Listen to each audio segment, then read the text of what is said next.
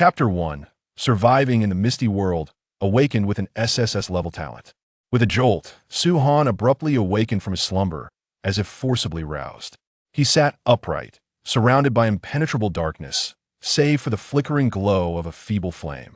Habitually, he rubbed his sore neck and shoulders, a constant ache from prolonged hours of typing. However, in the next moment, his movements froze. By the dim firelight, he discerned not the familiar confines of his room, but rather the humble thatched roof of a makeshift hut. Stunned, Su-Han swiftly surveyed his surroundings. Beneath the thatch lay but a simple wooden campfire, a crude stone axe, and his own bewildered visage. "What the hell? Where is my spacious 100-square-meter apartment?" Su-Han exclaimed, panic surging within him. He instinctively checked his body, confirming he was unharmed, yet the scene before him baffled his comprehension. "Has my home been stolen? Or have I been taken?" Su-Han muttered to himself, preparing to rise and investigate. Suddenly, a grand and authoritative voice resonated in his mind, and before him materialized a semi-transparent, ethereal screen. "Welcome to the Misty survival world. Here, survivors need not concern themselves with mundane matters such as work or love. Your sole imperative is to survive. All disabilities and ailments of the survivors have been healed, and the elderly and young have been automatically reunited with their respective families. For additional rules, please refer to the announcement. May all survivors enjoy their new lives." "Is that all?" Su-Han was taken aback, then couldn't help but scoff. "Where are the starting supplies? This survival game is rather hardcore, isn't it?" Drawing upon his experience from reading 2,000 novels on Tomato Novel, Su-Han quickly deduced his predicament had traversed into the realm of a survival game. What he did not anticipate was the abject simplicity of the beginning. Starting with just an axe, and all equipment relying on chopping, he gazed at the stone axe beside the fire with a wry smile. At that moment, another notification resounded in his mind. "Awakening your talent, a final gift from Blue Star to all its inhabitants. Talent awakening successful. You have awakened SSS-level talent. Death gaze. Here it comes. Thank you, Mother Blue Star." Su-Han's face lit up with joy. The name of the talent sounded formidable indeed. Just as he was about to inquire further into the specifics of his talent, another notification echoed in his mind. "Awakening your talent, a gift from Earth to its wandering children. Talent awakening successful. You have awakened SSS-level talent Eye of Insight. Oh, Mother Earth, you finally remembered me." Su-Han nearly wept. Having traversed to Blue Star for so many years, he had feared that Mother Earth had forgotten about him. To his surprise, it was only after his transition to the Misty survival world that the gift from Mother Earth arrived belatedly. "Thank you, Mother Blue Star. Thank you, Mother Earth." Su-Han felt a surge of elation within with two SSS-level talents. He was no longer facing a catastrophic start. However, before he could revel in his newfound joy, a notification echoed in his mind. "Detected 2 talents. Would you like to fuse them into one? Countdown, 9 seconds. Talents can be fused?" Su-Han was taken aback, but swiftly made his decision without hesitation. "Yes, fuse them for me." He pressed his palms together and chanted, "Mother of Blue Star, Mother of Earth, Jade Emperor, Tefkata, Great Sage equal to heaven, 3 pure ones, please bless me with a formidable talent. Fusion successful. You have awakened the SS-level talent Eye of True Sight." Yay! Indeed, experience is not deceptive. Mysticism holds merit, and mathematics does not lie. Su-Han excitedly waved his hand, feeling a surge of confidence. Indeed, 11 exceeds 2, as 2 SSS-level talents seamlessly merged into one SS-level talent. But how do I view my talent? There isn't even a beginner's tutorial. As Su-Han pondered this, a panel materialized in his mind. Announcements, profile, crafting, inventory, regional trade, regional chat. With a thought, he focused on announcements, and several messages immediately appeared. Announcement 1. 3-day novice protection. Period. Biological entities are unlikely to invade survivor dwellings. Survivors are advised against self-sabotage. Announcement 2. Do not remain in darkness. Do not remain in fog. Do not let your sanity fall below 50. Though there were only 2 announcements, the implications tightened Su-Han's chest. Especially the second one, with its 3 do nots, directly warned survivors against breaching these taboos. Sanity? Su-Han murmured, a nagging sense of foreboding creeping in. A world intertwined with sanity was likely no mere survival game. He continued to explore the profile section, which promptly unfurled an attributes panel. Name, Su-Han. Status, healthy strength. For the average for adults is 5, can be increased through training to 10. Constitution, 4 agility, 4 spirit, 7 affect sanity resistance and recovery speed energy, 100100 life, 100100 sanity, 100100. Talent, Eye of True Sight. SS-level talent effect. Unique talent. Active effect allows the user to perceive the death lines and dead points on a target. Passive effect enables the user to discern hidden information about an object upon gazing at it. Talent levels: F, E, D, C, B, A, S, SS, SSS. This attribute set is somewhat lacking aside from spirit being up to par. The rest are merely average. Could it be that my frequent mental exertion in crafting novel plots has taken its toll? Su-Han chuckled at himself. SS-level talent, Eye of True Sight. The name seems rather commonplace, yet the effect feels oddly familiar. As he scrutinized the talent information, an epiphany struck him as he clapped his hands together. To perceive death lines and dead points that echo the concept of the mystic eye of death. I wonder if the active effect operates similarly to that of the mystic eye of death, that he recalled that it was a power possessed by the protagonist of an anime, enabling him to perceive the death lines and fatal points on all beings. Striking these death lines and fatal points could directly inflict real damage, even triggering an instant death effect. The passive effect must be something akin to item appraisal indeed. The fusion was successful. The Eye of True Vision not only inherited the abilities of the previous 2 talents, but also enhanced them. Su-Han mused with a sense of delight, though he knew that the specific effects would require practical application for verification. He continued to examine the crafting interface, which contained merely 2 options: Tools and Exclusive. Within the Tools category, there was only one item: Stone Axe, Stone 01, Wood 01. The exclusive icon resembled an eye. Upon opening it, Su-Han discovered an additional option: Modification. Allows for the upgrade and alteration of items. Modification? He murmured a few times, and, after finding no further content, he proceeded to check his inventory. Inventory, capacity of 10 slots, weight of items disregarded. Identical materials can stack, with a maximum limit of 40. A grid similar to a game inventory unfolded, revealing 10 empty slots. Su-Han had harbored a sliver of hope that some basic supplies would be nestled within his inventory. However, it now appeared that the game truly only provided him with an axe, and everything else would have to be procured by his own efforts. He continued to browse the regional trading channel. Trading. Items can be listed for sale or purchasing requests can be published. Note: items listed for sale cannot be removed for 12 hours. Su-Han glanced at the note, surmising it was designed to prevent survivors from using the trading channel as a storage facility. The trading channel was devoid of activity, evidently. All survivors began with the same meager equipment, just an axe, leaving little to sell. Finally, he opened the regional chat channel, eager to ascertain the conditions of other survivors. Chapter 2. Regional Chat Channel. Current region: Jungle Area 166. Current population: 10,000. Each user's speaking limit: 10 times day, non-cumulative. A page reminiscent of a chat group unfolded, messages flooding in like a torrent, rendering the content nearly indecipherable. Yet, with a mere thought, Su-Han halted the scrolling screen, allowing him to navigate through the messages at his leisure. The interface bore a format akin to a chat group, complete with real avatars and genuine names. Woo, I can finally stand up. I've been paralyzed for 10 years, and now am miraculously restored to health. That's fantastic. I can stand too. The doctor said I wouldn't even be able to stand with medication, but now I feel I could stand for a day and a night. Bad news: I've crossed over. Good news: my dad is with me. Good news: I crossed over. Bad news: my dad is with me. Did you think I was senile? Be careful, or I'll knock you out. CPDD. I'm a sweet girl from Northeast China, seeking a partner for mutual assistance in sweet survival.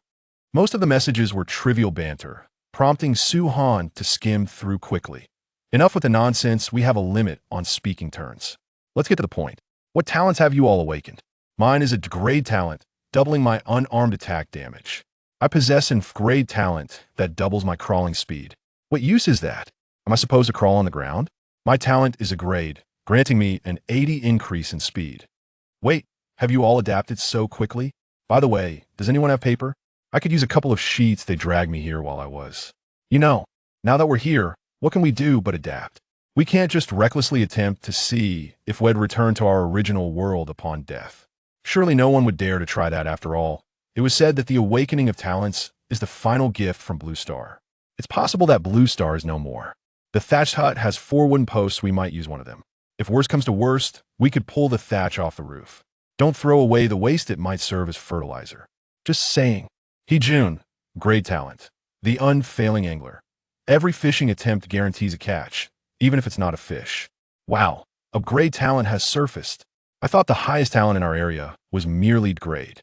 With a population of 10,000, there must surely be grade talents, though the true talents might be lurking in the shadows while we, the mere minnows, make all the noise.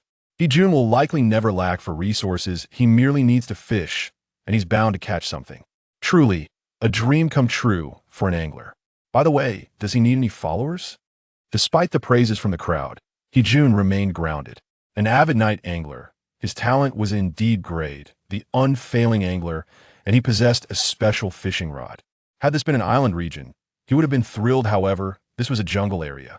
I can only wait until dawn to see if there are any lakes or streams around. He glanced at the pitch-black surroundings outside the thatched hut, harboring no desire to venture out for night fishing. Setting aside the warnings in the announcement, even his fishing rod bore a notice. 50 increased probability of catching unidentified creatures at night. He had no intention of discovering what such a creature might be. In Blue Star, he was bold enough to fish at night due to the good order and scientific understanding. But here, things were uncertain. The reason he shared his talent was merely to spark interest in others, curious about their own abilities. As expected, after Jun revealed his talent, several individuals with grade and above talents began to surface. Is the highest only a grade? Murmured Han, who had been quietly observing. Currently, the highest talent disclosed in the regional chat was a grade. Melee Master. Damage dealt with melee weapons is doubled, and attacking enemies restores health. Additionally, it grants a unique weapon and armor, but comes with a limitation: only meat can be consumed. This child, perhaps lacking in wisdom, had revealed every detail of his talent. However, this also allowed Han to gain a general understanding of some information regarding talents. Talents rated DF typically provide modest enhancements, with the highest boost being merely a doubling of abilities. In contrast, talents rated AC not only offer significantly greater enhancements, but also possess unique abilities and exclusive items, albeit with certain restrictions. As for talents rated S and above, no one has publicly disclosed any information. Perhaps none exist, or perhaps they're being kept secret. Much like Han, who possesses an SS-rated talent, he has no intention of flaunting it. Such ostentation brings no benefit and may, in fact, lead to more drawbacks naturally. He would not reveal his trump card. Shini Fei. The announcement stated that there is a 3-day novice protection period during which monsters will not actively attack the sanctuary. I advise everyone to gather resources and enhance their dwellings as much as possible during these 3 days. Also, please do not attempt those 3 things. What happens if we try? I don't know, but you could give it a shot. Fine, it'll extinguish the campfire. Han was taken aback by this conversation. Could there really be such a fool? The regional chat paused momentarily, as if everyone was awaiting the brave adventurer's attempt.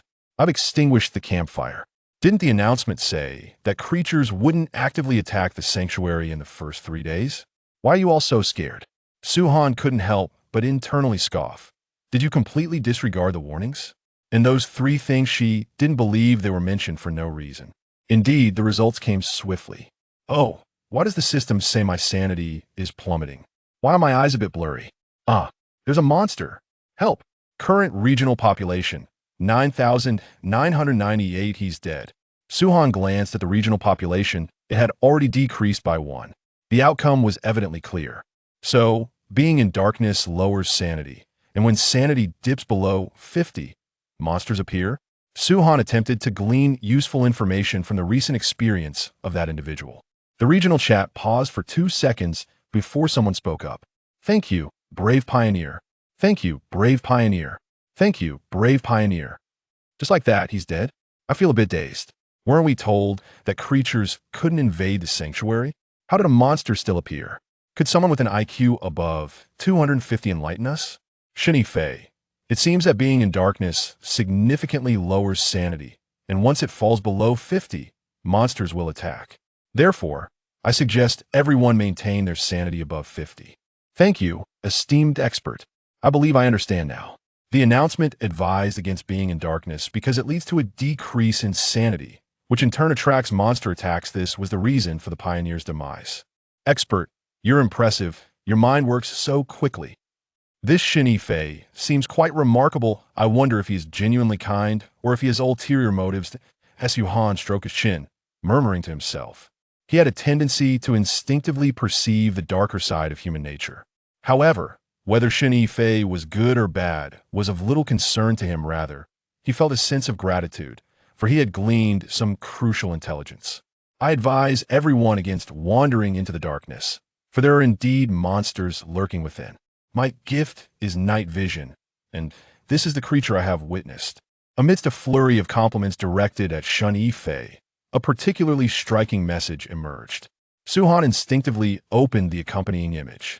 At just a glance, a wave of trepidation washed over him, causing the hairs on his arms to stand on end. The image depicted a true monstrosity, a human thigh, its skin riddled with festering sores, crawling along the ground with slender, black tendrils extending from it. Chapter 1. Surviving in the Misty World, uniting to emerge with an SSS-level talent.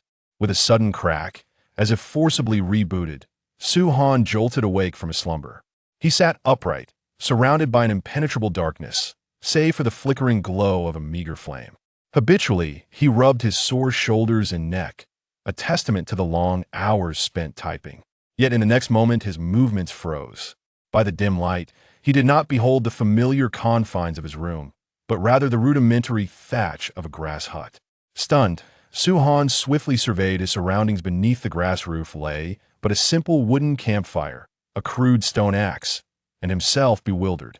What the hell? Where's my 100-square-meter apartment? He blurted out, panic seizing him. Instinctively, he checked his body, reassured by its intactness. Yet the bizarre scene before him eluded comprehension. Has my home been stolen? Or have I been taken? Su Han murmured, preparing to rise and investigate. Suddenly, a grand and commanding voice resonated within his mind, followed by the manifestation of a translucent, ethereal screen before him. Welcome to the Misty survival world. Here, dear survivors, you need not worry about the trivialities of work or love. Your sole objective is to survive. The disabilities and ailments of all survivors have been restored, and the elderly and young have been automatically reunited with their families. Please refer to the announcement for additional rules. Wishing all survivors a pleasant existence. That's it. Su Han was taken aback, then couldn't help but scoff. Where are the initial supplies? This survival game is rather hardcore. Drawing upon his extensive experience of reading 2,000 novels on Tomato Novel, Su Han quickly assessed his predicament had crossed into a survival game world. However, he was unprepared for such a rudimentary beginning. Starting with just an axe, all gear dependent on chopping, he mused, glancing at the stone axe beside the campfire, unable to suppress a wry smile. At that moment, another notification echoed in his mind. Awakening your talent. A final gift from Blue Star to all its denizens. Talent awakening successful. You have awakened the S-Class Talent Death Gaze. It's here. Thank you, Mother Blue Star. Su Han beamed, the name of the talent sounding remarkably formidable. As he prepared to delve into the specifics of his newfound ability, another prompt resounded in his mind. Awakening your talent. A gift from Earth to its far-flung children. Talent awakening successful. You have awakened the S-Class Talent Eye of Insight. Oh, Mother Earth, you have finally remembered me. Su Han nearly wept. Having traversed to Blue Star for so long, he had believed that Mother Earth had forgotten him, the interloper. To his surprise, it was only after arriving in the Misty survival world that her gifts had finally arrived. Thank you, Mother Blue Star. Thank you, Mother Earth. Su Han felt an overwhelming surge of exhilaration with two S-Class talents. He was no longer facing a cataclysmic beginning. However, before he could revel in his joy for too long, a notification echoed in his mind. Detected that you possess two talents. Shall they be merged into one? Countdown. 9 seconds. Talents can be merged? Su Han was taken aback. Yet he swiftly made his decision without hesitation.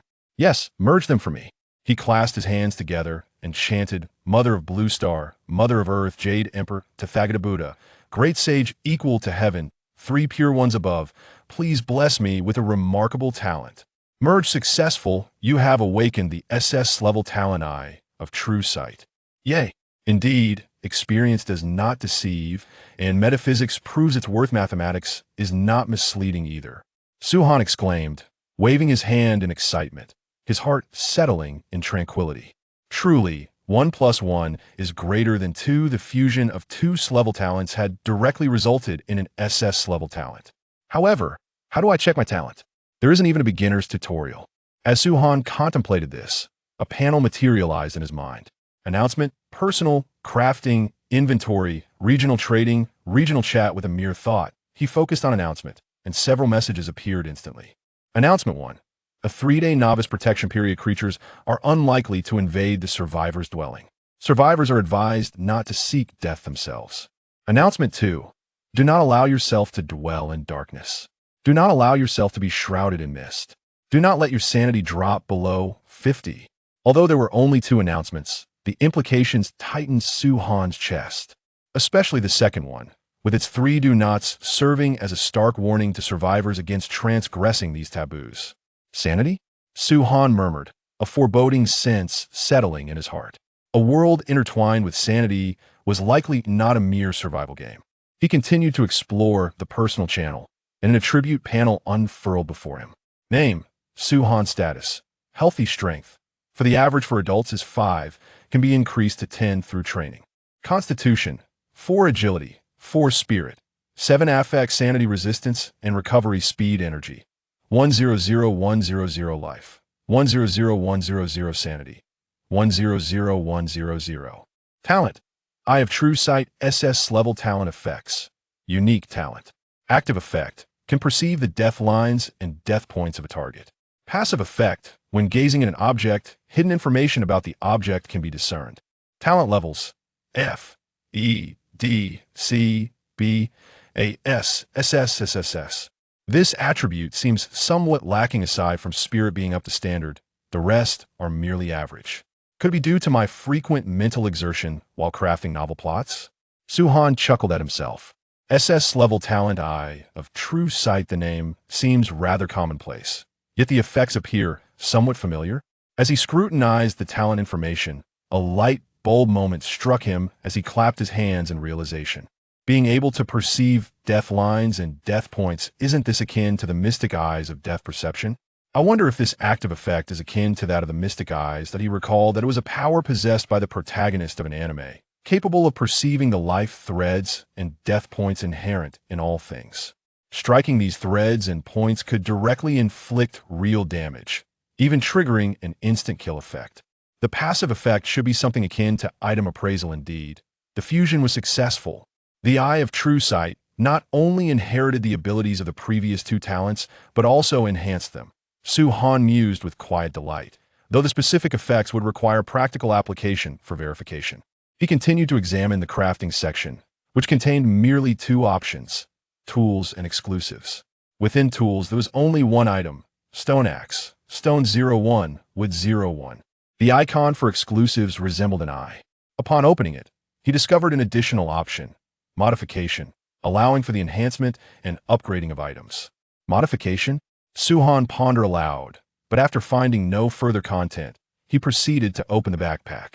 Backpack, capacity of 10 slots, weight of items disregarded, identical materials can stack, with a maximum of 40. A grid resembling a game inventory unfolded, revealing all 10 slots to be completely empty. Suhan harbored a flicker of hope that some basic supplies would be stored in the backpack. Now it seemed that the game had truly only provided a single axe, leaving him to fend for himself. He continued to explore the regional trading channel. Trading. Items can be listed for sale or purchase requests can be posted. Note: items listed for sale cannot be removed for 12 hours. Suhan glanced at the note, surmising it was intended to prevent survivors from using the trading channel as a storage space. The trading channel was devoid of any offerings evidently. All survivors began with the same meager provision of just 1 axe, leaving little to sell. Lastly, he opened the regional chat channel, preparing to assess the status of other survivors. Chapter 2. Regional Chat Channel. Current area: Jungle Zone 166. Current population: 10,000. Daily speaking limit per person: 10 times non-cumulative. A page reminiscent of a chat group unfurled. Messages flooding in like a tidal wave, rendering the content nearly indecipherable. Yet, with a mere thought, Suhan halted the scrolling screen, allowing him to navigate the messages with ease. The interface bore a format akin to a chat group, complete with real avatars and authentic names. Ugh, I can finally stand up. After being paralyzed for 10 years, I'm suddenly healthy again. That's wonderful. I can stand too. The doctor said I wouldn't be able to even with medication, but now I feel like I could stand for a whole day and night. Bad news. I crossed over. Good news. My dad is with me. Good news. I crossed over. Bad news. My dad is with me. Do you think I'm still senile? Be careful, or he'll knock you out. CPDD. I'm a sweet girl from Northeast, looking for a partner to help each other and sweetly survive together. Most of the messages were devoid of substance, and Suhan quickly scrolled past them. Enough with the nonsense, there is a limit to our speaking time. Let us get to the point. What talents have you all awakened? Mine is a grade talent that doubles my unarmed attack damage. I possess an grade talent that doubles my crawling speed. What use is this talent to me? Am I expected to crawl on the ground? I have a grade talent that grants me an 80 boost in speed. Wait, have you all adapted so quickly? By the way, does anyone have paper? Could you spare me 2 sheets? I was dragged to this wretched place while I was. Since we're here, what can we do? We can't just try to perish and see if that takes us back to our original world. Surely no one would dare to attempt such a thing, especially since it has been said that the awakening of talents is the final gift from Blue Star. Who knows, perhaps Blue Star is no more. Isn't there a grass hut supported by 4 wooden beams? We could use one of those to wipe, and if that fails, we could tear down some thatch from the roof. Don't discard the remnants, they might serve as fertilizer. How delightfully absurd. Good June, grade talent. The fisherman who never comes up empty. Each time I fish, I will always catch something, even if it's not a fish. Wow, a grade talent has emerged. I thought our region only had grade talents at most. With a population of 10,000, there should be grade talents among us, but I suspect the true masters are lurking in the shadows, while we mere minnows make all the noise. Good June will likely never lack for resources. He merely needs to fish to secure something. A true fisherman's dream. By the way, does he need any underlings? Despite the flattery from the crowd, Good June remained grounded. He was an avid night angler, and indeed his talent was of grade 1, the fisherman who never comes up empty, accompanied by a unique fishing rod. If this region were an island, he would be quite pleased, but alas, it was a jungle area. I can only wait until dawn to see if there are any lakes or streams around. He glanced out at the pitch-black scenery beyond the grass hut, harboring no desire to go night fishing. Setting aside the warnings in the announcement, even his fishing rod bore a note: probability of catching unidentified creatures at night 50. He had no intention of discovering what those unidentified creatures might be. In Blue Star, he dared to fish at night due to the safety and scientific rationality here. However, the situation was uncertain. The reason he shared his talent was merely to encourage others to reveal theirs. Indeed, after Good June disclosed his talent, a few others with grade talents or higher began to emerge. Is the highest talent only a grade? Murmured Suhan, who had been quietly observing.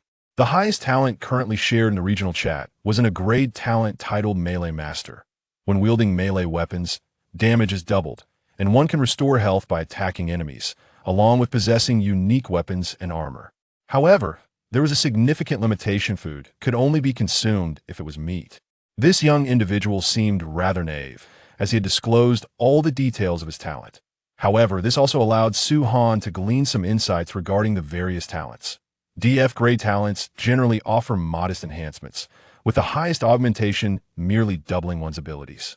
In contrast, AC grade talents not only provide superior boosts, but also bestow unique capabilities and exclusive items, albeit potentially accompanied by certain restrictions. As for S grade and above, no one has emerged to disclose such information. Perhaps it simply does not exist, or perhaps it is being deliberately concealed. Much like Suhan, who possesses an SSS grade talent, he has no intention of flaunting his prowess. Such ostentation offers no advantage, rather, it brings more detriment, and thus he is naturally inclined to keep his cards close to his chest. Shini Fei. The announcement stated that there is a 3-day beginner's protection period during which monsters will not proactively attack the shelter. I recommend that everyone use this time to gather resources and enhance their dwelling. Also, do not attempt those 3 things. What happens if we try? I don't know, but you can give it a shot.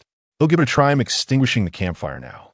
Suhan was momentarily taken aback by this conversation. Could there truly be someone so naive? The regional chat experienced a brief pause, as if everyone was waiting for this brave soul's trial. I put out the campfire. Didn't the announcement say that during the first 3 days, creatures won't attack the shelter? What are you all so afraid of? Suhan couldn't help but scoff internally. Did you completely disregard the warnings about not courting death? And as for those 3 prohibitions, he certainly did not believe they were mentioned without cause. Sure enough, results soon followed. Oh, why is the system indicating that my sanity is plummeting? Why do my eyes feel a bit blurry? There's a monster. Help. Current regional population, 9,999. He's dead. Suhan glanced at the regional count. It had already diminished by 1, and the outcome was evident. Thus, being in darkness lowers sanity. And if sanity drops below 50, monsters will appear. Suhan attempted to distill some useful information from the recent incident. The regional chat paused for 2 seconds before someone finally spoke. Thanks to the Pioneer for their contribution. Thanks to the Pioneer for their contribution. Thanks to the Pioneer for their contribution. Is that how he died? I feel a bit bewildered. Wasn't it said that creatures cannot invade shelters? How did a monster appear? Can anyone with an IQ above 250 come forth to clarify? Shini Fei. It seems that being in darkness significantly reduces sanity, and once it falls below 50, monsters will attack. Therefore, I advise everyone to maintain their sanity above 50. Thank you, esteemed one, for the clarification. I seem to understand now. The announcement warned against being in darkness because it leads to a decrease in sanity, which in turn attracts monster attacks, thus causing the Pioneer's demise. Impressive. You're truly sharp. This Shini Fei is rather remarkable. I wonder if he is genuinely benevolent or intentionally guiding you. Suhan stroked his chin, murmuring to himself, his instinctive tendency to regard human nature with suspicion rearing its head once more. Nevertheless, the character of Shun Yifei, whether virtuous or malevolent, was of little concern to him. Rather, he found himself indebted to him, for he had gleaned some vital intelligence. I advise everyone against wandering into the darkness, for there are indeed monsters lurking within. My gift is night vision, and this is the abomination I have witnessed. Amidst a flurry of praises for Shun Yifei, a particularly striking message emerged in the chat. Suhan instinctively opened the accompanying image. At a mere glance, a wave of trepidation washed over him, causing the hairs on his arms to stand on end. The image depicted a monstrous entity, a human thigh, grotesquely covered in festering sores, with slender, black tendrils writhing as they dragged the thigh along the ground. Chapter 3: The Active Effects of Experimental Talent. Your sanity decreases by 1. What on earth is this absurd image you sent? My sanity has plummeted by 3 points. This is outrageous. My sanity has dropped by another 5 points. Block. I never wish to see you again. In an instant, the regional chat channel erupted, as all who laid eyes on the image received notifications of their sanity diminishing. Suhan's sanity also waned slightly. This must be attributed to his elevated mental attributes, which granted him greater resistance to such declines. To think this world is of the cursed variety, truly troublesome. Suhan promptly blocked the individual responsible, closed the image, and fell into contemplation. It is abundantly clear. This world is far from normal. However, as long as I do not venture into the shadows, I should be safe from such monstrosities, or so I hope. Ding! There are 10 minutes until dawn, current time, 5:50:00. Survivors, please prepare. A notification interrupted Suhan's musings, pulling him back to the present. It is perhaps best not to dwell on thoughts too heavily. As long as I refrain from courting death, survival should not be so elusive. With only 10 minutes remaining until daylight, Suhan turned his gaze toward the crackling wooden bonfire. Name: Wooden Bonfire. Function: provides basic illumination and warmth, though its burning efficiency is low. Illuminating only a small area. Current burn time: 1 hour 9 minutes. Drawbacks: risk of igniting nearby flammable materials, poor wind resistance, easily extinguished by gusts. Tip: is advisable to upgrade promptly for enhanced safety and efficiency. Upgrade path: stone bonfire. Requirements: stone 012, wood 04. Modification path: flame property modification. Requirements: flint 02. Effect: when the bonfire extinguishes, it can be reignited by adding fuel. The modification path glimmered a faint red, distinct from the white information. This notification must be the passive effect of the SSS-level talent. Eye of True Sight. Modifications appear to be a unique ability of the talent. Suhan murmured to himself. This exclusive ability is akin to the unique items associated with AC-level talents. Regrettably, I possess no resources at present to test this capability. He reached for the stone axe beside the bonfire, his sole weapon. Name: stone axe. Function: can be used for resource gathering and as a weapon for attack. Traits: roughly crafted, limited performance.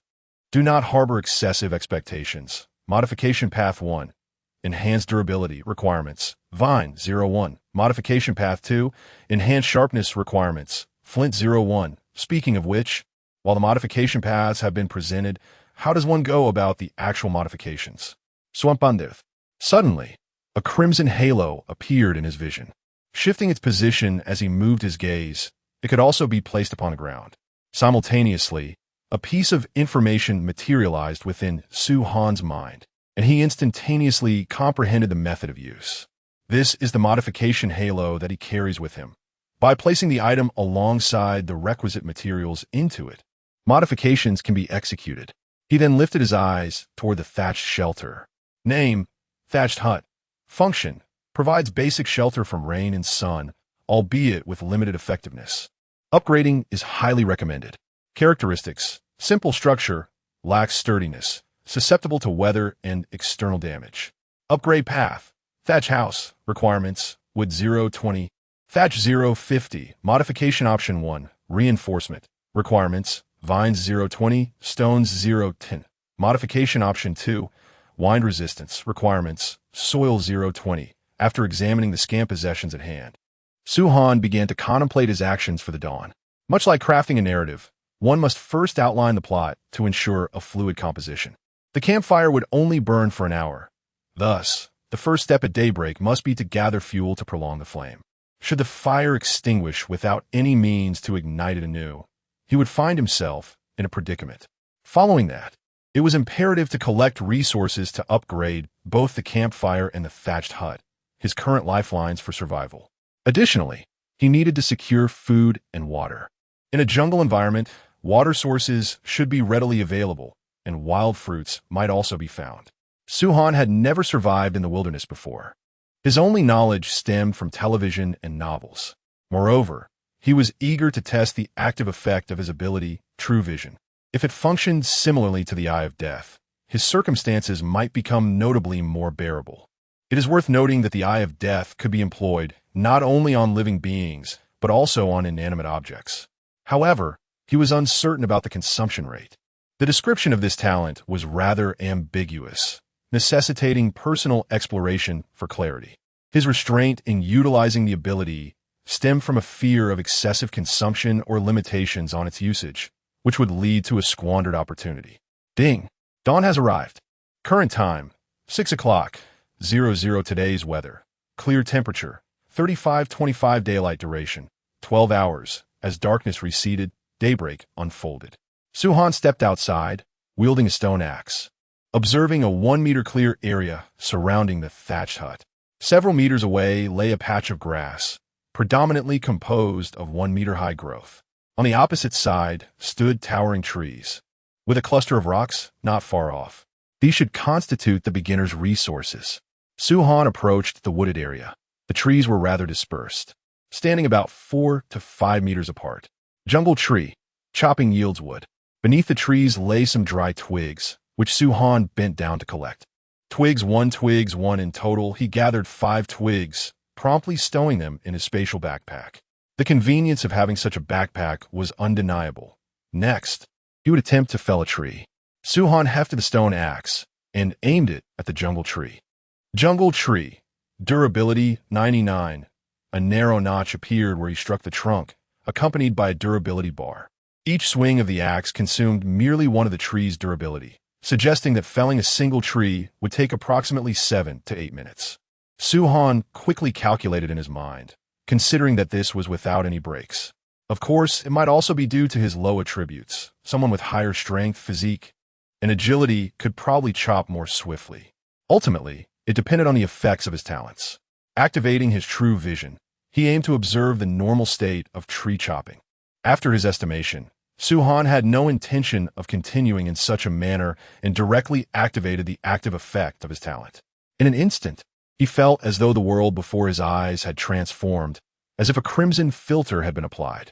The surface of the once ordinary jungle trees revealed intricate black threads, resembling fine lines, densely entwined around them. Turning his gaze to other areas, he observed that trees, bushes, stones, and all objects bore these ominous black threads. Without hesitation, Su-han raised a stone axe and aimed for one of the threads on the surface of a jungle tree. With a resounding crack, the stone axe effortlessly penetrated, producing a shattering sound as the jungle tree's durability plummeted to 0 and it collapsed. Upon falling, the tree transformed into 3 neatly processed logs. Wood 3. After swiftly collecting the logs, Su-han hurried to the next tree, axe raised and falling. Wood 3. Wood 3. After gathering wood 3 times, Su-han, seeking to save time, decided to forego picking them up for the moment. In no time, the ground was strewn with a considerable number of logs. Another jungle tree fell, yielding 3 more logs. Su-han lifted his gaze and noticed that this small area had been completely cleared of jungle trees. With no visual obstructions, he could clearly see a dense forest in the distance, though thick shrubs surrounded the periphery. Chapter 4. Gathering resources. Encountering the grass snake, Su-han withdrew his gaze. For the moment was not ripe for exploration. With a mere thought, he deactivated the active effect of his true sight. Instantly, the world before his eyes regained its normal hues, devoid of the myriad of death lines that once entwined everything. This visual perception felt far more comfortable. Lingering in that alternate realm had begun to feel rather oppressive. Muttering to himself, Su-han suddenly burst into a fit of laughter. Indeed, it resembles the eye of direct death. Observing the timber scattered across the ground, he felt a profound sense of accomplishment. For each piece had been hewn by his own axe, 1 chop at a time. Energy, 9100. Having expended 10 points of energy, he realized that the true sight had been active for a little over a minute. Glancing at the energy consumption, Su-han calculated the expenditure of his innate ability. It appeared that each second of activation drained 0.1 energy. Currently, he had no means of replenishing his energy, so it was prudent to conserve it. However, in light of his bountiful harvest, this expenditure seemed trivial. With renewed enthusiasm, Su-han began to collect the timber. Wood 3 bird egg 1 jungle tree seed 1. Total harvest 60 pieces of wood, 6 bird eggs, 5 jungle tree seeds. Once the wood was stored in a spatial backpack, each individual compartment could hold a maximum of 40 units, thus occupying 2 compartments for the 60 pieces. It appeared that the maximum stacking limit was indeed 40. He wondered if there were ways to increase this limit or expand the number of compartments. Adding the branches he had gathered, he had already utilized 5 compartments merely by stepping outside, leaving Su-han with a sense of inadequacy regarding space. Bird egg food restores a small amount of energy when consumed raw. Cooking enhances its effects. Jungle tree seed can be planted, growth cycle of 5 days, or used as bait to attract certain animals. How does one cook? Can I simply roast it over a fire? At last, he had discovered a food source capable of restoring energy, albeit a meager amount when consumed raw. As for cooking, Su-han admitted his ignorance. He was far more adept at ordering takeout. He decided to set it aside for now, intending to consume it raw when the need for energy arose. Regarding the jungle tree seeds, he placed them into his spatial backpack as well. The planting cycle was too lengthy, and he had no intention of sowing them. Who could say what might transpire over the course of 5 days? It was wiser to reserve them for use as bait. Next, he resolved to gather stones, followed by thatch. Su-han's objectives were crystal clear. The paramount task at hand was to amass resources for upgrading the campfire and his dwelling. Bang, bang, bang. With his talent activated, Suhan wielded his axe with precision, each strike transforming the rocks into neatly hewn stones. This time, he refrained from testing the ordinary effects. The notion of attempting to strike stone with a stone axe felt inherently implausible. Yet, before the death lines, the rocks seemed as manageable as the trees. A single blow would suffice for both. Stone, three flint. One only after deactivating the true sight did Suhan commence collecting the stones scattered about, occasionally stumbling upon a flint as well. Final harvest. Stone 60, flint 5, flint. Material used for igniting fires and serves as a fundamental resource for crafting tools and weapons. This flint is also one of the materials for upgrading the stone axe. By adding a single unit, the sharpness of the stone axe can be enhanced by 20.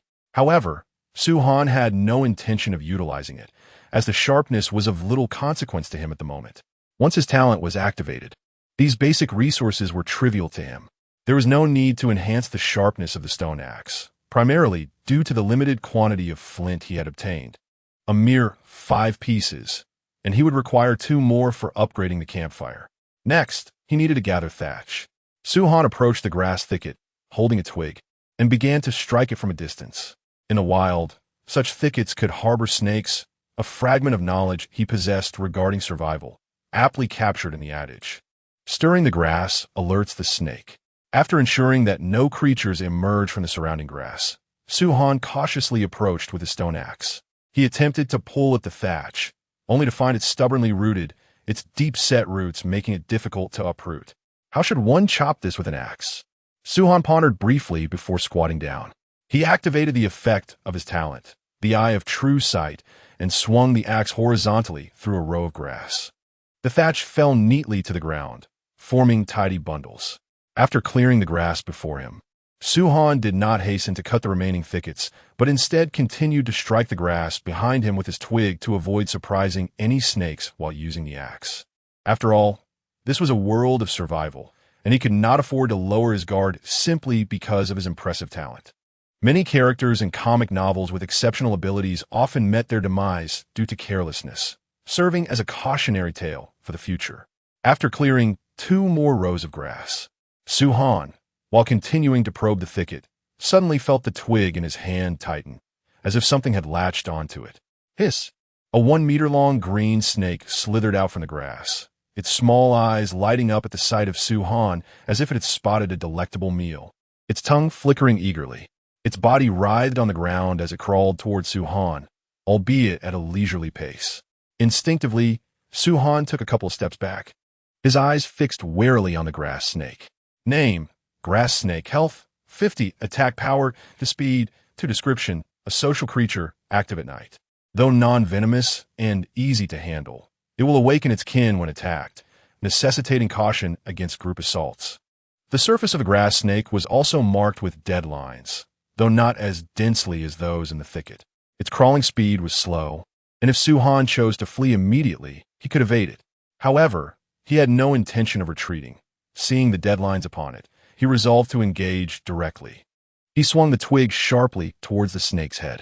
The snake halted its advance, arching its upper body back to evade the twig, before swiftly lunging forward to bite onto it. A prime opportunity.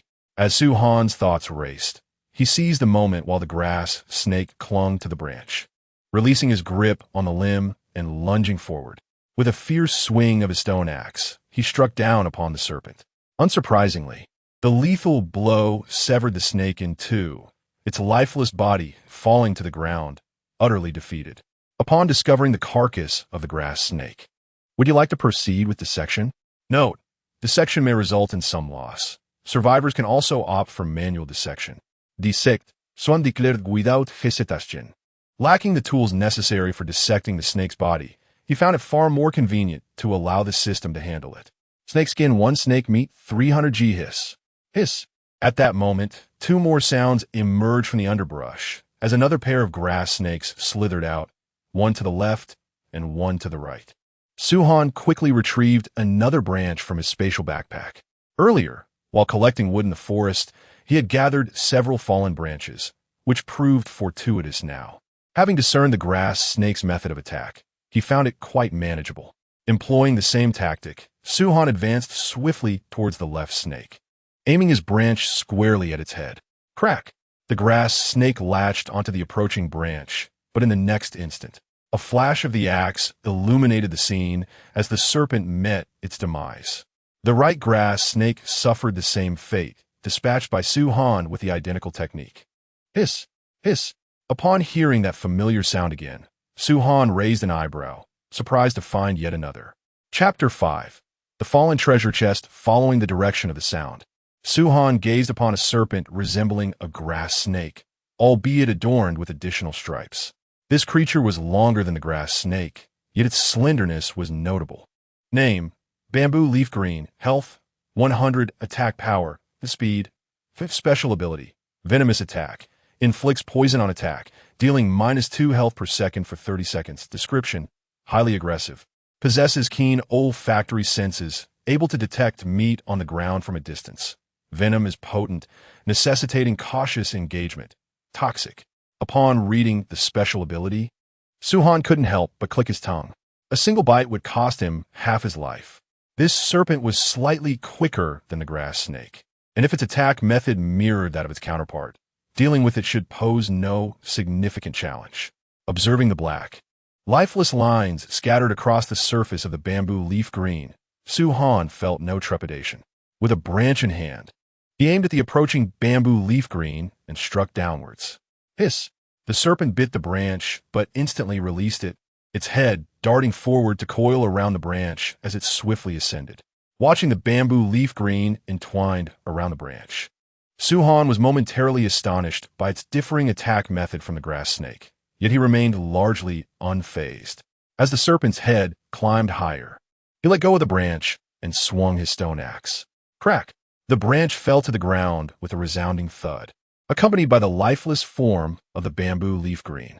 Suddenly, a treasure chest materialized beside the serpent's corpse. Oh, a treasure chest dropped? Suhan felt a surge of excitement.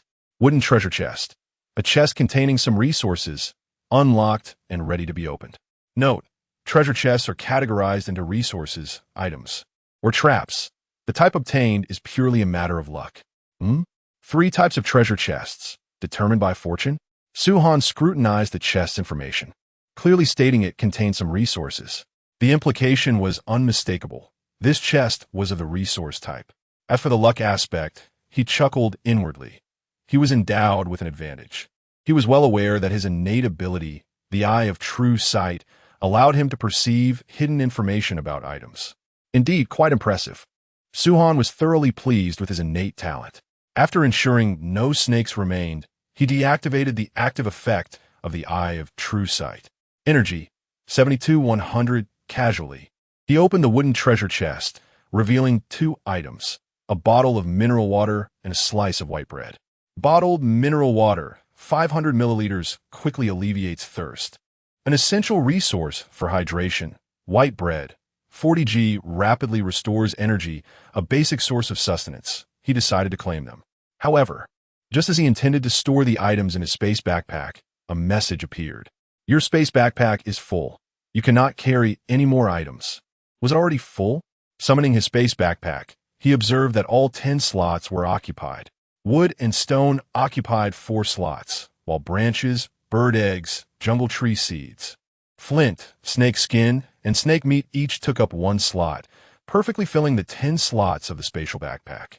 The backpack felt rather insufficient. It was too small, and he wondered if it could be expanded. Suhan felt a bit distressed. After all, the spatial backpack could ignore the volume and weight of items, which was incredibly convenient. Suddenly, he noticed that the treasure chest had not vanished. An idea flashed through Suhan's mind. He took out the bird eggs, jungle tree seeds, flint, and snake skin from the spatial backpack and placed them into the wooden chest before closing it. With a thought, the chest disappeared from view. Looking at the treasure chest that had appeared in his spatial backpack, he was delighted to see it occupied only a single slot. Indeed, placing several small items into the chest counted as just 1 item. However, to retrieve items from the chest, he needed to take the chest out, which was not as convenient as having them in the spatial backpack. Decompose all, Suhan commanded, breaking down the 2 grass snakes and the bamboo viper. Snake meat, 300 g snake skin, 1 snake meat, 1000 g venom gland, 1 snake skin. The yield seemed rather modest. The 3 grass snakes and 1 bamboo viper yielded a total of 1900 g of snake meat, 5 pieces of snake skin, and 1 venom gland. Snake meat, ingredient, can replenish vitality. Raw consumption may lead to illness. Cooking is recommended. Snake skin, material, waterproof, cold-resistant, and electric-resistant, suitable for crafting equipment. Venom gland, material, can be used for poison weapons, traps, or antidotes. Use with caution. The low yield could be attributed to the small size of the snakes, or perhaps a fee was deducted during the automatic decomposition process. After reviewing the information on these items, Suhan placed the smaller items back into the chest and returned it to his spatial backpack. He casually picked up a piece of bread and ate it with some mineral water, feeling a bit hungry, possibly due to the energy expenditure. He finished the bread in a few bites, recovering energy at a rate of 1 point per second, ultimately regaining 10 points. Energetic level, 82-100 if food and water needed to be accessed from the chest, which in turn required defeating the bamboo viper. Many individuals would likely struggle. Suhan suddenly recalled this concern. Although he dealt with the grass snakes and bamboo viper with ease, it was due to his ability to eliminate them in a single blow. When he perceived the imminent danger, his emotions seemed subdued, allowing him to confront enemies with greater rationality and calmness. If other survivors attempted this, simply overcoming the grass snake's 50 health points would require at least 7 or 8 attacks. Moreover, they would need to dodge the grass snake's attacks. Although the grass snake's attack pattern was straightforward, overcoming fear was essential, and for a typical person, this might sound easier than it truly was. Some might falter at the sight of a snake, unable to attack or even escape. Moreover, there lies a peril. Should one assault the initial grass snake, it would rouse the other 2, ultimately provoking the bamboo viper. If bitten by the bamboo viper, one risks succumbing to a potent venom, compounded by the assault of several serpents, significantly increasing the likelihood of demise. In this case, the challenge of acquiring sustenance and water becomes rather formidable. Suhan murmured to himself before summoning the regional chat channel. Particularly concerning water, an average adult requires approximately 2,000 grams daily. While the jungle is not devoid of water sources, they remain untreated, posing risks of diarrhea and other adverse effects. Goodness, they provide merely a stone axe. How am I to extract stone? With every strike, my hands feel as if they might go numb from the impact. Why embark on such a futile endeavor to hew stone without first seeking treasure chests? I have already discovered 2 chests. By the way, does anyone know the probability of encountering a trap in a treasure chest? I find myself somewhat hesitant to open them. What a foolish concern. One word, proceed boldly. If a monster emerges, we shall perish together. It is astonishing that I am now relegated to consuming only bottled water and plain bread. How I long for the days of ordering takeout on Blue Star. I too have unearthed 3 treasure chests. Haha, with my talent awakening at F level, I initially thought myself to be useless, yet it appears I'm still fortunate as I stumbled upon chests the moment I stepped outside. Chapter 6. Upgrading the campfire and the thatched hut. Suhan observed with a perplexed expression as a multitude of individuals in the regional chat channel boasted about the numerous treasure chests they had discovered. Were these chests readily available upon venturing outside?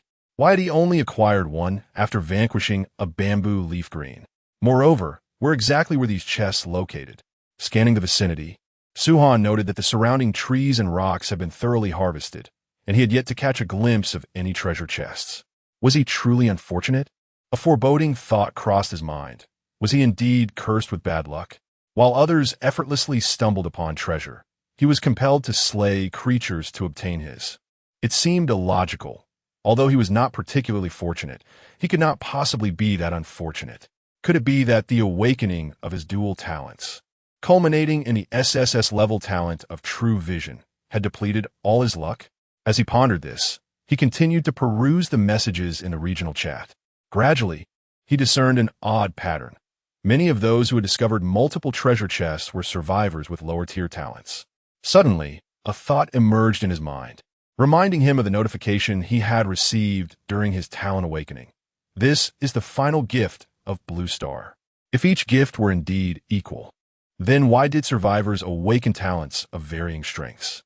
Thus, it seemed plausible that Blue Star's gifts, after bestowing lower-tier talents, had transformed any surplus into treasure chests appearing nearby. In light of this reasoning, it became understandable that he had yet to encounter any chests, especially since he had initially awakened an A-level talent, which later evolved into an SSS-level talent. Though lacking concrete evidence, Suhan believed his analysis held merit. Abruptly, he noticed a message in the regional chat. Shuni Fei, you might try opening treasure chests 3 meters away from your dwelling. It's best to use a stick to open them from a distance. If a monster emerges, retreat to your dwelling. The creature is unlikely to attack it. Ah, what an ingenious method. I shall give it a try. Please wait 10 seconds for my return. 20 seconds had passed. Yet the brother who had ascended to open the chest had not returned. Had he met with misfortune? Finally, he returned, exclaiming, "Thanks to your advice. I opened a treasure chest, and a venomous snake emerged. It chased me, but once I reached the thatched hut, it ceased its pursuit and slithered away into the underbrush. Thank you, esteemed one. I shall also attempt this, as I have 3 chests saved up but have been hesitant to open them." Indeed, a clever individual, Suhan mused. This must be the effect mentioned in the announcement, indicating that creatures would not likely attack dwellings, likely due to some mechanism repelling nearby beings. Without further contemplation, Suhan closed the regional chat channel. He bent down to gather the thatch strewn about, recognizing that collecting resources to upgrade the hut and campfire was of utmost importance. Thatch 1 hemostatic herb 10? A hemostatic herb? Suhan retrieved one to examine it. Hemostatic grass, a herb that, when crushed and applied externally, can swiftly halt bleeding and prevent the loss of vitality. It may also be combined with other herbs to create potions. Commonly found in moist areas rich in vegetation, such as grasslands, forests, and riverbanks. Indeed, the theorem positing that an antidote lies within 7 steps holds true. Suhan stored the hemostatic grass in a spatial backpack and proceeded to gather the bundles of thatch scattered on the ground. This hemostatic grass is likely intended for treating bites from grass snakes. Of course, if one were to be fatally bitten, the grass would serve little purpose. After collecting the thatch, Suhan activated the effect of his true sight eye once more, continuing to harvest the thatch while first probing the underbrush with a branch. The demand for thatch is rather high. Upgrading the grass hut to a thatched house requires 50 units of thatch. During this endeavor, he encountered another wave of snakes. But Suhan had become adept at dealing with them, swiftly acquiring the resources they provided. Most notably, after vanquishing a bamboo viper, he discovered a wooden treasure chest. Regrettably, its contents amounted to mere resources, 10 units of wood and 10 units of stone. That should suffice. After closing his true sight eye, Suhan began to gather the thatch from the ground. Energy 7100. He collected 75 units of thatch, including 7 units of hemostatic grass. After placing the hemostatic grass into the chest, his spatial backpack was filled to capacity. Suhan turned towards the grass hut. He had gathered all the materials necessary for upgrading and was now ready to enhance both the grass hut and the campfire. Primarily, he had no space left in his backpack. While smaller items might be manageable, he could not carry the wood and stone without it. Upon entering the grass hut, he first glanced at the wooden campfire. Upgrade direction: stone campfire. Requirements: stone 6012. Wood 64. Status: upgrade available. Modification direction: flame characteristic modification. Requirements: flint 52. Effect: when the campfire is extinguished, it can be reignited by adding fuel. Status: modification available. Suhan retrieved 2 pieces of flint from the treasure chest and placed them beside the campfire, subsequently summoning the exclusive modification aura of his talent to envelop the fire. Modification and upgrade initiated.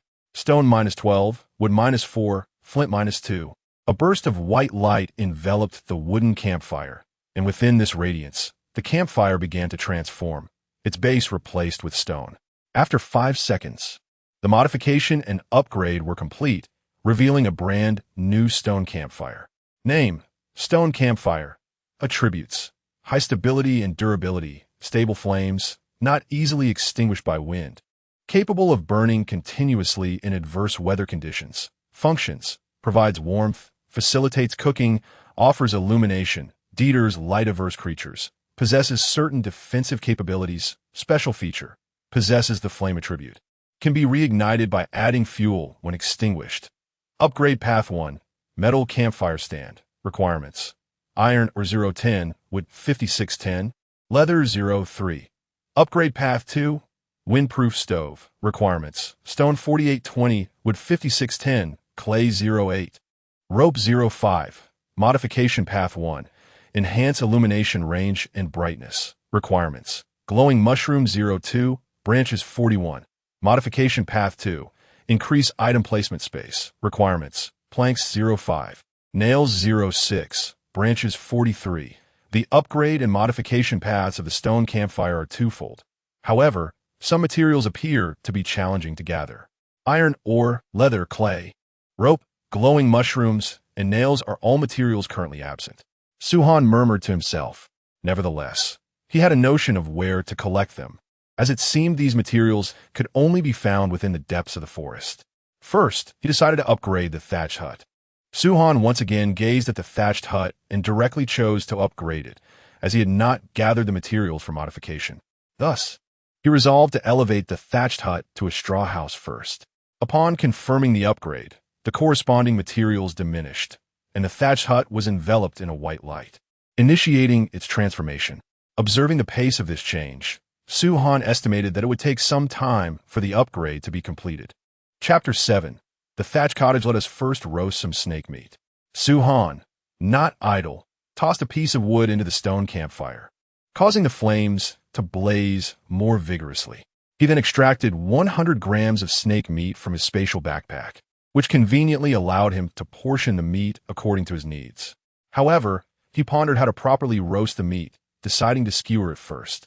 Lacking better tools, he took a branch and pierced the snake meat through it, holding it over the fire to roast. Yet after a short while, he found this method rather cumbersome and tiresome. A moment's reflection provided a solution. He retrieved 2 more branches from his backpack, placing them on either side of the campfire, with the forked ends raised upward. He then laid the skewer of snake meat atop this makeshift rack, unfortunately devoid of seasoning. He lamented that a brush of barbecue oil and a sprinkle of cumin and chili powder would have greatly enhanced the flavor. As he observed the snake meat sizzling and glistening with juices, memories of past barbecues made his hunger intensify. 2 minutes later, the snake meat had turned a light yellow, releasing a savory aroma that made Suhan swallow involuntarily. Feeling somewhat bored, he decided to dive into the regional chat channel, though most of the messages were trivial. With only 10 opportunities to speak each day, he wondered why people found such amusement in their banter. Is there a kind brother who could spare me some clothing? I stayed up too late in class last night, and I'm only wearing stockings and high heels. Did you attend class in bed? Please privately send me a photo to verify your claims. Selling a blueprint for 100 units of basic resources at a bargain price. DM me if interested. Absurd. Enough already. Everyone knows that blueprint is for chopsticks. What use is that? Has someone actually begun selling blueprints so soon? Suhan murmured to himself, managing to extract a shred of useful information from the chat. However, the chopstick blueprint was indeed of little value, and selling it at such a high price felt exploitative. A more practical blueprint might just be worth that cost, but chopsticks? Even someone like Suhan, with some resources, had no need for them, especially when he had yet to resolve his food situation. As numerous individuals had discovered treasure chests, it was highly probable that they had unearthed valuable items. He decided to check the trading channel. Unlike the barren view he had previously encountered, the trading channel now brimmed with various items for sale or barter. Stone 1, trade, with 10 note, the lowest price online. Those in need of stone should hurry to buy. With 10, trade, 500 milliliters water, note, is there a kind soul willing to sell me some water? I'm on the verge of dehydration. Wood 1, trade, thatched to note, I need grass. Stockings 1, trade, 500 milliliters water, note, original flavor, only this one available. The initial chaos of prices is perhaps due to the nascent stage of the market, yet it reveals certain issues. For instance, the value of stone surpasses that of wood and straw, as the effort required to extract stone with a stone axe is significantly greater than that needed to gather wood and straw from the jungle. Suhan observed the absence of food and water for sale, indicating that most are aware of the fundamental necessities for survival. Of course, it is also possible that food and water were listed but sold out instantaneously, given that other resources can be harvested, while food and water are in short supply.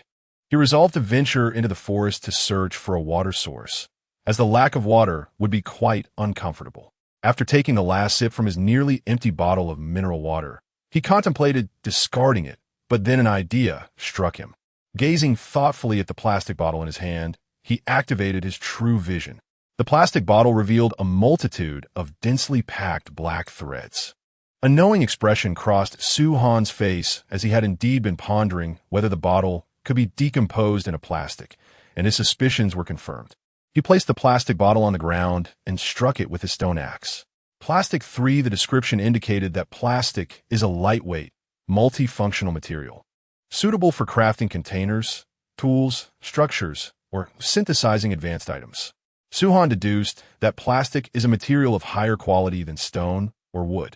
A smile crept across his face as he realized many people possessed such plastic bottles.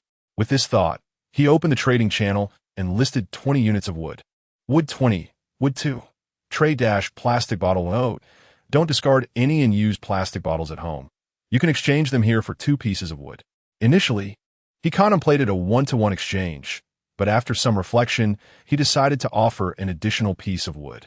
I truly am a good person, Suhan sighed, closing the trading channel.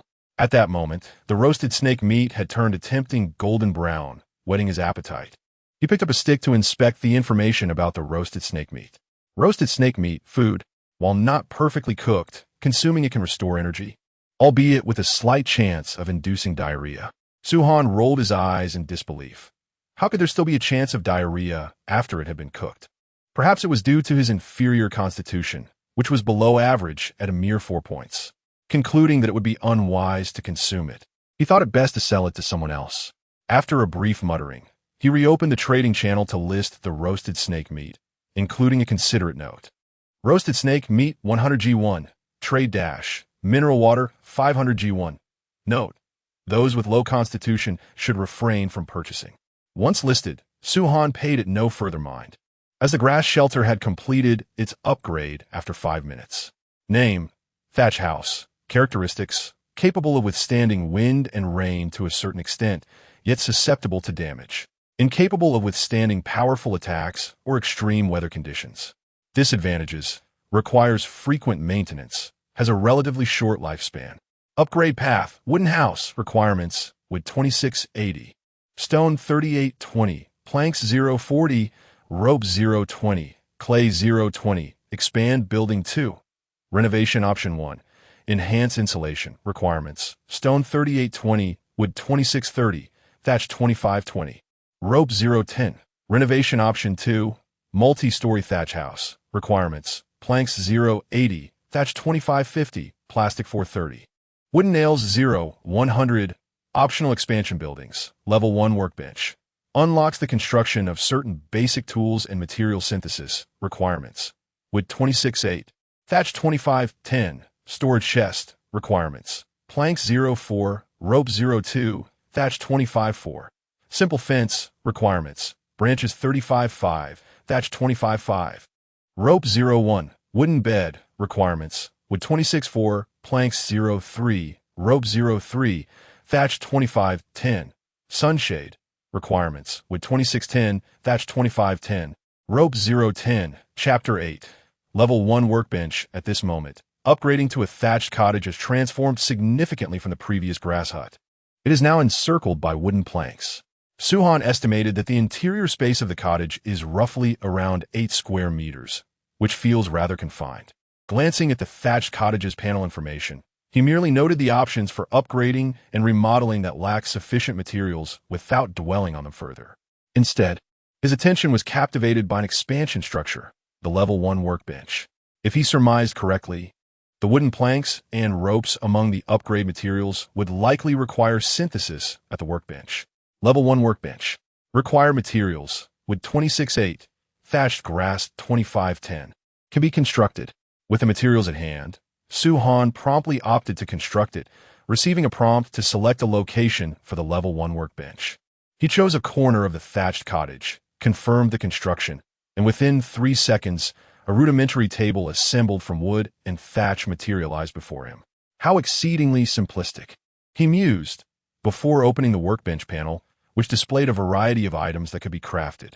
Stone axe, crafting requirements, stone 38.1, wood 18.1, stone pickaxe, crafting requirements, stone 38.1, wood 18.1, stone hammer, crafting requirements, stone 38.1, wood 18.1, stone shovel, crafting requirements, stone 38.1, wood 18.1, torch, crafting requirements, wood 18.1, flint 3.1, thatched grass 0.1, fishing rod, crafting requirements, branches 35.1, rope 0.1, mosquito legs 0.1, grass hat, crafting requirements, thatched grass 15.12, rope 0.2, grass shoes, crafting requirements, thatched grass 15.5, rope 0.1, grass armor, crafting requirements, thatched grass 15.10, branches 35.3, rope 0.1, wooden spear, crafting requirements, wood 18.1, flint 3.1, wooden plank, crafting requirements, wood 18.4, rope, crafting requirements, thatched grass 15.3. If he would craft a stone pickaxe and sell the resources in the trading channel, it might yield a handsome profit. Su-Han recalled the survivors lamenting in the chat channel about their struggles while mining stones with stone axes, and a notion to manufacture tools for sale sparked in his mind. He acted upon this thought and directly selected to craft a stone pickaxe. Wood -1, stone -1, stamina -1, crafting successful. You have obtained stone pickaxe 1. The moment he received the notification, Su-Han realized that his plan for making money was likely doomed, as crafting consumed stamina. It was worth noting that with a mere point of stamina, he could fell 7 or 8 trees at a brisk pace when activating the Eye of True Sight, while the stone pickaxe would hardly fetch a high price. Moreover, once others upgraded their grass huts to thatched cottages and constructed level 1 workbenches, they could craft stone pickaxes as well. However, he could indeed manufacture grass armor and wooden spears. The attack range of the stone axe is too limited. Possessing a wooden spear would grant Su-Han greater maneuverability when confronting monsters. Amidst the workbench, 2 items materialized before Su-Han's eyes, prompting him to examine their details. Name, grass armor. Function, physical defense 2, durability 100 points, characteristic, basic defensive equipment. Must be kept away from fire sources to avoid ignition. Modification direction, enhance waterproofing and defense requirements. 5 snakeskins 1, name, wooden spear, function, attack 10, durability 100 points, characteristic, basic offensive equipment, possesses an extended attack range. Modification direction, increased toxin capability, requirements, 2 venom glands 1. Upon gazing at these rudimentary pieces of equipment, as Su-Han opted for modification. The enhanced grass armor now boasted a defense of 2 and waterproofing of 1. The wooden spear acquired a toxic damage feature, inflicting a decrement of -2 health per second for a duration of 30 seconds. Although the modified grass armor's defense remained woefully insufficient, Su-Han donned it nonetheless. A modicum of protection was certainly preferable to none. Adorned in a shade of verdant green, he appeared considerably more robust. As for the toxic-laden wooden spear, Su-Han had no intention of wielding it himself. He merely required the extended reach it offered. He reopened the trading channel to list the toxic wooden spear for sale, setting the price at the exchange of any blueprint. After all, this was an attack weapon imbued with unique properties. Anyone gathering grass would inevitably encounter snakes, and possessing a weapon would grant them the means to defend themselves. To his surprise, the roasted meat had been sold, and the wooden planks exchanged for plastic bottles had been fully acquired. While he anticipated the roasted snake meat would sell, he did not foresee the rapid turnover of the plastic bottles. Plastic water bottle 10, mineral water 500 G1, continuing to procure plastic water bottles. Su-Han noted that the materials required for upgrading the grass hut included plastic. Naturally, he believed that the more of this special material he could amass, the better, especially since it could be exchanged for wood, of which there was an abundance. However, as he attempted to continue listing wood in exchange for plastic bottles. He discovered that he was left with only 16 pieces of wood. Alas, the materials were depleting rather swiftly. Suhan took stock of his current possessions: 16 wood, 37 stone, 32 branches, 3,700 g of snake meat, 1 venom gland, 500 g of mineral water, 2 grass, 5 hemostatic herbs, 3 plastic pieces, 10 plastic water bottles, 2 flint, 6 bird eggs, 5 jungle tree seeds, 7 snake skins, and 2 empty wooden chests. At present, his most abundant resources were stone and snake meat. While stone had limited immediate utility, Suhan surmised that he would require a greater quantity for future upgrades of his dwelling. After all, upgrading the grass hut to a wooden house demanded 20 stones, along with a substantial amount of wood and grass. The mere synthesis of wooden planks and ropes necessitated a considerable amount of both wood and grass. It appears that selling meat is my only option. Life is indeed arduous, sustained solely by the sale of flesh. Suhan resolved to vend snake meat in exchange for essential materials, particularly after noticing that the freshness of the snake meat was recorded at an impressive 98, if left without preservation methods. It was likely that the meat would spoil within a day, thus it would be prudent to sell some materials sooner rather than later. After reviewing the items available in the trading channel, Suhan determined the price for his snake meat. Snake meat 3,000 G, snake meat 100 G, trade, wood or straw or stone 10. Note, also purchasing various blueprints. Please message privately with images. Once his items were listed, Suhan suddenly noticed a private message. He had set the conditions for private messages to include only buyers who had previously traded or those possessing blueprints. Was someone offering to sell blueprints? Upon opening the message, he found it was from a person named Chef Chun. Chef Chun, brother, I see you possess a substantial amount of snake meat. I can process the ingredients into various dishes. Would you be interested in collaborating? Although slightly disappointed that the message was not regarding blueprints, Suhan was quickly captivated by the proposal. Suhan, how can we collaborate? The other party was straightforward in their intent, and Suhan did not hesitate to inquire further. He found the suggestion intriguing, especially since his grilled snake meat left much to be desired. Chef Chun, brother, let us add each other as friends, and I will show you some samples. Chapter 9. Half-brothers. Upon reading the message, Suhan promptly sent a friend request. After listing his items for trade, he had disabled his friend permissions. Chen Chu accepted the request almost instantaneously and subsequently sent an item. Chen Chu, this is the food I have prepared. Brother, you may try its effects. In private chats, friends can exchange items, though initiating trades is not permitted. Upon accepting the item, Suhan found himself in possession of a skewer. Name, snake meat skewer. Type, food. Effect, consuming it restores 20 energy and 5 health. Special effect, there's a chance to gain a buff that enhances strength training effects. Lasting for 30 minutes. Limitation, the buff can only be triggered once every 12 hours. Hint, highly restorative food, ideal for times of significant energy expenditure. Suhan's eyes brightened. This was indeed a valuable item.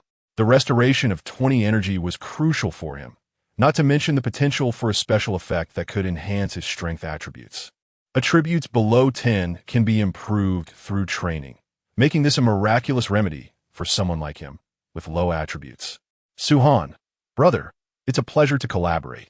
However, I only have 700 G of snake meat left. I will give it all to you, and soon I shall have more. Suhan, do you need bird eggs? I can send those to you as well. With great generosity, Suhan transferred all the ingredients he had, and without hesitation, he savored the snake meat skewer. The rich flavor of the meat was far superior to what he had previously tasted at barbecue stalls. Congratulations, you have gained a buff. The effect of strength training is enhanced for 30 minutes. Energy, 85-100. This was no mere partnership. It felt like the bond of half-brothers. Not only was the skewer delicious, but its effects were remarkable, especially with the activation of the special effect. Suhan immediately commenced strength training, starting with 20 push-ups as a warm-up. He quickly dropped to the ground to perform push-ups. However, due to his lack of regular exercise, he felt his arms grow weary after just 15. Goodness, this body is far too weak. Back in the day, completing 50 push-ups in one go was effortless. Reluctantly, He could only grumble as he slowed down. In a certain part of the jungle, before a grass hut that was twice the size of an ordinary one, a man in his 30s stared blankly at his friend Chat, his lips twitching. So enthusiastic? Chinchu was somewhat bewildered by the string of messages and items sent by Suhan. Yet, he found this individual quite intriguing. Perhaps he truly was a good partner for collaboration. Chinchu smiled, as he preferred straightforward communication over niceties. He sensed that Suhan's forthright nature would make their cooperation quite pleasant. However, it was essential to clarify the details of their collaboration. After accepting the snake meat, bird eggs, and branches sent by Suhan, he explained that a portion of the materials would be required as fees for cooking the food. Noticing the lack of response from the other party, he remained unfazed, for it was evident that the individual had sent the ingredients without even inquiring about the collaboration terms. Chef Chin opened the cooking pot before him, placing 100 grams of snake meat, some twigs, and the gathered berries into it. Thus, the snake meat skewers were prepared. This was his unique talent's portable cooking pot, capable of being stored in his spatial backpack for convenience. Chef Chin possessed an A-grade culinary talent, complemented by a unique recipe item.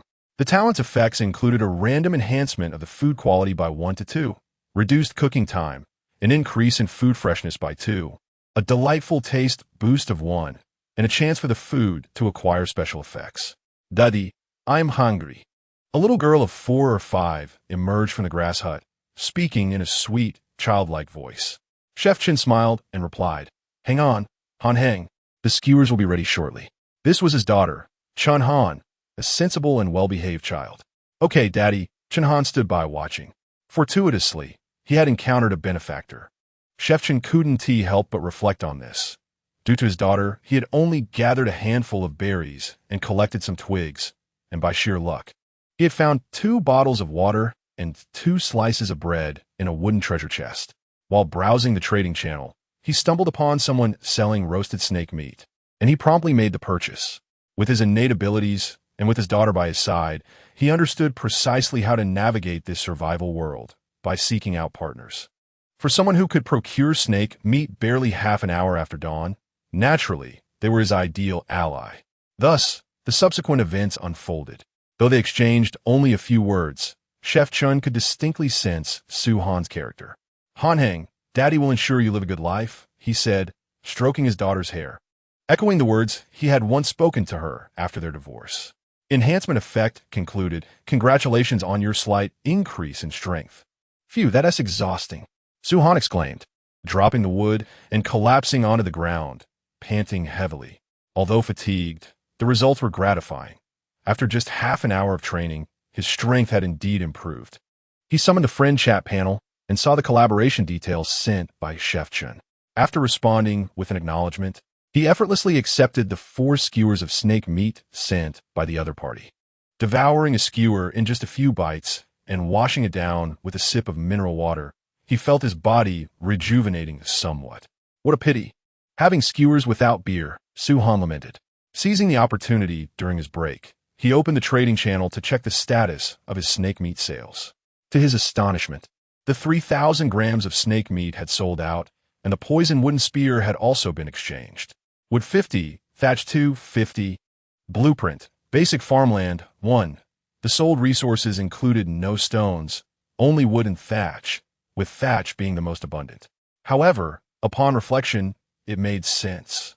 In terms of gathering difficulty, thatch was the simplest, followed by wood, and stones were the least obtainable. While gathering thatch, encounters with snake attacks are not uncommon. However, with a modicum of caution, merely fleeing upon sighting a snake, one can evade harm. To Su Han's delight, he has finally acquired his first blueprint. Blueprint, basic farmland, unlocks construction of this building upon use. Construction requirements: for wood, 8 thatch, for dung. A splendid find indeed. Without hesitation, Su Han utilized the blueprint. Upon opening the crafting panel, he noticed an additional building icon, featuring the option for basic farmland construction. Unlike the workbench, where items are exclusively crafted, blueprints unlock crafting options within the panel. As long as the necessary materials are at hand, construction can occur anywhere. Regrettably, he still lacked dung for construction. He would procure it later in the trading channel. With materials in place, he decided to first construct the expansions for the thatch house.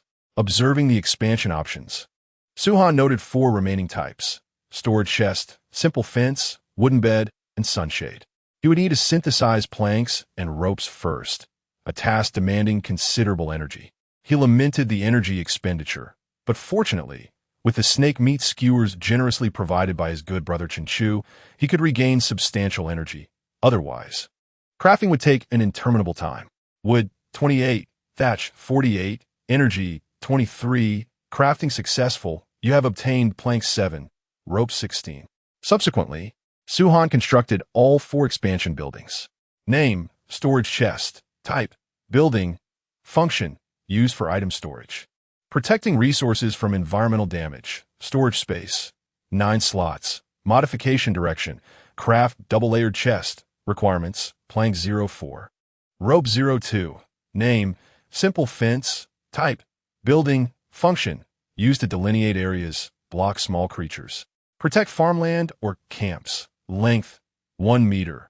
Modification direction, add spikes. Requirements, bone fragments or metal scraps 05. Name, wooden bed. Type, building. Function, gradually restores energy and health.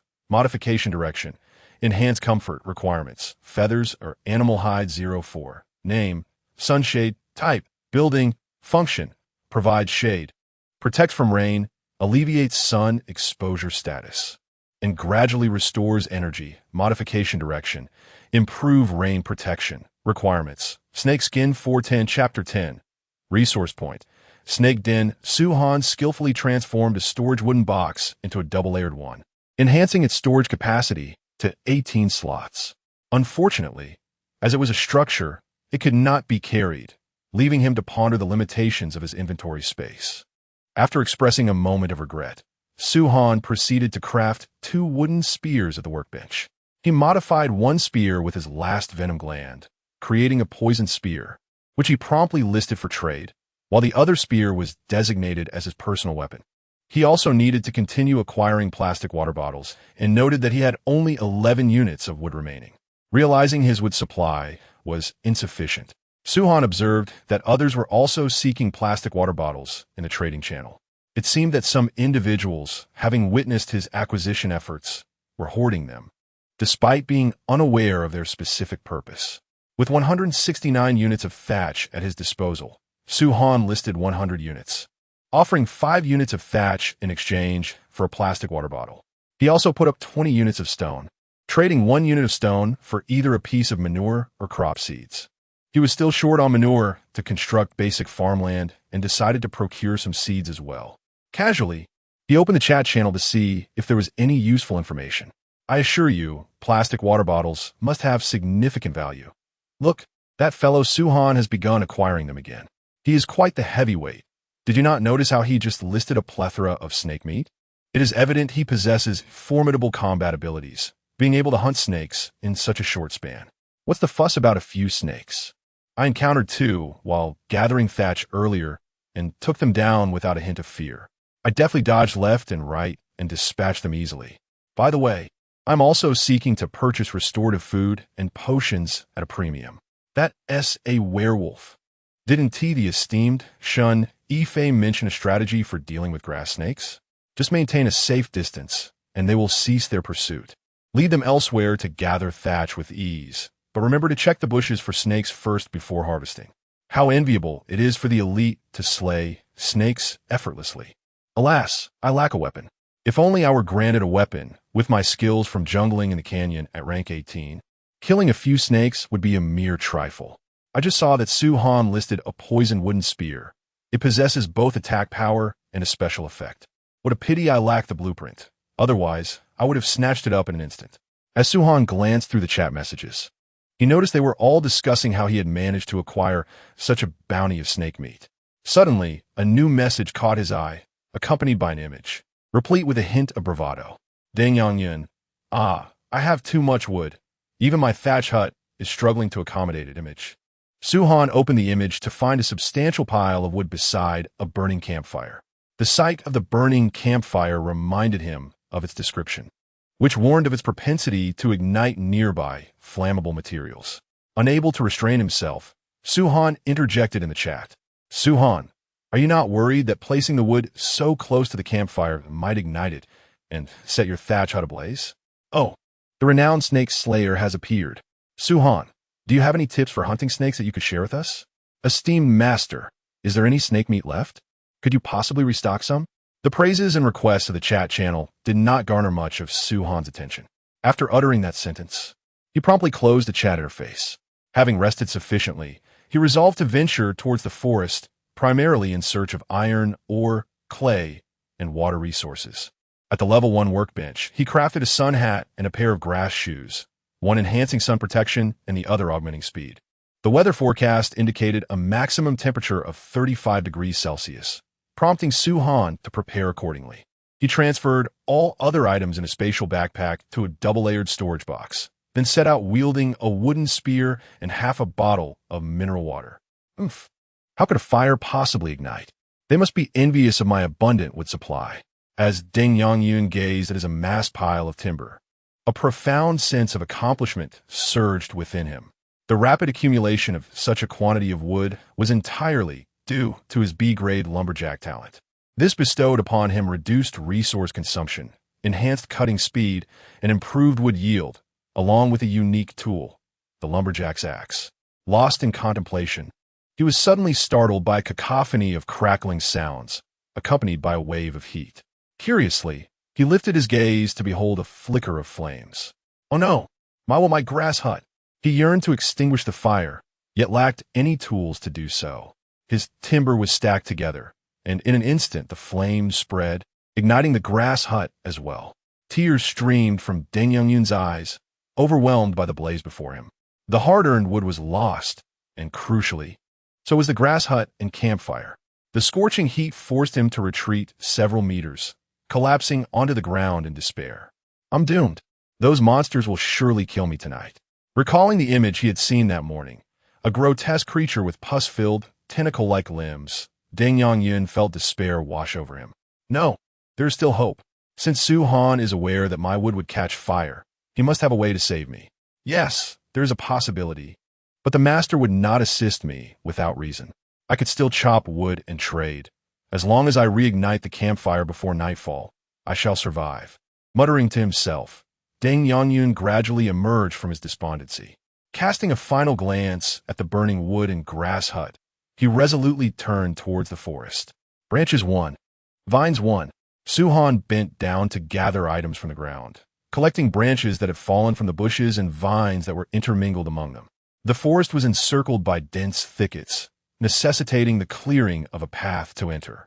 Suddenly, Suhan stumbled upon a peculiar bush that appeared different from the others. In the next moment, information materialized before him. Name, snake den. Type, biological nest resource point. Function, periodically produces serpents, 1 per hour. Common snakes, 60. Venomous snakes, 30. Elite snakes, 10. Danger level, low risk. Note, destroying the snake den may trigger a vengeful serpent event, causing surrounding snakes to become active during the day and attack all creatures. Suhan's eyes sparkled with delight, recognizing the immense value of the snake den, which must not be destroyed. The periodic production of snakes signifies an ample supply of snake meat in the future. Notably, the venomous snakes have the potential to drop wooden treasure chests. However, it remains uncertain if the elite snakes will yield chests of superior quality. Swiftly, 5 grass snakes emerged from the den, flicking their tongues as they slithered towards Suhan. Activating his true sight, Suhan thrust his wooden spear forth, akin to a mighty lance. A glint of cold light flashed before the spear struck with lethal precision at the vital point of a grass snake, instantly slaying it. In no time, all 5 grass snakes lay defeated at Suhan's feet. He refrained from hastily dismembering the serpent corpses, instead maintaining a vigilant gaze upon the den. His instincts told him that the den harbored more than just 5 grass snakes. Indeed, 2 bamboo vipers soon emerged. Approaching this situation with caution, Suhan seized a branch and tossed it toward one of the bamboo vipers. As it paused to seize the branch, he lunged with his wooden spear at the other bamboo viper, effortlessly dispatching it in an instant. The remaining viper met the same fate, yet Su-Han remained alert, aware that elite snakes could also spawn from this den. As anticipated, a cobra, longer and thicker than a bamboo viper, slithered forth. Chapter 11. 3 Blueprints. Name: Cobra. Health: 250. Attack power: 25. Movement speed: 4. 5. Attack methods: Venomous Bite, Melee. Venom Spray. Ranged. Special Ability 1. Deadly Venom Burst. Loses 5 health points per second after being attacked. Lasting for 20 seconds, can stack up to 3 layers. Special Ability 2. Scaled Reflection. 20 chance to reflect melee damage. Description: possesses a strong territorial instinct. Can detect ground vibrations through its skin, accurately pinpointing the location of its prey. As the cobra appeared, its distinctive, goggle-like neck began to expand. Su-Han's gaze sharpened. This seemed to signal an impending attack. Remembering the venom spray indicated on its panel, he instinctively sidestepped. Indeed, in the next moment, a plume of green venom erupted from the cobra's mouth, landing precisely where Su-Han had just stood. He inwardly marveled at the creature. Had he been struck with only 100 health points, he would barely survive a single deadly venom burst. However, noting the dense lines of death and critical points above the cobra's head, he felt a surge of confidence. As long as he could see the target's critical points, it wouldn't pose a significant challenge. Was the venom spray on a 3-second interval? Su-Han quickly deduced the timing of the cobra's ranged attack. Each time it sprayed venom, its neck would unfurl, allowing for a timely evasion if observed closely. After successfully dodging another spray, Su-Han lunged forward. As the cobra initiated its venomous bite, he thrust his wooden spear, which accurately pierced the cobra's head. In an instant, the once-living serpent lay lifeless before him. Having resolved the encounter, he gazed at the snake den for another 5 seconds, ensuring no additional snakes emerged before shutting his eye of truth. A total of 8 snakes appeared to be the entire contents of the den. Decomposition successful. You obtained Snake Skin 6, Elite Snake Skin 1, Snake Meat 3500 G, Elite Snake Meat 2000 G, Venom Gland 2, Elite Venom Gland 2, Elite Snake Gallbladder 1. In addition to these decomposed items, there lay 3 treasure chests, 2 wooden chests, and 1 iron chest dropped by the cobra. The wooden chests were a trap chest and a resource chest, both of which could be stacked if unopened. Su-Han stored them in his spatial backpack to open later. Treasure chest. Blessed be the Mother of Blue Star and the Mother of Earth. May I find something splendid. With a silent prayer before the iron chest, he reached out to open it. Upon inspection, he discovered only 2 items within. Ah, thank you, Mother of Blue Star and Mother of Earth. Swan exclaimed youthfully. For the iron chest contained 2 blueprints. Blueprint: Serpent Hook Claw. Blueprint: Antidote Pill. After glancing at the details, Su-Han immediately began to learn them, then opened the crafting panel to explore further. Serpentine Hook Claw, designed for swift climbing, close combat with venomous properties. Requirements: Iron Ingots 0.5. Elite Snake Venom Gland 2.2. Rope 0.2. Snake Skin 6.4. Antidote Pill. Relieves poisoning and grants immunity to low-level toxins for 30 minutes. Requirements: Venom Gland 3.1. Detoxifying Plant 0.1. Clean Water 0.1. Iron Ingots? This item is quite elusive. I've yet to locate any iron ore. Su-Han murmured to himself, noting that the Serpentine Hook Claw appeared to be an excellent item, albeit the materials were rather difficult to procure. Conversely, the ingredients for the antidote pill seemed more accessible. He possessed the venom glands, and the detoxifying plants were unrestricted, likely to be found easily in the jungle. As for clean water, he figured that mineral water would suffice. However, he refrained from crafting it, as he needed to reserve the mineral water for drinking. He would wait until he discovered a water source. After examining the small items he had just dismantled, he placed them into the iron chest. Among them, the Elite Snake Gallbladder caught Su-Han's attention.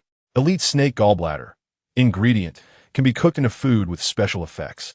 Immediately, Su-Han thought of his good friend Chef Chun and promptly opened the friend chat to send him the Elite Snake Meat and Gallbladder. As for the ordinary snake meat, he intended to list it for trade in exchange for materials or blueprints, taking advantage of the fact that few could hunt snakes at present, thus allowing him to sell it at a premium. Su-Han, my good brother, do you need any branches over there? remembering that Chef Chen's grilled snake skewers were prepared with wooden sticks. And considering that he had gathered quite a few branches which were taking up space, 2 slots in his backpack already, he could not simply discard them. As a self-proclaimed game scavenger, he could not resist picking up anything with a description. Chef Chen, yes. Brother, have you been hunting snakes again? What kind of snake dropped this elite meat? Its quality surpasses that of ordinary snake meat. I can certainly cook something of higher quality. Suhan, it's from a cobra. I'll look for more later. Chef Chen, are snakes easy to kill? I might as well check it out when I have some free time. Upon reading this, Suhan was startled. Why would a chef wish to hunt snakes instead of cooking? He did not want to lose this exclusive culinary comrade, so he quickly replied, Suhan, don't go. It's somewhat dangerous. Fearing that his words might dampen Chef Chen's enthusiasm, Suhan hastily added, Suhan, if you truly wish to hunt snakes, I'll equip you with some gear first. Chef Chen, all right, I'll go cook then. Brother, see if you can find some containers. Certain dishes require them. Suhan, no problem, leave that to me. With a sigh of relief, Suhan managed to quell his brother's impulse to hunt snakes. He had noticed that the number of people in the regional chat channel had decreased by over 10. It was likely that those unfortunate souls had ventured out to gather reeds only to be bitten by snakes. He certainly did not want Chef Chen to join that unfortunate group. He then proceeded to list 3,500 G of snake meat for trade, maintaining the same pricing as before. Every 100 G of snake meat exchanged for 10 units of basic resources and for an additional 500 G of snake meat. He would trade 500 milliliters of mineral water. Upon glancing at the trading interface, Suhan noticed not only some plastic water bottles, but also a blueprint. A fleeting gaze fell upon the individual who had traded the poisoned spear, and he was momentarily taken aback to see a familiar name, Shunyi Fei. However, his surprise was brief, as he promptly extracted the blueprint. Blueprint. Wooden cup. 1A wooden cup? This was precisely the container that Chef Chen required. He wondered about its efficacy. Suhan chose to utilize it and opened the crafting panel, discovering the recipe for the wooden cup under the newly added basic carpentry section. Wooden cup. Container capable of holding water, juice, and other liquids. Requirements. Wood 01. He contemplated crafting a few from the available wood. After reading the description, Suhan closed the crafting panel. Noticing that no snakes had emerged from the snake den, he decided to disregard it for the moment. This snake den could continuously produce serpents, serving as a resource point for snake meat and skins, though he pondered whether its output speed could be improved. 1 snake per hour felt rather sluggish. While musing, Suhan took the last skewered piece of snake meat and consumed it in a few bites. The need to maintain the use of his insight was draining his energy rapidly. Yet it must be said that the speed of resource collection was commendable. With a few swift motions, he cleared the surrounding brambles, swiftly revealing a pathway leading into the forest. The jungle here was densely populated with trees, and other resources appear to be far more abundant than outside. Suhan soon spotted several clusters of berries, each adorned with vibrant red fruits. Chapter 12. Discovering water resources, Suhan gathered all the berries, preparing to package them for Chef Chen to transform into food. In the process, he also felled nearby jungle trees, collecting wood to commence crafting wooden cups. To his delight, 1 piece of wood could yield 4 cups. Glancing at the prompt, Suhan felt a surge of joy, realizing this would conserve his energy. He sent the berries and wooden cups to Chef Chen, saying, Brother, could you check if these wooden cups are usable? After a few moments of silence and receiving no response from Chef Chen, Suhan closed the chat window, intending to delve deeper into the forest. Thus far, he had yet to locate any of his intended targets. He pondered the challenge of seeking out a water source amidst the dense jungle. Recalling the scant survival knowledge he possessed, he ultimately conceded defeat.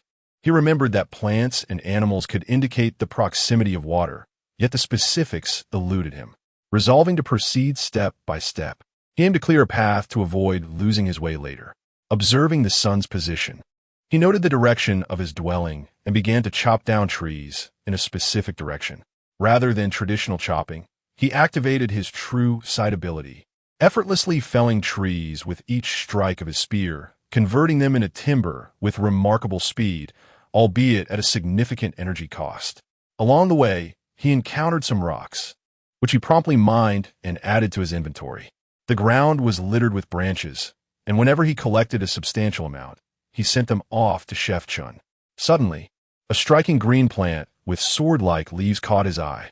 Calamus, medicinal plant food resource, thrives in moist environments. Harvesting yields calamus leaves. Suhan immediately noted the description's mention of the plant's habitat, indicating the presence of nearby water. After harvesting the calamus, he meticulously searched the surrounding area and, indeed, discovered another plant a few meters away. Calamus leaf, medicinal material, burning repels toxic mosquitoes, used to create antidotes. This was a valuable find. After harvesting it, he resumed his search, noticing the calamus plants becoming increasingly abundant. Just a few meters away, 3 calamus plants grew closely together, prompting Suhan to hasten towards them. However, he abruptly halted, for another piece of information appeared alongside the calamus. Name: Leech Health, 20 attack power, 5, movement speed, 1. 5. Attack method: blood-sucking, causes 2 points of bleeding damage per second for 15 seconds upon attachment. Special ability 1. Group attachment, when attacked by 3 or more leeches. Blood-sucking efficiency increases by 50. Special ability 2. Mucus trap, leave a slowing area upon death, lasting for 10 seconds. Description: lurks in shallow waters or swamps during the day, attracted by the scent of blood at night. Caution is advised to avoid being drained. 1, 2, 3, 4, 5. Suhan counted the information displayed. Astonishingly, 5 leeches had appeared among the 3 calamus plants. Upon examining the information, it became evident that these leeches were exceedingly feeble, possessing low health and sluggish attack speed. As long as they were not able to latch onto him simultaneously, there was little cause for concern. Suhan cautiously approached, wielding a wooden spear, and began to strike at the cattails. In no time, 5 leeches were dislodged and wriggled on the ground, presenting a rather unpleasant sight. With determined thrusts of his spear, he swiftly dispatched all 5 leeches. Decomposition successful. You have obtained leech's blood 10, leech's slime 5, leech's blood. Material used for crafting hemostatic bandages and secondary antidotes. Can also be employed for fishing. Has a shelf life. Leech's slime. Material used for synthesizing invisibility coatings. Possesses strong adhesive properties. Ah, what a remarkable find. These leeches have proven to be quite beneficial. Yielding such a bounty of materials, Suhan exclaimed in delight. He then gathered some cattail leaves as well. As he ventured deeper, the cattails grew increasingly dense, and the leeches appeared in greater numbers. However, the dense foliage of the jungle obstructed his line of sight, preventing him from seeing far ahead. Nevertheless, he felt a swell of optimism. He sensed that he was on the brink of discovering a water source. As he continued on his path, the scenery suddenly opened up, revealing a stretch of land devoid of the towering trees. Suhan found himself lost in contemplation, pondering whether this swamp could be classified as a water resource. The good news was that he had indeed located a water source. The bad news was that it was a swamp.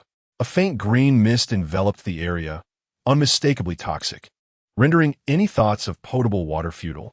Ah well, since he was here, he might as well search for something of value. With a sigh, Suhan scoured the edge of the swamp for items of worth, and soon enough, he stumbled upon one. Cattail, medicinal plant, thrives in moist environments. Harvesting yields cattail. Just as he was about to collect it, his cautious nature compelled him to halt and assess the patch of cattails. It was densely clustered, comprising at least 20 to 30 plants. Remembering the venomous snakes that might lurk among the reeds, he harbored no illusions that the cattails could be devoid of lurking dangers. He lifted his wooden spear and began to strike the cattails as he would with reeds. Sure enough, after only a few strikes, a creature leaped forth from the cattails. Name: venomous bullfrog. Health: 80. Attack power: 15. Movement speed: for attack method. Leap attack, swiftly leaps towards a target for an assault. Special ability 1. Neurotoxin, secretes toxins through its skin, causing paralysis for 5 seconds upon contact. Special ability 2. Mimetic camouflage, blends with the environment, increasing detection difficulty by 50. Special ability 3. Toxic mist eruption, releases toxic mist upon death, inflicting area damage. Description: exhibits rapid leaping speed, the brighter its coloration. The more potent its toxicity. Exercise caution against sudden attacks. As Su-Han examined the information on the venomous bullfrog, it wasted no time in launching itself towards him with a powerful leap. Thanks to his vigilance, Su-Han reacted swiftly, executing a horizontal sweep with his wooden spear that sent the venomous bullfrog flying. If only he had a ranged weapon, he muttered to himself. Upon the demise of this toxic bullfrog, a poisonous mist is released, inflicting area damage. Su-Han remained uncertain about the extent of this range, which is why his previous strike failed to eliminate the vile creature. Nevertheless, the bullfrog's health bar diminished slightly. Unlike the serpents encountered near the survivor's starting point, Su-Han observed that the various monsters outside, though possessing relatively low health, exhibited a diverse array of attack methods and unique abilities. A moment's lapse in vigilance could easily result in misfortune.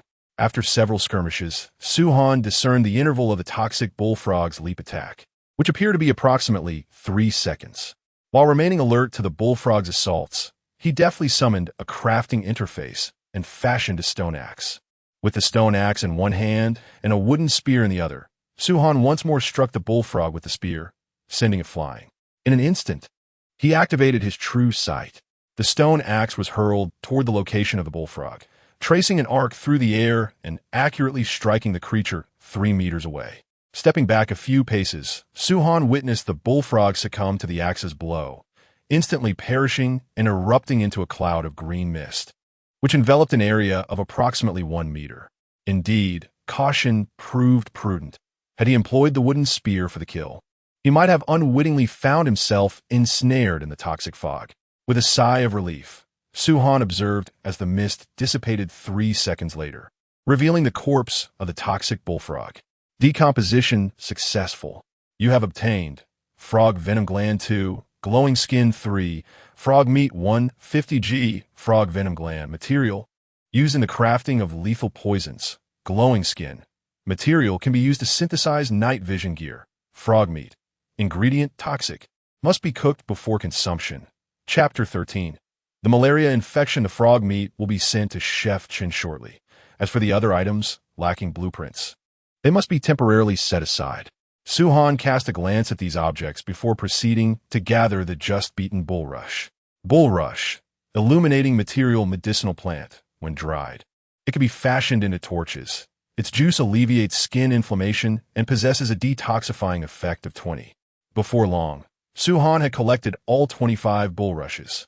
During this time, he encountered 4 highly venomous bullfrogs, which he swiftly dispatched using the same method, employing his throwing axe. Just as he was about to continue searching for any further items to collect, he suddenly heard a faint sound. Buzz! Buzz! The noise emanated from the swamp, growing increasingly louder until Su-Han could discern its nature. Mosquitoes.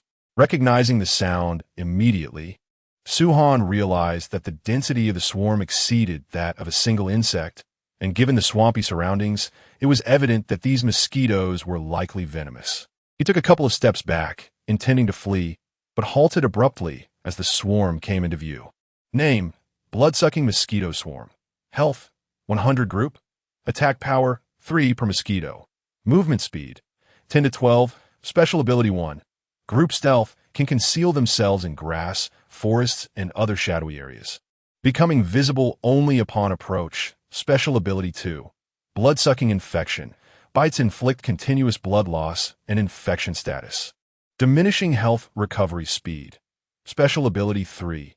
Toxic accumulation: each mosquito bite adds 1 layer of toxin, maximum of 5 layers. Description: typically composed of 20 to 30 mosquitoes. The toxic mist attracts the swarm. Upon detecting prey or being disturbed, they can accelerate. Bites make infection with malaria likely. This was a swarm composed of mosquitoes the size of fingertips. Upon observing their speed, Su-Han realized escape was futile. At a pace of 12, he could not hope to outrun them. From the description, Su-Han understood that the blood-sucking mosquitoes were likely drawn by the toxic mist released upon the death of the venomous bullfrogs. Since fleeing was not an option, it was time to prepare for battle. With the swarm's collective health at only 100 points, He pondered whether activating his Eye of True Sight would enable him to slay them in one strike. As Su-han contemplated, the blood-sucking mosquito swarm approached swiftly. He activated his Eye of True Sight, revealing each mosquito's death line and fatal point. However, an ominous feeling crept over him. It seemed he could only eliminate them one by one. In the next moment, his foreboding intuition was confirmed. As he swung his wooden spear and stone axe in attack, some of the mosquitoes he struck fell, yet those that remained seized the opportunity to retaliate. There were simply too many mosquitoes for Su-han to evade in time. Fortunately, the grass armor and hat he wore mitigated some of the damage. Nonetheless, even after vanquishing all the blood-sucking mosquitoes, he still suffered several bites. Negative status, continuous blood loss. Toxin, 2 layers. Continuous blood loss inflicts -1 health per second for a duration of 10 seconds. The second layer of toxins inflicts a damage of -2 per second for a duration of 10 seconds. While this loss of health does not pose a threat to one's life, unfortunate circumstances have led Su-han to contract malaria. Disease. Malaria, what an unfortunate turn of events. Suan lamentif. He now felt a slight dizziness and fatigue, unsure if it was a consequence of the malaria or merely psychological. Tip: your energy is below 50 points. Please replenish it in a timely manner. Falling below 40 points will increase the likelihood of entering a dazed state. Suddenly, a prompt appeared, prompting Su-han to quickly check his status panel. Energy 49, 100. Health 70, 100. Sanity 100, 100. Aside from his sanity being at full capacity, the other 2 metrics were noticeably diminished. No need to panic. Energy and health can be restored through food, and with his good friend Chinshu around, there was no cause for concern. As for malaria, according to the theory, an antidote must be nearby. Su-han murmured a few comforting words to himself and promptly ordered the disassembly of the blood-sucking mosquito carcasses. Disassembly successful. You have obtained mosquito legs 10, blood-sucking mosquito venom gland 5, malaria virus sample 1, blueprint, malaria vaccine formula, a malaria virus sample, and a malaria formula. Upon seeing these 2 items, Su-han felt a surge of excitement, recognizing them as potential remedies for his affliction. He hastily examined them. Malaria virus sample can be used to create a malaria vaccine. Drop rate extremely low. 100 drop upon the first defeat of a blood-sucking mosquito swarm. Blueprint, malaria vaccine formula. Unlocks the crafting recipe for the malaria vaccine upon use. Drop rate extremely low. 100 drop upon the first defeat of a blood-sucking mosquito swarm. Without hesitation, Su-han chose to utilize the blueprint. Malaria vaccine can be used to prevent and cure malaria. Require materials. Malaria virus sample 1-1. Highly toxic bullfrog venom gland 10-2, humus 0-1, firefly body fluid 0-1. He still needed 2 additional materials. He glanced at the surface soil of the swamp, which was indeed humus, while the firefly body fluid could only be obtained from fireflies, which only appeared at night. This was not a significant issue. With the use of bulrush, he could craft a torch to gather firefly body fluid at night. Hopefully, the malaria would not escalate too quickly. After contemplating this, Su-han felt reassured and opened his friend's chat, needing to replenish his energy and health first. Upon opening the chat with his good friend Chinshu, he found a message along with some items. Chinshu, the snake gallbladder has been prepared in a food, and the elite snake meat has proven quite effective. My brother, you should give it a try. Name, elite snake meat skewers. Type, food. Effect, consuming grants 40 energy. 10 health. Special effect. There's a chance to receive a beneficial buff that enhances strength training effects. Lasting for 60 minutes. Can only be triggered once every 12 hours. Name, snake gallbladder stew. Type, food. Quality, F grade. Effect, permanent 5 poison resistance. 1 strength, only effective on first consumption.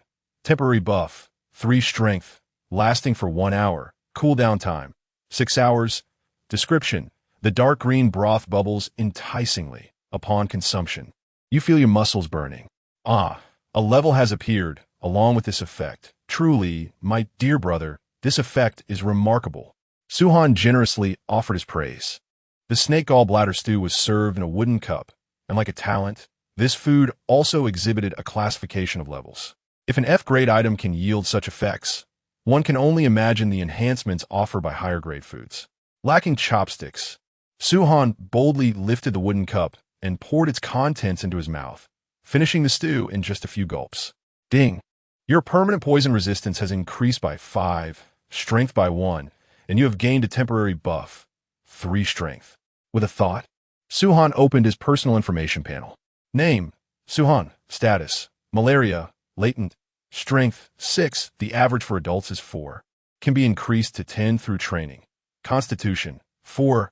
Agility, 4. Spirit, 7. Affects sanity resistance and recovery speed. Poison resistance, 5. Energy, 49-100. Health, 7-100. Sanity, 100-100. Talent, I have true sight, SSS grade. Talent effect, active, see through the death lines and points of target. Passive, discern hidden information about items. Temporary buff, 3 strength, lasting for 1 hour. Chapter 14. The initial outbreak of malaria, the attribute of strength, has finally risen above the average level. After previous training, I gained 1 point, and now, having consumed snake gallbladder stew, I have acquired another. Moreover, a special attribute of poison resistance has appeared on my panel. However, what concerns Suhan most is the status of malaria, latent. The incubation period, I wonder how long it will take before it erupts. Lost in thought, Suhan realizes that if there is an incubation period, there must be an outbreak period as well. Yet, he is uncertain how long it will take for that to occur. Worrying is futile. He swiftly consumes a skewer of elite snake meat, prioritizing safety and ensuring his health is fully restored. Suhan fears that the outbreak of malaria might cause him to lose health points. If he were to suddenly lose 70 or 80 points, he would be in dire straits. Although it seems unlikely he would lose so much, caution is prudent. A single skewer restores 40 energy points and 10 health points. This means he needs to consume 3 skewers to fully replenish his health. But it would lead to excess energy wastage. This energy cannot be squandered. Suhan, contemplating this, opens the crafting interface and begins to create wooden cups. While he has unlocked several items in the crafting interface, he lacks the necessary materials for most. Currently, he can only craft stone axes and wooden cups. Since stone axes cannot be stacked, and he does not require many, he opts for the wooden cups, which can be sent to Chef Chun for cooking, thus avoiding waste. With his true sight activated, Suhan starts to chop down trees in the surrounding jungle to gather wood while crafting wooden cups. After 3 minutes, he has produced 200 wooden cups. After accounting for crafting consumption, his wood supply has increased by 130. In essence, for every full set crafted, he sent it over to Chef Chun. Otherwise, his spatial backpack would be unable to accommodate everything. Notification: malaria has entered the initial outbreak phase. Every 10 minutes, 10 health points will be reduced, lasting for 1 hour. In the initial phase, an outbreak occurs every hour, totaling 6 times before it transitions to the mid-phase. So, soon has it erupted? Just when my health was replenished. It has diminished by 10 points again. Suhan mutters in disbelief upon reading the notification. The initial outbreak phase will cumulatively reduce health by 60 points over 1 hour, with outbreaks occurring hourly. Who knows what the mid-phase will entail? Perhaps it could drain half his life. Fortunately, there is still time. He plans to venture out tonight to collect humus and firefly fluid to craft a vaccine. Speaking of this terrifying malaria, once other survivors encounter the marsh, they will undoubtedly risk infection. If he produces more vaccines, they are sure to be in high demand. Suddenly, Suhan contemplates the value of the malaria vaccine. The description states that the drop rate is exceedingly low. It is possible that even if other survivors manage to defeat the blood-sucking mosquitoes, they may not yield any drops. Wait, that's not right. Crafting the vaccine requires malaria virus samples, which also have an extremely low drop rate. Recalling the description of the malaria virus sample, Suhan feels as though his financial ambitions have crumbled. Nevertheless, he resolves to deal with the malaria affliction first, perhaps by slaying more ant colonies. He may acquire the blueprint for the malaria virus samples. Suhan retracted his wandering thoughts and sent the frog meat along with the wooden cup to Chef Chun. After a moment's contemplation, he also forwarded all the calamus leaves and 5 units of bulrush to him. Brother Suhan, Could you ascertain if these two herbs can be transformed into a dish? Both of these ingredients were gathered near the swamp. And according to the theorem that a cure must exist within 7 steps, they may possess the capacity to treat malaria. Chef Chen responded promptly, sensing Su Han's urgency. Understood. No problem. I'll attend to it right away. Seemingly attuned to Su Han's needs, Chef Chen accepted the items without hesitation. Su Han then sent some wood and stones to Chef Chen, primarily to free up space in his backpack and also to relieve his good friend of material concerns. Brother, please upgrade the thatched hut and bonfire first. If you find the thatch insufficient, feel free to trade the wood for it. I have plenty to spare, so don't hesitate. Noticing Chef Chen's silence, Su Han closed the friend chat. He then retrieved an iron chest from his spatial backpack and stowed away the smaller materials, thereby freeing up significant space. With everything in order, Su Han resumed his search for gatherable plants, cautiously circling the swamp without venturing too close. Who knows what monstrous creatures might leap out to ambush him. Soon, he discovered a new medicinal plant on a slope beside the swamp. Water plant, medicinal herb, typically thrives in damp environments. Harvesting yields water plant leaves. Emits fluorescent substances during rainy weather. Water plant leaf, medicinal material trap component, can be utilized to create antidotes. Maybe mixed with soil to form a slippery trap. Slows enemies. Unlocked. After confirming that no creatures were lurking within the water plants, Su Han felt at ease to harvest, ensuring he did not overlook a single specimen. Another herb acquired. He continued to send it to his good brother to see if it would prove useful. Upon examining the information regarding the water plant leaves, he opened a friend chat and saw a message from Chef Chen. With the bulrush, calamus leaves, and meat, we can concoct water plant soup. It has the potential to delay the onset of malaria, but we lack the primary ingredient, the water plant leaves.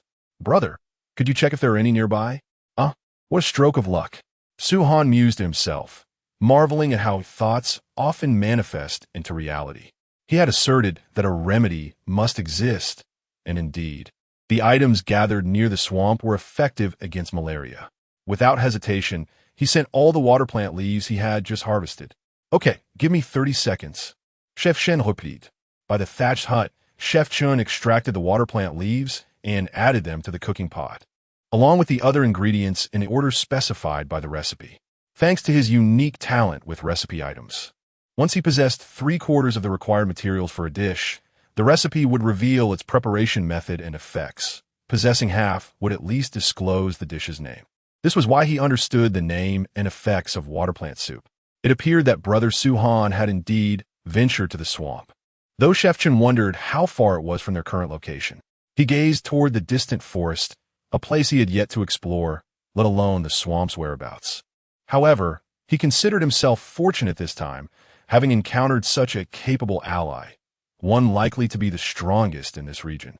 As Chef Chen prepared his dishes, he often accompanied his daughter while simultaneously checking the regional chat channels and browsing the trading posts.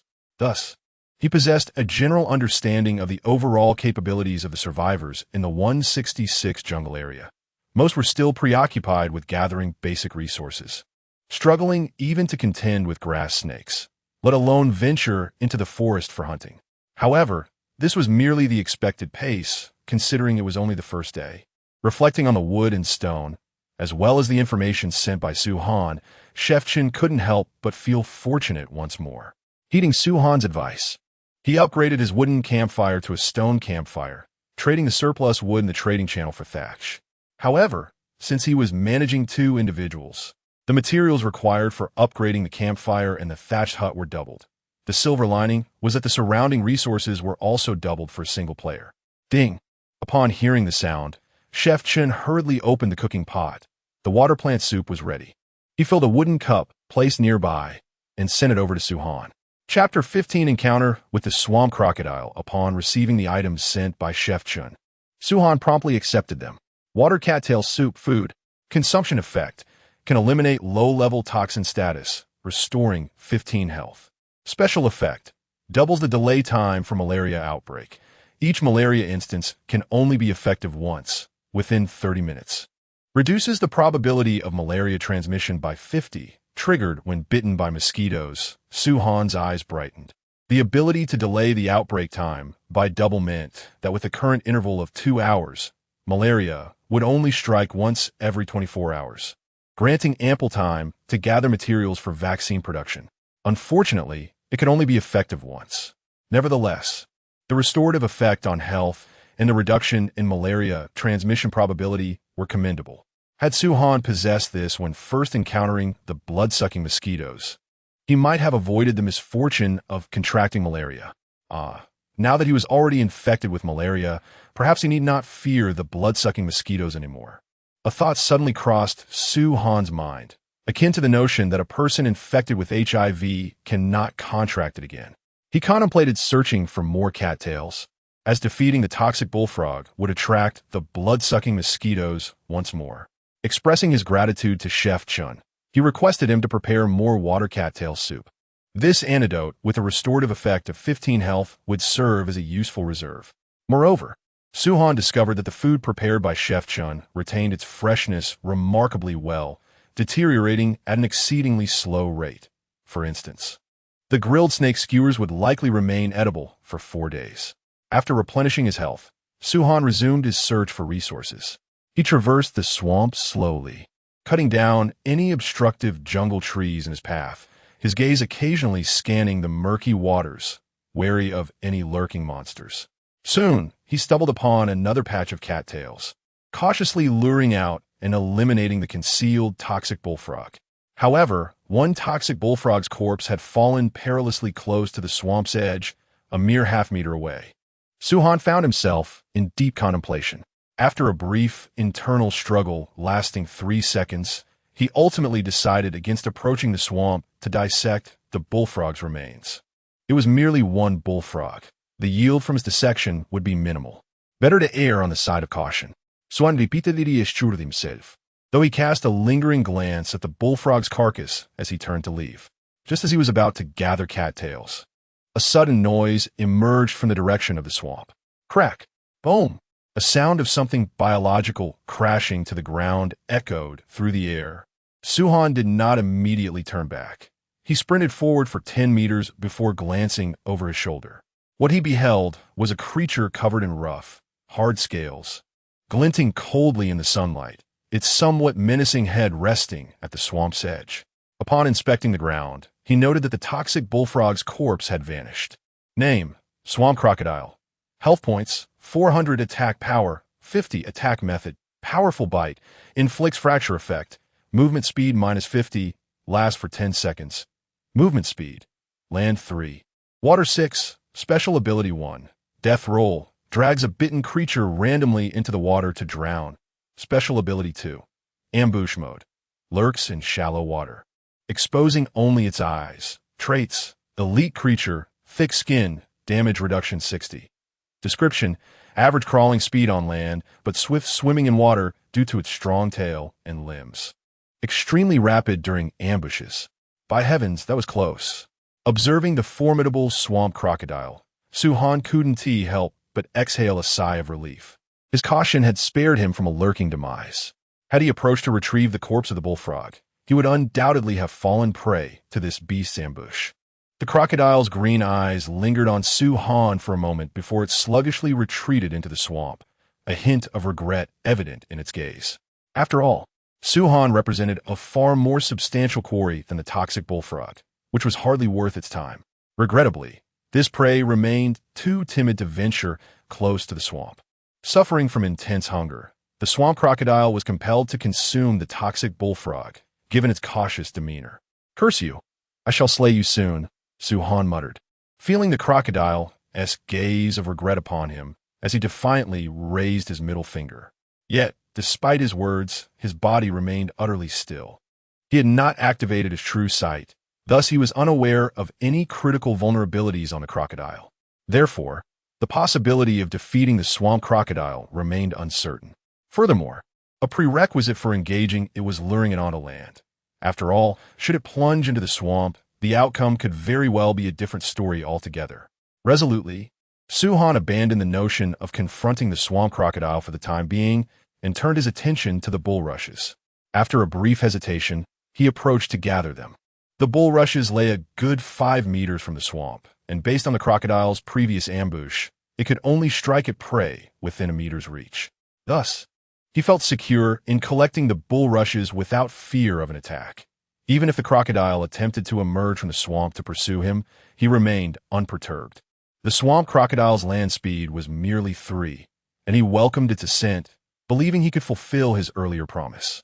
Upon gathering the bulrushes, Suhan wiped the sweat from his brow. The heat was becoming oppressive. He glanced up at the sun, now positioned directly overhead, estimating the temperature had reached around 35 degrees Celsius. Luckily, Suhan wore a straw hat, shielding him from the sun's direct rays. The noxious mist of the swamp seemed to thicken, creeping toward the shore. Observing the swamp, Suhan noted this development and contemplated the conditions he had encountered earlier that morning. Ultimately, he concluded that the toxic mist was indeed intensifying and encroaching upon the shore. Earlier, it had merely floated in the center of the swamp. This change was likely due to the sun's scorching rays causing the toxic waters to evaporate, thus forming the mist. With this realization, Suhan hastily moved a few steps further into the jungle, distancing himself from the swamp. In this manner, it is likely that the toxic mist will soon envelop the area, necessitating a change of location for exploration. Suhan resolved within himself and decisively turned to enter the jungle. Of the 3 objectives for this expedition, only half had been achieved thus far, indicating a rather lackluster efficiency. The iron ore remained undiscovered, the clay eluded him, and while he had found a semblance of water resources, they proved to be of little utility. Finding a jungle tree, Suhan leaned against it and settled down, intending to rest before resuming his endeavors. His physique had been overly strained. After a short period of labor, he began to feel fatigued. Coupled with the rising heat, he sensed a slight dizziness creeping in. Surely, he couldn't be succumbing to heat stroke? Suhan muttered to himself, hastily opening his personal information panel to check. However, upon seeing only malaria listed in his status, he felt a sense of relief. He then opened the regional chat channel to see what others were engaged in. Suddenly, Suhan paused, cursing himself for his ignorance. Lacking knowledge of jungle survival, he realized that with so many individuals in the regional channel, surely someone would possess the wisdom he lacked. For survivors, the regional chat and trading channels serve as invaluable resources. How could he have overlooked this? Was his memory faltering due to an excess of meat consumption? Does anyone have any life-restoring potions? My health has dwindled to a mere 20 points, and the system warns me of entering a weakened state. Brother, did you go play with snakes and get bitten? I suggest you upgrade your grass hut to a thatched cottage, then construct a level 1 workbench. Within it, you can craft armor and weapons, thus providing some assurance when facing snakes, ensuring you won't perish too swiftly. This advice came from the esteemed Shani Fei. Alternatively, you could purchase from the trading post, where numerous and scrupulous vendors have listed items, albeit at exorbitant prices. If I had the resources, I could directly upgrade the grass hut to build the workbench myself. What if someone no longer possesses a grass hut? Wasn't there an unfortunate soul who burned theirs down this morning? How amusing. Chapter 16. The fertilizer supplier. It appears that a considerable number of individuals have upgraded their residences. However, the required resources are minimal. As long as one is not excessively indolent, it is now quite feasible for most to elevate a thatched hut into a straw cottage. Yet, Suhan was taken aback to discover that some had indeed utilized a level 1 workbench to craft items for sale. Out of curiosity, he opened the trading channel. Wooden spear 1. Trade, wood 20 or straw 50 or stone to note, an invincible wooden spear with 10 attack. Wield it, and you shall become the next serpent slayer. Grass armor 1. Trade, straw 50 or wood 20 or stone to note. Once donned, you shall merge with the very essence of straw. Blueprint, wooden nail, trade, food 1000 g or drinking water 1000 milliliters. Note, do not attempt to trade grass, nor water tainted with urine. What a cunning merchant, Suhan mused. The grass armor and wooden spear could be crafted with a mere level 1 workbench, and the resource requirements were quite low. Yet these traders were selling them for nearly 10 times their worth. Surely, no fool would fall for such a scheme. To his surprise, he stumbled upon a blueprint. Wooden nails? A cursory glance, at the items for trade revealed that the price was rather steep, which likely accounted for the lack of transactions. After all, wooden nails appeared to be of little utility and required the exchange of vital food and water. Nevertheless, Su-Han found himself intrigued. He recalled that one of the materials needed to upgrade a straw cottage into a two-story structure included wooden nails. Perhaps he could procure them. However, he did not possess ample food at the moment, though he did have 500 g of toxic bullfrog meat, recently acquired and yet to be delivered to Chef Chen. After some contemplation, Su-Han sent a private message to the seller. "Would you trade your blueprint for 500 g of meat?" To Su-Han's astonishment, the seller replied instantly. "Du Fenxiang deal. Item. Blueprint. Wooden nail." Seeing the seller's prompt response, Su-Han was momentarily taken aback. Had he perhaps offered too high a price? However, wasn't there a 12-hour limit on item listings? How had this individual managed to send the item so swiftly? Returning to the trading interface, Su-Han noted that the wooden nails were still available, and it dawned on him that Du Fenxiang must possess more than one blueprint. He selected to accept the item and, with a hint of jest, remarked, "So quick to agree. Are you not worried I might back out?" Du Fenxiang replied, "If you desire it, I could simply gift it to you. Consider it a gesture of friendship. By the way, could you grant me a friend slot?" Du Fenxiang continued, "I noticed you have been collecting manure. Should you require anything in the future, do not hesitate to reach out." This struck Su-Han as rather amusing. He chuckled, acknowledging Du Fenxiang's charm and eloquence. A glance at the seller's avatar revealed a round-faced gentleman. As for the offer of gifting the blueprint, Su-Han was unperturbed. He was certainly capable of parting with 500 g of meat. He sent 500 grams of bullfrog meat to the other party, remarking that raw bullfrog meat is toxic and must be thoroughly cooked before consumption.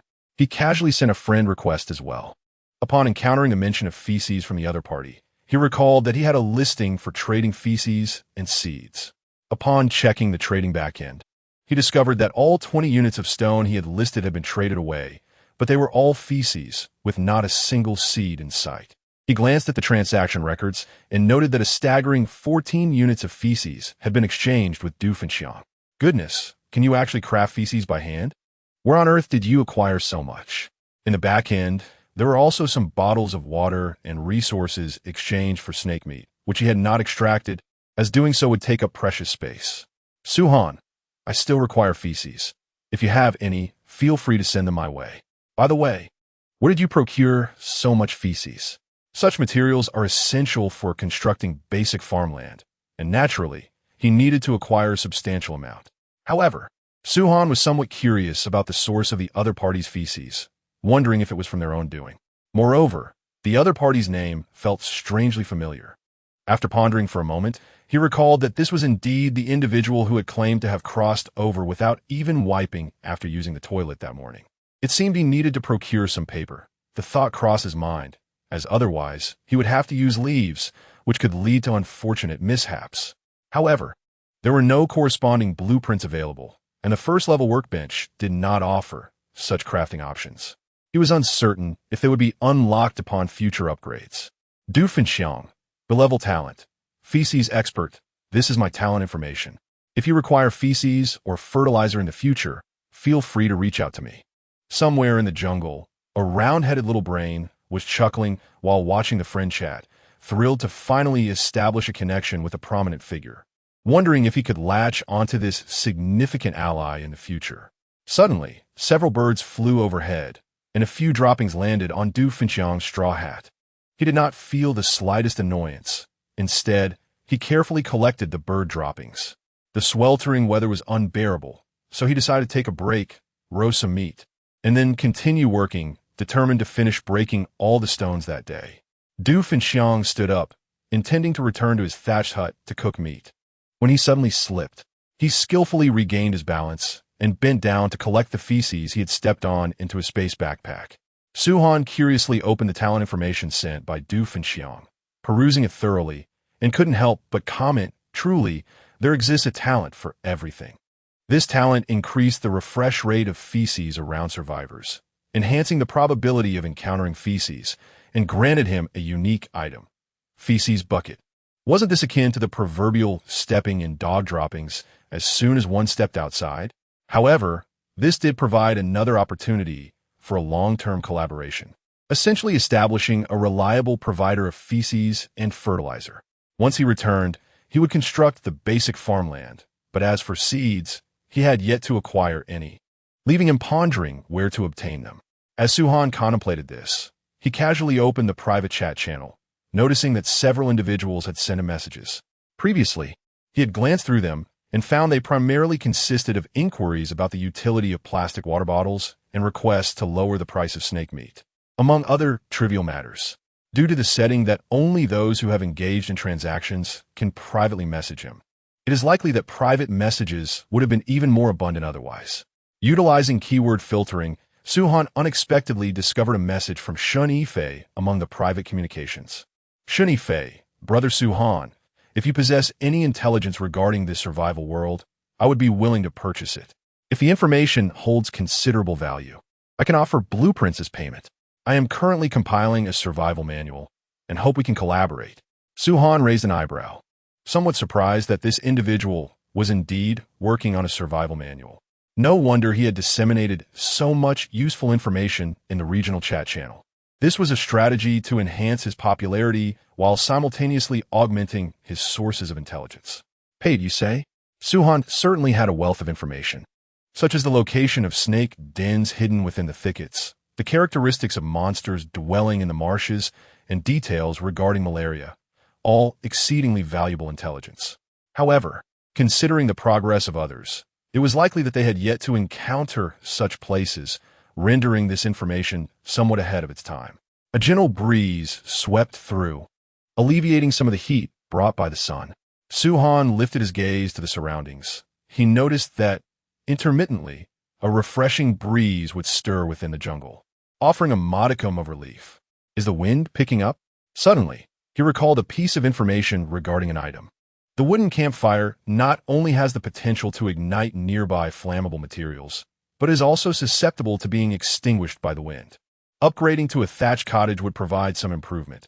However, should the wind grow stronger, the cottage would still allow drafts. If the campfire were to be extinguished by the wind during the night, it could spell disaster for a significant number of survivors. With this thought in mind, Suhan sent a message to Shun Yifei. Suhan, the wooden campfire is prone to igniting surrounding flammable materials, and the flames are easily extinguished by the wind. Chapter 17. Suhan may possess S-class talent. Shun Yifei. I am immensely grateful for the intelligence provided by Brother Suhan. Our collaboration has been delightful. Should there be any further developments, do feel free to share them with me. Item: Wood X20 Shun Yifei. This constitutes the price for the intelligence, albeit modest. I also possess a volume of knowledge concerning the jungle, which I hope will prove beneficial to you, Brother Suhan. Item: Wilderness knowledge of the jungle. To Shun Yifei's astonishment, his response to the message was remarkably swift. As soon as Suhan transmitted the information, he received a reply, which included the sale price of the intelligence along with the wilderness knowledge. He chose to accept it.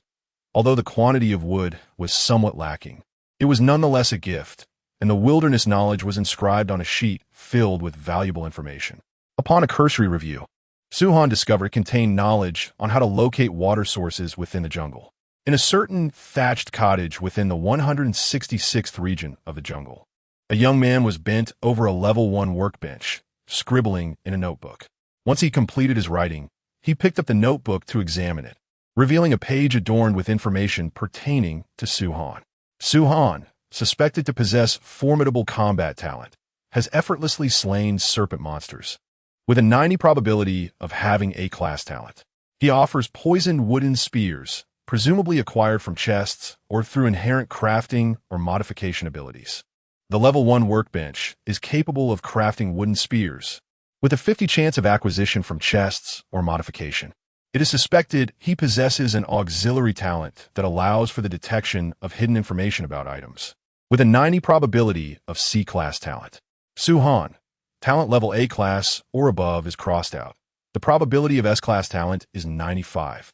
He possesses both combat and auxiliary capabilities, and even when considered separately, the levels are unlikely to be low. Undoubtedly, it is S-class talent. Initially, he believed the highest talent to be A-class, But this revelation was quite unexpected. Shen Yifei muttered to himself as he gazed at the information in the notebook. All of this was derived from messages within the chat channel, items listed by Su Han, and an analytical interpretation of his words. After a moment's contemplation, he inscribed 2 characters on the notebook: goodwill. This reflected his intent to share the jungle-related knowledge freely. While it may not significantly aid the immensely talented Su Han, it could foster a friendship. He needed to expedite the compilation of a survival manual, but the creation of this document required reeds, which he presumed could only be found in the forest. The notebook and pen were exclusive items of his talent, capable of producing paper without a workbench blueprint. However, materials were still essential for crafting. If it were Su Han, he would likely have ventured into the forest for exploration. He wondered if he might procure some reeds from him. Suddenly, an idea struck Shen Yifei as he pondered Su Han, and after careful consideration, he felt that this endeavor could be feasible, though transactions typically emphasize equitable exchange. He did not believe he possessed the means to compel Su Han to assist in gathering reeds. Thus, he began to contemplate what he could offer in trade. By observing the growth patterns of moss, the trails of animals, and the flight paths of birds, one could diligently locate water sources. Su Han summarized the knowledge on how to seek water sources in the jungle. He glanced up at the sky, noticing the absence of birds. The wildlife appeared sparse. Since entering the jungle, he had scarcely encountered any ordinary animals. It was conceivable that he had strayed from the correct path, or perhaps the presence of marshes deterred common creatures from venturing this way. However, it was not prudent to continue exploring at this moment, as it was already 2:05 p.m., with merely 4 hours remaining until dusk. He had spent an hour traversing the marsh in the morning and estimated that his dwelling was approximately 2 to 3 kilometers away. He decided to return, intending to venture out again in the evening to collect firefly fluid. Rising, Su Han retraced his steps along the path he had cleared earlier, wary of wandering astray in the fading light. Lacking a torch, he feared that becoming engulfed in darkness would lead to dire consequences. Although he had gathered materials for a torch, its construction required a workbench. He could request a friend to craft one and send it over, but it was nearly time to head back. As he walked, he activated his true sight, collecting everything along the way, dispatching items to Chef Chun when his spatial backpack became full. Warning: due to a weakened constitution and prolonged exposure to sunlight, you are currently in a state of sunburn. The rate of moisture loss has increased by 10. Continued exposure may lead to skin irritation. Startled by this notification, Su Han sought refuge beneath the canopy of the jungle, realizing he felt merely warm and somewhat sweaty, yet unaware that he could be susceptible to skin inflammation. His constitution was indeed too low. He pondered whether there might be a way to enhance it. Suddenly, the notion of the marsh crocodile crossed his mind. This creature possessed thick skin and high vitality, classified as an elite creature. If he could slay it and procure ingredients for Chef Chun, perhaps he could create sustenance to bolster his constitution. He had to devise a means to defeat it. Su Han contemplated the strategy to kill the marsh crocodile. The first step would be to lure it to the shore, which could likely be accomplished using meat as bait. For the attack, he could hurl a stone axe or wooden spear. He also had the materials for crafting a fishing rod. And since the crocodile could be considered a fish, he mused whether it could be caught. Alternatively, he could concoct poison to eliminate it. But wait, wasn't the marsh itself toxic? The marsh crocodile would probably be immune to poison. As he ambled along, pausing intermittently under the oppressive heat, Su Han took refuge under the jungle trees to rest and consumed the bottled water he had traded for snake meat. During this time, Chef Chin occasionally sent over prepared dishes, which included not only skewers but also several new culinary creations. Name: Detox Frog Meat Soup. Type: Food. Effect: Restores 20 energy. Dispels 2 layers of poisoning, lasting 45 minutes. Alleviates skin inflammation. Temporary defense increase of 10. Name: Anti-malarial snake skewers. Type: Food. Effect: Restores 20 energy. Grants immunity to disease infection, lasting 2 hours. Enhances night vision range by 20. Requires night vision equipment. Name: Bulrush Egg Omelette. Type: Food. Effect: Restores 30 health, 20 energy. Enhances detoxification effects by 20. Can be combined with other antidotes. These culinary creations are primarily composed of materials harvested from the marshy region, serving as essential provisions for combat in such terrain. He retrieved the detox frog meat soup and consumed it without hesitation, as it could alleviate skin inflammation and temporarily bolster defense, making it perfectly suitable for immediate use. Suhan inquired, "Brother Chun, do you require water for cooking?" This question suddenly occurred to him. If Chef Chun needed water for culinary purposes, he would need to locate a water source promptly. Chef Chun replied, "Yes, I do. However, there's a pond beside my thatched hut, so I have no shortage of water for cooking, although it is not particularly suitable for drinking." Chapter 18. Returning to the dwelling for renovation, as Suhan pondered over a number that appeared in his mind, he wondered about a pond's existence. Where could this pond be? Wasn't the area beyond the thatched grass merely a wilderness of reeds and snakes? After searching for a considerable time for water resources, he discovered that Chef Chun had indeed found a pond. "Suhan, a pond? Why is there none in my vicinity?" Chef Chun replied, "You must be alone, right? I am here with my daughter, so the surrounding resources are likely more abundant than what you have as a solitary player." Indeed, it was not merely a little more. It was a vast difference. Suhan stated, "Brother Chun, I require some water." "All right," Chef Chun responded, handing over 5 wooden cups filled with pond water. "This is all I have for now. I will gather more shortly and send it your way." Suhan remarked, "Then you must be able to fish in the pond." "Where there's a pond, there's surely fish." He casually asked this as he accepted the items. Chef Chun replied, "Not yet. Fishing requires a fishing rod, and I lack the materials, specifically mosquito legs." It then dawned on Suhan that he indeed possessed mosquito legs, having acquired 10 from a swarm of blood-sucking mosquitoes. He promptly sent 2 to Chef Chun and examined the pond water. Pond water, water resource. Direct consumption can temporarily replenish hydration, but carries a significant risk of infection from various pathogens and parasites. It can be made safe for drinking through boiling, filtration, or purification agents. Upon reading this description, Suhan had no intention of consuming it. Given his frail constitution, he would undoubtedly fall victim to illness. However, boiling it posed a challenge as he lacked the necessary tools, and filtration or purification agents were utterly unavailable. Yet, he did not intend to drink it. Instead, he opened the crafting menu for detoxification pills. Detoxification pill relieves poisoning status and provides immunity against low-level toxins for 30 minutes. Required materials: venom gland 29-1, detoxifying plant 51, clean water 21. This accounted for all the venom glands he possessed. The wooden cup had a capacity of 200 milliliters, which meant that 100 milliliters was considered 1 unit of clean water. Crafting successful, you have obtained detoxification pill 4. Detoxification pill, medicine that alleviates poisoning status and grants immunity against low-level toxins for 30 minutes. Others would undoubtedly encounter the bamboo leaf green snake. This detoxification pill could save a life, and exchanging one for a blueprint seemed a fair trade. Suhan quickly calculated in his mind, recognizing that these detoxification pills were now essential items. Gathering reeds would inevitably lead to encounters with snakes. Possessing a detoxification pill would render him immune to their venom. Upon further reflection, he considered that 1 detoxification pill for a blueprint felt somewhat insufficient. However, his good nature prevailed, since he could craft 4 pills at once. He swiftly produced 20 detoxification pills and opened the trading channel to list them. Detoxification pill 20 detoxification pill when trade, any blueprint note, 1 detoxification pill ingested. My fate is mine, not dictated by the snake. After approximately 2 hours, Suhan finally returned to his thatched cottage. The sun's relentless heat had made the journey arduous. If his constitution had been stronger, it might have been bearable, but as a fragile individual, he could hardly withstand the scorching rays. As he passed by a thicket of snake dens, he deftly dealt with the newly emerged serpents, collecting both their skins and flesh. Upon reaching the shade canopy, he glanced at the information presented before him. He had amassed the requisite snake skins for the enhancement. Suhan promptly summoned the transformation circle.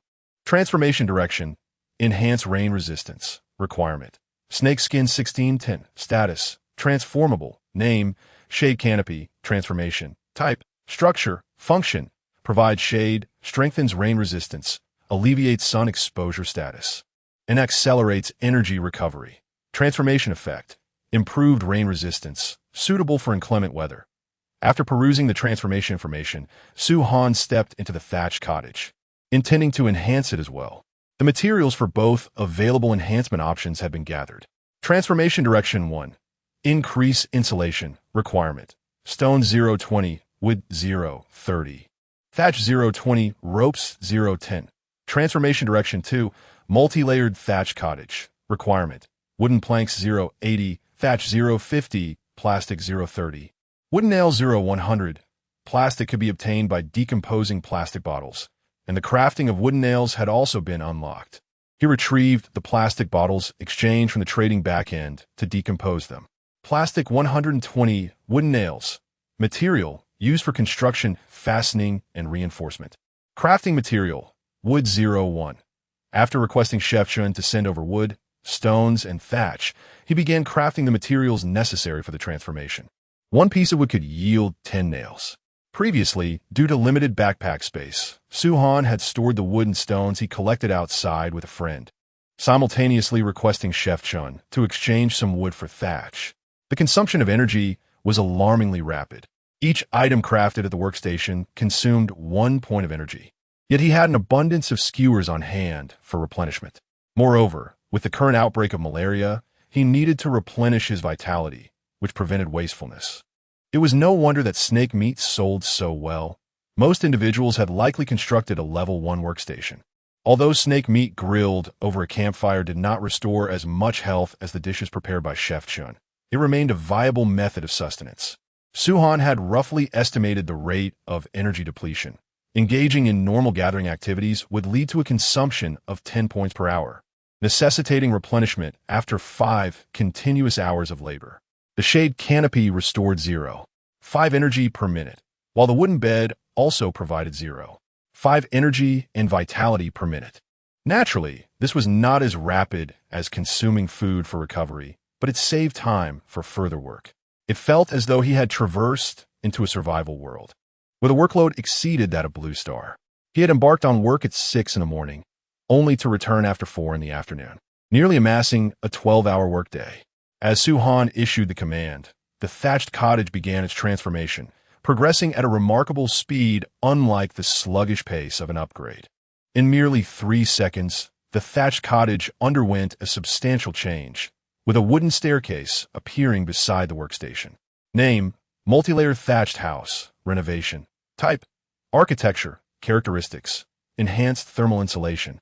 Multi-layer structure improves space and defense, better withstands wind, rain, and minor attacks. Renovation effect 1.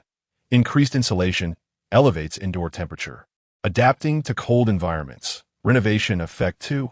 Multi-layer structure, expands usable space, enhances building stability. Su-Han ascended the staircase to the 2nd floor, only to find it desolate and devoid of any furnishings, the space mirroring that of the 1st floor. The illumination from the stone campfire adequately lit the 2nd floor, alleviating concerns about darkness during the night. It seems the campfire could also undergo a renovation, and a supply of torches is necessary as well. He would need to venture out to capture fireflies after dusk. He descended back to the 1st floor, noting that the upgrade of the stone campfire required clay and iron ore, while he possessed sufficient materials for expanding the item placement capacity. Name: stone campfire, renovation. Type: architecture, characteristics, high stability and durability, stable flames resistant to wind, can sustain combustion in adverse weather. Function: provides warmth, cooking, illumination, deters light-fearing creatures. Offers a degree of defense, renovation effect. Increases item placement capacity by 4 slots. Enhancing practicality. Chapter 19. Cultivating farmland and planting vegetables. The storage space could be accessed upon nearing it, akin to a spatial backpack, featuring 4 compartments.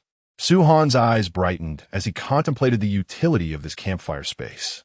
He retrieved a wooden cup filled with pond water and placed it inside. Immediately, a progress bar appeared, and after a minute, it filled completely and turned red. Upon extraction, the information had changed from what had been previously. Boiled pond water, safe for consumption, replenishes hydration, eliminates risks of bacteria and parasites. Indeed, This was splendid news for Suhan, as he no longer had to worry about a lack of drinking water. He placed all the pond water inside. The campfire space adhered to the same rules as a backpack, allowing up to 40 identical items per compartment. However, the speed of the progress bar slowed, which Suhan speculated was due to the increased quantity, thus extending the boiling time.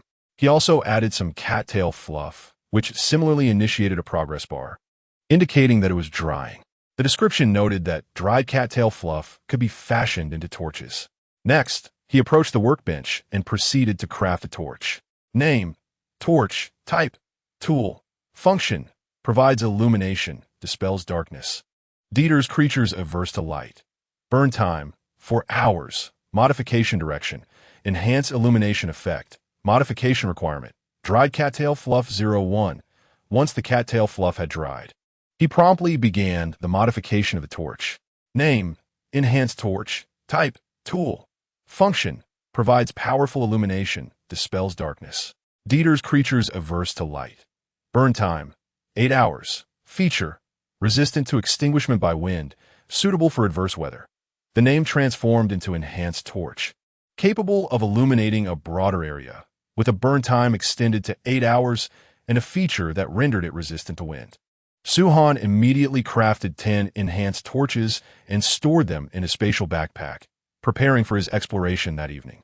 Additionally, he had also gathered the necessary materials for the basic farmland. Not only had he collected what was required, but he had also amassed a surplus, as Du Fenxiang had persistently sent him dung via their friendship connection, without requesting any trade in return. Suhan decided to estimate the value of the basic resources or snake meat and sent that information back to him. Constructing was distinct from crafting items. Once built, it required a location for placement. He stepped out of the thatched hut and searched for a spot within the simple fence to establish the farmland. Before him, a 1-meter-wide square patch of earth, composed of wood, manifested. Name: basic farmland. Type: structure. Function: cultivates crops. Provides a stable food source. Yield: 20 harvests. Modification direction: increase yield, enhance crop growth efficiency, accommodate a greater variety of crops. Requirements: stone 64, thatch 5210, dung 36.6. All surplus resources were stored in a double-layered wooden chest, leaving him with just one set. After glancing at the modification requirements, Suhan decisively chose to proceed with the enhancement. The original wooden base of the farmland has transformed into stone, yet its width remains unchanged. Name: improved farmland. Type: building. Function: cultivating crops, providing a stable food source, supporting a greater variety of crops. Characteristics: growth efficiency increased by 50. Winter dormancy period reduced by 50. Yield: 40 harvests. After the transformation, it has become improved farmland, doubling the harvest and enhancing growth efficiency, while also having the winter dormancy period. Now, the only thing lacking is seeds, yet no one seems to be trading them, and previous attempts to acquire them have been fruitless. Suddenly, Suhan recalls Chef Chun and wonders if he might possess some seeds. It is also noteworthy that during his earlier search for water sources, he had not realized that Chef Chun had a pond nearby. Suhan, Broterchen, do you have any vegetable crop seeds? Upon this thought, he tentatively inquires among his friends, specifically Chef Chun. Chef Chun, yes, I have some. Do you need them? By the way, do you want fruit tree seeds as well? Suan? He is momentarily stunned. Initially, it was merely a casual inquiry with little hope, yet to his surprise, Chef Chun actually has them. Truly, he is my brother from another mother. After a moment of reflection, Suhan swiftly replies. Suhan, yes, I want them all. Where did you acquire the seeds, Brother Chun? Chef Chun, my daughter got them. She has an A-grade talent called birds are humanity's good friends. Occasionally, some birds will bring wild fruits and seeds. Chef Chun, item, seeds 8. Item, clear stewed catfish soup. Chef Chun, this soup is made from catfish caught in the pond. Brother, give it taste. Name, clear stewed catfish soup. Type, food. Level, F grade. Effect, permanent agility 1. Only effective on first consumption. Temporary buff, agility 3. Lasting for 1 hour, cooldown time, 6 hours. Remark, delicious fish soup. Enhances agility upon consumption. Suhan is momentarily taken aback by the fact that this brother possesses a dual A-grade talent. Upon seeing the effects of the clear stewed catfish soup, his eyes gleam with interest. Once again, he encounters a dish that can enhance attributes. Although the effect is only effective upon first consumption, it directly adds attribute points. Additionally, different foods can be stacked, and most importantly, Chef Chin's culinary creations are not only effective but also exquisitely flavorful. Suhan refrains from drinking it immediately. He intends to save it for when he ventures out at night.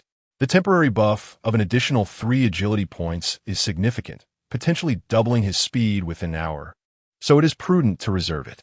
Upon examining the seeds, he discovers a total of 4 tomato seeds, 2 cabbage seeds, 1 apple tree seed, and 1 pear tree seed. However, the fruit tree seeds require planting in a fruit field, which is not feasible at present. Suhan has constructed 7 improved farmlands in total, and after digging small pits, he plants 6 of the seeds. As he covers the soil, a miraculous scene unfolds. From the freshly planted area, a small sprout emerges from the earth. Name: tomato. Type: crop. Effect: restores 10 health and 5 stamina upon consumption. Growth cycle: 4 days, 20 efficiency increase in improved farmland. Yield: each plant produces 5 tomatoes. Note: efficiently cultivated tomatoes are nutrient-rich and essential for survival. The 2 cabbage plants have similarly sprouted, each requiring a mere 4 days for their growth cycle, exemplifying the system's remarkable efficacy. Under normal circumstances, achieving such rapid maturation would be implausible.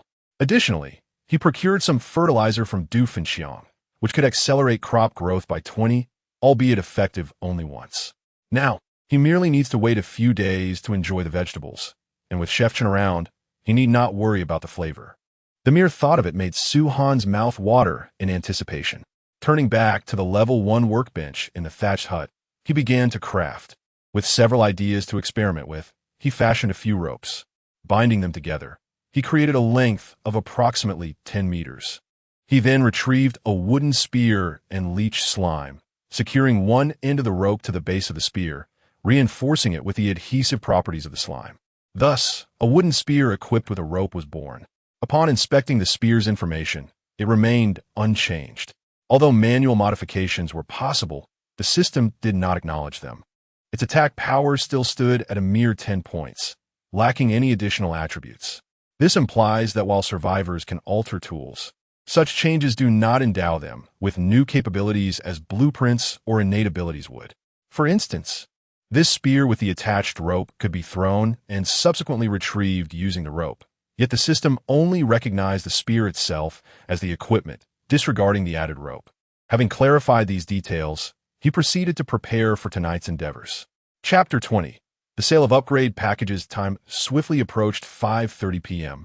With darkness looming just half an hour away, a gentle breeze rustled the edges of the thatched cottage, producing a series of delicate sounds. Ah, has the wind intensified? Suhan, who was preparing his tools at the workbench, stepped outside the thatched hut and distinctly sensed the increase in wind strength. He cast a glance back at the stone campfire. The wind blew through the open door, causing the flames to dance wildly. Noticing that the fire showed no signs of extinguishing, he felt a wave of relief wash over him. Had it been a wooden fire, it would likely have been snuffed out by now. Suddenly, a thought struck him. Suhan retrieved a reinforced torch from his spatial backpack. A torch, ablaze with flames, materialized in his hand. While it was perpetually burning upon creation, its combustion was halted during storage in the backpack. He raised the torch high, allowing the outside wind to buffet it. Despite the flames swaying left and right, they showed no inclination to extinguish. With this reassurance, Suhan felt at ease. Yet he vigorously swung the reinforced torch a few times, confirming that the flames continued to burn before he completely relaxed. The wind-resistant capability of this enhanced torch proved commendable. He then took a cup of pond water and poured it directly over the torch. The flames hissed as they met the water, gradually diminishing in size. Fortunately, after emptying the cup, the flames had only lessened slightly, not extinguished entirely. Suhan furrowed his brow, continuing to pour more pond water, and soon arrived at a conclusive experiment. In the event of heavy rain, the burning time of the reinforced torch would only last 10 minutes. Light rain could sustain it for 2 hours, while a gentle drizzle would allow it to burn for approximately 6 hours. Only 10 minutes? Suhan murmured, recalculating his plans for the night. If he encountered no significant delays on the path to the marsh, he could arrive in roughly 20 minutes, which he would consider as 1 hour. Upon reaching the marsh, should he face any monsters that required resolution, he might expend a bit more time, so he estimated another hour. To avoid miscalculations, he considered the possibility of heavy rain, which would likely reduce the burning time of the reinforced torch, thus adding an additional hour to his estimate.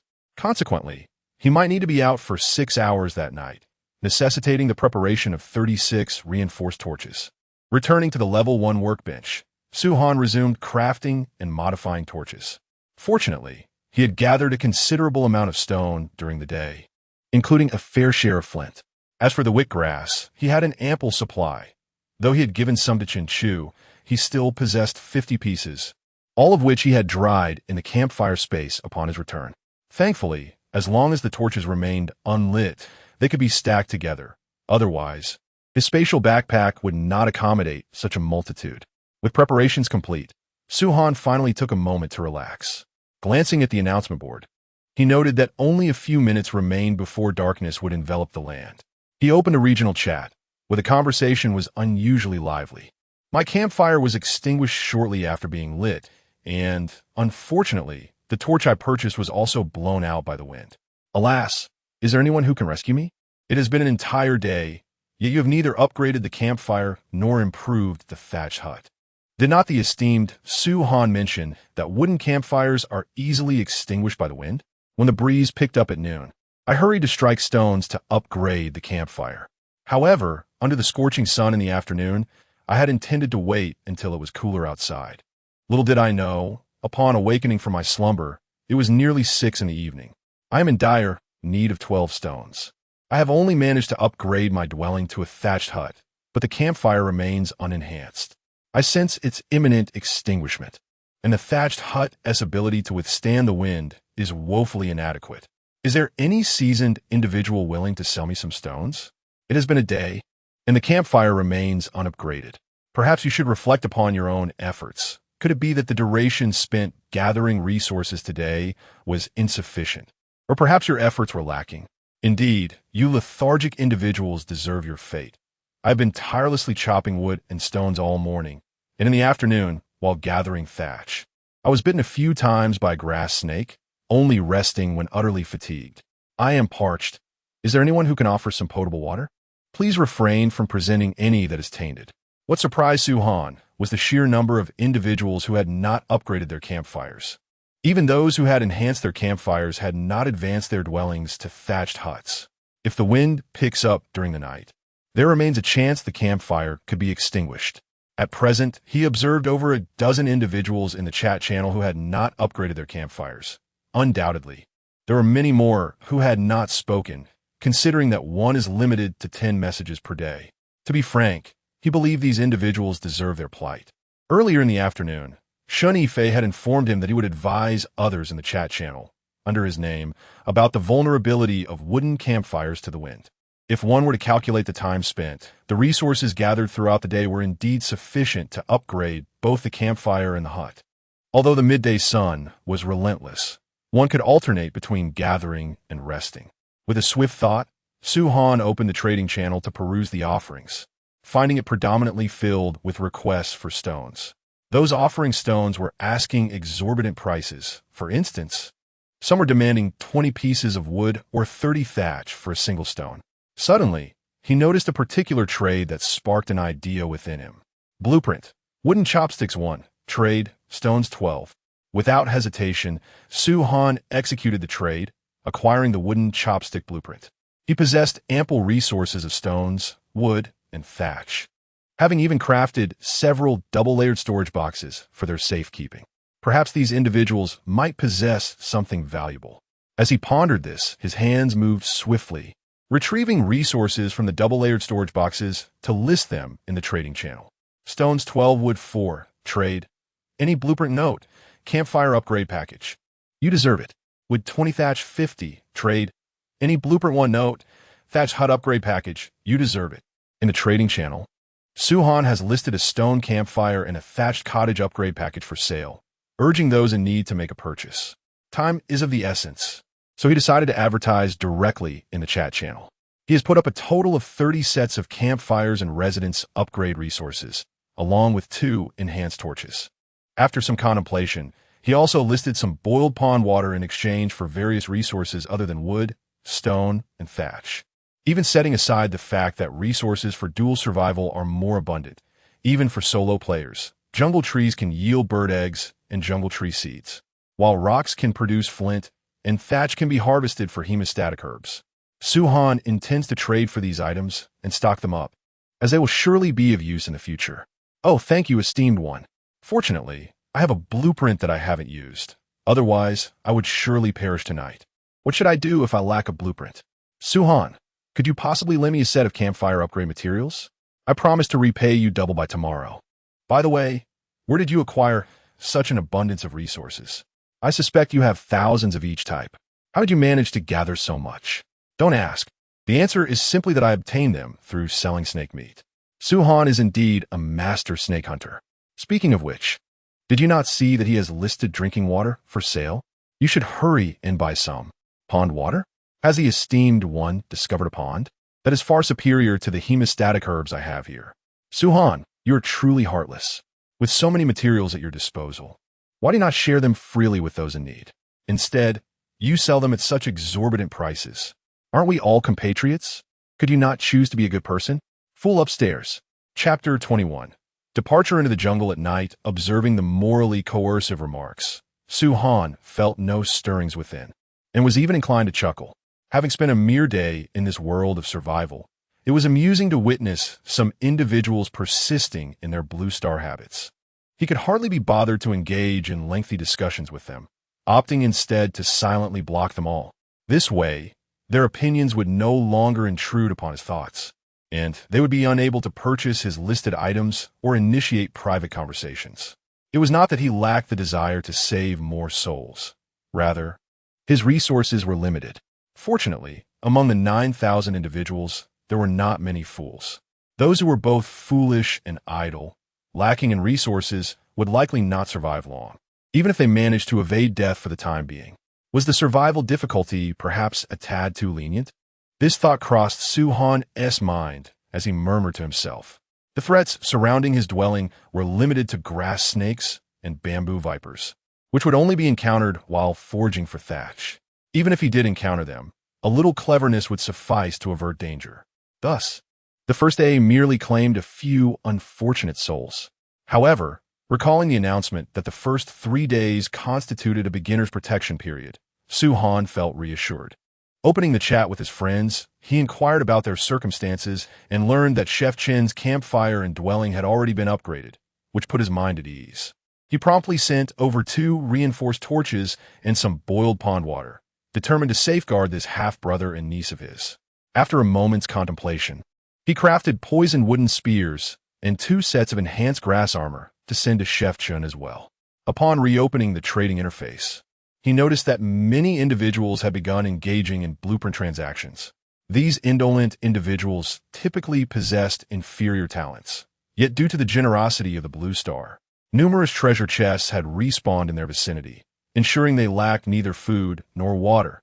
Those fortunate enough might even unearth blueprints. In just a few minutes, he managed to acquire over a dozen blueprints.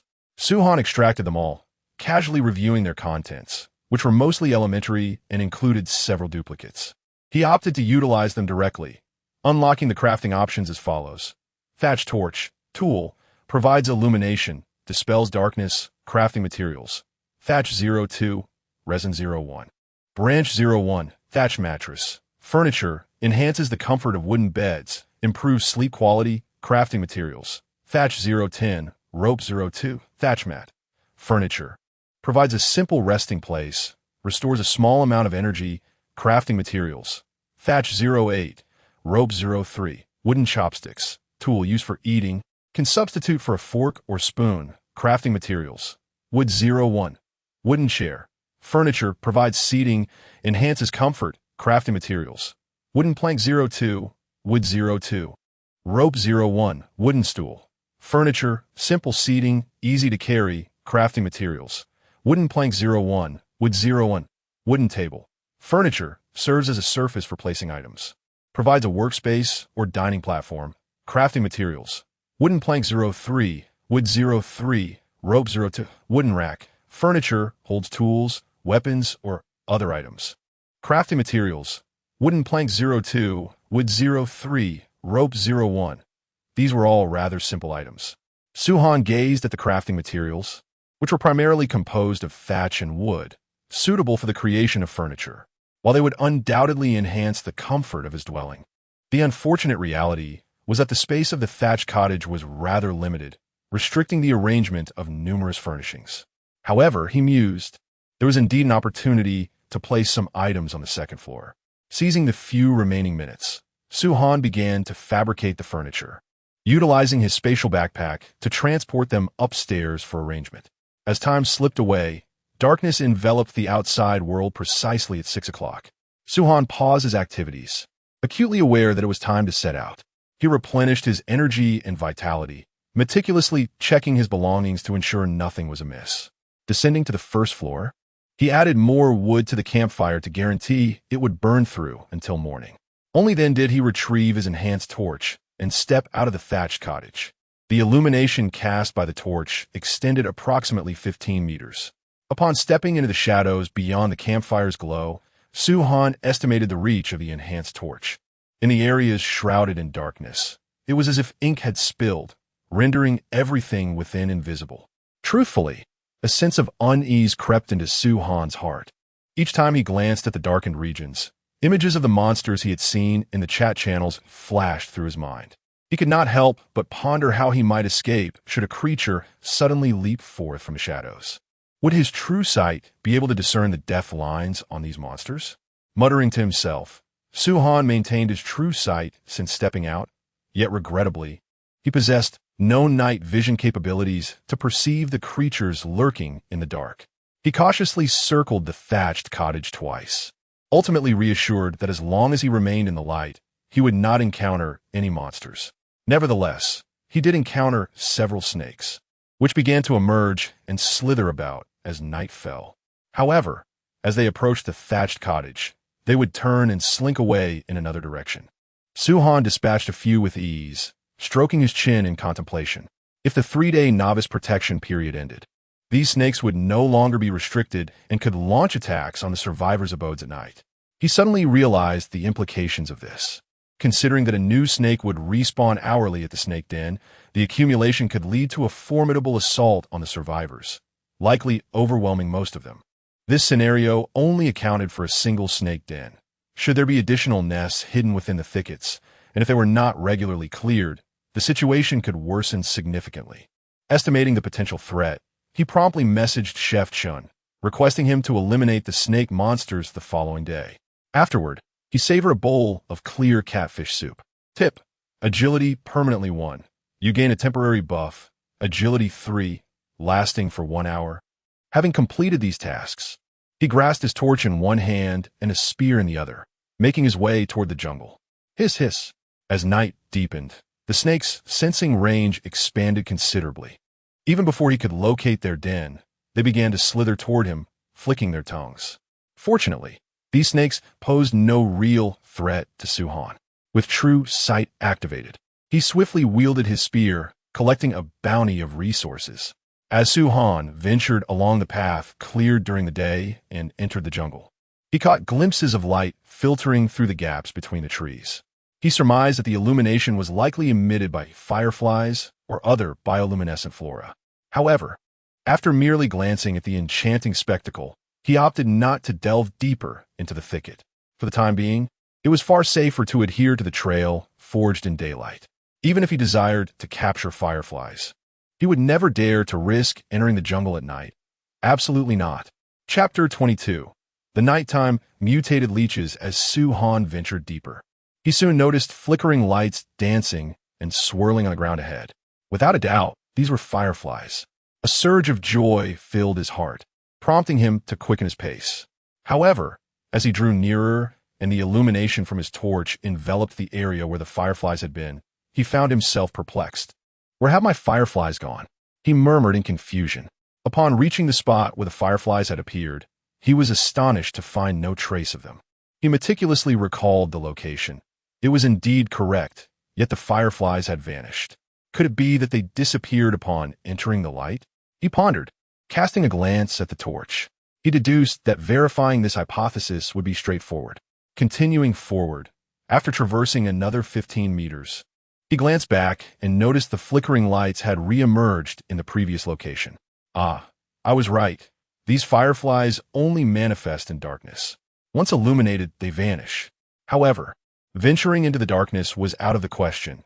Such a perilous and reckless act was not one he would undertake. Moreover, he had alternative methods to deal with these fireflies. Grasping his wooden spear, he aimed it at the direction of the fireflies and hurled it. The spear landed firmly 3 meters away from them, but it was slightly askew. He had miscalculated the distance.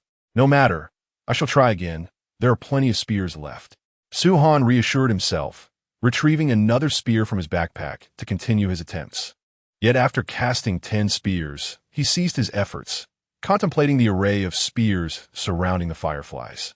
It was somewhat ludicrous that none had found their mark. What a fool I am, he lamented, gazing at the fireflies outside the range of light. Suddenly, an epiphany struck him. There was no need to step into the darkness or resort to throwing spears. He could simply plant the torch into the ground, ensuring the fireflies remained just beyond the reach of its glow, then approach and stab them directly with the spear. Resolute in his newfound strategy, Su-han surveyed his surroundings for any unusual activity before firmly planting the enhanced torch into the earth. With cautious steps, he advanced towards the fireflies, ever vigilant. Should the torch extinguish, he could retrieve another from his spatial backpack in the blink of an eye, ensuring he would not be engulfed by darkness. Fortunately, no mishaps occurred, and he swiftly reached the edge of the light, where the information about the fireflies materialized before his eyes. Name: Firefly, capturable. Health: 1.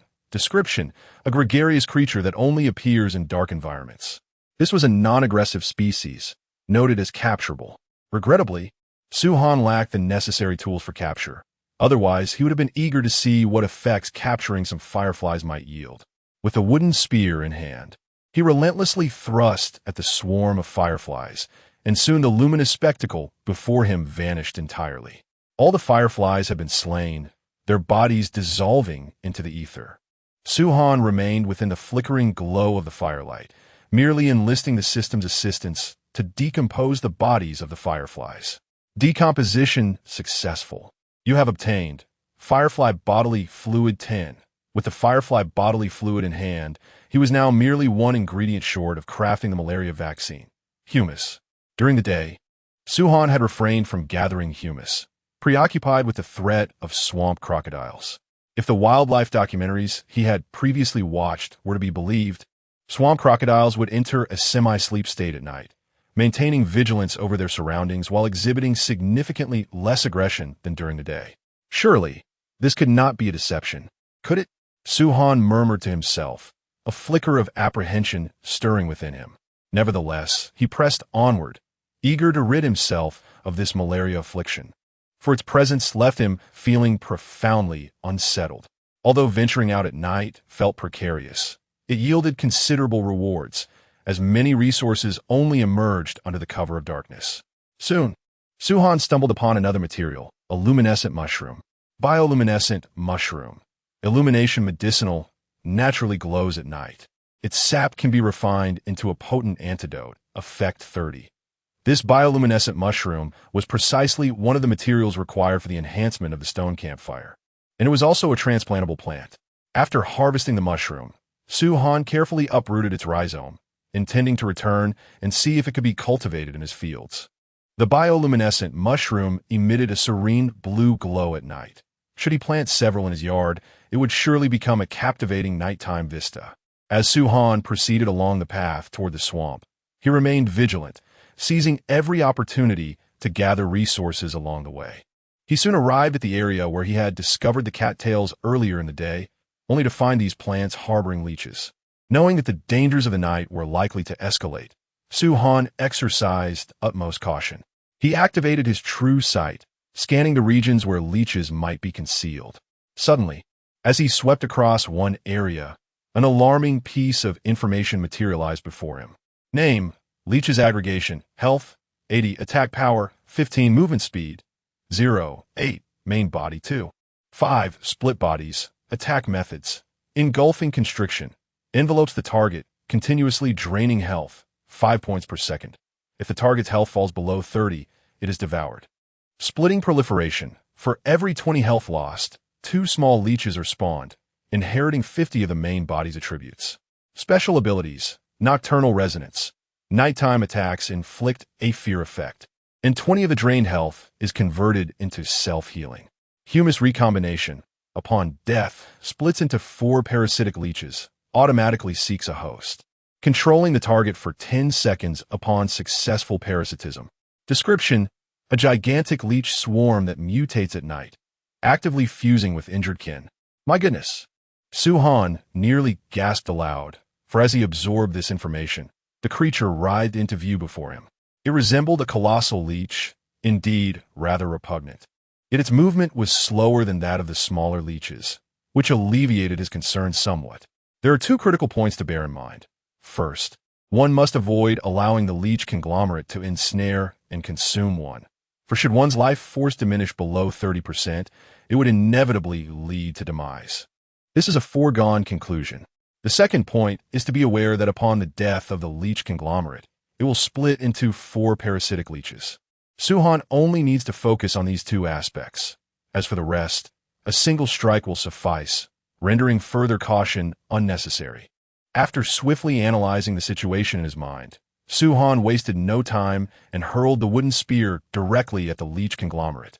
With its myriad of death lines, he was confident that it would find its mark.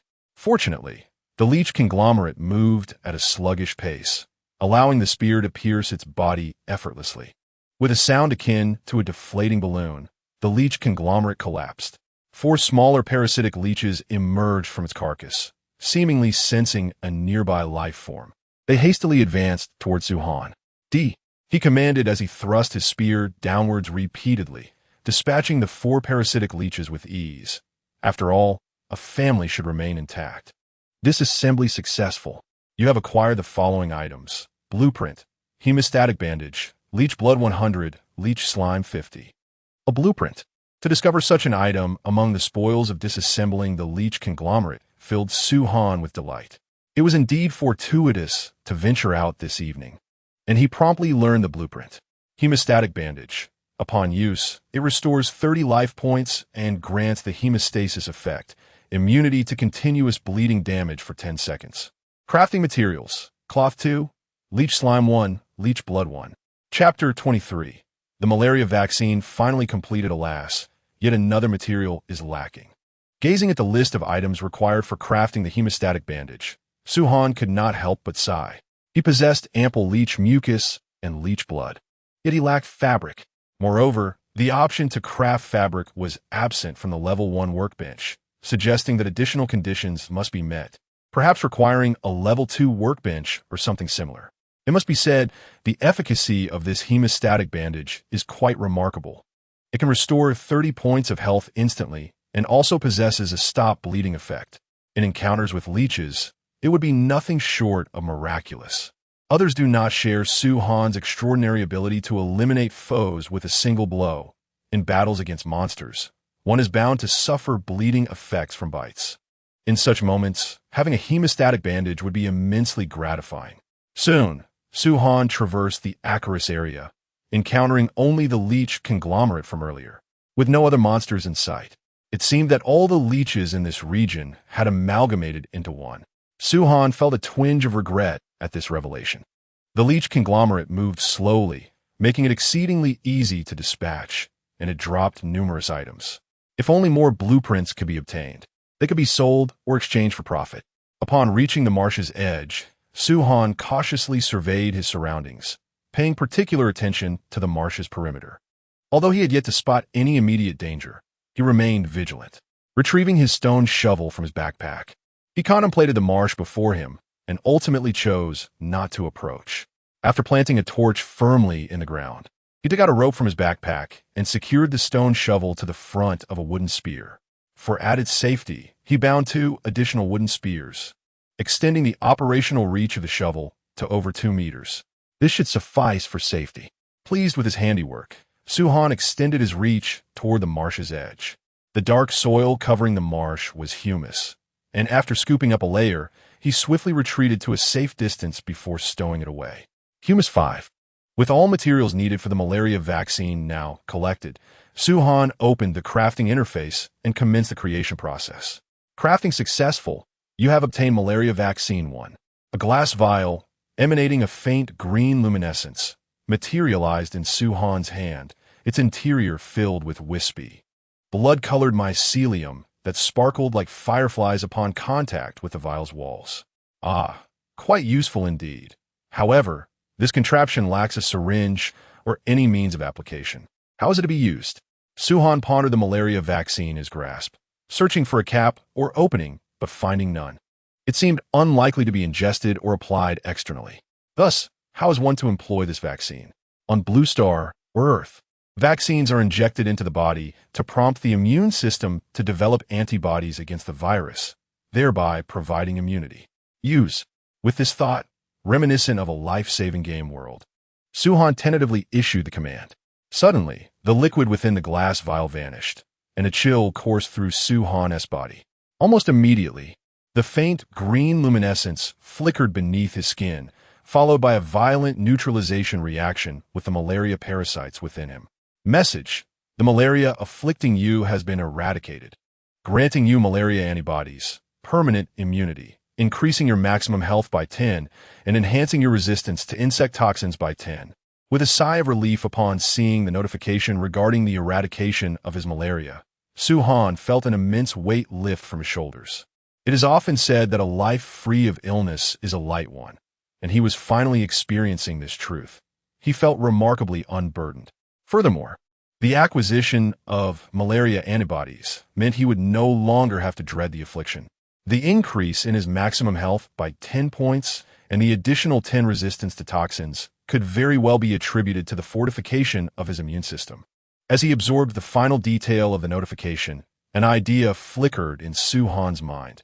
If he were to obtain additional vaccines in the future, it could potentially enhance his health even further. Presently, his health stood at a precarious 100. Even a minor scrape from a monster posed a significant risk of death, making his situation rather perilous. Though the notification confirmed that the malaria had been eliminated, Suhan still summoned his personal status panel out of caution. Name: Suhan. Status: healthy, malaria antibodies activated. Strength: 6, Constitution: 4, Agility: 8, temporary buff applied. Mentality: 7, toxin resistance: 15, Energy: 89, 100 health, 100 insanity, 100 talent. I have true sight, SSS grade. Talent effect: active. Pierce through the lifelines and fatal points of targets. Passive: discern hidden information about objects. Temporary buff: agility 3, duration 1 hour, permanently buffed. Malaria antibodies: passive, permanent immunity to malaria-like diseases, 10 resistance to insect toxins. Having confirmed the absence of malaria from his status, Suhan contentedly closed the panel and began to contemplate his next steps. With his initial objectives accomplished and the malaria eradicated, it would be prudent for him to return, especially since nighttime posed significantly greater dangers than the day. However, danger is often intertwined with opportunity. Although less than an hour had elapsed since his departure, his bounty was already substantial. Utilizing the firelight, Suhan glanced around. Earlier, he had explored the left side of the swamp, and now, intrigued by the unexplored right side, he decided to venture there. With the swamp serving as a point of reference, he was not overly concerned about losing his way in the jungle. It felt relatively safe. Moreover, the area between the swamp and jungle was relatively broad, affording him good visibility and alleviating worries of monsters emerging unexpectedly from concealment. Before long, as he proceeded to the right, Suhan encountered a formidable obstacle, a larger and more vividly colored toxic bullfrog, the very creature he had vanquished earlier that day. Name: mutated venomous bullfrog. Health: 100, attack power: 20, movement speed: 5, attack methods: stealth leap, silent leaps at night with a distance increase of 50. Toxic mist envelopment. Leaves a persistent toxic mist area for 3 seconds following an attack. Special abilities: enhanced night vision. Increases detection range of targets by 30 at night. Toxic amplification. Extends the effect of neurotoxin to 8 seconds during the night. Alert color mutation. Bioluminescent patterns appear on its body at night. Venomous spit.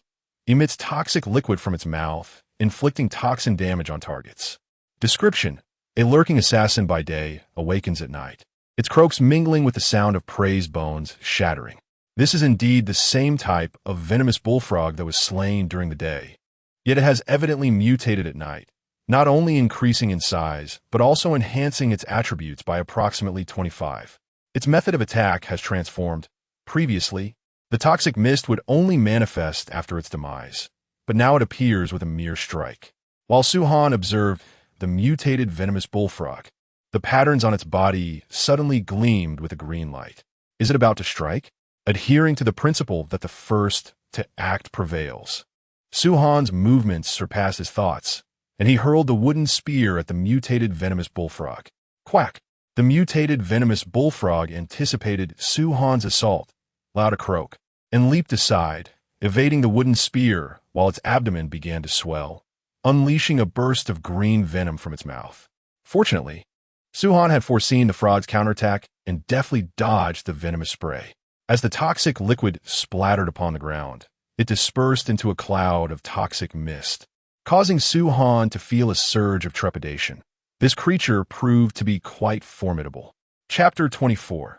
The bloodthirsty bat swarm. However, after several rounds of attacks, Su-Han keenly discerned the weakness of the bullfrog. Although its leaping speed was swift, the distance covered in each jump was merely 1 meter.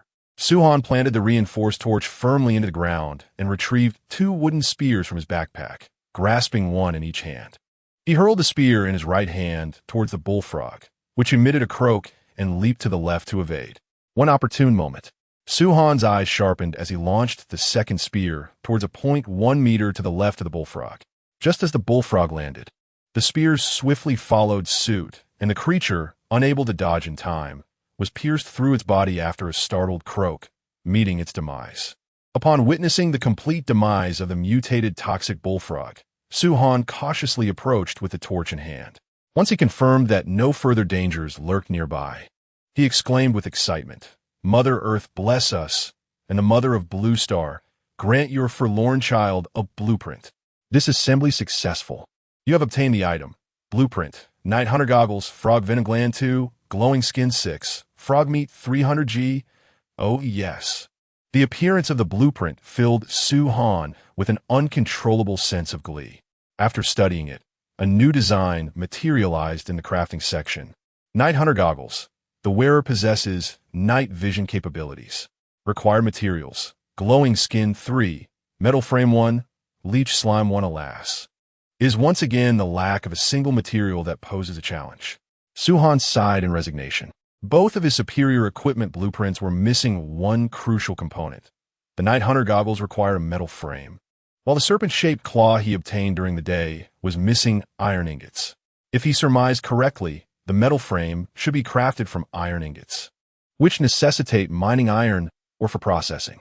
Thus, the immediate task was to locate iron or to resolve both issues, although he currently lacked the schematics for processing. Nevertheless, Su-Han maintained faith that with patience, all would eventually fall into place. After all, he did not believe that in this area, teeming with nearly 10,000 players, he alone would be devoid of resources. Regaining his focus, Su-Han organized his belongings and prepared to continue his exploration to the right. Just then, a familiar sound reached his ears. Buzzing, how could he have forgotten? There was no need to guess. This was the unmistakable sound of the blood-sucking mosquito swarm. During the day, these mosquitoes had been attracted by the toxins released upon the death of the toxic bullfrog, and it was no different now. Though Su-Han had remained vigilant, he did not anticipate the rapid arrival of the nighttime blood-sucking swarm. From the moment he discovered the mutated bullfrog to its demise, scarcely a minute had passed. However, there was no time to dwell on this predicament, as the moment he heard the sound, the swarm materialized within the flickering light of the torch.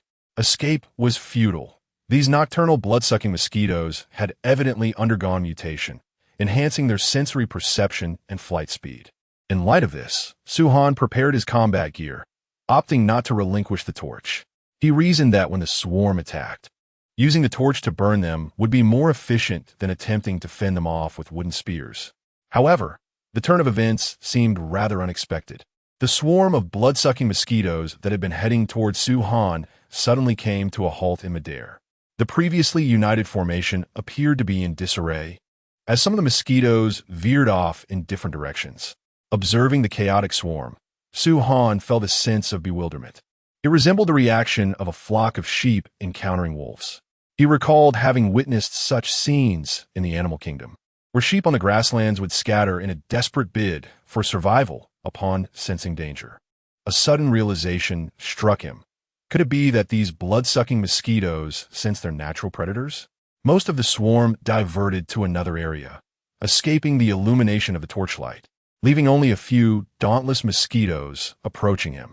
He activated his true sight and swiftly dispatched the few oblivious mosquitoes with ease. Decompose. He needed to make a hasty retreat. Sensing impending danger, Su-han prepared to flee. Buzzing were yet, at that moment, the sound of the mosquito swarm resumed, mingled with an unfamiliar noise. Su-han abruptly raised his gaze towards the source of the sound.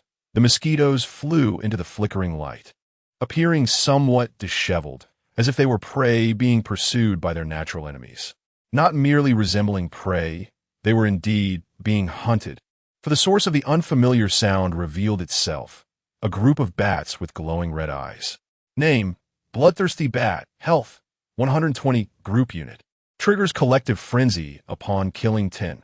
Attack Power: 25. Bite to drain blood. Recovers 20 of damage dealt as health. Movement Speed: 20. Nighttime Speed: 40.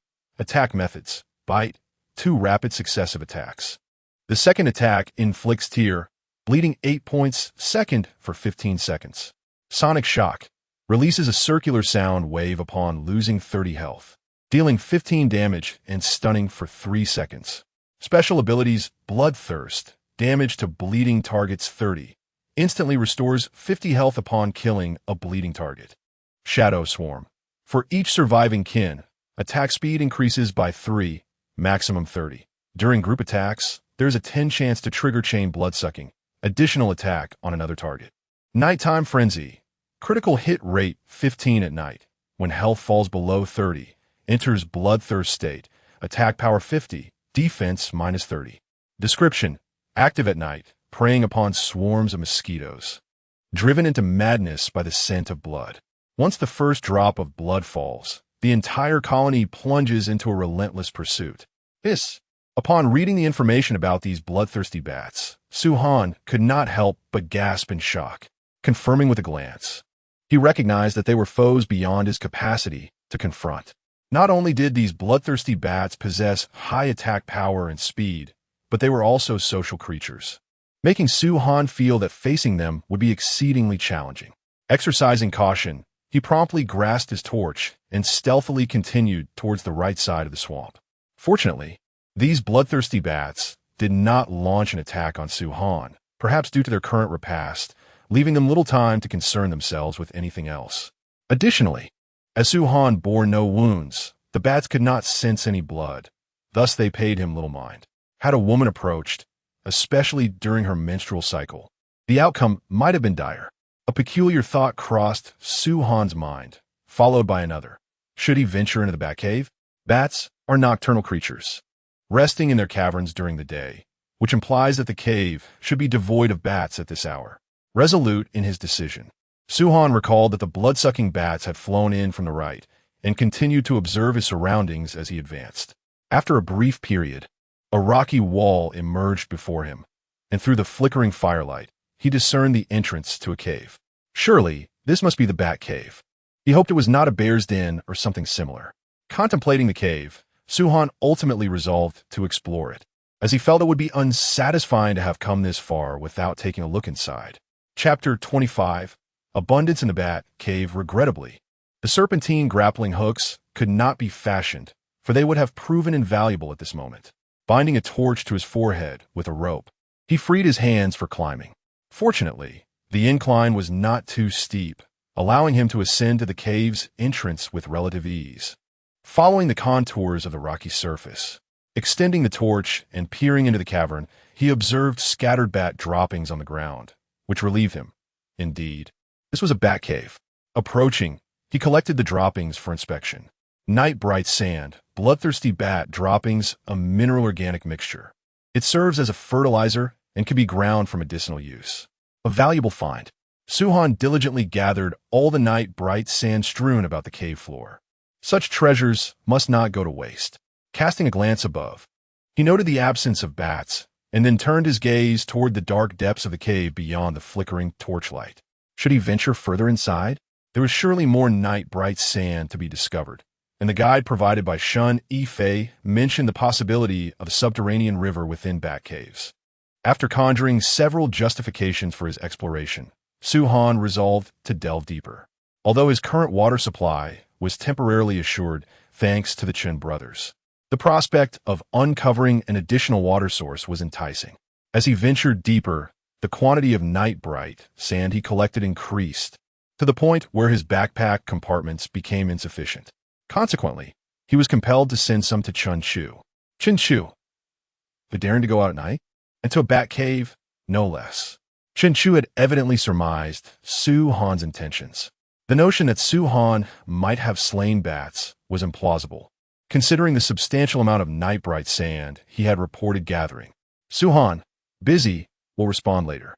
At that moment, Su Han had no time for idle conversation with Chen Chu.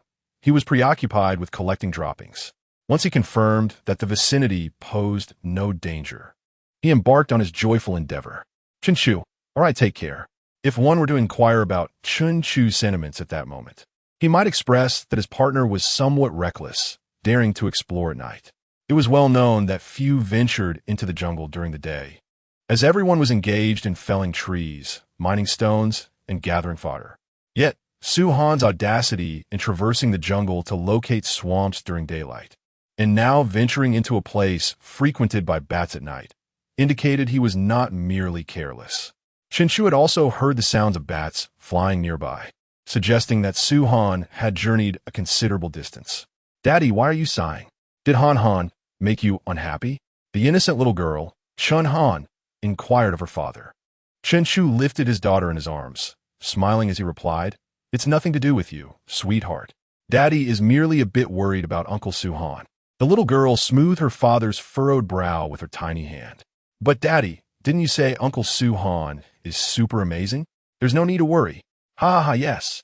Yes, your Uncle Su Han is extraordinarily formidable, the greatest in the world." Thanks to his daughter, Chen Chu's concerns for Su Han eased somewhat. His brother appeared to be no fool. His nighttime exploration indicated he was confident in his abilities. The crux of the matter lay in the ingredients and materials that Su Han sent him, leading Chef Chun to deduce that his partner's talent was certainly no less than A-grade, particularly in combat, as evidenced by the numerous prey he had dispatched. At this moment, Su Han was entranced by a peculiar plant embedded in the cave wall, which he had discovered while cautiously surveying his surroundings after venturing deeper into the bat cave. This vine, a striking crimson in hue, clung to the wall, adorned with numerous thorns and leaves displaying a network reminiscent of veins. Bloodvine plant. Harvesting yields bloodvine fibers. Description: typically grows on the rocky walls of bloodthirsty bat nests, near subterranean rivers. Su Han's gaze fell upon the description of the bloodvine, noting its growth near subterranean rivers, which suggested that an underground river must indeed be nearby. This realization marked the achievement of another objective. However, he refrained from hastily seeking the river, reasoning that it would remain in place. Instead, he resolved to harvest all the blood vines before proceeding. Retrieving his stone axe from his backpack, he began to chop at the blood vines on the cave wall, methodically severing each vine until none remained. Bloodvine fiber, 3 bloodvine fiber, 3 bloodvine, seed 1 blood crystal 1. Bloodvine fiber, a resilient material, suitable for weaving cut-resistant armor. Bloodvine seed can be planted, requires soaking in blood to germinate. Blood crystal, material used in crafting equipment, bestowing a life-draining effect. Delighted by his bounty, Suhan eagerly stowed all the items in his backpack. The descriptions of the bloodvine fibers and blood crystals indicated their high-quality nature. Although they were not immediately useful, they would undoubtedly prove invaluable in the future. As for the bloodvine seeds, Suhan intended to plant them upon his return, though he pondered whether they would thrive in a different environment, as his dwelling could not replicate the conditions of a bat cave. Setting aside this concern, he continued his exploration, sensing that there were further treasures to be uncovered within. Delving deeper, he could distinctly perceive the cave descending, and soon the sound of rushing water reached his ears. The underground river was close at hand. His gaze swept across the ground, where scattered small puddles were visible. Suddenly, his attention was drawn to one puddle, where the surface shimmered with an oily sheen. This signified the presence of clay beneath the water, a crucial material for upgrading a thatched hut to a wooden structure, and the only material he currently lacked. Filled with exhilaration, Suhan pulled out his stone shovel, ready to excavate.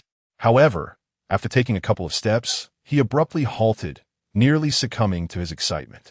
Having been diligent throughout his journey, it would be reckless to hastily collect clay now. What if a creature akin to Godzilla were to leap from the puddle, unleashing an atomic breath upon him? Such a fate would be dire indeed.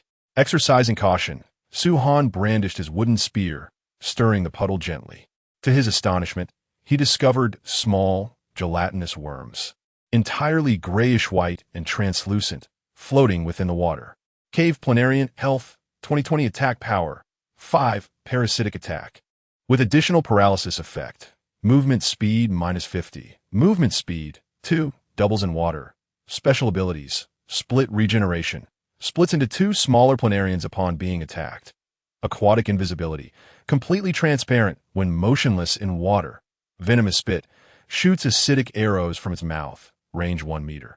Causing 5 points of corrosion damage upon impact. Description: in a seemingly tranquil rock pool, gelatinous masses shift shapes with the water flow. Should one discover scattered animal bones at the bottom, it is imperative to stay far from the water surface. Puff! Upon revealing their forms, these cave planarians immediately launched an assault on Suhan, firing acidic arrows in his direction.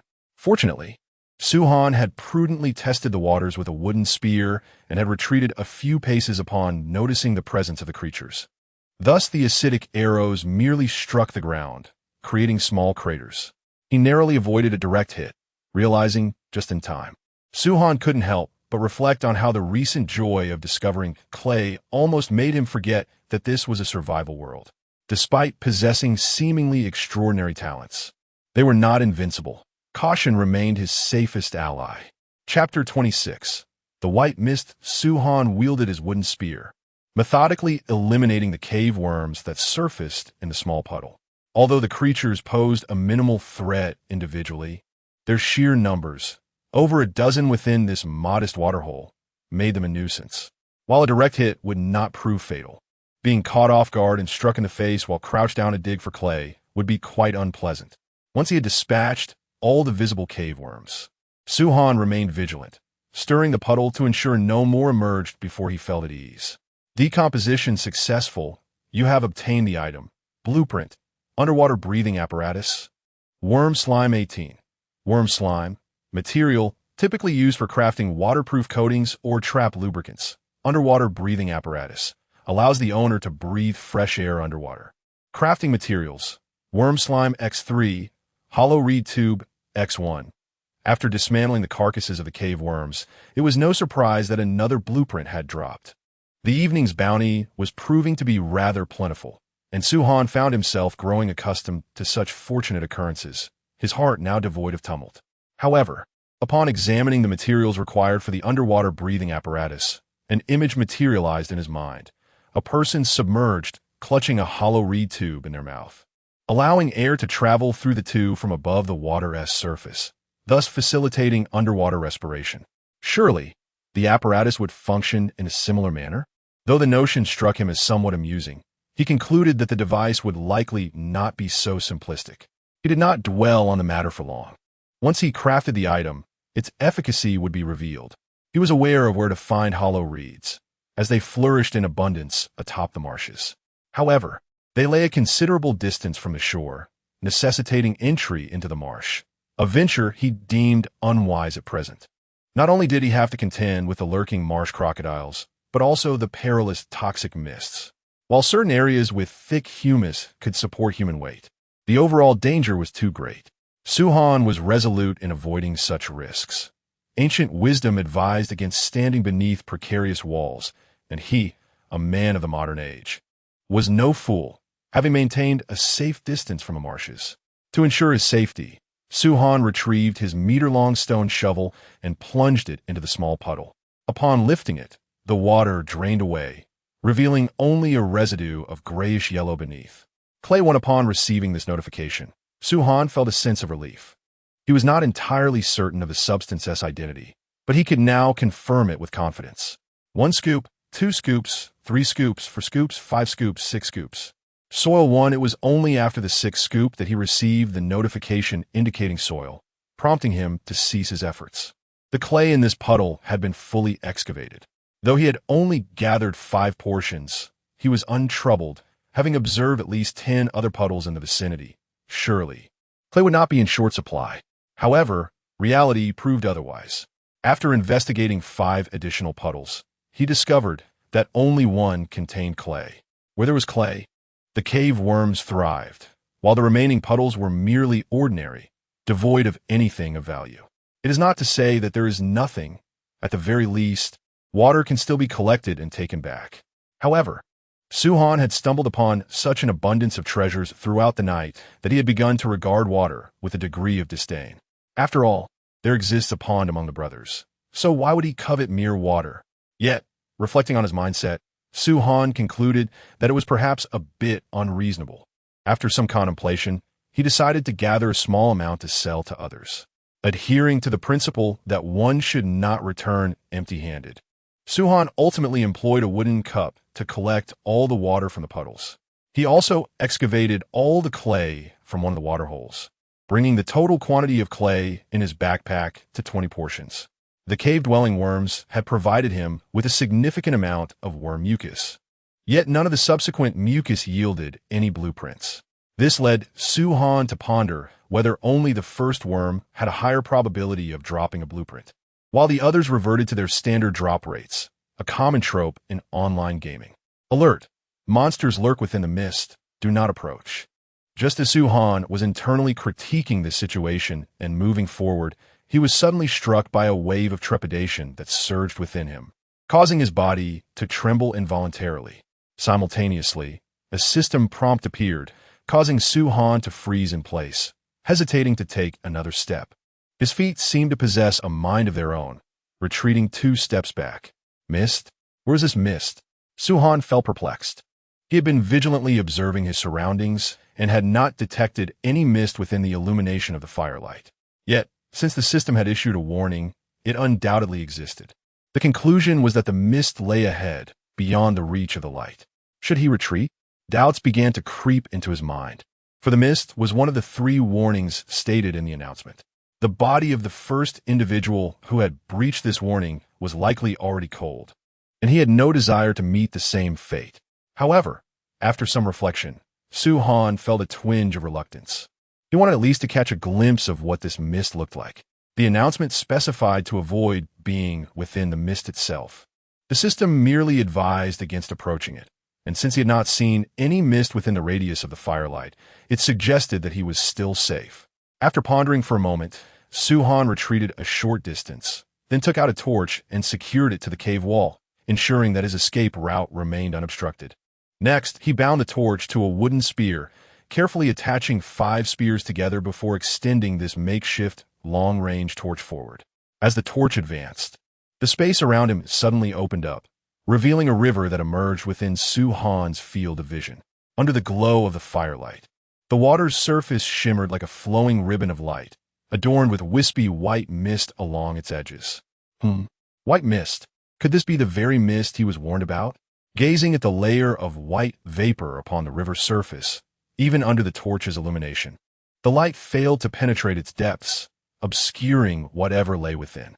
At first glance, This mist appeared harmless. In the former blue star, it would have been regarded as nothing more than ordinary fog. Yet, in this world of survival, compounded by the announcement, system alerts, and the looming sense of danger, everything indicated to Su-han that great terrors resided within this mist. He must not approach, and certainly not enter it. He thought to himself, I am not foolish enough to approach recklessly.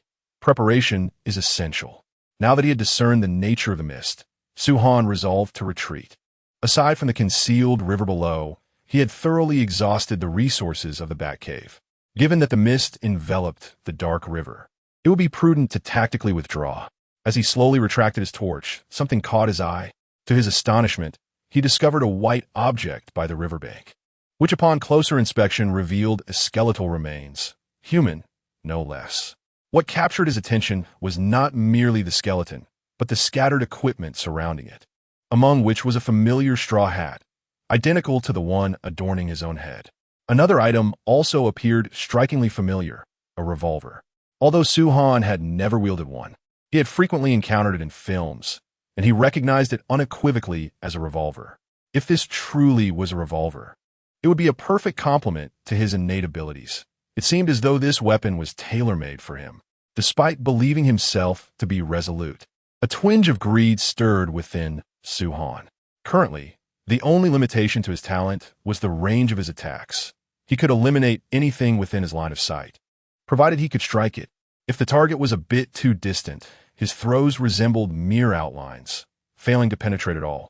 Unless, of course, the target was a hole. Men have an inherent sensitivity to such things, often able to locate and penetrate with remarkable accuracy without even looking. Suddenly, a phrase echoed in his mind. Heaven does not grant without reason. Neglecting blessings may lead to calamity. The essence of this saying was clear. If one is bestowed with good fortune and fails to seize it, one might suffer the consequences. Determined to avoid misfortune, he resolved that this revolver would henceforth bear the surname Su. Chapter 27. The rusty revolver, however, Su-han did not act recklessly. The mere presence of the skeletal remains indicated that this dark river harbored dangers. He suspected that the few items might well serve as bait, and anyone foolish enough to directly descend to retrieve them could very well become the next skeleton. A strategy was needed to obtain the pistol without descending into the abyss. Observing that the revolver's barrel was tilted upward due to the uneven ground, an idea sparked in Su-han's mind. He retracted the extended torch and affixed a length of rope to its tip, creating a loop at the other end. With this contraption, he could ensnare the pistol and draw it back towards himself. This method proved quite effective, although it took several attempts and he missed a few times. The uneven terrain ultimately aided him, and he successfully retrieved the revolver. Gazing at the somewhat rusted revolver within arm's reach, Su-han refrained from handling it immediately for closer inspection. With a thought, he retracted the extended torch. The items he had bound together would revert to their original forms upon being returned to his backpack. He had previously tested this phenomenon, discovering that the spears he had tied together would automatically separate into distinct items of wood and rope when stored, thus eliminating the need for repetitive tying. After reclaiming his gear, Su-han retrieved another torch and swiftly turned to exit. While he had been fishing for the revolver, he remained acutely aware of the fog on the river's surface and the darkness beyond the reach of his light, anxious about the potential emergence of lurking creatures. Although his fears did not materialize, a sense of unease lingered, prompting him to leave without delay. He resolved to examine the revolver more thoroughly in a secure location. Suddenly, a splash echoed behind him. Su-han felt a chill and quickened his pace, pulling the torch from the wall as he passed. That gave me quite a scare, he muttered under his breath. It was not until he exited the bat cave that he exhaled a sigh of relief. He had suspected something was amiss, uncertain whether a creature had emerged from the fog or the depths of the dark river. Fortuitously, he had refrained from descending. Had he done so, he might have faced dire consequences. He speculated that whatever had caused the disturbance was likely unable to reach the shore or leave the fog. The dark river was simply too vast. Otherwise, it would not have permitted him to seize the revolver so easily, only stirring once he had departed. What a shame about all that clay, Su-han lamented. He had spotted a considerable amount of clay, in some unique subterranean flora by the riverbank. Yet these treasures were currently out of reach, leaving him somewhat regretful. It was time to return. Checking the time, he noted it was already 21:15, and he had been out for over 3 hours. It was prudent to leave while he was ahead, given the substantial gains of the evening, and the return journey would take approximately an hour. After a mere 40 minutes, Suhan returned to his 2-story thatched cottage. Only upon entering and witnessing the flickering campfire did he finally exhale in relief.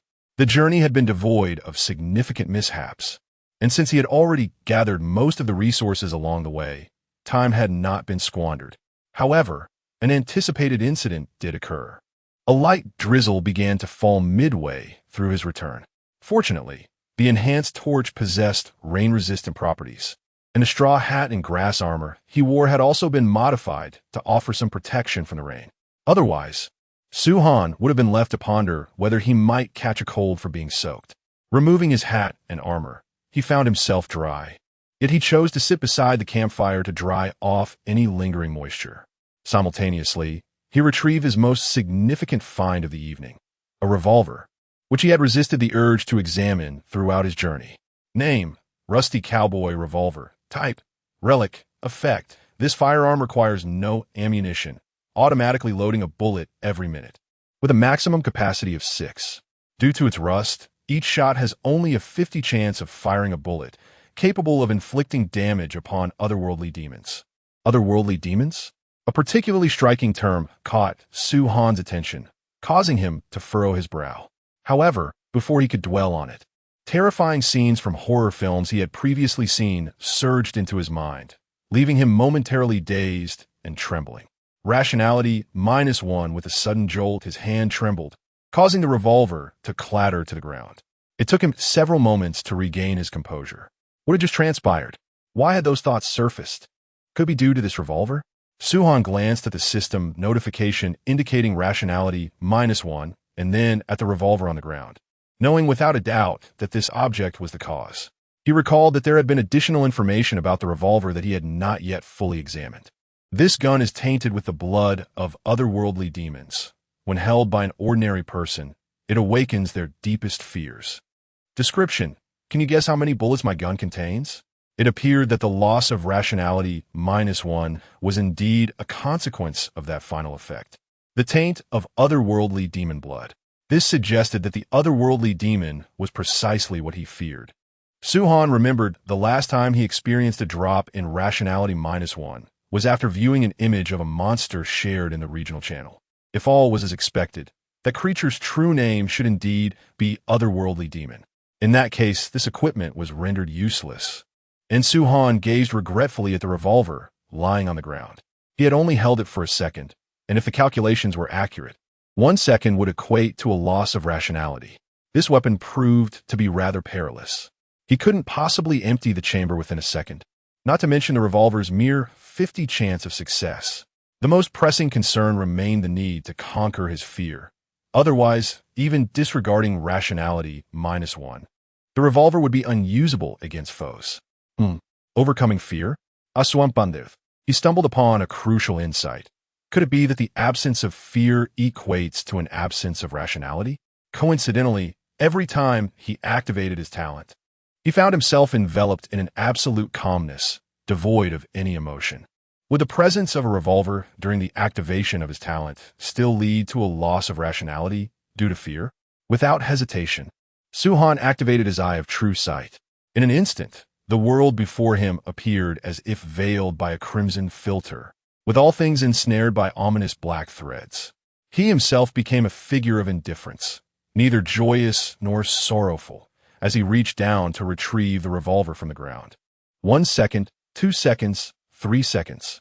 This time, not only did his rationality remain intact, but the terrifying visions also failed to manifest, as though they had been entirely obscured. Next, he decided to test the efficacy of the weapon. Suhan donned his straw hat and grass armor once more. In one hand, he held a torch, and in the other, the revolver as he stepped outside the thatched hut. The gentle drizzle continued to fall, and after passing through the fence, he retrieved a piece of raw meat from his backpack and tossed it onto the ground. Within mere seconds, the sound of slithering serpents and hissing tongues reached his ears. Earlier, as he had returned past the snake den, several newly birthed snakes had pursued him, but in the rain, he had hurried home and paid them no heed. It seemed they had followed him to this vicinity, now drawn by the scent of the raw meat. 2 green pit vipers and 4 grass snakes materialized in his line of sight, advancing towards the raw meat that lay 3 meters away. This was one of the characteristics he had discerned about these snakes. When raw meat was present, they would prioritize consuming it before turning their attention to any nearby prey detected by their senses. The 2 faster green pit vipers led the way, and as they approached within 5 meters, Su-han swiftly pulled the trigger. Click! The gun misfired. No matter, he consoled himself. There were still 5 rounds left. He steadied himself and pulled the trigger once more. Chapter 28. The useless revolver. Click. It jammed again. Su-han continued to reassure himself that there were still 4 rounds left. Click. Even with the innate ability of true sight, Su-han couldn't help but scoff at the situation. How could he experience 3 consecutive jams with a 50 chance? Was this not a touch too harsh? He remained skeptical. It was implausible for all 6 rounds to misfire. Bang! A bullet struck precisely at the bamboo viper that was about to sink its fangs into fresh meat. Su-han pressed the trigger again, successfully hitting another bamboo viper. Click! The final round jammed once more. Out of 6 bullets, only 2 had fired. It was safe to say his luck was truly dismal. Stowing the revolver back into his spatial backpack, Su-han retrieved a wooden spear and dispatched the remaining 4 grass snakes one by one. After deactivating his true sight, he could no longer suppress his criticism. This revolver was somewhat useless. Only 2 of 6 shots had fired, and during misfortune, it could very well render all 6 rounds ineffective. For now, it seemed the revolver could only be regarded as a mere hindrance. Discarding it would be a pity, yet using it as equipment felt somewhat reliant on chance. If he could reduce the likelihood of jams, it might serve as a formidable weapon, particularly against those aberrant monsters.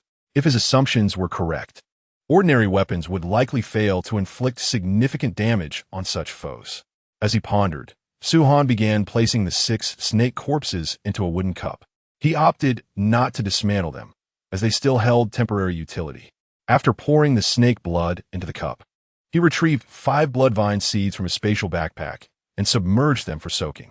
The drop rate for these bloodvine seeds, akin to that of blood crystals, was rather low. Amidst the numerous blood vines in the back cave, he had only acquired these 5. The seeds would sprout upon soaking in fresh blood, and Su-han was wise enough not to waste his own blood for the experiment.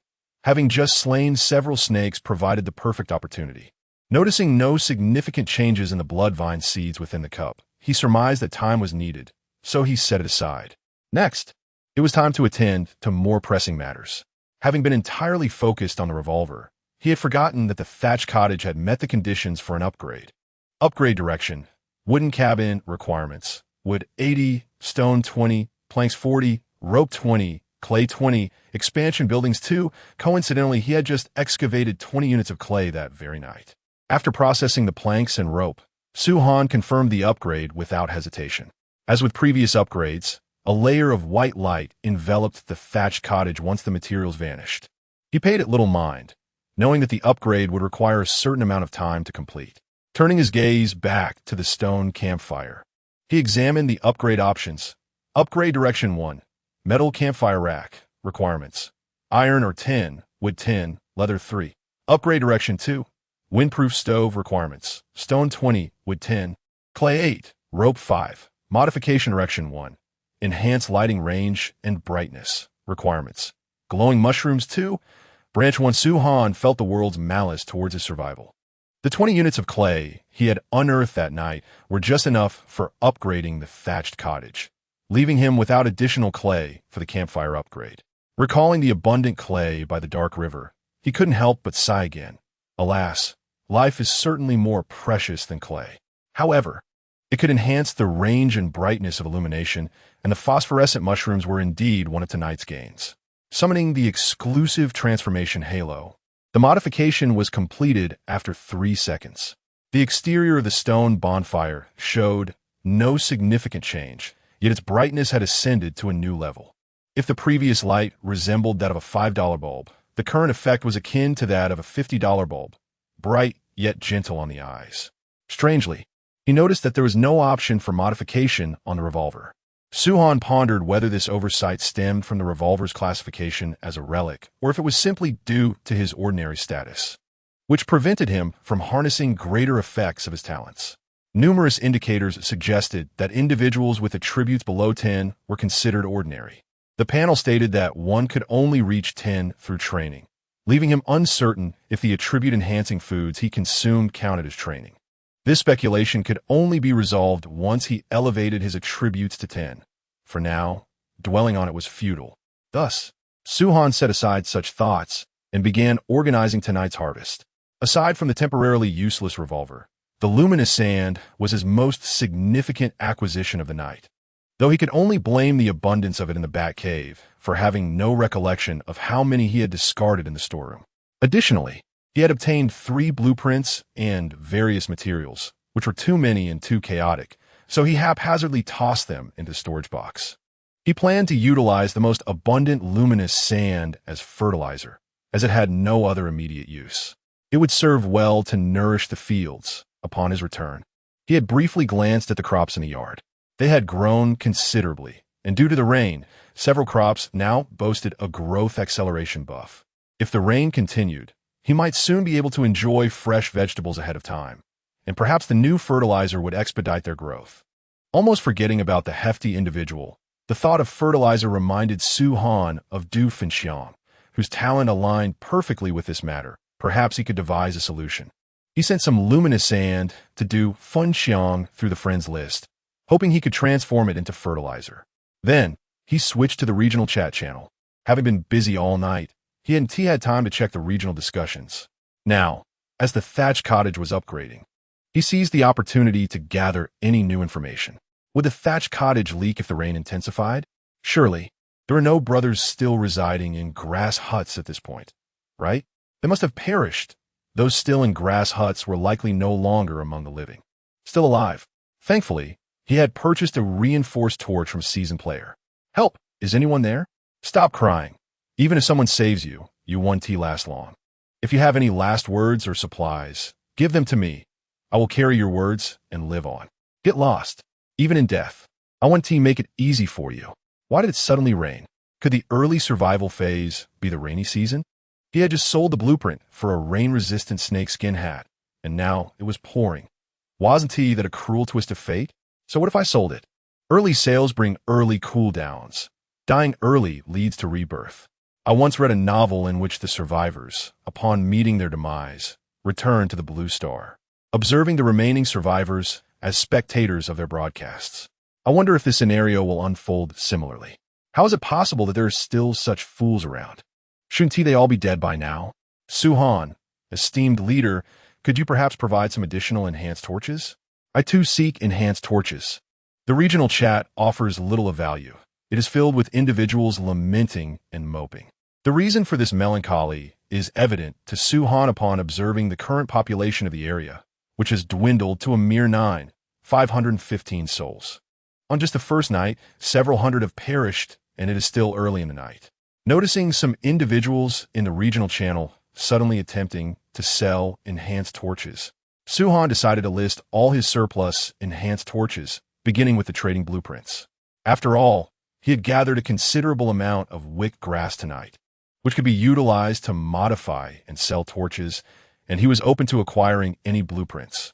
As he perused his trading gains, he discovered numerous plastic water bottles and managed to exchange for several blueprints. However, only 2 of them held any true value. Clearly, others were aware of the importance of blueprints, opting to learn those beneficial to themselves rather than selling them. One of the blueprints was for the snakeskin hat that had been mentioned in previous conversations. Yet, upon reviewing the material requirements, Suhan understood why the seller had chosen to part with it rather than learn it for himself.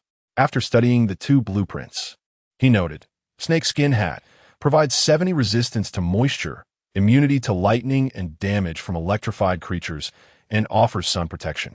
Crafting materials, snakeskin 1, straw hat 1. Bone fragments 1, snakeskin clothing.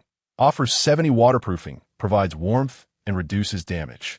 Crafting materials, Snakeskin 2, Vines 1, Bone Fragments 2, Chapter 29. A transformative abode, the dual-level wooden cabin exhibited a remarkable waterproofing effect, far surpassing that of his specially modified straw hat and grass armor. However, the materials required included one elusive item: bone fragments. Su-Han surmised that these were not ordinary bones. Otherwise, he could simply slay a snake and extract the necessary pieces. Despite his conjectures, he procured a desiccated snake corpse, one that had been drained of blood. Su-Han attempted to dismantle it, but the system indicated that previously processed corpses could not be further decomposed and required manual intervention. Indeed, his efforts bore no fruit. Gazing at the small segment of snake bone in his hand, devoid of any information, Su-Han recognized it as worthless debris. In this survival realm reminiscent of a game, only items with identifiable information held value. Even a pile of dung was classified, yet this snake bone was not. Could it be that particular object? An image of the skeletal remains by the dark river flickered in Su-Han's mind. Perhaps shattering that skeleton would yield the coveted bone fragments. It seemed imperative to find an opportunity to investigate further. If the rain were to intensify, he would undoubtedly require a snakeskin hat and attire. For venturing out to gather supplies during inclement weather would be quite the challenge. However, to revisit the dark river, meticulous planning was essential. Daylight excursions would necessitate traversing the lair of those bloodthirsty bats, a hurdle for which he presently had no viable strategy. Thus, it remained on the back burner for the time being. At that moment, the radiant light signifying the upgrade of the thatched cottage dissipated, revealing the completed wooden cabin before Su-Han. The most striking change was the significantly expanded interior space. To his astonishment, the former thatched hut, having undergone a transformation, had become a dual-level structure. The newly upgraded wooden cabin mirrored this duality. Such generosity was commendable, an impressive enhancement without additional resource requirements. Su-Han could only marvel at the prowess of his SSS-level talent. Name: dual-level wooden cabin. Attributes: constructed from robust timber. It effectively withstands attacks from small to medium-sized beasts and ordinary wind and rain, significantly enhancing warmth. The interior space has expanded, accommodating more furnishings and additional constructions. Drawbacks: timber is flammable, posing a risk of rapid destruction when subjected to flame attacks. Prolonged exposure to moisture can lead to decay, necessitating regular preservation treatments. It cannot withstand extreme natural disasters, such as earthquakes or tornadoes. Upgrade path: stone cabin. Requirements: stones 120, timber 80, planks 60, iron nails 40, animal hides 20, resin 15. Expansion structures 5. Modification path 1, fortified defense. Requirements: vines 20, timber 30, stones 40. Ropes 15. Effect: wrapping the exterior of the wooden cabin with vines to form a protective layer, adding wooden stake fences to doors and windows, thereby enhancing defense. Modification path 2, enhanced living experience. Requirements: wool 30, cotton 20, oil paper 15, vines 10.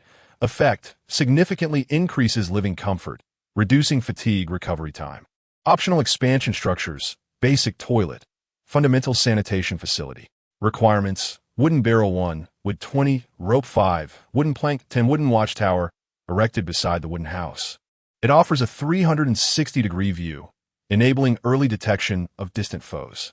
Requirements: wood 60, wooden plank 40, rope 25, iron nail 30, wooden water tower, collects and stores rainwater. Requirements: wooden plank 50, iron nail 20, rope 18, bedroom, a private sleeping space that provides a 20 enhancement to sleep quality. Requirements: wooden plank 40, rope 15, animal hide 10, iron nails, animal hides, and resin. These are a few newly required materials. Gazing at the information of the wooden house, Su-Han murmured that 3 materials were missing for the next upgrade to a stone house. Iron nails would undoubtedly require processing iron, which he had yet to locate, nor had he seen anyone selling it in the trading channel. As for animal hides, they likely came from large creatures. Snake skins, for instance, were certainly not included. Su-Han perceived resin to be the easiest to gather, as the vast jungle likely housed special trees that produced it. He then pondered whether crocodile skin could be classified as animal hide, adding another incentive to hunt the swamp crocodile. With a revolver in hand, as long as it did not jam after 6 shots, eliminating the swamp crocodile was not overly challenging. He merely needed to lure it ashore, which could likely be accomplished with a piece of meat. Continuing to peruse, he noted that the wooden house had 2 renovation paths, but he dismissed the second option after a mere glance. Wool, cotton, oil, paper. What were those items, and where could he procure them? The first renovation path, however, had all the necessary materials. Without hesitation, Su-Han summoned his exclusive ability to commence the transformation. Upon consuming the materials, the renovation was instantaneously completed, though the internal changes were minimal, primarily involving the exterior vines. Disinterested in inspecting the exterior, Su-Han shifted his focus to the available expansion buildings. Simple toilet, wooden watchtower, wooden water tower, bedroom, 4 new constructions, all quite practical. Yet, lacking the wooden barrel and animal hides, he could only proceed with building the wooden watchtower and wooden water tower. After deducting the corresponding materials, the system prompted for placement. Su-Han exited the wooden house and positioned the 2 structures in the yard. Name: wooden watchtower. Type: defensive structure. Function: provides a 360-degree view, enabling early detection of distant foes. Renovation path: enhance the range of vision requirements. Wood 30, wooden plank 16, rope 20, iron nail 8. The wooden watchtower is simply constructed from wood into a quadrangular platform, crowned with an open observation deck, while wooden ladders connect the upper and lower sections. Suddenly, Su-Han recalled that in movies, those who stood atop watchtowers were often the first to be eliminated. Upon reflecting on this, he couldn't help but shake his head in frustration. The direction of his renovations was lacking in iron nails, prompting him to turn his gaze towards another structure. Name: wooden water tower. Type: resource structure. Function: collects and stores rainwater to meet daily water needs. Renovation direction: connect a simple bamboo pipeline for irrigation of farmland and indoor water supply. Requirements: bamboo 12, vines 15, wooden nails 20, wooden planks 30. However, the appearance of the wooden water tower resembled a colossal water bucket, which was rather unremarkable. Nevertheless, the proposed renovation direction was commendable. The irrigation capability alone made Su-Han feel it would be quite convenient. Although it was a rainy day and such a feature was unnecessary at the moment, one could never tell when the sun might blaze down relentlessly in the future. Currently, he was short on bamboo, yet it was likely abundant in the jungle. He planned to explore a different direction tomorrow to search for it. Casting a glance at the nearby simple fence, Su-Han noticed an upgrade option had appeared beneath its details, likely due to the upgrade of his dwelling. Previous structures were now also eligible for enhancement. Upgrade direction: reinforce wooden fence. Requirements: wood 15, vines 10, wooden nails 8. The upgraded fence appeared significantly sturdier than the original, being constructed entirely of wood and vines. This led him to wonder if the workbench could also be upgraded. With this thought in mind, Su-Han quickly made his way back inside. Chapter 30. Ranking rewards. Upgrade direction: level 2 workbench. Requirements: wood 40, stone 30, rope 3, as anticipated. The option to upgrade appeared on the level 1 workbench, and with ample materials at hand, Su-Han promptly confirmed the upgrade. A 3-second loading bar ensued, enveloping the workbench in a halo of radiant construction light. The formerly rudimentary level 1 workbench was reconstructed as if by invisible hands. Its rough thatch frame was supplanted by a sturdy, dark gray stone base. The surface, now fashioned from stone, exuded a far more sophisticated allure compared to the previous thatch top. It finally resembled something of substance. Su-Han rapped his knuckles against the surface, producing a crisp sound upon contact. He opened the workbench panel for inspection, and a plethora of diverse item icons emerged from the previously scattered interface. Construction items: cooking pot, utilized for boiling ingredients and crafting various dishes to enhance satiety and status. Crafting requirements: stone bricks 3, rope 1, wooden planks 2, meat drying rack, preserves meat through charcoal smoking, extending its shelf life and improving satiety effects. Crafting requirements: rope 3, branches 3, charcoal 2, simple furnace, melts metal ores to produce iron ingots, unlocking the creation of advanced tools. Crafting requirements: stone 6, iron, or 4. Clay 5 tools, wooden ladder. Once constructed, it allows ascent to elevated locations, suitable for watchtowers or second-story buildings. Crafting requirements. Wood 6, wooden nails 2. Rope 1, wooden barrel. A container for storing liquids or grains, allowing for stacked resource storage. Crafting requirements. Wooden planks 6. Wooden nails 4, wooden spoon. Utensil for scooping cooked food, washable and reusable. Crafting requirements. Wood 2, wooden bowl, a vessel for holding food, compatible with the cooking pot. Crafting requirements. Wood 3, insect net, a tool for capturing butterflies, fireflies, and other insects, useful for material collection. Crafting requirements. Branches 4, spider silk 2, lantern, a portable lighting tool providing illumination at night and briefly dispelling fog. Crafting requirements. Glass bottle 1, firefly 1, branch 1. Rope 1 equipment. Spear, a basic melee weapon used for hunting beasts or defending against monsters. Crafting requirements. Branches 2, rope 1. Flint 1, wooden armor, worn to reduce physical damage and provide basic defensive capabilities. Crafting requirements. Wood 8, rope 2, leather helmet, headgear that mitigates damage from head strikes. Crafting requirements. Leather 4, beast bones 2, rope 1 materials, stone brick, fundamental construction material used for erecting fire-resistant or high-strength buildings. Crafting requirements. Stone 8, iron ingot, basic material for metalworking, essential for crafting iron tools and advanced equipment. Crafting requirements. Iron ore 1 requires smelting, cloth, a foundational material for textile work, suitable for sewing garments or creating functional items. Crafting requirements. Bamboo 3, Su Han meticulously reviewed the newly available crafting items, though he found that some lacked the necessary materials for immediate assembly. However, among the essential items for constructing a toilet, there was a missing wooden bucket. He decided to fabricate this bucket first, and subsequently, he constructed a rudimentary toilet. As a modern individual, the thought of relieving himself outdoors felt quite degrading. Having a toilet made things considerably more convenient. After opting to build it near the farmland, a rather dilapidated toilet, which appeared somewhat drafty, took shape, with a wooden bucket placed inside. Name: simple toilet. Type: structure. Function: manage waste, eliminate odors, reduce mosquito breeding probability. Renovation direction: enhance cleanliness. Requirements: wooden planks 8, straw 20, vines 12. Indeed, it was quite basic. As Suhan observed this scene, it resembled the toilets of rural areas in the 1980s, just a wooden bucket to tackle both urination and defecation.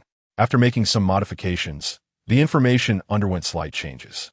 Function: manage waste, eliminate odors, reduce mosquito breeding probability. The terminology shifted from reduce odors to eliminate odors, implying that there would be no scent when using it for solid waste. This might be disheartening news for those who find solace in the aroma, but for Suhan, a cleanliness enthusiast, it was a pleasant revelation. Why not test its efficacy? After a long day of toil, he finally found a moment to rest and realized he felt the urge to relieve himself. During work hours, he preferred the luxury of a paid break, but here, in the wilderness, exposing oneself could lead to disastrous consequences, especially with strange, tentacled creatures lurking about. 10 minutes later, after a vigorous struggle, Suhan felt considerably relieved. However, a pressing question arose. What should he use for wiping? He glanced at the straw in his hand, his expression filled with reluctance, especially since the edges of the straw were rather sharp. Utilizing this would be akin to slicing oneself with a small knife. What a revelation! Yet, upon reviewing his possessions, he realized there were no superior alternatives. With a resigned determination, he resolved to find a way to procure some toilet paper by tomorrow. After giving himself a quick wash with pond water, he finally lay down on his bed. After exchanging a few words with Chef Chun, he succumbed to a deep slumber. There was no denying that the first day of survival had been quite eventful, from 6 a.m. until now. The dual fatigue of mental and physical exertion rendered him nearly unconscious upon touching the bed. It seemed many others would feel the same tonight. What? Again? The familiar jarring sensation of being forcibly awakened jolted Su Han from his slumber, sitting upright with a start. A glance at the announcement clock revealed it was precisely 5:59 a.m. If he was not mistaken, an announcement was imminent. Sure enough, the familiar, grandiose voice resounded once more, accompanied by the appearance of a virtual screen before him. A day has passed. I trust all survivors have adapted to their current existence. Adapted to what nonsense? My spacious apartment is far more comfortable than this wooden shack. Su-han could not help but retort. The voice paid no heed to the survivors' grievances and proceeded to announce the subsequent details. Based on the comprehensive performance of each survivor over the past day, encompassing residence upgrades, wilderness exploration, hunting, and more, scores were assigned and rewards distributed according to rankings. Rewards are categorized into 5 tiers, determined by the scores.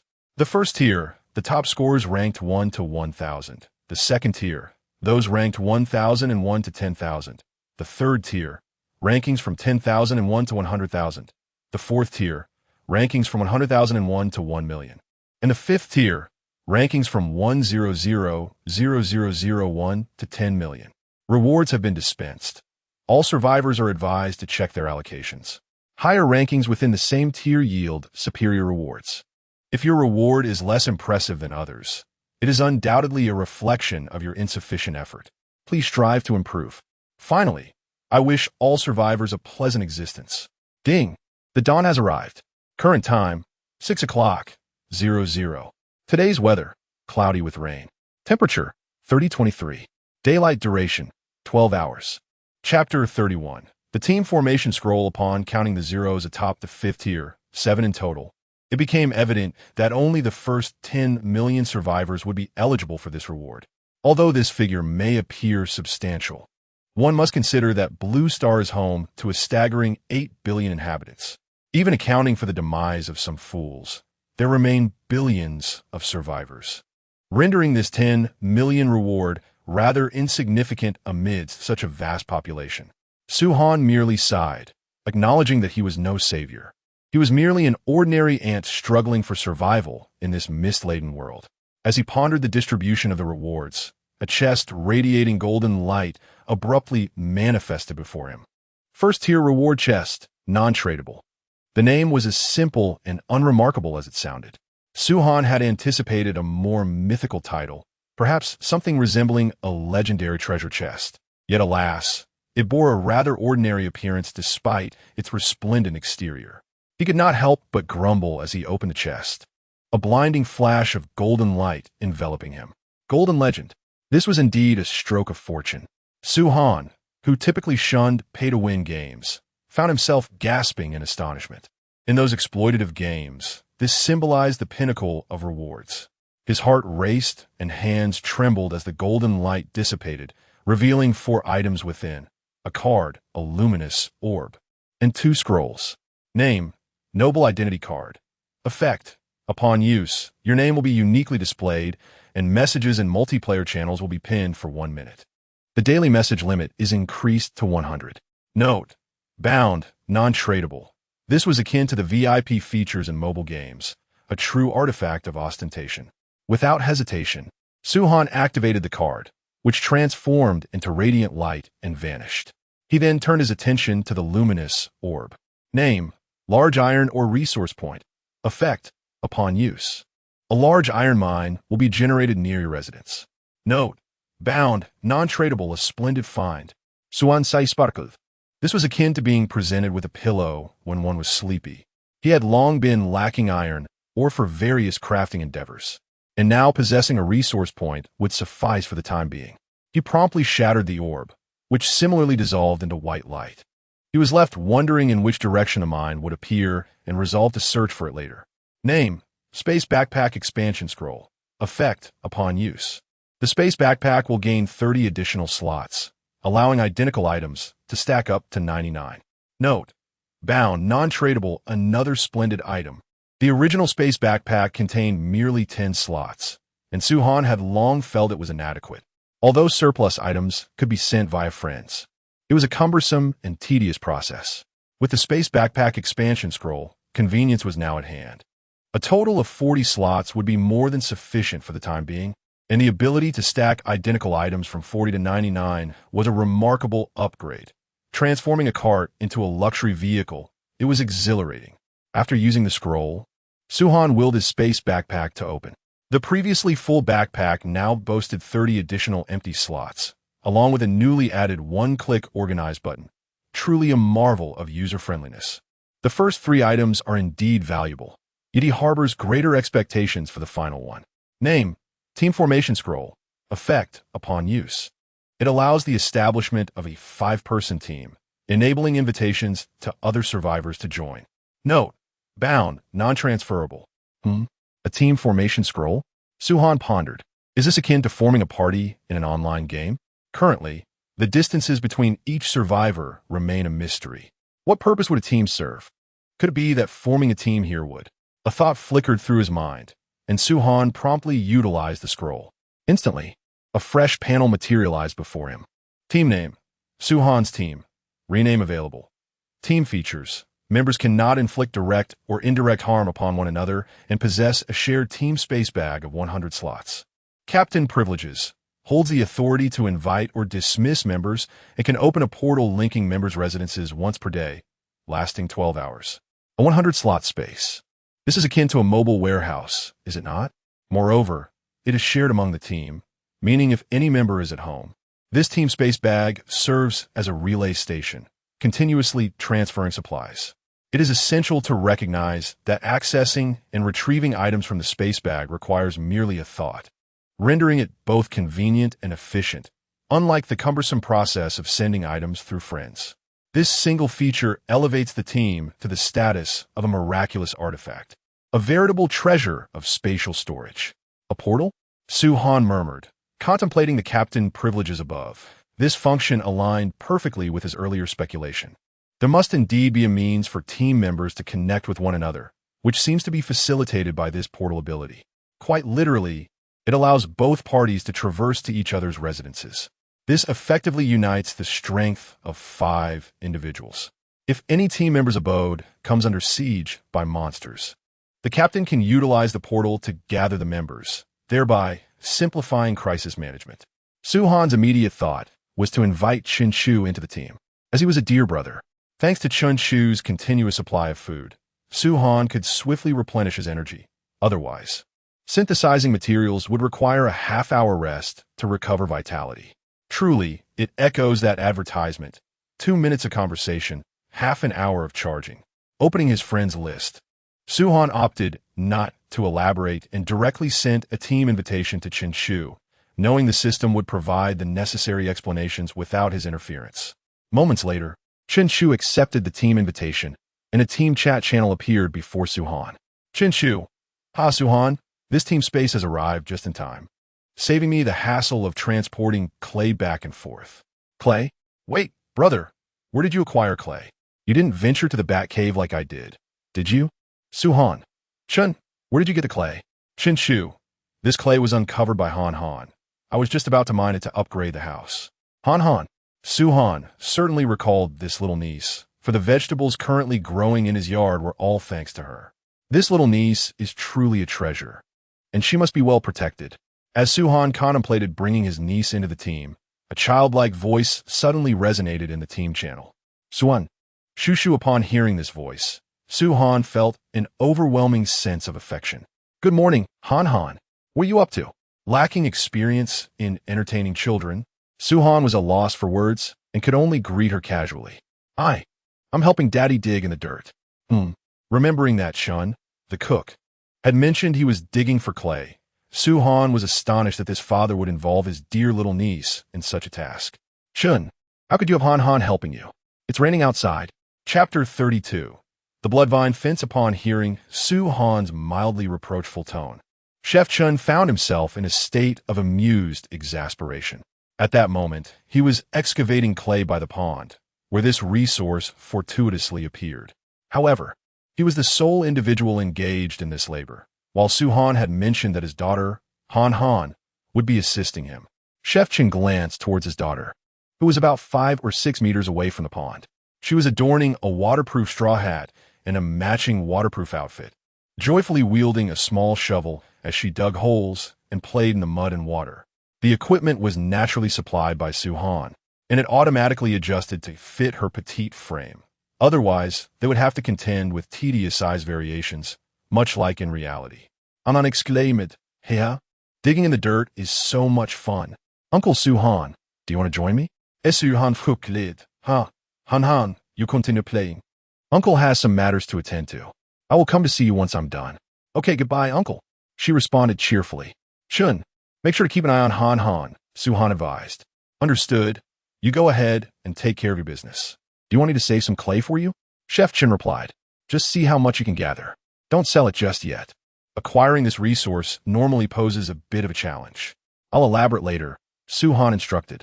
After closing the team channel, Suhan pondered that since Chef Chun could extract clay, others must possess various resources as well.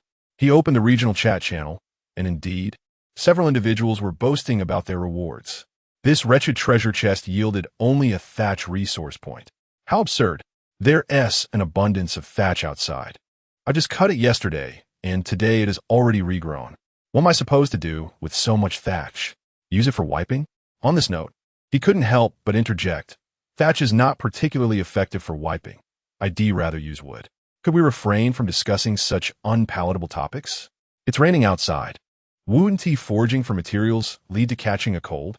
Whether I catch a cold or not is uncertain, but have you not noticed anything different about my name? Isn't it just a copper medal from the 3rd tier of rewards? What is there to boast about? I wonder what the 1st tier rewards look like. I had my son tag a few people. Surely, one of them must have a 1st tier reward. Suhan, the snake-slaying expert, show yourself. Shuni Fei, big brother, you must have a 1st tier, right? Suddenly, the conversation veered off course as these individuals tagged their personal idols. Observing the myriad colors of names in the channel, it became evident that there were essentially 2 hues, bronze and black iron. Curious about the prestige associated with the 1st tier rewards, Suhan decided to contribute a message to the channel. Suhan, a flash of golden light appeared, revealing not only Suhan's name in gold, but also his message, which was prominently pinned at the top of the regional chat. After a brief silence in the channel, a flurry of question marks erupted. When I type a question mark, it does not signify that I possess a query. Rather, it implies that you have one. The question mark refreshes at an astonishing speed, yet Suhan's query remains steadfast and unshakable at the top. My eyes have been blinded. Do not inquire as to why. It is simply a result of being dazzled by the resplendent golden light. Goodness, such purity and brilliance. With my half-century of experience in the gold industry, I can confidently assert that this must indeed be the fabled 100 pure gold. My mother questioned my posture while chatting, and I promptly invited her to kneel alongside me in reverence to the Great One. Suan is truly remarkable. He has forged a path to greatness through the slaying of serpents, and this golden radiance must surely rank among the finest. Du Fenxiang, who do you look down upon? My brother Su is undoubtedly the champion. Su is magnificent. To my surprise, amidst the conversation, I also encountered the words of the plump Du Fenxiang. Suddenly, Suhan recalled the fertilizer he had tasked him with procuring the previous night. As he switched to the friend channel to inquire, Du Fenxiang fortuitously sent a message. Du Fenxiang, brother, you are absolutely astounding. That golden light nearly blinded me. By the way, brother, I have produced a fertilizer, but it is somewhat unique. I shall send it directly for you to examine. Powerful fertilizer increases crop growth rate by 3-fold, but with a 50 chance of mutation into a carnivorous flower. When applied to blood vines, it can instantly mature them. Gazing at the small, dark clump in his hand, Suhan felt no disdain. Rather, an eager light sparkled in his eyes. The 50 chance of crops mutating into carnivorous flowers carries significant repercussions. Yet what he valued most was the final effect, the instant maturation of blood vines. Suhan approached the edge of the house, retrieving the wooden cup from the previous night that contained snake blood and blood vine seeds. Peering inside, he discovered that all the blood had been absorbed, leaving only the seeds, which now appear to be sprouting. Equipped with rain gear, as a gentle drizzle fell outside, Suhan made his way to the wooden fence. He took out a shovel, dug a small hole, and placed the blood vine seeds along with the powerful fertilizer within before covering it with soil. At the very moment he finished covering the earth, A crimson vine sprouted forth, growing at an astonishing rate, swiftly unfurling leaves and climbing the wooden fence, maturing in the blink of an eye. Name: mature blood vine, symbiotic entity with wooden fence. Health: 300. Effect: within a radius of 1 meter inside and outside the fence. It automatically entwines and siphons the blood of nearby foes. Upon absorbing sufficient blood, it will yield blood vine seeds and blood crystals. The information regarding the blood vine left Su-Han somewhat astonished. It had merged seamlessly with the wooden fence, with the original durability now transformed into the vine's health. Moreover, it possessed the added capability of automatic defense against enemies. This was of immense significance to Su-Han, as it alleviated his concerns about monsters invading his home when he ventured out. At the very least, he now had the blood vine to provide some protection. However, the current growth of the blood vine only occupied a mere 5-meter stretch of the fence. He proceeded to sow the remaining blood vine seeds beyond this 5-meter mark. Utilizing the powerful fertilizer to accelerate their maturation, a 25-meter-long expanse of blood vine wooden fence began to take shape. More seeds would be required. With his residence upgraded to a wooden house, the yard had also expanded considerably, and thus the blood vine had yet to fully envelop all the wooden fencing. The bat cave has been completely cleared by him, and it remains uncertain whether it will regenerate. However, there exists a more convenient method at present. Observing the information regarding the blood vine, Su-Han naturally comprehended how to procure more seeds. He simply needed to allow the blood vine to absorb additional blood. He took several pieces of raw meat and tossed them onto the ground, 1 meter away from the wooden fence surrounding the blood vine, placing a piece both inside and outside. Su-Han's intent was singular: to lure the nearby snakes. In fact, this strategy proved effective, for shortly after he discarded the raw meat, the sound of slithering snakes emerged from the thicket, growing increasingly pronounced. Soon, he beheld several snakes emerging from the underbrush, making their way directly towards the raw meat on the ground. Chapter 33. Market pork after consuming the raw meat on the ground outside. These serpents caught the scent of fresh meat within the blood vine fence, slithering forward with their tongues flickering, oblivious to the crimson tendrils that adorned the wooden barrier ahead. However, as they entered the hunting range of the blood vines, the once motionless tendrils began to stir.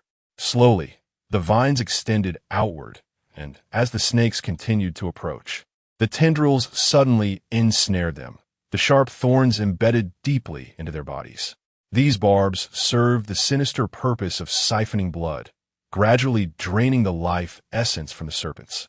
The snakes fought valiantly against their bindings, yet they were ensnared tightly, akin to lambs awaiting slaughter, helplessly yielding to the blood vines until only desiccated carcasses remained. The scene was undeniably eerie. Su-Han couldn't help but click his tongue. These serpents would pose a challenge even for an ordinary person, yet before the blood vines, they were mere victims. What more could he say other than the blood vines were formidable? As he observed the fruits beginning to coalesce upon the blood vines, a thought flickered in his mind, one that required a considerable number of blood vine seeds. Unfortunately, he currently possessed none. However, since the blood vines merely needed to absorb fresh blood to bear fruit, he was not at a loss, especially with so many compatriots around to collect some. With that in mind, Su-Han opened the regional chat, aware that his message would be pinned for a minute, a boon for advertising. Su-Han, I am in search of fresh blood. Any animal S will do, particularly those with large quantities. Fresh blood? Is today S blood acceptable? What does today S blood mean? Suampander, samwit bewildered. Just as he was about to inquire further, someone in the chat provided clarity. Sister, didn't you mention you just got your period? Are you implying that today S blood refers to that? A wave of embarrassment washed over Su-Han. He suppressed the urge to block this woman. Apparently, today S blood referred to that. Su-Han, I do not want that kind of blood. Leaky. Su-Han, I have a substantial amount of fresh blood. The advertising effect proved quite effective. Numerous individuals emerged, eager to trade with Su-Han, though most only possessed small quantities, such as snake blood, until a familiar name caught his attention. Someone who also bore a golden name, indicating they had received a first-tier reward, albeit with a dimmer glow, and their messages were not pinned. Suhan recalled that this individual possessed the A-grade talent of a melee master and was quite formidable in combat. He promptly sent a friend request, which was instantly accepted. Li Yifei, I have located a wild boar den. How much blood do you require? Wow, this resource point can yield animals as well. Suhan expressed his desire to possess such a resource. Yet considering he also had a snake den, it seemed quite reasonable. It was likely capable of producing wild boars automatically, a veritable ticking time bomb for an ordinary person nearby. However, for Li Yifei, who possesses the A-grade talent of a melee master, this was undoubtedly a boon. Suhan remarked, the more, the better. What do you require?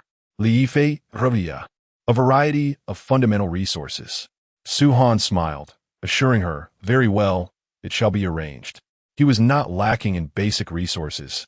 A brief excursion would yield an abundance, making this transaction exceedingly advantageous for him.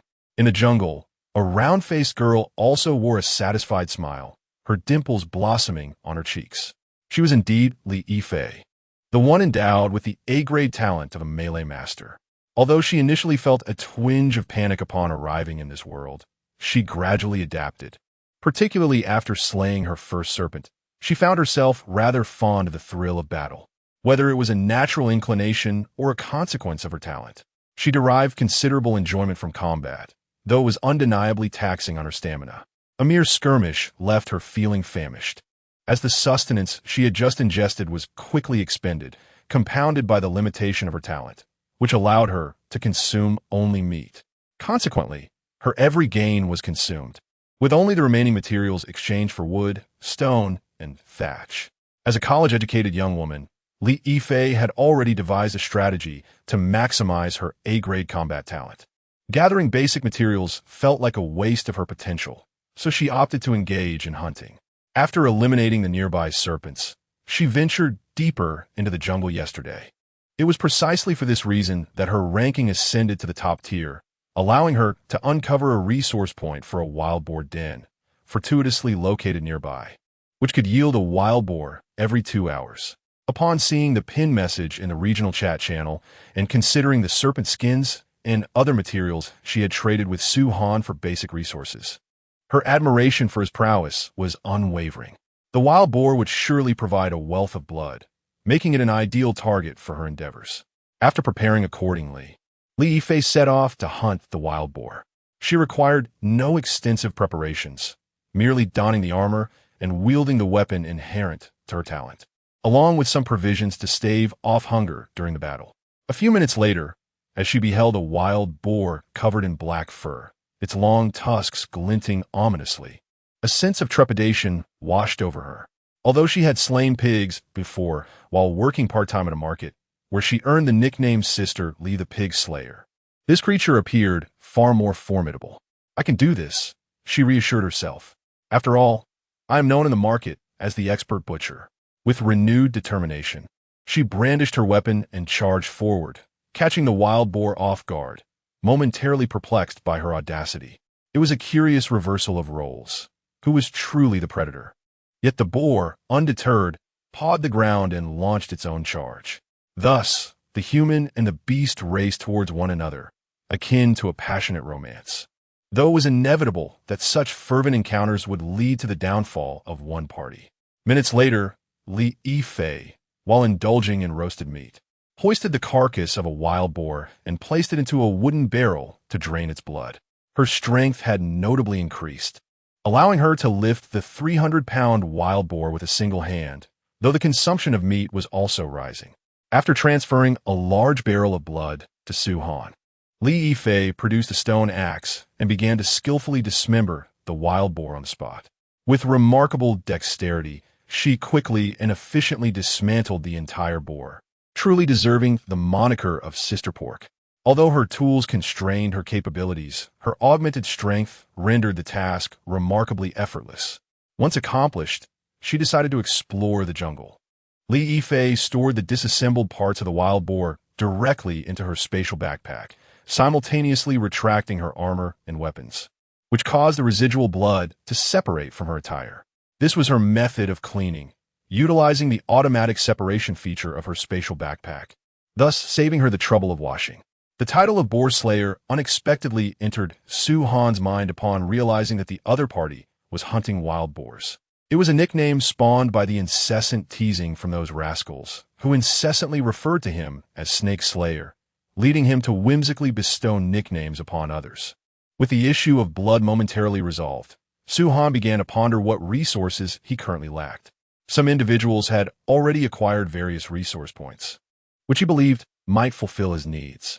At present, he required bamboo, as it would not only allow him to modify the water tower for irrigation, but also enable him to synthesize cloth, one of the primary materials for crafting bandages. Additionally, he needed iron nails, animal hides, and resin for upgrading his wooden dwelling. As for animal hides, Su-han thought of the wild boar and wondered if it qualified as such. He would check later to see if the other party was selling it. Iron nails appeared to require blueprints for crafting, similar to metal frameworks. Su-han decided to promote himself first, realizing he could send out 100 messages daily, which felt overwhelmingly insufficient. After posting his advertisement, he listed items for trade, facilitating exchanges for those who possessed resources. He indicated that he was willing to trade not only those items, but also other special materials. Glancing at the plethora of private messages in the trading backend, Su-han casually sifted through them and was pleasantly surprised to discover a useful message. Iron 3. I can produce iron nails and metal frameworks. I just need iron ore. Another talent. Without hesitation, Su-han sent a friend request, and upon its acceptance, he swiftly dispatched a message. Su-han, I will provide you with iron ore shortly. Please assist me in producing iron nails and metal frameworks. Iron 3. Sure, but there might be some loss of iron ore during production, and I would also like some iron ore as a fee for my labor. Is that acceptable? Su-han, that works for me.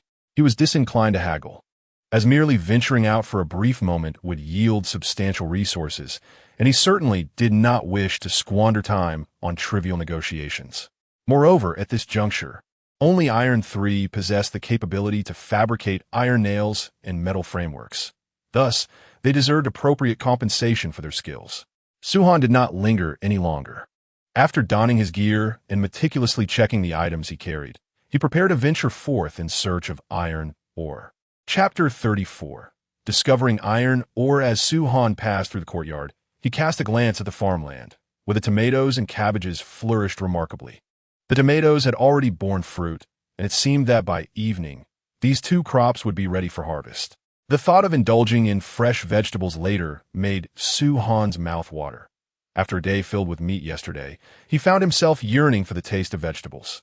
If those who struggled to fill their stomachs were to witness his nonchalant behavior, they would surely condemn him. He pondered the direction in which the iron ore might be located. Looking around, he saw one side featuring the path he had cleared the day before, while the other was densely populated with jungle trees. He did not deliberate for long and ultimately decided to head towards the main road. After all, he had another objective today: to eliminate that swamp crocodile. If he could fortuitously discover iron ore along the way, it would be even more advantageous. Equipped with a 40-slot backpack and an additional 100-slot team space, Su-han set about gathering resources with fervor. He expanded the existing path, felling the jungle trees, stones, and vines that cluttered the roadside. He was determined to waste nothing. Even a blade of grass that displayed information was uprooted and stashed away in his backpack.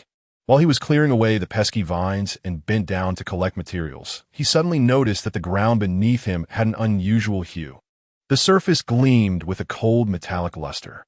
As he brushed aside the decaying leaves, it became clearer. The dark greenish-black ground was not mere soil, but bore the semblance of a mineral vein. Indeed, it was the iron ore he had been seeking, and the information regarding the ore materialized before him. Name: large iron ore deposit. Type: resource point vein. Function: periodically produces iron ore resources 100 units hour, common iron ore 90. Refined iron ore 10. Danger level: moderate risk. Remarks: mining may trigger minor collapses, with a small probability of attracting other creatures' attacks. Such a high level of danger? Initially intending to extract the iron ore directly with his axe, Su-han hesitated upon seeing the danger level and prudently stepped back. Keeping a safe distance from the ore deposit, he recalled the note warning of potential collapses. It was wise to be cautious. Standing too close while mining could lead to an unfortunate fall. Once at a safe distance, Su-han took out his axe, activating his talent, the Eye of True Vision. He hurled it towards the exposed iron ore. With a series of sharp sounds, the struck or fragmented into a pile of scattered iron shards. Satisfied with the amount he had dislodged, he prepared to collect the fallen pieces. However, as he gathered a few, a dull thud resonated from beneath the ground. Alert! Su-han retreated several steps, distancing himself from the source of the sound. Suddenly, the ground caved in, creating a hole, for which a monstrous creature leaped forth. Upon seeing the creature's appearance, Su-han could not help but raise an eyebrow, primarily due to its rather grotesque appearance. Approaching a length of nearly 3 meters, this creature possesses a physique reminiscent of an ox. However, unlike cattle, this monster's head is disproportionately large, constituting almost 1/3 of its total length, and its appearance is grotesque, as though it has been mutated by nuclear radiation. Its eyes are positioned towards the sides, with prominent cheekbones that facilitate the attachment of powerful jaw muscles. Within its maw, the teeth are robust, with particularly pronounced canines that protrude even when its mouth is closed. Name: Ferocious Tusked Beast. Health points: 900. Attack power: 29. Movement speed: 6. Attack method: charge and bite, a rapid advance followed by tearing the target with tusks. Special ability 1. Group healing. Restores 5 health to allies within a 3-meter radius per second. Special ability 2. Or sensation. Can detect iron or veins within a 20-meter radius. Special ability 3. Stomp Deter. Stomping the ground instills fear in small creatures within a 5-meter radius, causing them to flee. Description: the apex predator of the iron or region, possessing a robust physique akin to that of an ox, with exposed tusks capable of easily tearing through metal armor. When in a group, priority should be given to eliminating the leader. Su-han swiftly scanned the information panel of the ferocious tusked beast and immediately comprehended its sudden appearance. It was a creature residing in the iron ore deposits. At that moment, the beast also recognized the 2-legged prey before it, sizing them up to assess their combat capabilities. Within merely 3 seconds, it concluded that they were potential food. As the beast charged forward, Su-han remained unperturbed, hurling his axe. Unsatisfied with the initial throw, he swiftly retrieved another axe and cast it forth. The ferocious tusked beast, in the midst of its charge, was unable to evade the axes, even if it could. It deemed the effort unnecessary, dismissing the notion that these trivial weapons could penetrate its resilient hide. However, Su-han had been utilizing the Eye of True Vision all along, and a number of dark lines were visible upon the creature's head. At the moment the axes struck, the beast could not even emit a cry of anguish. Its charging body succumbed to weakness, yet due to inertia, it slid forward a short distance, finally coming to rest at Su-han's feet. Disintegration successful. You have obtained Raw Meat 12, Tough Beast Hide 8, Ferocious Tusk 2, Regeneration Gland 1, Skill Blueprint. Group Healing 1.0, a skill blueprint? How intriguing. Su-han voiced his astonishment, for he had acquired numerous blueprints, yet they had all been for unlocking items. This skill blueprint was a first. It was a yellowed scroll made from beast hide, adorned with a totem depicting the group-feeding behavior of the ferocious tusked beasts, emanating a faint green glow. Name: Group Healing Skill Blueprint. Type: Rare Skill Blueprint Research Item. Crafting Requirements: Level 2 Workbench, Tough Beast Hide 3, Ferocious Tusk 1, Herbs 10. Resin 8. Usage Effect: Consumes 50 points of energy to restore 8 health per second to friendly units within a 5-meter radius for 6 seconds. Skill cooldown time is 3 minutes, and can be upgraded to enhance healing range and duration. The essence of examining information lies in the ability to conceptualize and create a blueprint, thereby acquiring a skill known as group healing. It bears resemblance to a talent. Su-han remarked softly that this skill indeed resembles a talent, albeit it demands considerable energy and is subject to a cooldown period. In contrast, his innate ability, the Eye of True Vision, possesses no such cooldown. As long as his energy reserves are sufficient, he can maintain it continuously for 24 hours without issue. Although he perceives this skill as somewhat inconsequential to his own utility, its successful creation would undoubtedly fetch a handsome price. Suhan then turned his gaze towards the remaining items that had been disassembled. Raw meat, a high-quality food source. Cooking it restores 150 energy points, while direct consumption carries a 20 chance of parasitic infection. It can be transformed into jerky to extend its shelf life or utilized for taming carnivorous creatures. Tough beast hide, a premium material. Essential for crafting advanced leather armor, it provides a 30 damage reduction against piercing attacks. Fierce fangs, a superior material. A core component for forging advanced melee weapons, it can also be used to create trap-triggering devices. When embedded in tools, it enhances or collection efficiency by 40. Um regenerativo glund, a superior material. Used in the synthesis of healing potions, it instantly restores 30 of health. Chapter 35. Slaying the swamp crocodile. The materials extracted from this endeavor can be described as an abundant harvest. Unlike the ordinary goods of serpents, these materials are distinctly marked as premium quality. It would have been splendid if a few more ferocious boars had appeared. Suhan lamented slightly.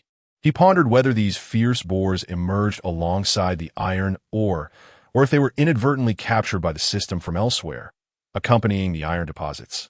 Perhaps there exists a resource nest for the ferocious boars beneath the surface.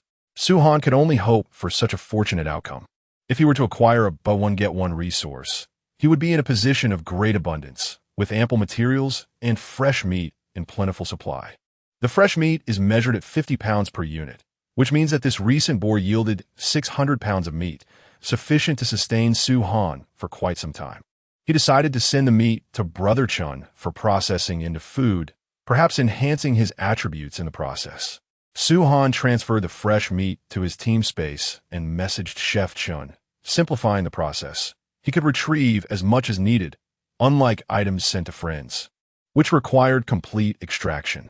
After gathering the scattered iron ore from the ground, he retained 20 pieces, knowing he would need them to construct a simple furnace. With this, he could forge iron ingots, one of the essential materials for crafting serpent-shaped claws, a tool he deemed invaluable in the jungle for climbing tall trees or navigating difficult terrain. The rest he sent entirely to Iron Sand, requesting his assistance in producing iron nails and metal frames. Before long, he arrived once more at the edge of the swamp. A faint green miasma permeating the central area of the marsh, still a distance from the shore. Thus, Suhan was not overly concerned about the miasma suddenly encroaching upon him. Upon reaching 10 meters from the swamp, he retrieved a piece of fresh meat from his backpack and tossed it toward the swamp's edge. The meat landed a meter away, and he watched intently. But after several moments, there was no reaction from the swamp. Is the swamp crocodile truly this vigilant? Suhan thought to himself, then slowly turned to leave. Suddenly, a sound erupted behind him. Instinctively, Suhan activated his true sight, spun around, and raised his right hand, revealing a rusted revolver. He quickly pulled the trigger, emptying the chamber. Fortunately, luck was somewhat in his favor this time, as a few bullets fired successfully. At that moment, half of the swamp crocodile's body lay on the shore, having just consumed the piece of fresh meat. Its eyes, filled with brutality, fixed intently on Suhan, while its body began to slowly retreat into the swamp, showing no intention of pursuing its prey onto land. Alas, it was too late for escape. The bullets struck the swamp crocodile's head with precision, and under the influence of his innate abilities, the creature perished instantly. Suhan did not rush to collect his spoils. Instead, he threw a few more pieces of fresh meat nearby, ensuring there were no additional swamp crocodiles lurking before finally approaching to dismantle the carcass of the fallen beast. Decomposition successful. You have obtained raw meat 10, crocodile skin 6, crocodile teeth 5, giant crocodile tailbone 1. Blueprint. Swamp shoes, enables effortless movement across swamps, increasing movement speed by 20, immunity to swamp traps, providing 10 points of defense and 15 toxin resistance. Crafting materials, crocodile skin 2, vines 10, worm, slime 5. The ability to traverse the swamp is fortuitously timed. With a mere thought, Suhan commenced the creation of the swamp shoes. His spatial backpack accommodates 40 slots, complemented by his team's 100 slots, allowing him to carry most of the necessary materials. Otherwise, he would need to return for supplies. And while venturing into the bat cave was an option, the bats remained within during daylight, making such an endeavor perilous. He certainly did not wish to become a meal for the bloodthirsty bats. Upon successful crafting, a pair of shoes fashioned from crocodile skin appeared at Suhan's feet. He took a few tentative steps and was pleasantly surprised. The comfort surpassed that of many high-end shoes from the real world. Had these shoes existed on Blue Star, they would surely fetch a staggering price of $990,000, given the exorbitant cost of many crocodile leather handbags, which were favorites among numerous women. Curious to test their efficacy, Suhan cautiously approached the swamp. Miraculously, the once soft ground felt as solid as the bank beneath his feet. After marveling at the shoe's enchantment, he did not linger, quickly gathering the nearby reeds. He chose only those within close proximity, as the distant ones lay shrouded in miasma. He was uncertain whether his antidote pills would counteract this poison. Thus, the wisest course of action was to avoid contact altogether. To prevent a sudden spread of toxic vapors, Suhan deliberately kept a few meters distance while gathering reeds, remaining vigilant for any lurking crocodiles in the murky depths. Additionally, he remained cautious of the swarm of blood-sucking mosquitoes deeper in the swamp. He was unsure if they had been consumed by the bloodthirsty bats the previous night, as he had yet to encounter them.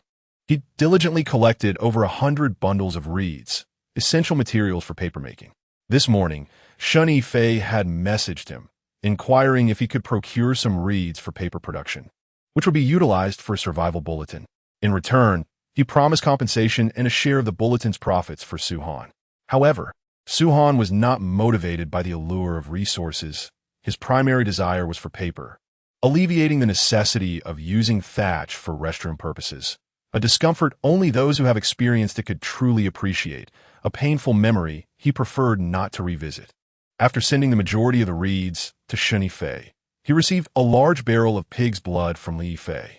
This barrel had been specially dispatched by Suhan for the purpose of blood storage. He then inquired about the progress on Tai San's matters, initially believing it to be a trivial task that should have been completed by now. To his surprise, Tai San replied, "Not yet. Are you in a hurry, boss?" Upon reading this response, Suhan was left bewildered, questioning the meaning behind the inquiry regarding his urgency. Was the delay due to insufficient energy, preventing the timely completion of the task? He was a person of reason. So Suhan replied that he was not in a hurry and decided to end the chat to return home first. With the blood secured, he intended to nourish the blood vine, enabling it to yield more seeds, thus facilitating preparations for the forthcoming endeavors. In a certain thatched cottage within the jungle, a man was scrutinizing a stone axe. This axe was unlike any other. Its blade was encased in a layer of silvery iron. This metallic coating had effectively doubled the sharpness of the stone axe, consequently accelerating the speed of tree felling, akin to a remarkable innate ability. Holding the newly modified stone axe, Tai San sent a message to one of his clients on his friend list. Tai San possessed a B-grade blacksmithing talent, which allowed him to forge items from iron. However, this talent was rendered futile in the absence of iron, and he had not observed any iron-related items for sale in the trading channel. Initially, he believed his talent would only prove useful in the later stages, yet unexpectedly, a notorious snake slayer in the region possessed iron ore. An immediate partnership was formed. The slayer would provide the iron ore, and Tai San would craft the items required. Simultaneously, Tai San advertised in the regional chat, proclaiming that he could offer tools with superior sharpness, which unexpectedly resulted in a surge of friend requests. Some individuals even made advance payments, sending resources ahead of time, while others, seeking expedited service, paid several times the usual rate. This revelation opened a lucrative opportunity for Tai San, prompting him to forge several iron-bladed tools for sale. Therefore, when Suhan inquired whether he had completed his tasks, Tai San recalled the matter, but, upon hearing Suhan's assurance of no urgency, decided to continue crafting tools for sale. Since the esteemed individual was not in haste, there was no harm in taking a bit more time. After all, he was currently the sole artisan capable of creating items infused with iron. Thus, he seized the opportunity to command a favorable price. Chapter 36. The Emergence of the Venomous Mosquito Upon Returning to His Dwelling. Suhan approached the bloodvine fence and set down a bucket of pig's blood beside it. The blood vine, detecting the scent of fresh blood, began to writhe eagerly, with some tendrils plunging into the bucket to greedily partake of the crimson liquid. As the blood vine rapidly consumed the blood, small blossoms began to bloom along its tendrils, interspersed with glimmering blood crystals that started to solidify. However, it appeared that a single blood vine could not endlessly absorb blood. After 4 feedings and the acquisition of 4 seeds and blood crystals, it withdrew its tendrils. Thus, Suhan moved to another blood vine, ultimately harvesting a total of 20 seeds and 20 blood crystals from the 5 vines.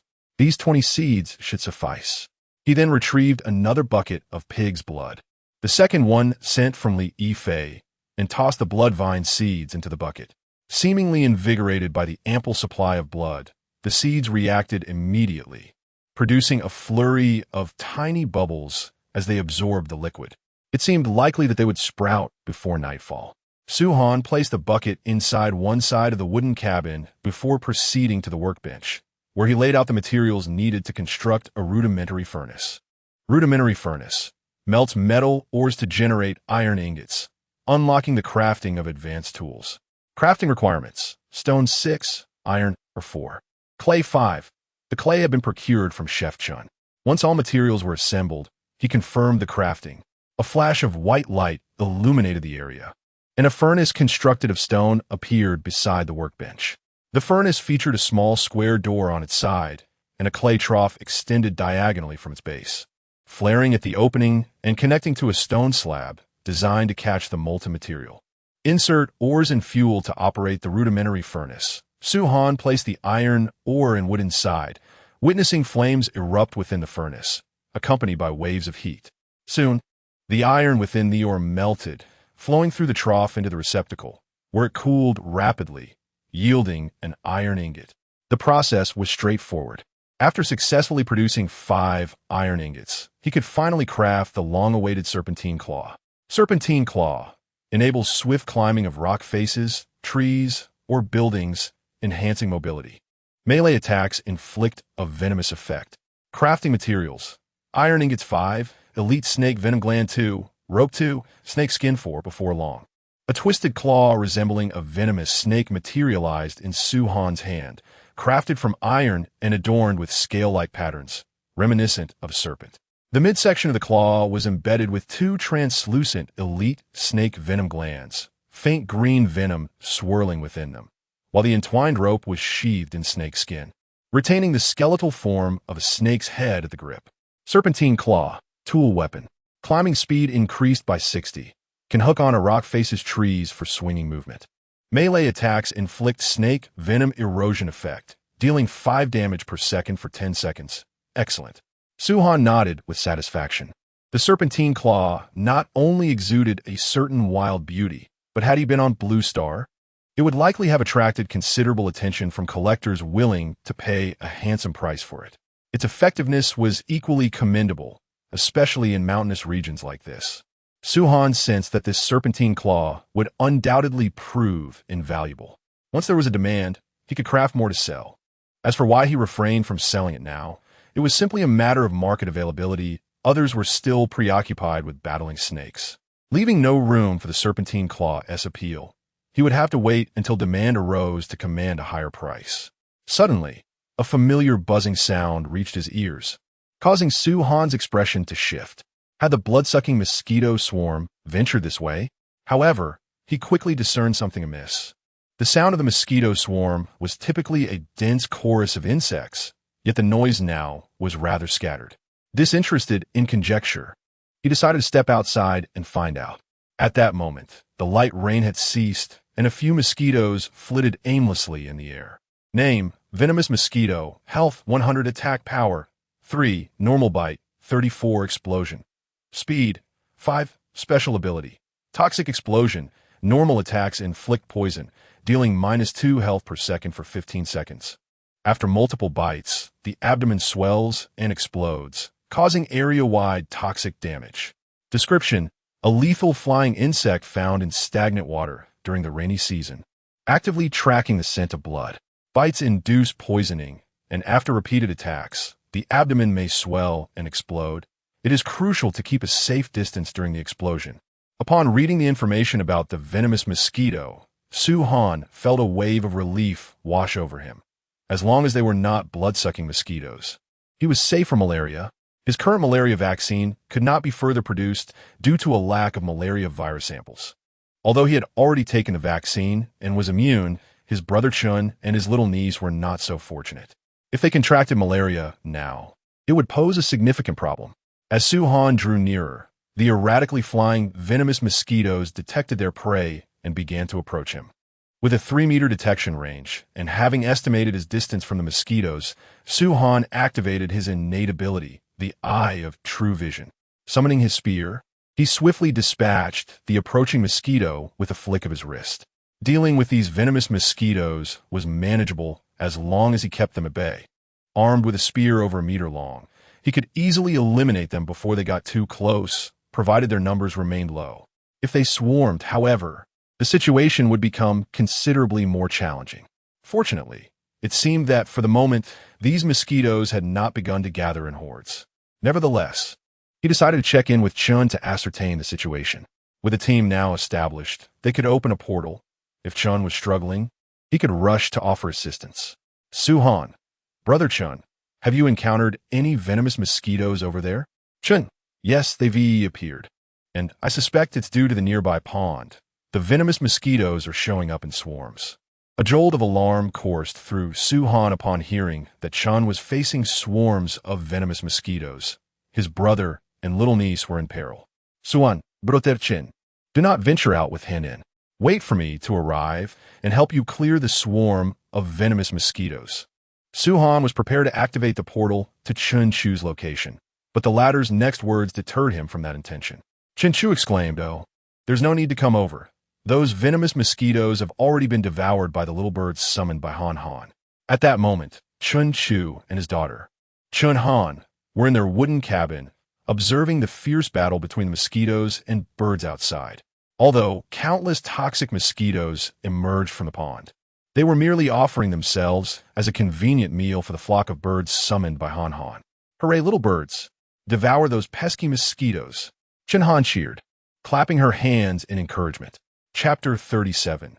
This fellow is quite fortunate. Su-han let out a sigh of relief, realizing that his concern had clouded his judgment. He had momentarily forgotten that his little niece also possessed an A-grade talent. It appeared that, for the time being, the usual minor difficulties would pose no threat to Chef Chun and his team, alleviating his worries. After advising Chef Chun to exercise caution and to call for him directly in the team chat should any difficulties arise, Su-han opened the regional chat to assess the current situation. The detoxification pills had already been listed for sale, and those in need could exchange toxin sacks and materials for them. The merchants were unscrupulous. Could they not offer a more reasonable price for the detoxification pills? He was on the verge of subsisting on tree bark. These pesky mosquitoes were infuriating, buzzing around and biting him when he least expected it, and he could never catch them. "I have a brilliant method for dealing with these poisonous mosquitoes," he proclaimed. "Let them feast on blood until they can no longer hold it, and they will explode on their own. No need for you to lift a finger." What a ridiculous idea. Those creatures are as large as a pinky finger, and I only have 100 health points. I'm far more afraid of them draining me to death than of them exploding. But this method proves surprisingly effective. The self-exploding mosquitoes drop blood sacs, which I should stockpile for future use. Come on, gentlemen, lower the price on those detoxification pills. The mosquitoes outside are relentless. For every one I slay, another immediately emerges from the puddle, driving me mad. Why not try filling in the puddles? The inexperienced should hurry to fill in the puddles. Those of us with expertise have no need for such measures, as the mosquitoes are conveniently providing me with materials. After Su-han dispatched several poisonous mosquitoes, the only items he obtained were toxin sacks. The blood sacs mentioned in the regional chat had yet to materialize, indicating they would only drop once the mosquitoes had gorged themselves to the point of explosion. He wondered whether these mosquitoes would also suck blood from other creatures. Otherwise, he had no intention of allowing them to drain his blood to produce blood sacs. He glanced at the trading channel, where numerous detoxification pills were for sale. suggesting that others had also managed to acquire blueprints. However, with an abundance of detoxification pills, the prices were naturally lower. Suhan's detoxification pills from the previous day had been exchanged for blueprints, but that was no longer feasible. They could only be traded for some materials at best. In addition to the detoxification pills, various resource materials had appeared, likely from individuals selling rewards they had obtained. There were also some peculiar items, such as original flavor stockings and lace lingerie. Upon examining the trade for the original flavor stockings, Suhan found that the seller only requested some food, of which he had plenty. Thus, he proceeded with the trade. He held no particular affinity for such items. Rather, an idea struck him. Perhaps he could fashion the stockings into a bug-catching net, enabling him to capture fireflies and subsequently craft a lantern. This would greatly aid him in exploring the Bat Cave, as the lantern could disperse the fog. Although he had no immediate plans to venture into the fog, it was prudent to be prepared, lest the fog come seeking him. After securing the original flavor stockings, Suhan opened the trading back-end to review his acquisitions, most of which consisted of ordinary materials. Among them, 2 items brought him a modicum of joy: bamboo and resin. Currently, bamboo can be utilized to transform water towers, endowing them with irrigation capabilities, and it can also be synthesized into fabric, which serves as one of the materials for crafting hemostatic bandages. The role of resin is significant as well. It is one of the essential materials required for upgrading wooden houses to stone ones. Furthermore, the skill blueprint recently acquired also necessitates resin for its creation. Regrettably, the resin obtained amounts to only 8 units, which is certainly insufficient for upgrading the house. Moreover, several other materials are still lacking, yet this could conveniently be used for crafting the blueprint. Skill blueprint. Group healing. Upon use, it imparts the skill of group healing. The blueprint is consumable, and once utilized, the skill of group healing is learned. However, Suhan does not intend to use it for himself. Instead, he plans to gift it to his little niece as a token of their meeting. As for bamboo, he has traded for a considerable amount, exactly 100 units. It is evident that the other party possesses a bamboo grove, and Suhan contemplates establishing a long-term trading relationship. As Suhan steps out of the wooden house, he begins to devise a plan to renovate the water tower.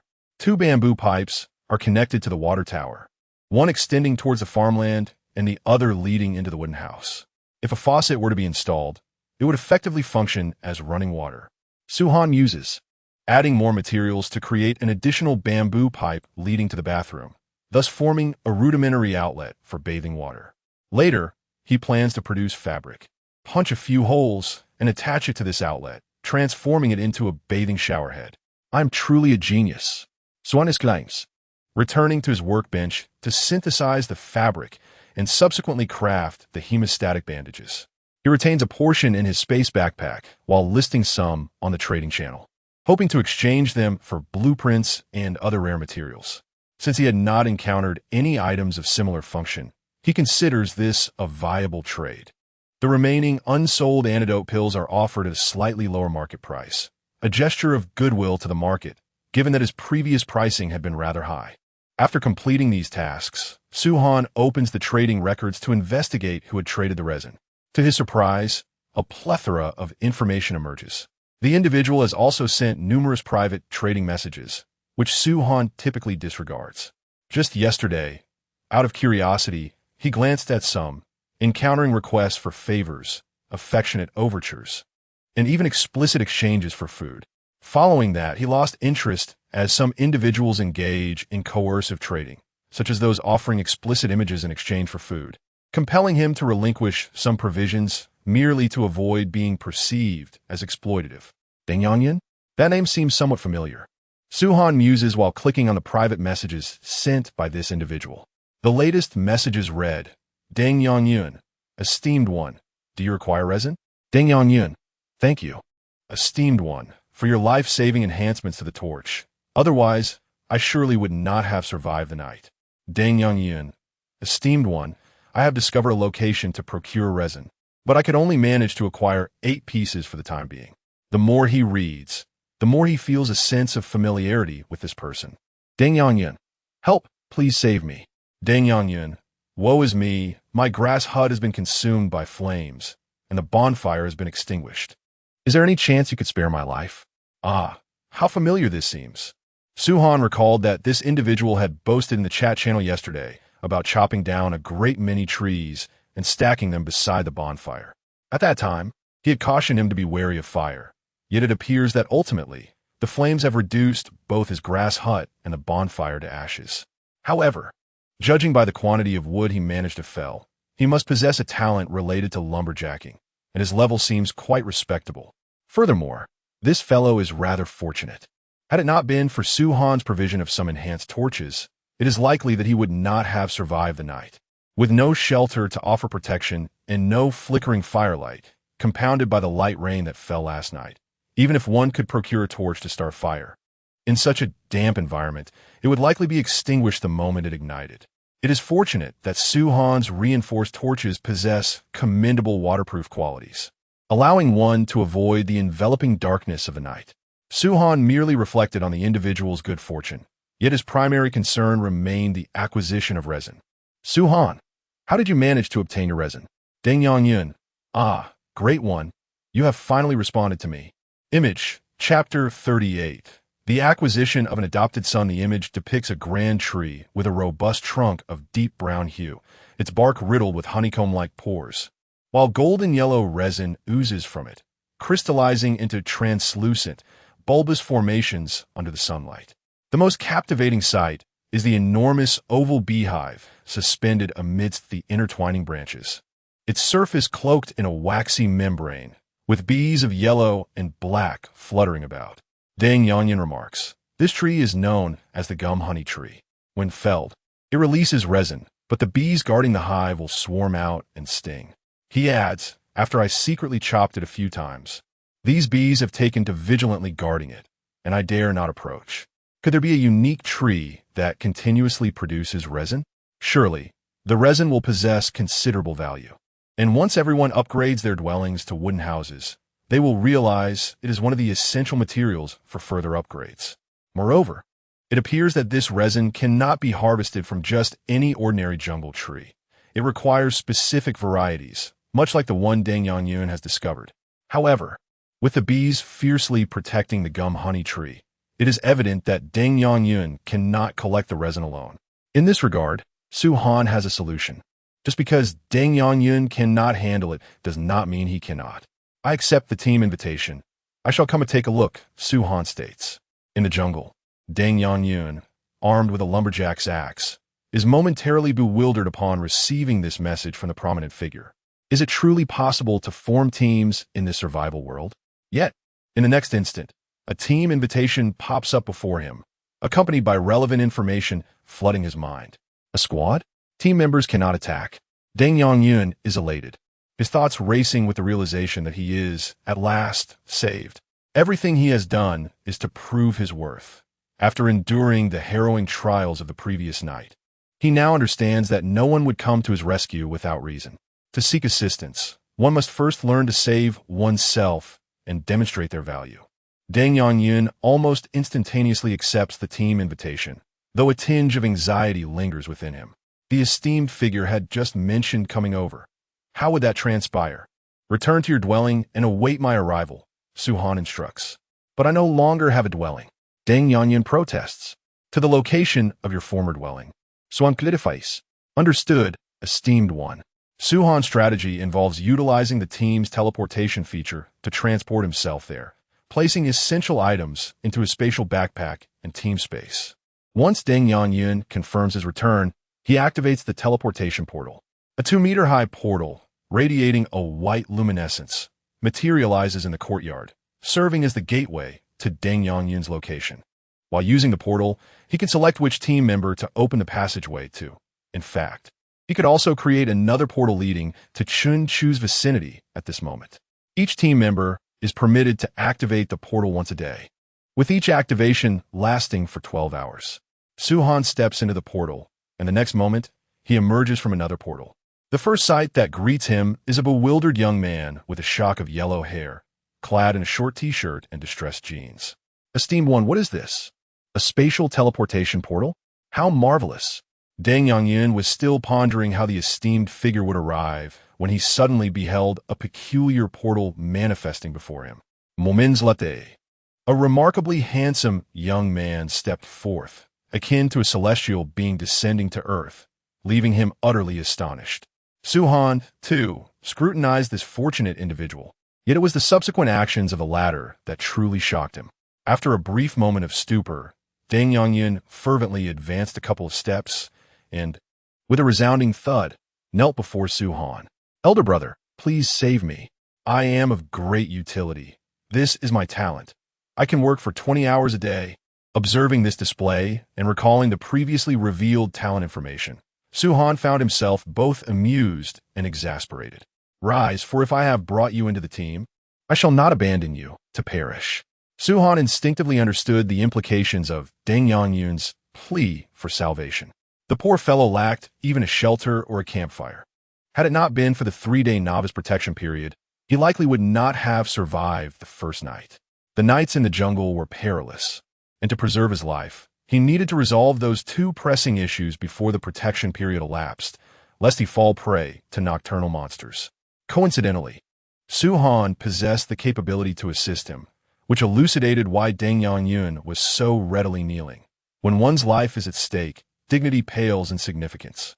After all, he was merely bowing to his elder brother. "Thank you, elder brother. No, thank you, adoptive father." Deng Yangyun prostrated himself on the ground before rising. Su Han was at a loss for words, pressing his forehead in disbelief. Within less than a minute of their meeting, his title had escalated from elder brother to adoptive father. If given more time, he might have been elevated to ancestor status. Was this truly the terrifying social prowess of a spirited young fellow? "No, you may continue to call me elder brother." "All right, elder brother. Shall we proceed to collect resin now?" Deng Yangyun immediately broached the subject, fully aware that his elder brother's visit was not solely for his rescue. Su Han was not particularly rushed. This was his first time in another's territory, and he observed that the surrounding resource layout was quite similar to his own. Aside from what should have been a dwelling, the ground was merely carpeted with leaves. Curiously, he inquired, "How did you fare last night?" Deng Yangyun reclined onto the layer of leaves, casually replying, "It was simple. I just swapped a few planks to create a makeshift shelter from the rain." This indeed seemed simple and convenient. Simultaneously, Su Han was astonished to see that he appeared quite invigorated, indicating he must have had a decent night's sleep. He couldn't help but marvel at the survival capabilities of this spirited young man. Why are there so many poisonous mosquitoes around? A swarm of several poisonous mosquitoes flitted about nearby, though they remained at a distance, the 3-day novice protection mechanism still in effect. Deng Yangyun scratched his head, a sheepish smile crossing his face. "They probably followed me when I ran back. As long as I keep moving swiftly, these mosquitoes won't pursue too far. Then let us first head towards the gum tree. You lead the way." Su Han nodded in understanding, recognizing that this fellow was struggling just to stay alive, let alone contend with the mosquitoes. Deng Yangyun immediately crouched down, striking a starting posture. "Then, elder brother, you should run alongside me." "No need for that." Su Han hastily grasped his companion, fearing that he might impulsively charge out and engage in battle. He retrieved 2 wooden spears from his spatial backpack, handing one to Deng Yangyun, who accepted it with a hint of trepidation and remarked, "Brother, dealing with those venomous mosquitoes is quite troublesome." "Troublesome? Nonsense. Which direction?" Upon seeing the direction indicated by Deng Yangyun, Su Han produced 2 types of food, freshly delivered by Chef Chun, crafted from the flesh of the ferocious boar and the swamp crocodile. Name: grilled ferocious boar ribs. Type: food. Quality: E grade. Effect: Strength 1, Spirit 1, grants the brutal strength buff. Enhancing melee attack power by 20 for 15 minutes. Description: a single bite will empower you with the ferocity of an ox. Name: swamp crocodile meat stew. Type: food. Quality: E grade. Effect: Constitution 2, Poison Resistance 3, temporary buff. Extends underwater breathing by 40 for 2 hours. Increases movement speed by 5.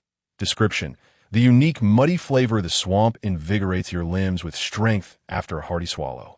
Both dishes possess the ability to enhance attributes, though the flavor of the swamp crocodile meat stew proved somewhat unpalatable. Name: Suhan. Status: healthy. Strength: 6. Constitution: 6. Agility: 5. Spirit: 8. Poison resistance: 18. Energetic: 100-100. Life: 100-110. Mentality: 100-100. Talent: I have true sight SSS grade. Permanent buff: malaria antibody. Passive: permanently immune to malaria-related diseases. Resistance to insect toxins. 10. Chapter 39. Gathering people at last. His physical condition had transcended weakness. With a physique rating of 6, he had reached the realm of the average person. His mental acuity approached 10, and he felt that with just 2 more points, a transformation would undoubtedly occur. Suhan sensed that once his attributes broke through to 10, significant changes awaited him. "Brother, what are you eating? It looks incredibly delicious," Deng Yangyun inquired, inching closer while producing a few bird eggs. "Brother, would you like to have some bird eggs?" Upon glancing at the bird eggs presented to him and observing the eager expression in Deng Yangyun's eyes, Suhan could not refuse. He accepted the eggs and stowed them in his spatial backpack. "I've just eaten. I'll save these for later." These bird eggs were merely roasted and could not compare to the culinary delights crafted by a skilled chef. Noticing the child's pitiful demeanor, Suhan resolved to find an opportunity to introduce him to the true essence of food. Armed with a wooden spear, Suhan proceeded toward the direction indicated by Deng Yangyun. As he drew nearer, the venomous mosquitoes seemed to sense his presence and swarmed towards him, activating his true vision. He swung the wooden spear with vigor, and each approaching mosquito fell, lifeless, to the ground. "Wow, brother, you're so impressive." Deng Yangyun, who was nibbling on a bird egg, was utterly astounded by the sight before him. The sheer ferocity of Suhan's combat prowess was astonishing. Though he knew his brother was formidable, these mosquitoes were notoriously difficult to handle. He had nearly perished in his previous attempt. The venom was exceedingly troublesome. One bite without an antidote resulted in a loss of 60 life points, a toll that would require him to consume dozens of bird eggs to recover. Yet here stood his brother, effortlessly dispatching each mosquito, none able to approach him. After dismantling the carcasses of the fallen mosquitoes and placing the spoils into the team's spatial storage, Suhan turned and offered a cautionary word. "Hiss!" Deng Yangyun inhaled sharply, instantly silencing himself, deterred from speaking further. The expression in his brother's eyes was terrifying. Previously, Suhan had appeared as a handsome young man, but now he resembled a harbinger of death. Just that single glance instilled in Deng Yangyun an overwhelming sense of existential dread, as if his very life hung by a thread in Suhan's thoughts. Obediently, Deng Yangyun trailed behind as a mere tool, refraining from uttering a single word. Soon, Suhan spotted the tree depicted in the illustration. Name: glue honey tree. Type: resource-bearing tree symbiotic with beehives. Resin output: standard output, when felled with an axe. Each cut consumes 10 durability points, randomly dropping resin 1 to 3. Special output: when the beehive is active, with worker bees frequently entering and exiting. There is a 20 chance of dropping beeswax, resin 1 upon felling. Note: felling the trunk, disturbing the beehive, or attacking the bees will trigger a swarm attack. A large swarm of bees buzzed around the trunk, guarding it like vigilant sentinels against any encroaching creatures. Suhan gazed longingly at the hive nestled in the tree's fork, saliva unconsciously pooling in his mouth as he craved honey. Name: resin bee nest. Type: resource container. Health: 2000. Function: accommodates resin bees for the collection of resin and nectar. When in an active state, it can enhance the resin yield of the resin trees by 15 for every hour of real time. Upon being attacked, it releases pheromone signals to summon resin bees within a 50-meter radius, with attacks inflicting a venomous paralysis effect. Upon destruction, it yields 2 to 4 units of beeswax and 1 unit of honey, with a chance of dropping the rare royal jelly. Tip: if the queen bee can be tamed, the hive can be transformed into an artificial beehive that continuously produces honey. Upon seeing honey and royal jelly mentioned, Suhan couldn't help but feel a pang of desire. However, these resin bees were not to be trifled with, as the sheer number of worker bees appeared to exceed 100. Name: resin bee, worker bee. Health: 60. Attack power: 8. Speed: 6. Special abilities: Venomous paralysis attacks inflict a paralysis effect, reducing the target's movement speed by 30 for 5 seconds. Collective assistance. When a companion is attacked, nearby resin bees within 30 meters will rush to provide support. Description: resides solely in the resin bee nests, venturing out during the day to collect resin and nectar, returning at dusk, extremely sensitive to fire and smoke. Entering a frenzied state upon encountering such threats, increasing attack speed by 50. The combination of venomous paralysis and collective assistance means that if Su Han dared to attack a single worker bee, the entire swarm would undoubtedly swarm to his aid, making this a perfect counter to his talents. While he possessed the capability to eliminate a foe in a single blow, he lacked area of effect damage. Otherwise, a single strike could decimate a horde of monsters, a thought that was thrilling to consider. Su Han turned to inquire, "How many times did you chop down the trees?" Seeing his brother's eyes return to their usual dark hue, Deng Yanyan finally sighed in relief and replied, "I only chopped down 3 times. Each time I struck, the worker bees chased after me. They never returned to the hive, but stayed outside to guard against me." Su Han stroked his chin, entering a contemplative state. Previously, collecting honey would have necessitated wearing protective bee suits, but under the current circumstances, crafting such suits seemed impractical. Speaking of which, what is the natural enemy of these bees? If only he could attract something to deal with them. A bear? No. Swan suddenly thought of someone, Anan. Given her talent for summoning birds to feast on mosquitoes, surely she could direct them to consume bees as well. Not wishing to dwell on it further, he opened the team chat channel and inquired directly. "Chenan, Suan, the birds say they also eat bees." Su Han's heart leaped with joy. This was serendipity. He promptly replied, "Su Han, I'll come and pick you up shortly." The portal could only be activated at his original residence, and he needed to return home to open the portal connecting to Chef Chen's location. Off he went, back to gather his companions. Deng Yanyan, being part of the team, naturally observed the dialogue in the chat, especially the voice message from Han Han. "Brother, is our helper just a child?" Su Han cast a faint glance at him, remarking, "You probably wouldn't stand a chance against Han Han. After all, her talent is classified as A grade, and with the culinary creations of Chef Chun, her physical prowess is far from that of an ordinary child. I do wonder, though, how extensive her talent is regarding avian creatures. If it pertains to birds, the implications of her abilities would differ significantly, for even the legendary roc is still a bird. Could it be?" Deng Yanyan felt somewhat disheartened, questioning his own capabilities. Judging by the voice he had just heard, the child sounded merely 4 or 5 years old. Yet his brother claimed he would be outmatched. Was he truly that inept? "Wait here for a moment. I shall return with them," Su Han instructed. The distance from the gum tree to the teleportation portal was approximately 500 meters. He hurried back, returning to the portal in just 2 minutes. After uttering these words, Su Han stepped into the portal. Upon re-emerging, he found himself back in the courtyard of his wooden cabin. A thought crossed his mind, and another teleportation portal began to materialize gradually. 2 portals stood side by side. Fortunately, there was a display indicating their destinations. Otherwise, when he activated 5 portals, distinguishing between them would become quite challenging. Chapter 40. The yellow-haired uncle. As Su Han stepped through the portal, he was immediately enveloped by the incessant buzzing of mosquitoes and the cheerful chirping of birds. Glancing up, he beheld a delightful skirmish between mosquitoes and birds. Or perhaps it could be likened to a buffet for the avian creatures.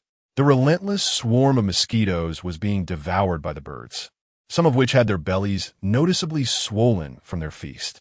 "Uncle Su Han," a timid voice chimed in, and Su Han turned to see Chun Han's little niece, who was timidly tugging at her father Chun Chu's leg, peeking out from behind him. A smile broke across Su Han's face. This little girl was quite vivacious in their chat group, yet she appeared so shy in person, much like meeting an online friend for the first time.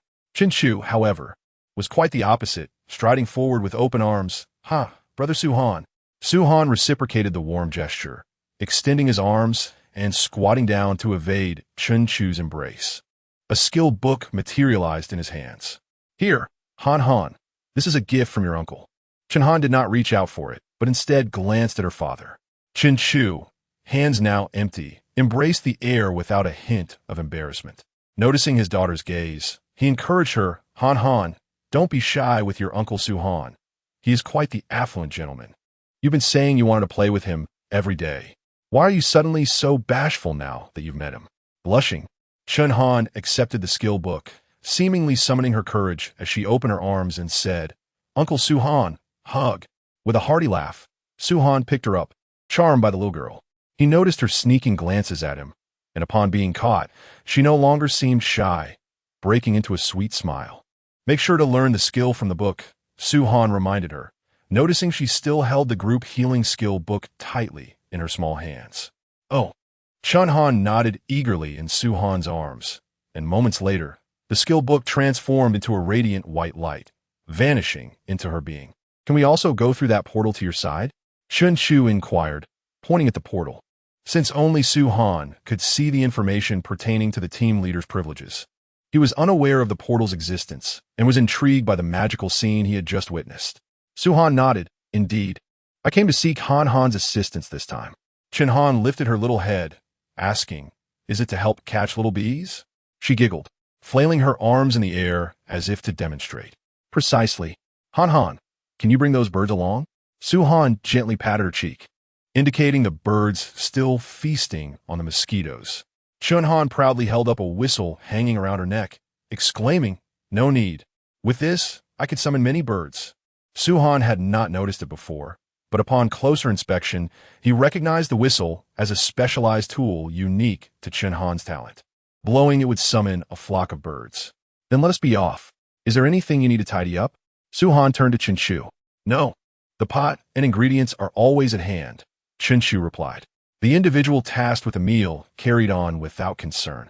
Su-han cradled Henin as they stepped through the portal, with Chef Chun trailing behind. He refrained from inquiring about their destination, knowing that he would soon be enlightened.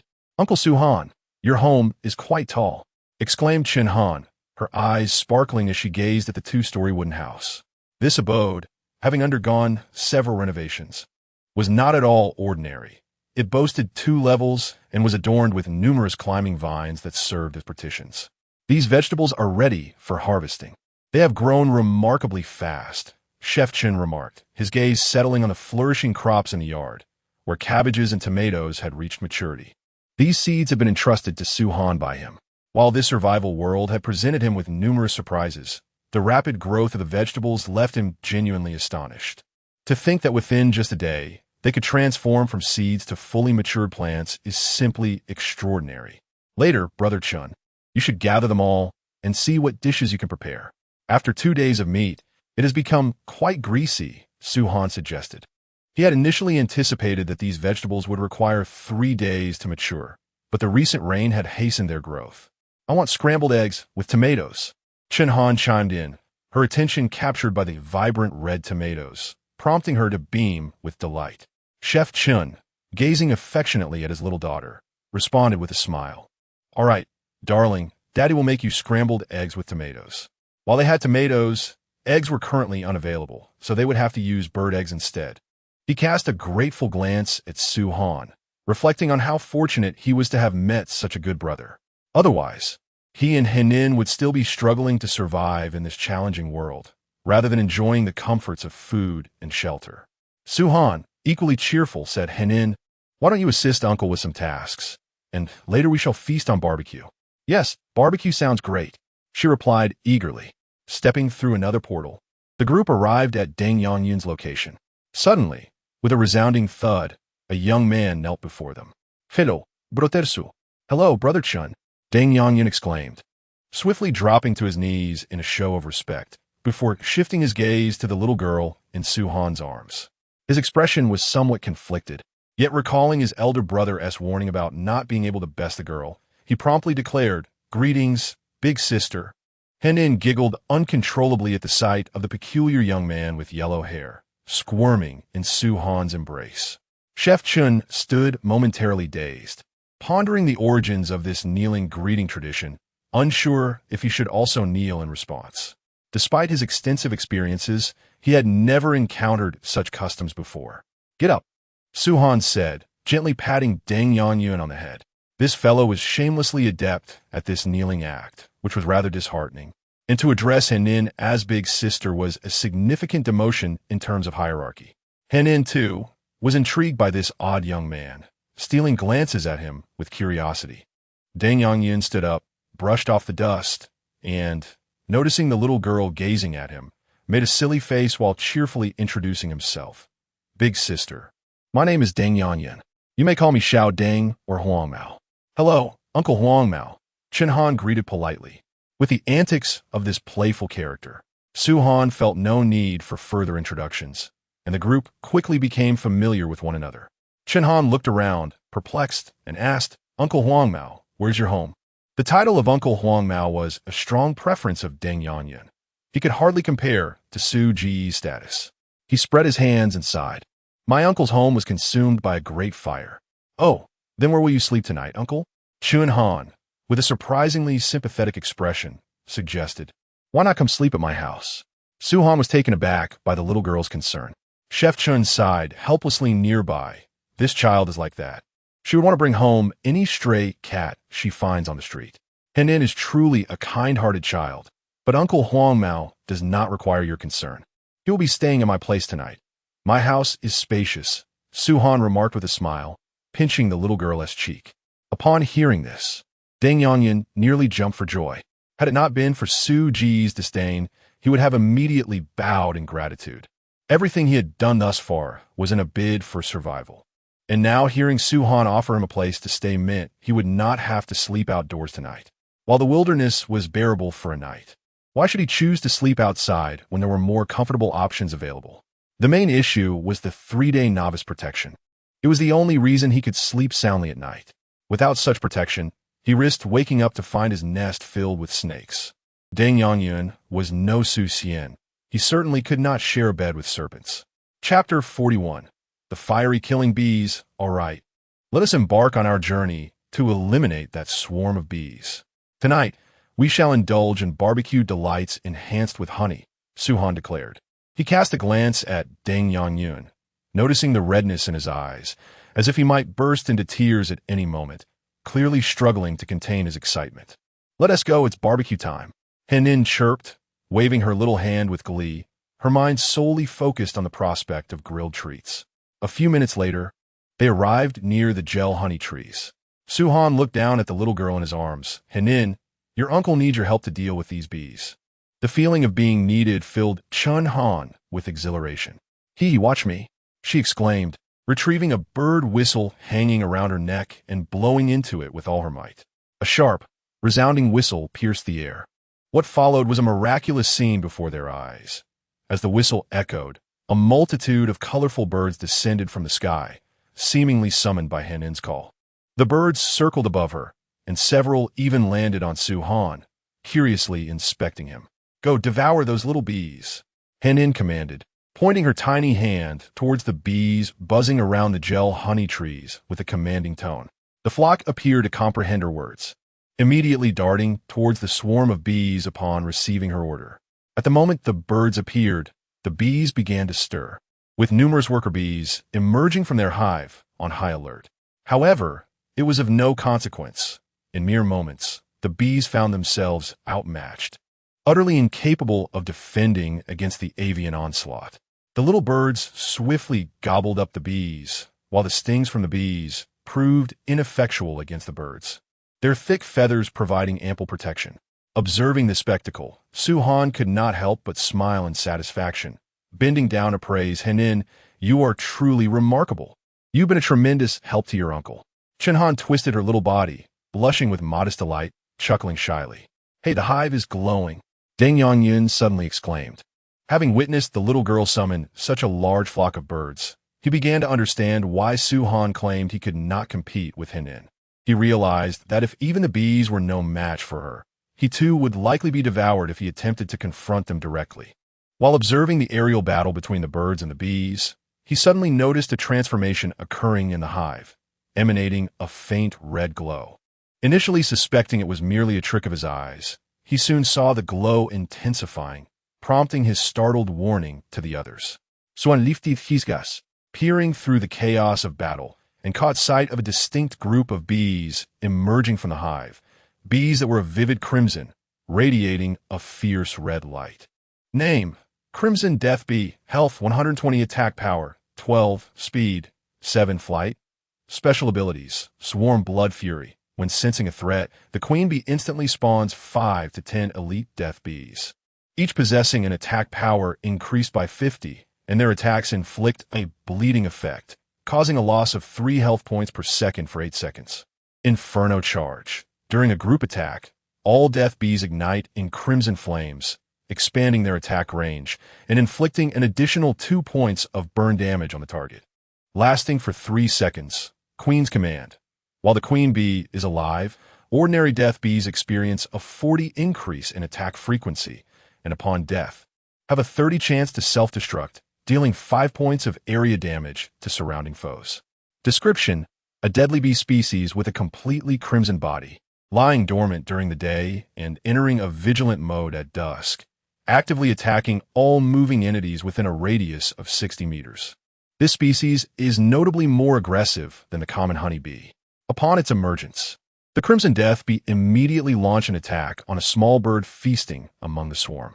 Surrounded by blazing crimson flames, they charged fearlessly towards the flock, leading the ordinary honeybees into a suicidal assault. The scene was spectacular, yet the actual effectiveness was minimal, despite the potential damage inflicted on the birds. Their numbers were too few, as the hive could only spawn 5 to 10 at a time, having little impact on the outcome of the battle.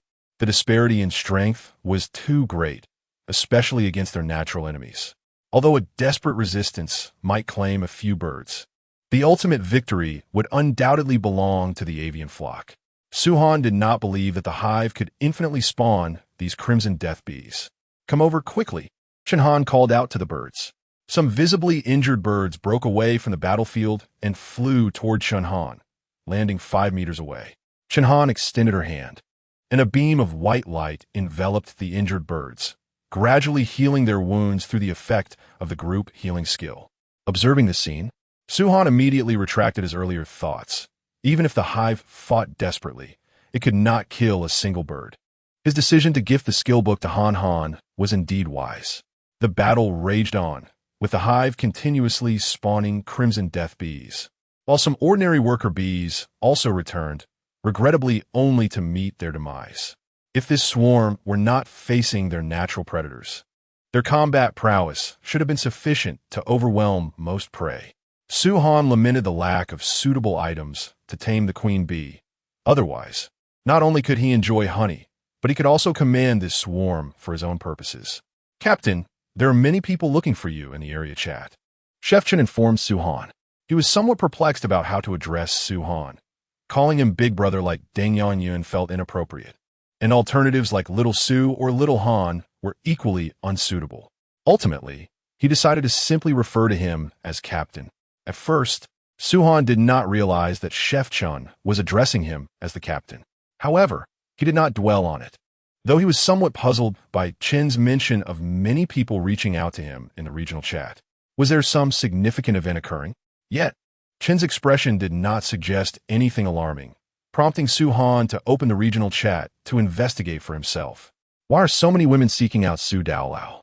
Surely, they do not aspire to establish a harem, do they? Are they intending to engage in online romance in this survival world?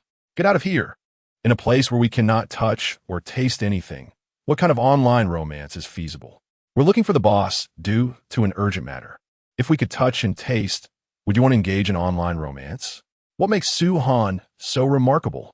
He is merely a bit more handsome, somewhat stronger, has a larger food supply, and enjoys better accommodations. Beyond that, how does he surpass me? Indeed, Suhan is not poorer, uglier, or more incompetent than you. Suhan interjected, "What do you need from me?" His appearance was characterized by the illustrious symbol of a distinguished VIP, along with a prominently displayed notification, an unmistakable mark of his status, one that could not be replicated. Lu Yu spoke up, "Boss, do you still have those hemostatic bandages? Could you possibly sell us some more?" Suhan had initially thought there was a pressing issue at hand, only to find it was merely a request for hemostatic bandages. He had only listed a few to test the waters, and while they could restore a small amount of health, he had not anticipated such overwhelming demand in the market. It was evident that many others in the region shared his confusion as inquiries began to flood the chat channel. Don't those hemostatic bandages only restore health? Can't we just rest and eat some roasted bird eggs for that? The person above must be a man. You men have no understanding of women at all. Chapter 42. Lu Yu, the lucky one, alas. Were we not discussing hemostatic bandages? How did we veer into the realm of gender, as if to incite conflict?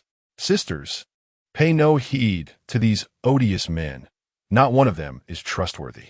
Indeed, they know nothing yet presume to dictate our worth. Lu Yu, esteemed one, might we add each other as friends for a casual chat? Their ability to converse in the regional chat is limited each day, and they cannot squander it on trivialities. Should they become friends, they could converse freely. Suhan glanced at the name before him, then at the avatar belonging to a rather charming woman. Presumably in her 20s, perhaps a university student or a recent graduate, her eyes sparkling with youthful clarity. Moreover, Lu Yu had exchanged a considerable amount of bamboo with him. He initially intended to negotiate a trade for bamboo, but now he could ascertain her needs before discussing the matter. Upon sending a friend request, she promptly accepted and messaged him. Lu Yu, esteemed one, we earnestly seek to procure hemostatic bandages. Suhan, what do you require so many hemostatic bandages for? Are you unable to fend off monsters? Curiosity piqued, he directly inquired, prompting a brief pause on her end as she seemed to ponder. Lu Yu, what we seek is the hemostatic efficacy of the bandages. Every month, women experience those few days, surely, esteemed one, you comprehend? Indeed, Suhan understood all too well. It was merely the arrival of menstruation. However, what relation did that bear to the function of hemostatic bandages? Wait, something felt amiss. One is for bleeding, the other for stopping it. Goodness, could it be that you intend to use my hemostatic bandages as sanitary pads? What a remarkable bunch you are. Suhan, you cannot be serious?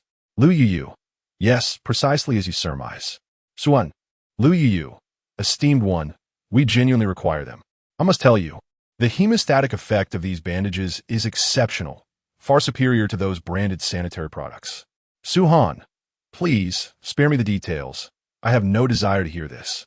Flabbergasted, Suhan found himself at a loss for words. He had never anticipated such a peculiar application for hemostatic bandages. His curiosity about how they discovered this unusual use was undeniable, yet he knew better than to inquire further. Suhan, what can you offer in exchange?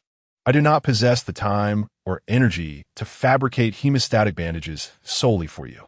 His implication was clear. Propose a reasonable price, for should it be too low, he would be disinclined to produce them. Upon reading Suhan's response, Lu Yu blinked her large eyes, contemplating her next move. Yet in the next instant, her mind felt utterly blank, and no thoughts sprang forth. With a sigh, she opened the chat group, a new feature bestowed upon them as a reward the previous day, allowing different friends to be convened into a single group, akin to a WeChat group on Blue Star. However, unlike Suhan's team, which boasted ample shared space and allowed for item exchanges, this chat group was limited to mere conversation. Lu Yu, sisters, the esteemed one inquired what we could offer in exchange. Of course, we should exchange our dear Yu. You, quickly inquire whether the esteemed one accepts a harem. If not, perhaps a maid will suffice. What nonsense is this? How could we allow Yu to become a mere maid? Even if she cannot be the main consort, she must at least be a secondary wife. Lu Yu, hold on. Let us be serious. The esteemed one is still awaiting my reply. Lu Yu hurriedly interrupted the chat flow in the group, for if this gathering of women continued at such a pace, they would soon be discussing how many children she and the esteemed one would have. We possess little that might catch the esteemed one's fancy. Aside from this beauty and our delicate forms, what else do we have? Lu Yu sighed in exasperation. The group consisted entirely of girls, and whenever they began to chat, decorum was quickly abandoned, much like in the past or in this survival world. Li Yifei, Yu, don't you have something valuable on hand? Use that to trade. The esteemed one is quite reasonable. As soon as Li Yifei spoke, the other women in the group fell silent, for she was the most formidable among them. Moreover, Li Yifei had provided ample food at prices significantly lower than those of unscrupulous merchants in the trading channel. Truly fair prices. This group was formed today by Lu Yu, and many of the women had gone hungry just yesterday. It was only through the charity of others here that their circumstances had improved a little. Lu Yu, is just this one item sufficient? Li Fei. It is enough. If necessary, you can show the esteemed one a screenshot of your talent. You are our lucky charm. In the future, any good items that come your way should be prioritized for trade with him. Lu Yu nodded vigorously, heeding Li Fei's advice. She retrieved a scroll from her spatial backpack, an item she had obtained from a treasure chest in the wild, which currently held little value for her, though she was unsure if the esteemed one would appreciate it. Lu Yu, esteemed one, what do you think of this item? Image, if it is insufficient, I can owe you. I will repay once I find something later. This is my talent. Image, Lu Yu, fearing the esteemed one might perceive her as stingy, relayed all of Li Fei's suggestions. It could only be said that the hemostatic bandage was remarkably effective. Once applied, it would staunch bleeding, a true miracle for women. Only women understand the discomfort of those days of bleeding, and now, with the hemostatic bandage, the associated pain could be perfectly avoided. Su-Han opened the first image sent by the other party, momentarily taken aback, for he had just been pondering this very item. Name, Pet Taming Scroll. Type, Consumable. Quality, E-grade. Function, when used on neutral creatures, there is a 50 chance of immediate taming. When used on hostile creatures, there is a 20 chance of immediate taming. When used on hostile boss creatures, there is a 5 chance of immediate taming. Note, one-time use item. The scroll disappears after use. The more weakened the target's state, the higher the success rate. Description, an inexpensive beast taming tool. Although the success rate is low, it is sufficient to command wild beasts, making it an excellent aid for novice tamers. This is precisely the pet taming tool he has been yearning for. With this, he stands a chance to tame the queen bee.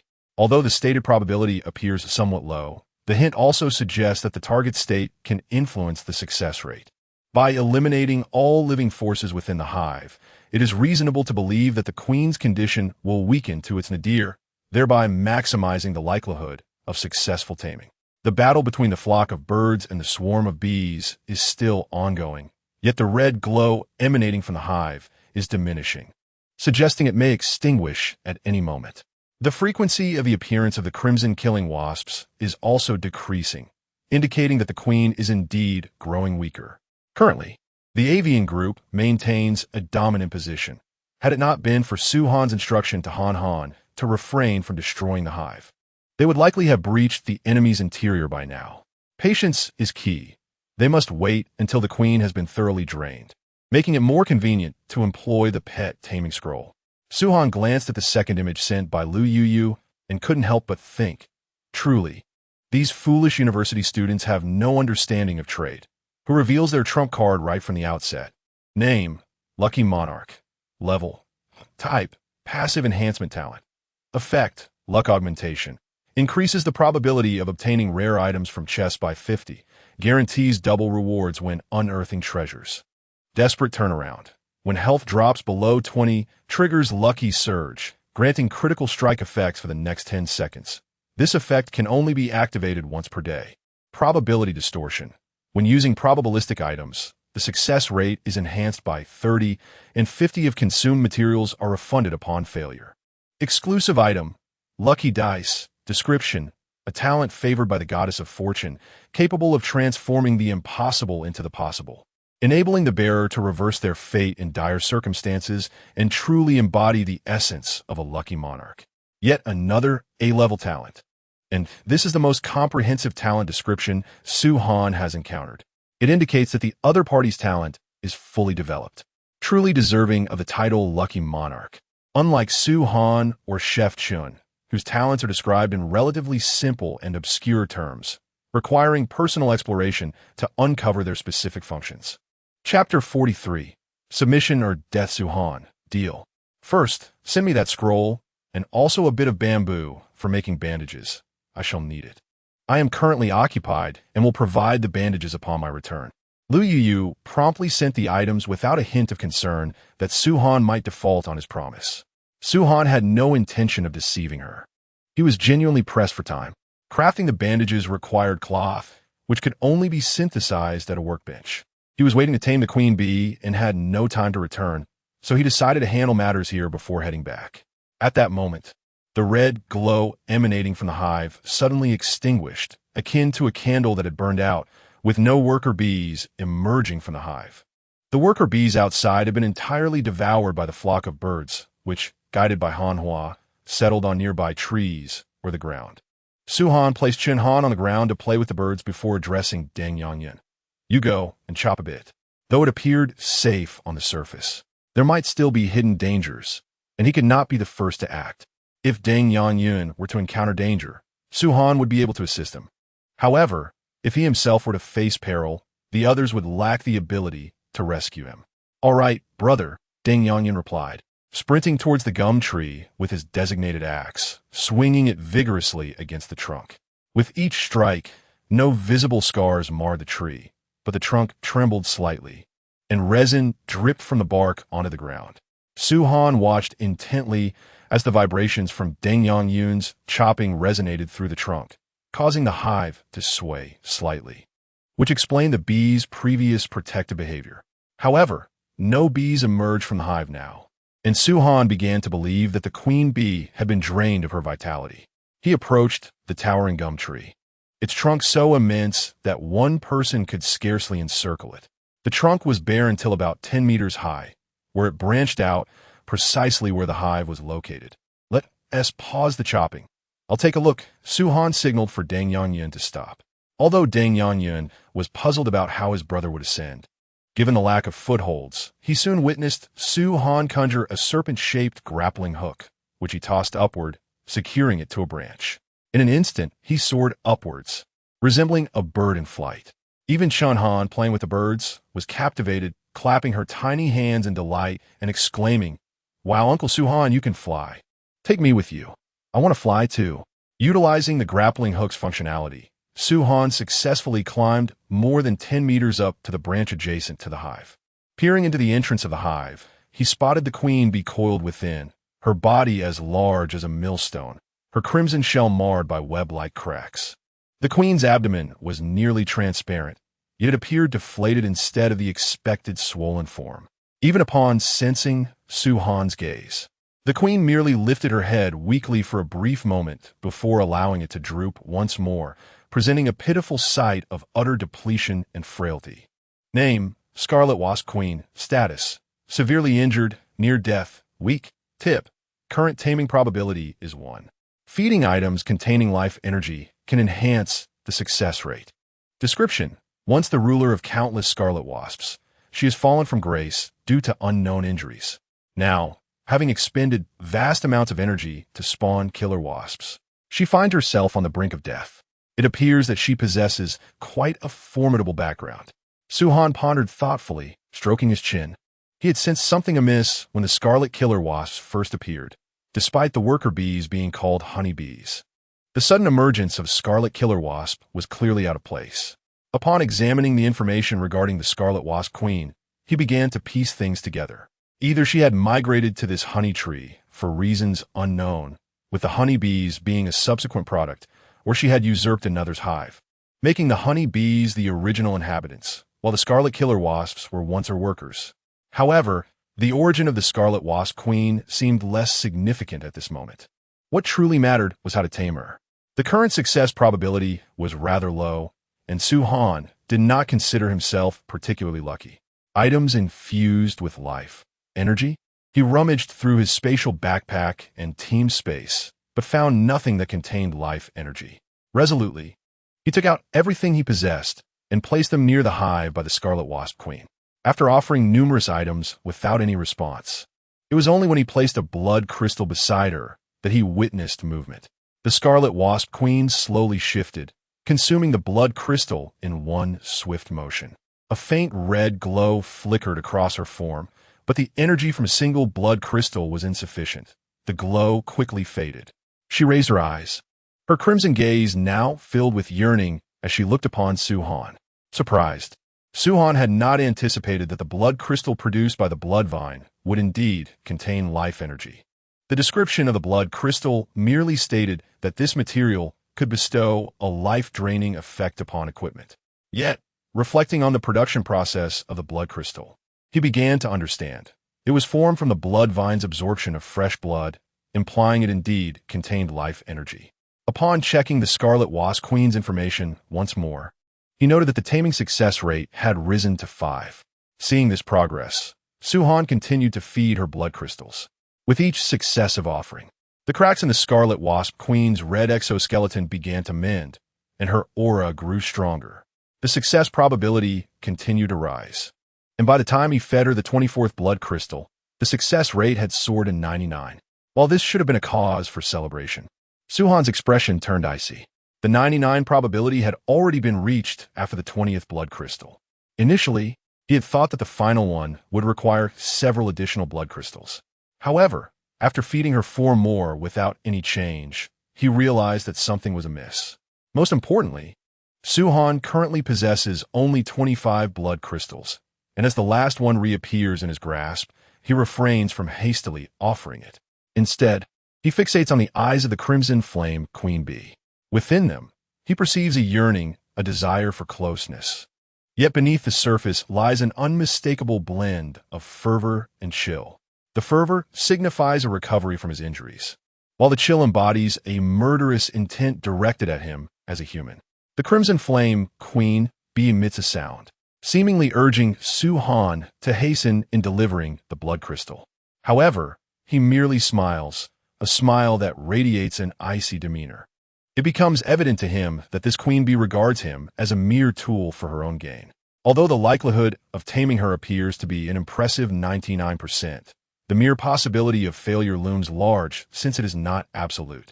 Clearly, the Queen Bee is resisting. It is unnecessary to contemplate using the scroll for taming at this moment. Such an attempt would undoubtedly end in failure. For the Queen Bee has no intention of being subdued. She merely covets the blood crystal in Su-Han's possession. With a resolute decision, Su-Han activates his innate ability, the True Sight Eye. His vision is enveloped in a crimson filter, revealing the Crimson Flame Queen Bee adorned with ominous black death lines. A weathered revolver materializes in his right hand, aimed squarely at the Queen Bee's head.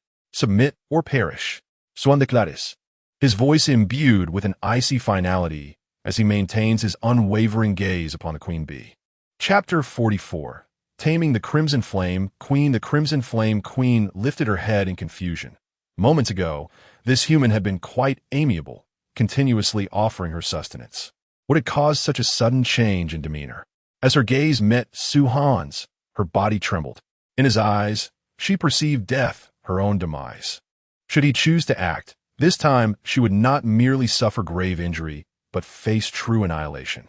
The flicker of hope that had lingered in her heart dissipated entirely, and she emitted a sound of supplication.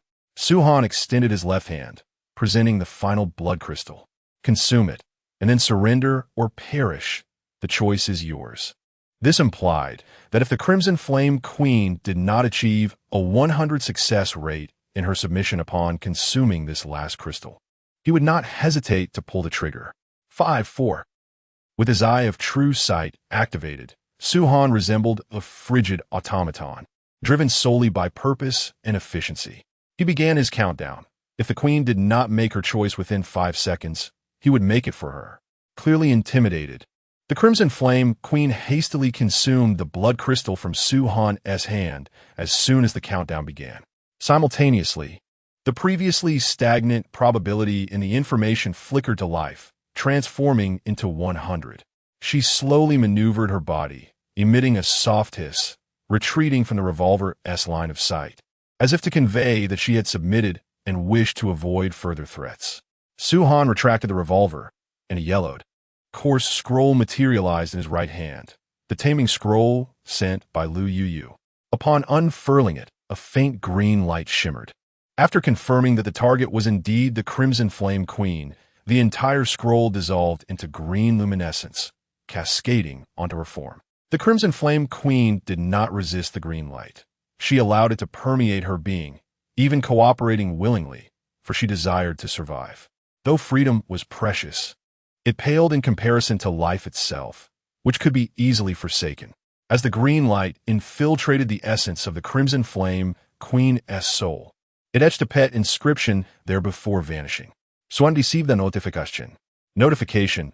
Congratulations, you have tamed the Crimson Flame Queen. Name, Crimson Flame Queen.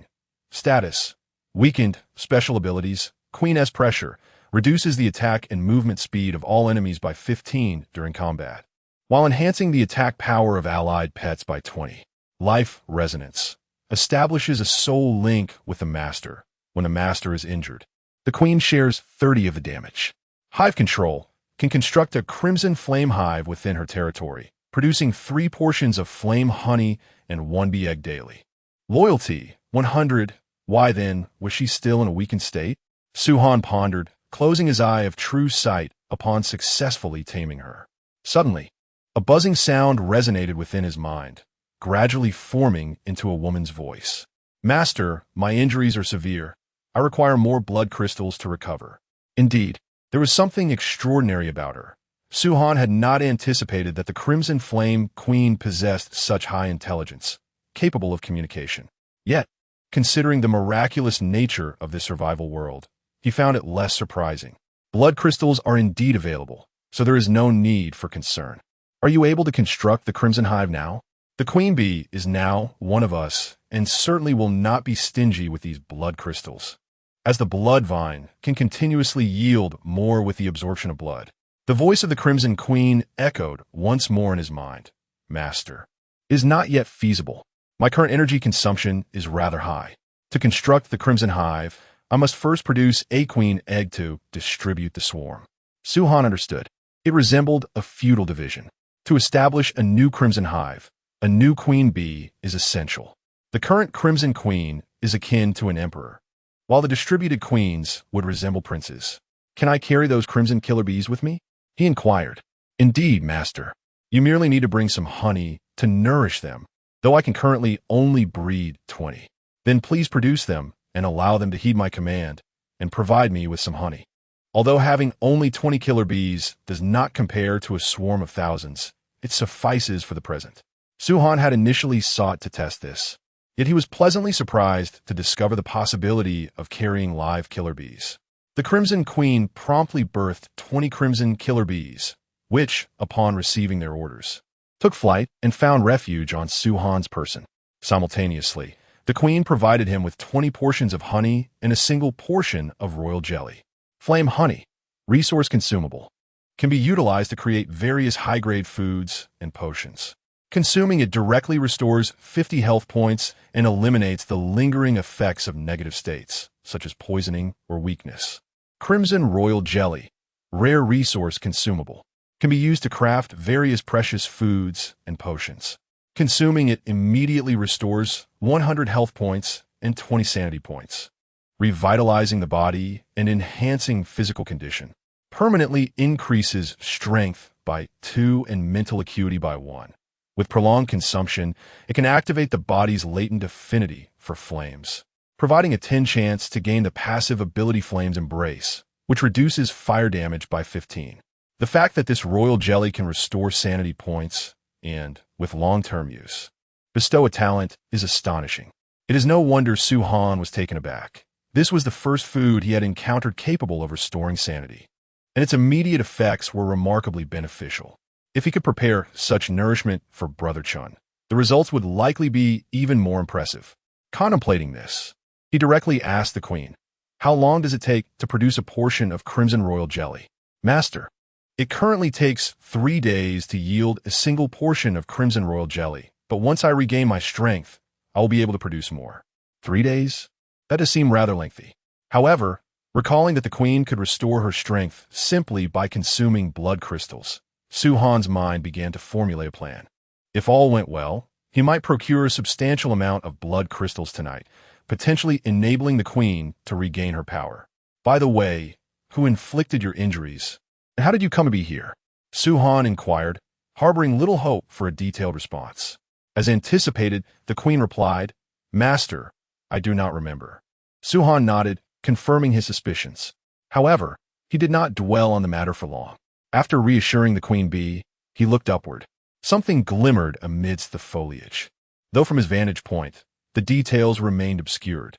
despite having already inquired with the queen bee, who affirmed that this tree was her territory devoid of other creatures. Su-han, ever cautious, decided to send his killer bees to investigate first.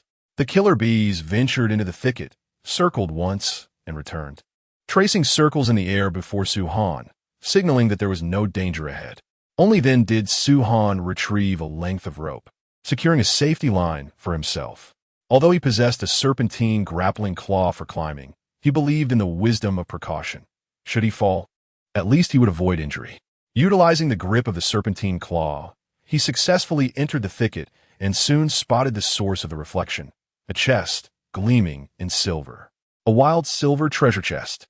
Su-han felt a surge of excitement. Today seemed to be his lucky day, perhaps a stroke of fortune from Lu Yuyu. This was his first encounter with a wild treasure chest, and it appeared to be of the item type. The silver chest was unlocked, allowing for direct access. However, Su-han was not in haste. He recalled Lu Yuyu's remarkable luck and pondered whether to enlist her assistance in opening the chest. Surely, with her help, he would procure something extraordinary. Resolute in his decision, he intended to request Lu Yuyu's aid shortly. After stowing the chest, Su-han glanced upward, through the gaps in the leaves revealing the azure sky. Since he had arrived in this world 2 days prior, he had yet to survey the surroundings from a high vantage point. The towering honey tree presented the perfect opportunity for an elevated view. He continued his ascent, eager to behold the landscape from above. Chapter 45. A veil of mist surrounds upon ascending to the highest branch. A splendid vista unfolded before him. The landscape was adorned with lush greenery, vibrant foliage stretching as far as the eye could see, and wisps of white clouds gracing the horizon. Had he been on Blue Star, such beauty would have compelled Su-han to exclaim in wonder. However, in this realm, he refrained, wary of attracting any lurking monstrosities. Clouds? The day was overcast, and there were no clouds to be seen. Su-han sensed something amiss. Today, incessant rain had left the sky shrouded in gloom. He focused intently on the strange white mass on the horizon, resembling clouds, yet evoking another memory. Last night, he had encountered a similar phenomenon, mist ethereal and white. Turning his gaze elsewhere, he observed that the unobstructed sky was similarly tinged with white. A jolt of realization surged through Su-han. This was not mere cloud, but mist. Moreover, it enveloped the surroundings, its extent difficult to discern, perhaps spanning several kilometers. Were all the survivors now isolated by this mist? He speculated, only to quickly negate his own hypothesis. No, this world was aptly named the Mist Survival World thus. An astonishing thought crystallized in his mind. This mist was, in fact, a normal occurrence within this realm. The absence of mist around the survivors must be due to some force repelling it. This implied that once this force waned, the mist would inevitably permeate the area, ensnaring the survivors within its grasp. Yet, within the mist lurked monsters. If he could not devise a means to counteract the mist or confront the creatures dwelling within, the inevitable spread of the mist would herald their demise. Currently, Su-han was aware of only one method to dispel the mist, crafting a lantern which could momentarily clear the fog. As for more efficient solutions, he remained in the dark. However, he surmised that the mist would require some time to spread. Preparation was paramount. As he pondered, he gradually descended the rubber tree, his expression grave, the earlier joy of acquiring numerous treasures dissipating. Survival was the ultimate priority. No amount of possessions would matter if they could not endure this perilous world. Unbeknownst to him, Chun-han remained oblivious to his solemn demeanor. The little girl came sprinting towards him, arms wide open as she wrapped around his leg. Her little head tilted upward. "Uncle Su-han, I want to fly too." Her exuberance was infectious, dispelling Su-han's worries as he lifted her into his arms with a smile. "What flying? Uncle can't fly." She animatedly mimicked his recent ascent into the tree, exclaiming, "Just like that, swoosh up the big tree. All right, let us fly together, but you must hold on tight to Uncle," he chuckled, securing her with a rope around his waist before casting the grappling hook onto a branch. Amidst her excited shouts, they began their ascent and descent. After several rounds of playful antics, Henin's little face flushed a vibrant red. It was only then that Su-han gently descended to the ground, though the exuberance of childhood urged her to continue. At this moment, Chef Chen spoke up, Henin. Chen Han glanced at her father, noticing his stern expression, and realized she had perhaps overindulged in her play. She twisted her body and softly murmured, "Uncle Su-han, I don't want to play anymore."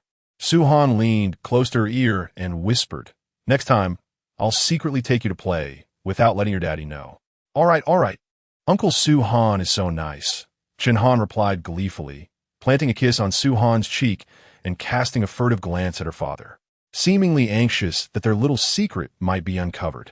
Once Su-han set her down, she scampered off to play with the little birds. The other two approached, and Chef Chen inquired what transpired up there. He had sensed something amiss in Su-han's demeanor, but seeing the affection he showed towards his daughter, was reassured that it was not a matter of urgency. Su-han recounted the mysterious fog he had encountered in the trees, along with his findings from the bat cave the previous night, including indications that there were monsters within the fog. After hearing Su-han's descriptions and speculations, Chef Chun furrowed his brow momentarily before relaxing into a smile, saying, "This fog is not something we need to worry about just yet. I trust that it will not lead us to our demise. Surely, a solution will present itself in due course." The Chef Chun referred to was undoubtedly the deity or higher dimensional being that had brought these humans here as survivors, presumably because they still had utility. Otherwise, they could have been left to fend for themselves without such elaborate efforts. As for Deng Yangyun, he was far more pragmatic. He currently lacked even a proper dwelling. So worrying about the fog and its implications seemed an exercise in futility. His very survival until that time was uncertain. "Brother, I believe in you. Whatever fog or monsters there may be, they are mere trifles before you," Deng Yangyun exclaimed with spirited enthusiasm. Su-han paid no heed to the exuberant fellow, having never expected any valuable suggestions from him. However, it did seem premature to fret about the fog's potential spread. It was wiser to prepare for the dangers that would follow the conclusion of the novice protection period. With only one day remaining before its end, it was anticipated that the level of peril would escalate. Never mind that for now. Let us gather our things and head back. Little Deng, please collect all the resin from the glue honey trees. With the tasks for their trip accomplished, the queen bee remained unable to move due to her weakened state. Thus, she could not accompany Su-han. The only remaining task was to gather the resin from the trees, which was naturally assigned to his younger companion. Su-han instructed the queen bee to mark Deng Yangyun, ensuring that the bee swarm would recognize him as one of their own, thereby allowing him to independently collect resin and honey in the future. Approaching Chen Han, he noticed that the flock of birds had mysteriously vanished, and the little girl was now busily picking things up from the ground. Sensing someone nearby, she turned and her eyes sparkled with joy. "Uncle Suan, Daddy, look at all the bee stings I've collected," she exclaimed, clasping her hands together and raising them high, revealing an array of black bee stings nestled in her palms. The bee stings can be utilized to craft hypnotic blow darts, bee landmines, and various other implements, and they may also serve as materials for certain synthesized items. Han, you are truly remarkable. Where did you acquire such treasures?" Su-han exclaimed, immediately squatting down to assist in gathering. "The little birds left these behind, and this." Han replied with a smile, producing several seeds. Dad mentioned Uncle Su-han would find them useful. In her hands, she held a total of 12 seeds, evenly split between vegetables and fruit trees, most of which were rather commonplace varieties, such as carrots and potatoes for crops, and cherries, apples, and pears for fruit trees. Among the fruit tree seeds was a particularly special one known as the breadfruit tree, a species Su-han had never encountered before. "Surely, the fruits it bears are loaves of bread," he mused, though lamented the lack of suitable land for cultivation. The prospect of harvesting fruit seemed a distant dream, as it takes at least 5 years for a fruit tree to bear fruit from seed. In this desolate place, Su-han felt he might perish without ever tasting a morsel of fruit. Thus, he could only resort to utilizing the planting mechanics from the survival game, where vegetables could be sown in farmland and would mature within 2 days. He surmised that fruit trees would likely follow a similar timeline. Chapter 46. The Role of the Lucky Sovereign. 3 Blueprints. Brother, the big tree has been harvested and combined with the previous 8 pieces of resin. We have collected a total of 100. I've stored them all in the team space, Deng Yanyan remarked, observing the steadily increasing number of bee stings in the team space. While on the ground, the collection continued unabated. He couldn't help but sigh, realizing that not only was he unable to compete with the children, but his ability to gather resources paled in comparison.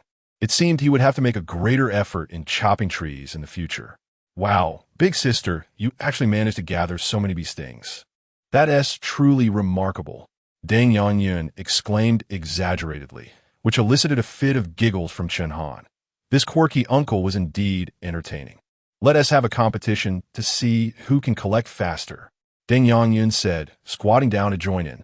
Upon hearing the idea of a competition, Chen Han immediately became serious, puffing out her cheeks as she replied earnestly, "All right, I'll count to 3, and we'll start together. 1, 2. Witnessing the earnestness of the duo, Su Han felt his spirits lift. Indeed, humans are social creatures. One cannot savor such joy in solitude. He opened his friends list and messaged the fortunate Lu Yu, sending a request for a treasure chest to be opened. Su Han, could you help me open a treasure chest? Lu Yu, sure thing. Just wait a moment, big shot. Wow, it's actually a silver treasure chest. Lu Yu exclaimed, astonished after receiving the items. After 2 days of exploration, everyone had come to understand the classification of treasure chest levels. The silver treasure chest was considered quite good. It seemed she would need to showcase her true abilities. Muttering to herself, Lu Yu placed the chest on the ground and retrieved a die, her exclusive talent item, the lucky die. She clasped her hands and shook them up and down while reciting, "Heavenly spirits, earthly spirits, Lord Laozi, manifest quickly. Jade Emperor, reveal your divine presence. Bless me." After invoking every deity she knew, Lu Yu finally cast the die onto the ground. The die rolled twice before settling on 3. Notification, congratulations. You have gained the effect of 3 Yang's opening prosperity, which can only be activated once. Well, it's not too bad, Lu Yu said with a smile. She was determined to prove her worth to the big shot. The lucky die could be used once daily, making it perfect for opening this treasure chest, and she was confident it would astonish him. After designating the 3 Yang's opening prosperity to the silver treasure chest, Lu Yu opened it directly. A flash of white light illuminated the scene, revealing 3 items within. 3 Yang's opening prosperity. When opening any treasure chest, if the number of basic items inside is less than 3, it will be forcibly supplemented to 3 items. As she examined the items, Lu Yu frowned slightly. They seemed rather inconsequential. Did this count as her luck? Nevertheless, she decided to send the 3 items to the big shot, allowing him to determine their usefulness for himself. Upon receiving the items sent by Lu Yu, Su Han meticulously examined each one. Today's surprises had rendered him somewhat immune to astonishment, yet he couldn't help but exclaim in awe. Truly, Lu Yu deserved her reputation as a fortunate one. The 3 items included were disposable building blueprint, vegetable garden, disposable building blueprint, orchard, and blueprint, iron nails. The disposable building blueprint, vegetable garden unlocks the construction method for a vegetable garden, allowing for the cultivation of various vegetable seeds, which yield fresh produce continuously. Required materials, 10 farmland, 10 wooden planks, 10 ropes, and 5 stones. The disposable building blueprint, orchard unlocks the construction method for an orchard, enabling the planting of young fruit trees and the harvesting of fruit resources. Required materials, 10 fruit fields, 10 wooden planks, 10 ropes, and 5 stones. The blueprint, iron nails, unlocks the crafting method for iron nails. Required materials, 1 iron ingot. It appeared that these 3 items were tailored to his current needs. Although he found himself lacking the fruit fields necessary for constructing the orchard. Curiously, he pondered why he had received the blueprint for iron nails. If the items were indeed aligned with his needs, it would seem more appropriate to receive a blueprint for fruit fields instead. While iron nails were indeed one of the materials required for upgrading a wooden house to a stone structure, they could also be crafted by iron sand, thus rendering this blueprint somewhat unnecessary. Speaking of iron sand, Su Han felt a twinge of impatience. It seemed this individual was rather sluggish in fulfilling his request. Despite providing materials for the task, it was disconcerting that nothing had been completed thus far. with afternoon slipping away and darkness approaching. If he wished to utilize the night vision goggles that evening, he still required the metal framework, which he had asked Iron San to produce earlier that morning. Just as Su-Han was about to reach out to Iron San, a message from Shun Fei arrived. Shun Fei, Brother Su, here is the papyrus I crafted, along with a blueprint I managed to collect. Shun Fei, Brother Su, would you consider joining my guild? If you agree to come, the position of vice president will be yours. Su-Han hesitated to accept the items, instead intrigued by the guild Shun Fei mentioned. He wondered if its functionality resembled that of his own team. Su-Han, what purpose does the guild serve? Can it facilitate gatherings in real life? Shun Fei sends a wry smile emoji. Such functionality does not exist. It merely groups friends into a collective, allowing for shared resource collection and mutual assistance. In this survival world, only by banding together can we thrive. Su-Han grasped the essence of the guild. It was in reality a mere assembly of novices seeking warmth in numbers. Should he assume the role of vice president, he would likely find himself obligated to provide various resources for free. At present, the guild appeared to offer him little assistance, proving less advantageous than his own team.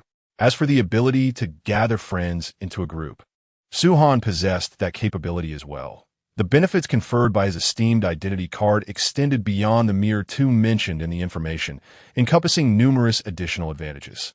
Su-Han, il shall refrain, me custom to solitude.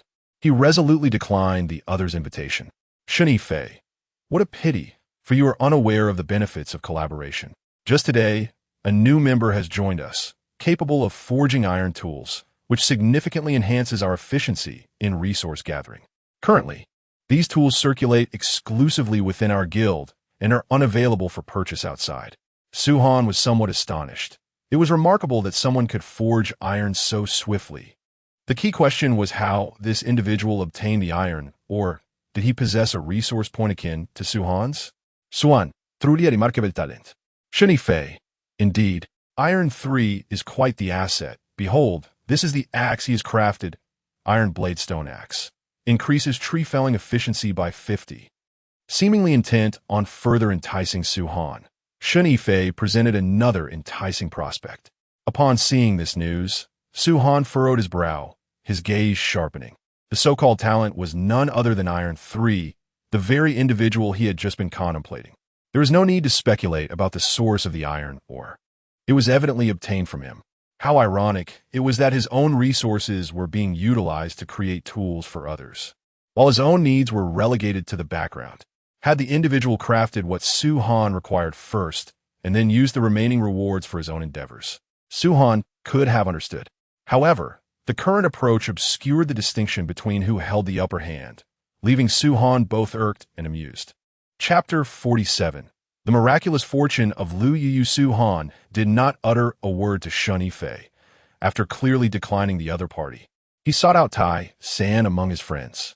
Su-Han, have my items been prepared? I require them immediately. Tai San, huh? Didn't the big shot say there was no rush? Su-Han, I am in a hurry now.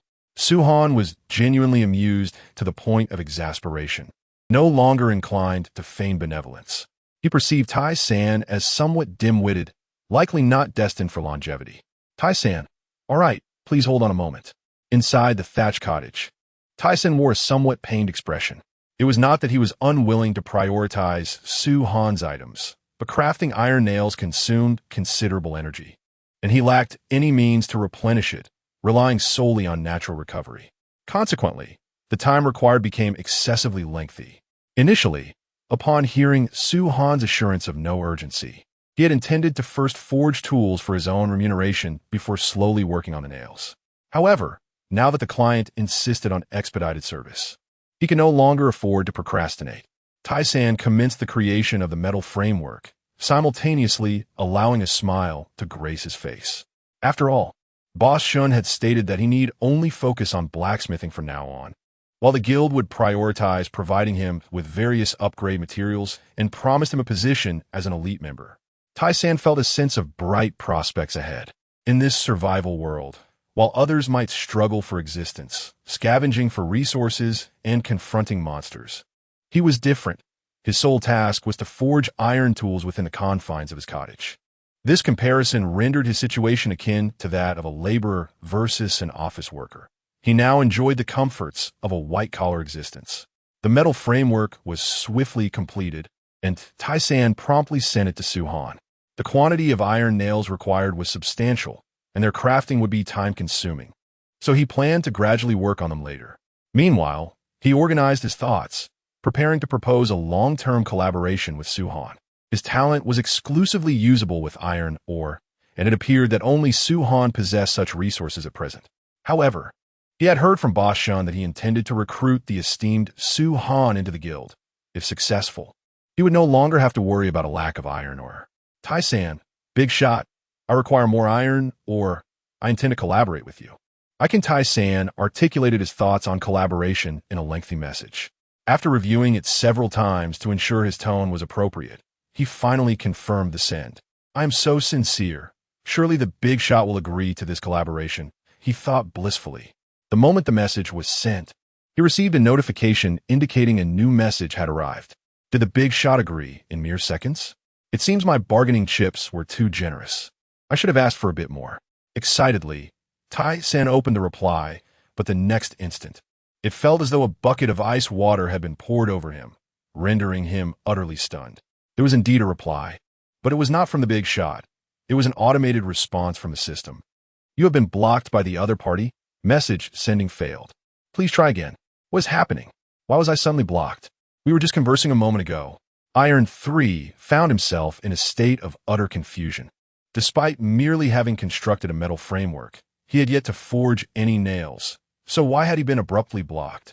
Surely, if blocking was necessary, it would have been more reasonable to wait until he had provided the nails before taking such action. However, it was not merely a matter of providing nails. The suddenness of the block left him bewildered. It was akin to a pair of individuals engaged in an online romance, where one moment they are conversing amiably, only to be severed from communication the next. A tumult of emotions, confusion, doubt, distress, washed over Iron 3, causing even this stalwart man's eyes to glisten with unshed tears. How would he acquire the iron ore he needed? Moreover, with a plethora of orders placed by Boss Shun, how could he respond now? Iron 3 felt as though the sky had fallen upon him, his mind teetering on the brink of explosion. Meanwhile, Su-han was indifferent to Iron 3's plight. Upon receiving the metal framework, he promptly blocked the other party. As for the nails, he could easily craft them himself once he returned with the blueprint. Any surplus iron ore would simply be regarded as a gift to the other. He had no desire to engage in dialogue with foolish individuals. Perhaps through conversation, they could find excuses and resolve their differences, leading to a renewed and pleasant collaboration. Yet, Su-han was disinclined to take such measures. He preferred to indulge in leisure instead. In the yard, Chun-han was joyfully frolicking. During their conversation, they had already traversed through the portal to Su-han's residence. Han, do not approach the fence. Those vines can be quite prickly, Su-han cautioned. He then turned to Deng Yangyun and said, You shall stay here tonight, and you will sleep on the second floor.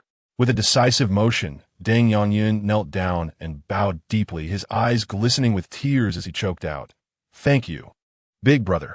It is not without reason that I have taken you in. Su-han pointed towards the portal. When dawn breaks and I activate the portal again, you will cross over to gather resources by chopping trees. Su-han had already assessed Deng Yangyun's aptitude. As a B-grade lumberjack, he was a natural laborer, and such talent should not go to waste. The portal could be opened for 12 hours each day, thus allowing him to work for that duration. Compared to some unscrupulous employers in Blue Star, Su-han considered himself quite benevolent as he provided food and shelter. Absolutely, big brother, Deng Yangyun replied readily. As long as he could survive, it was far easier to chop wood than to toil over screws. After a moment's contemplation, Su-han continued, I will grant you access to the workbench. Whenever you have the energy, you may combine materials. Seek food from Chingu, and you can eat while you work. Su-han intended to make the most of this free labor, assigning Deng Yangyun the more tedious and time-consuming tasks. He handed him some skewers and bamboo, instructing him to first synthesize cloth, which would enable Su-han to directly create bandages for bleeding. If not for the fact that the blueprint crafting function was limited to himself, Suhan would certainly have insisted that the laborer take on that task. At that moment, Chef Chun had already set up a barbecue grill in the yard. Although his cooking pot could directly prepare skewers, the joy of grilling one's own food was unmatched. Suhan approached him, retrieving honey and crystal bee royal jelly from his spatial backpack. Tian Yi, take a look at these two items and see if they can be transformed into some food. Upon receiving the items, Chun, the chef, brightened at the sight of the crystal bee royal jelly's properties. Its attributes were exceptionally potent, and consuming it directly would enhance one's abilities. If it could be crafted into food, the effects would undoubtedly be even more remarkable. Rest assured, I will prepare a high-grade dish for the captain. Suan Smaïd, I trust you, Chingu. I need to step out for a while, and will return only after dark. Please be careful. Chun did not inquire about his destination. He was well aware of Su Han's combat prowess, recognizing that among the current survivors, Su Han's strength was likely unparalleled. Thus, he understood that his role was merely to create advanced food to further augment Su Han's capabilities. Understood. Chingu, please keep an eye on Han Han. After nodding, Su Han moved aside to commence the cultivation of a vegetable garden and orchard. He had recently received items sent by Shun Fei, and, coincidentally, the blueprint provided was for creating an orchard. Although labeled coincidence, Su Han felt it was more a stroke of luck courtesy of Lu Yuyu. With this, all acquired items could be put to immediate use, unlike before when he had received several valuable items that were temporarily unserviceable. Chapter 48. Setting traps for the bloodthirsty bats. Upon arriving at one side of the courtyard, Su Han commenced the construction of a vegetable and fruit garden, situating them on either side of the water tower for the convenience of automated irrigation. Before long, a rudimentary vegetable and fruit garden, enclosed by wooden planks and ropes, was completed. Name: Vegetable garden. Type: agricultural structure. Function: cultivates various vegetables, accelerating crop growth by 50, has a 10 chance to trigger crop mutation, yielding special vegetables with enhanced attributes. Planting range: capable of simultaneously planting 10 varieties of vegetables. Modification option 1. Irrigation system upgrade requirements: bamboo 5, wooden barrel 3. Effect: installation of an automatic irrigation device renders the garden unaffected by weather, further enhancing growth speed by an additional 20, and eliminates the risk of crop mutation failure due to water scarcity. Modification option 2. Pest net installation requirements: spider silk 8, twigs 2. Effect: coverage of the garden's top and sides with a pest net prevents insect intrusion, ensuring that crops do not fail due to pest damage during mutation, while increasing the mutation probability to 20. Name: fruit orchard. Type: agricultural structure. Function: cultivates fruit trees, reducing fruit maturation time by 50, randomly triggers fruit tree mutations, producing fruits with special effects. Planting range: capable of simultaneously planting 10 fruit trees. Modification option 1. Grafting workshop requirements: metal scissors 6, wooden planks 4. Effect: establishing a grafting workshop allows for the grafting of fruit trees, merging distinct traits to create entirely new mutated fruit varieties, while enhancing the mutation probability of fruit trees by 15. Modification option 2.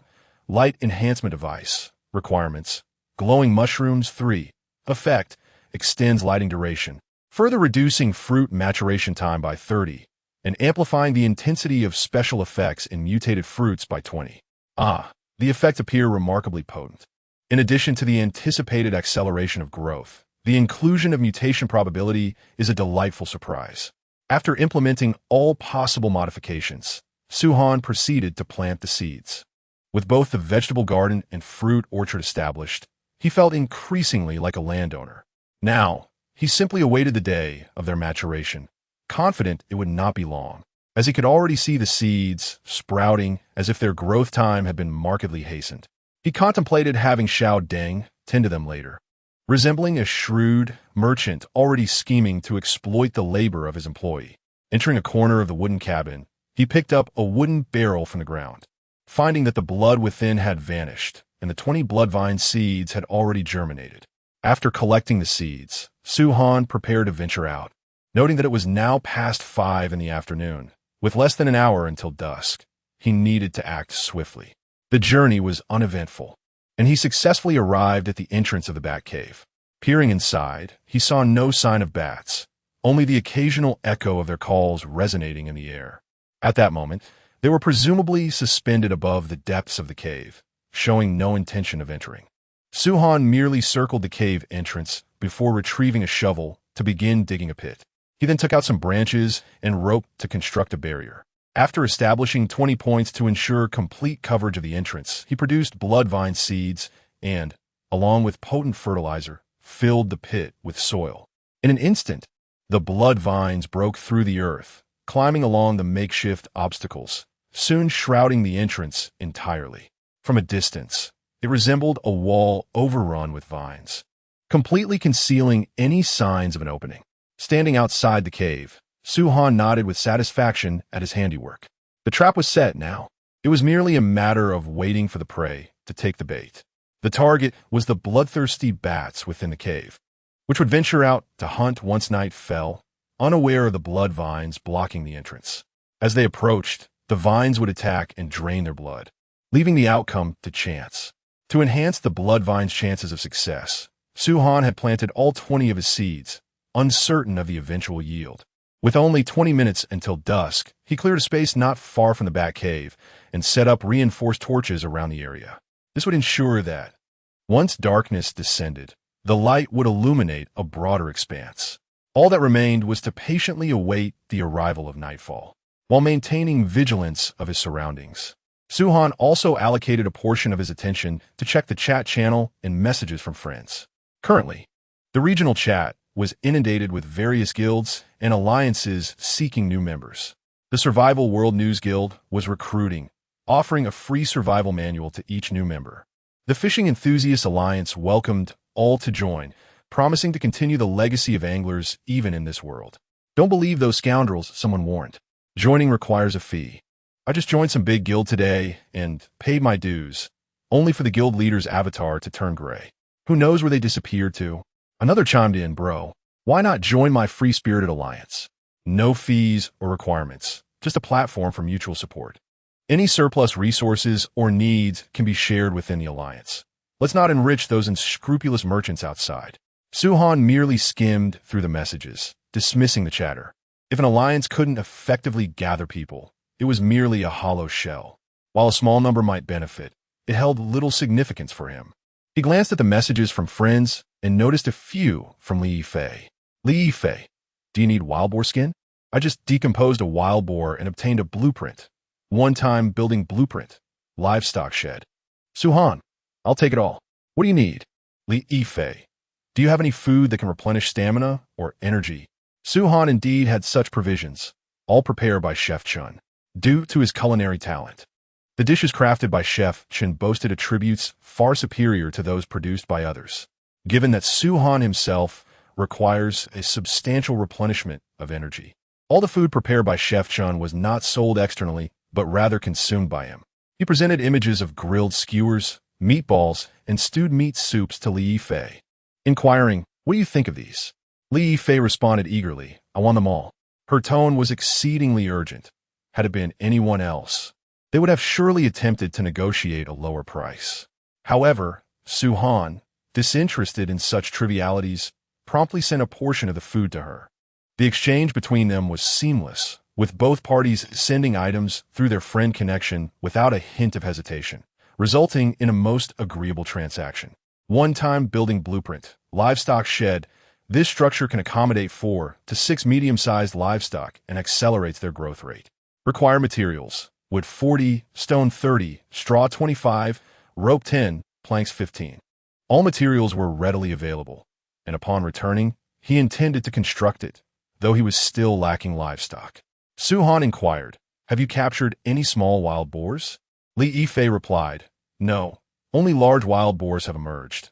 I haven't seen any young ones. Suhan suggested, try to capture one alive instead of killing it and see if we can trade. Okay, Li Yifei agreed. Now, they awaited further notification. Suhan was uncertain whether wild boars could be domesticated through capture, but it was worth a try. After all, he wouldn't be the one doing the catching, which made it all the more convenient. As the clock struck 6 in the evening, Darkness enveloped the sky, leaving only the flickering light of torches illuminating the surroundings.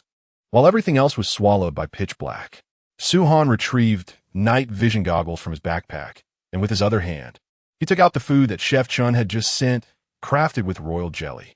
Name: Royal Jelly Cake. Type: Food. Level: A. Effect: Permanent effect, Strength 4.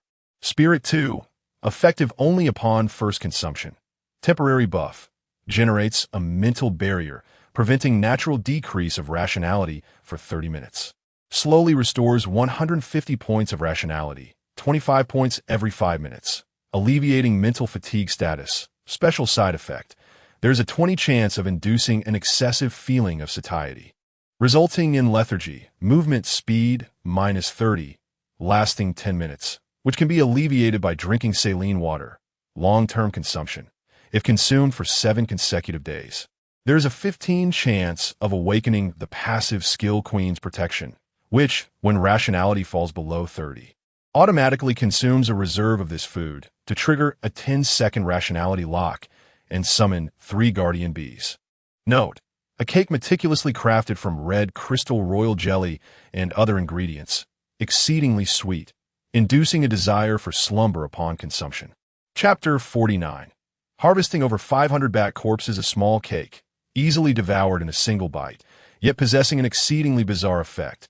Its quality reached an impressive grade A. The permanent attribute enhancement had doubled compared to the original, and an additional temporary state, the mental barrier, was bestowed, preventing any reduction in sanity for 30 minutes. This was precisely the effect Suhan required. He had not forgotten how merely glimpsing an image of the monstrous entities lurking in the darkness had diminished his sanity. Now, equipped with night vision goggles, he hoped to uncover even more terrifying creatures concealed in the shadows. To prepare himself adequately, he opened his mouth and consumed the royal jelly cake, feeling the surge of attributes and buffs before donning the night vision goggles. As Suhan gazed into the dark jungle, where the torchlight could not penetrate, he found himself momentarily stunned. Rather than encountering horrifying monsters, the night vision revealed nothing amiss. The scenery appeared much like that of day, devoid of any menacing creatures. Perplexed, Suhan voiced his confusion, removing the goggles for a clear view, only to be met with an inky darkness. Replacing the goggles, the sight remained unchanged. The darkness was no different from the illuminated scene. This led him to question the validity of the monstrous images shared in the regional chat. He recalled that the individual who had posted the pictures claimed to possess a talent for night vision, allowing him to see the monsters in the dark. Yet, with his own night vision goggles, which should provide a similar effect, he saw nothing at all. Perhaps this was the distinction between innate talents and equipped gear, where talents could discern deeper truths. Despite his musings, Suhan felt an unsettling dissonance and decided to message his friend, Chef Chun. Suhan, Chin, do you know the person who posted the monster images in the regional chat? Just one glance at the picture caused a drop in my sanity, leading me to block him immediately. Chef Chun: yes, he occasionally shares those grotesque images in the chat. There was something distinctly wrong. 9 out of 10 aspects felt off. If monsters truly lurked in the shadows, why would he continuously share them in the regional chat? Moreover, with the night vision goggles on, he had seen no traces of any creatures in the dark. This prompted Suhan to suspect that the individual might not be human at all. Suhan, Chin, do not click on his images. It would be best to block him, and have Han Nin do the same. Chef Shen, understood. Approaching the edge of the torchlight, Suhan peered into the reachable darkness, observing nothing unusual through the night vision goggles. It seemed safe to venture into the dark. However, he dismissed the thought. He had no desire to court death, for perhaps the monsters were invisible, revealing themselves only to those who dared to enter the shadows. He removed the night vision goggles, realizing they offered little utility at present, making it difficult to distinguish between the illuminated area and the darkness. The vision granted by the goggles mirrored that of daylight, rendering him oblivious to his surroundings if he stepped into the dark. The cacophonous and dense screeches of bats echoed from the bat cave, accompanied by the fluttering sounds of their wings. The bloodthirsty bats are about to emerge from their lair in search of sustenance. Yet one must not forget that the entrance to the bat cave is now shrouded in blood vines. Indeed, in the next moment, the cries of the bats became sharp and increasingly chaotic. Suhan donned his night vision goggles once more and gazed upward at the bat cave, where the blood vines writhed violently, as if ensnaring a fierce beast struggling to break free, yet the tendrils steadfastly resisted. Observing that the blood vine trap had not been breached immediately, Suhan exhaled in relief, signifying that his plan had succeeded. As long as the swarm of bloodthirsty bats could not escape instantly, they would lose their chance. The blood vines would grow stronger with each passing moment, and their blood-sucking speed would intensify. With his attention diverted from that area, Suhan removed the night vision goggles and retrieved from his backpack the pair of sheer stockings he had purchased that day, along with some vines and branches. He affixed one opening of the stockings to the vines and secured it to a branch, thus crafting a rudimentary insect net. In the darkened jungle, the flickering of fireflies was evident in many places. After planting a torch into the ground, the fireflies floated gracefully in the darkness, mere half a meter from the firelight, resembling scattered stars. With the stockings net in hand, Suhan swept towards the fireflies, quickly pinching the opening of the stockings with his other hand to lift it into the light. Perhaps due to their capture, two tiny winged insects were seen crawling within the stockings under the glow. Such creatures have become rare on Blue Star. Many believed fireflies to be mere figments of imagination, questioning how any insect could emit light, deeming it nonsensical. Suhan speculated that once these individuals dared to wander into the jungle at night, they would finally witness the true appearance of fireflies. After placing the fireflies into a bottle, he sent a message to Deng Yanyan, instructing him to craft a lantern at the workbench without delay. If all went well with the blood vines, he intended to venture into the bat cave tonight, as the fog within necessitated the preparation of a lantern. The cacophony from the bat cave persisted for nearly 10 minutes before it finally ceased. Suhan climbed to the cave entrance and struck the mountain wall twice with his axe, but still, silence reigned within. Just as he was about to clear the blood vines obscuring the entrance, his gaze fell upon them, and his steps faltered. Something seemed different. Before him, the blood vines had deepened in hue, now glowing faintly red, with viscous, blood-like sap dripping from the main stalk. Name: Bloodbat Vine. Type: Mutated plant. Health: 800 TAC. Melee 35, with toxin. Range 20, blood spike spray. Defense: 20 vine epidermis, 15 blood-sucking shield. Movement speed: slow, ground crawling, fast, wall climbing. Special abilities: Bloodbat Entanglement. Bat Swarm Assault, Blood Sacrifice Regeneration. Description: a terrifying plant that has absorbed a vast amount of blood from bloodthirsty bats. It will actively attack all nearby creatures, fearing strong light and flames. What was once merely a plant akin to a Venus flytrap had now mutated into a monstrous hybrid of plant and animal, due to its excessive consumption of blood from the bloodthirsty bats. It appeared that a creature had sensed the proximity of the bloodbat vine, which began to writhe. The tendrils slowly crawled towards Suhan. In an instant, he activated his true sight, and an axe materialized in his hand, which he hurled directly at the tendrils at the cave entrance. A sharp crack echoed as the bloodbat vine splintered apart, instantly vanquished. The entrance was immediately relieved of a layer of vines. However, there had previously been 20 blood vines planted here, and if they had all mutated, only 19 would remain. Suhan, disinterested in counting, summoned another axe, casting it toward the area where the vines lingered. His upgraded backpack allowed for the stacking of tools with the same attributes, and he had 99 stone axes stored within. He continued until the flickering flames revealed no further vines, at which point he paused to assess the situation at the cave entrance. Inside the cave, the ground was littered with the grotesque remains of countless bat carcasses, a sight that was undeniably chilling. Suhan approached to examine one. Bloodthirsty bat carcass. Material: commonly used for crafting cursed artifacts or as a medium for summoning rituals. Tip: if one finds themselves on the brink of starvation, it could serve as sustenance, but caution is advised due to potential viruses. Never mind. I am not Indonesian. I have no habit of consuming bats. Suhan grimaced, finding the suggestion somewhat superfluous. What dire hunger would compel one to resort to such fare? He had heard that bats carried various viruses, and a single bite could transform one into a pathogen. Aside from the bat carcasses, there were several items dropped by the blood bat vines, which he collected one by one. Blood vine essence, material utilized for creating blood-draining potions, and could be combined with bloodthirsty bat carcasses for summoning. Heart of the blood bat, material food, consuming it directly can permanently enhance one's maximum health by 10 points. Additionally, there were blood bat vine seeds and blood bat crystals, both products of mutation. Su-Han speculated that the queen bee would likely favor the blood bat crystals, as their energy was more potent than that of blood crystals.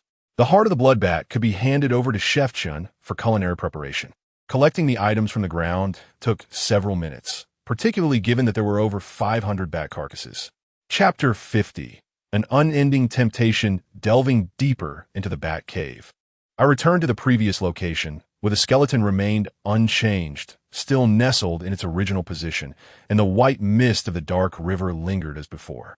Su-Han donned his night vision goggles and gazed upstream towards the riverbank, where the light of the flames did not reach. Suddenly, a familiar treasure chest came into view, yet another silver chest. Elation surged within him, but he quickly regained his composure. This chest bore an uncanny resemblance to the equipment found near the prior skeleton. It seemed nothing more than bait, designed to lure in the unsuspecting. Indeed, he was the fish meant to be caught.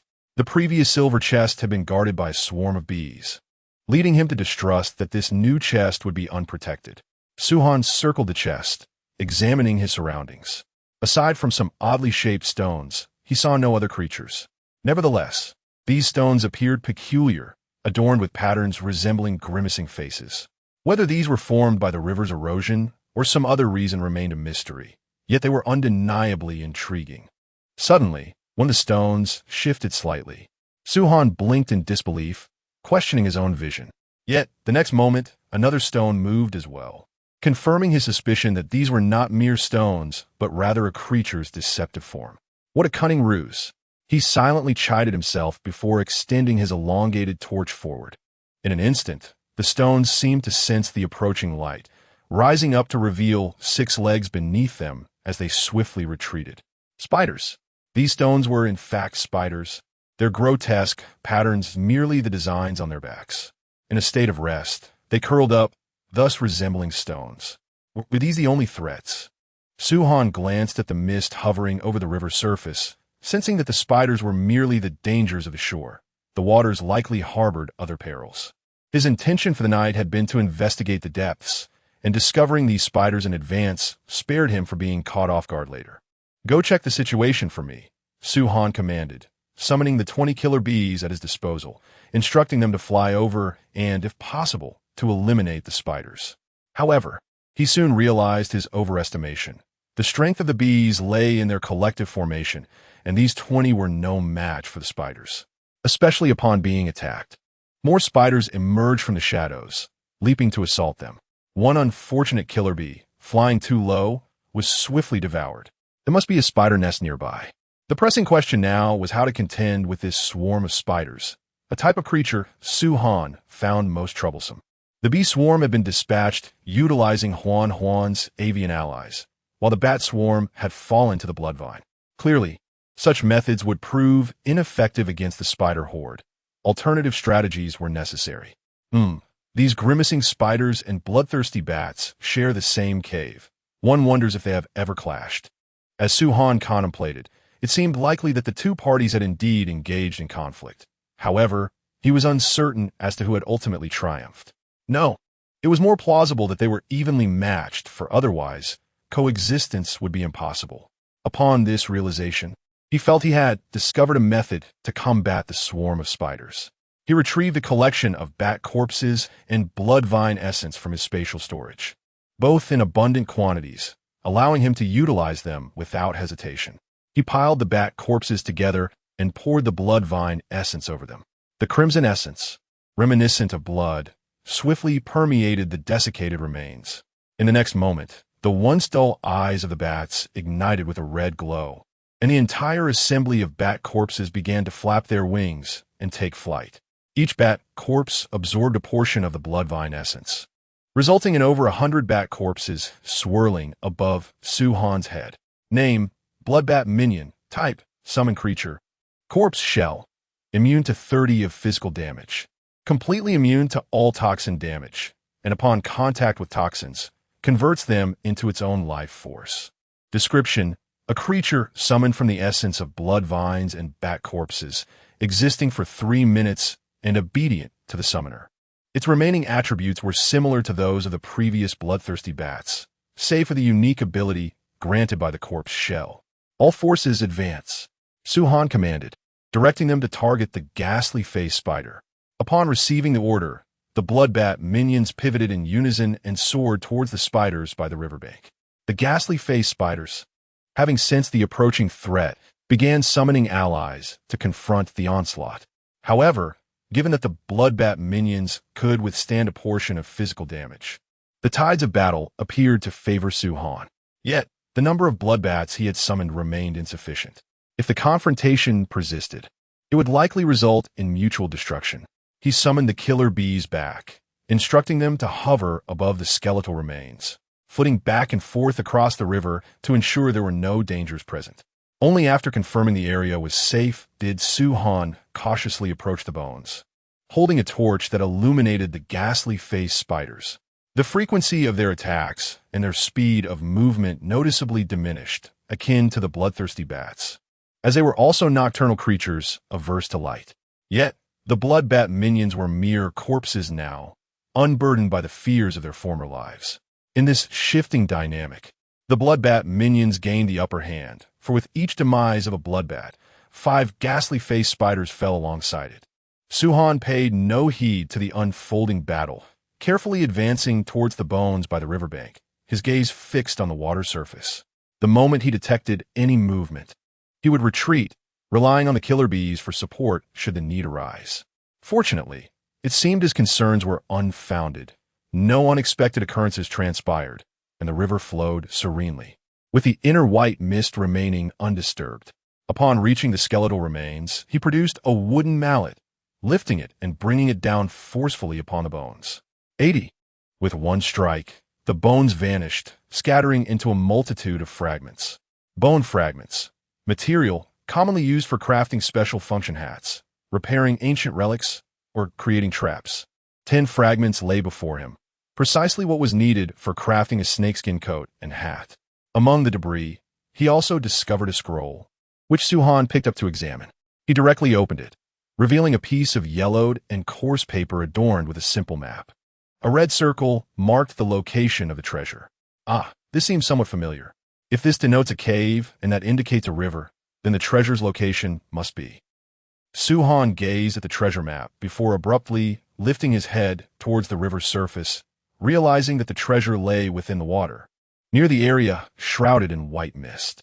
However, rather than feeling exhilarated by the discovery, his expression remained composed. Such an obvious bait. They must be attempting to lure me into the water. Do they take me for a fool? He stowed the treasure map into his spatial backpack, showing no inclination to plunge into the river in search of the treasure, even though he had crafted an underwater breathing apparatus, enabling him to breathe normally beneath the surface. Nonetheless, this appeared to be a blatant trap. While the treasure might indeed be genuine, what if the cost was his own life? That would be an unbearable loss.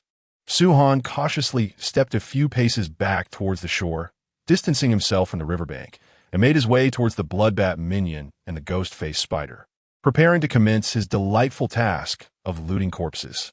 Chapter 51. Was Leaky devoured by a monster? Will you submit? Will you submit? In a clearing of the jungle, illuminated by a torch firmly planted in the ground, Leaky was astride a wild boar, relentlessly striking its head with her bare fists. The boar grunted and twisted its body in a futile attempt to dislodge the troublesome human from its back, but its head remained bowed, leaving it somewhat dazed and unable to muster any strength. Observing that the boar still possessed some energy, Leaky instinctively intensified her blows, hammering down with increasing force. At last, after letting out a defeated grunt, the boar collapsed onto the ground, ceasing its resistance. Has it fainted?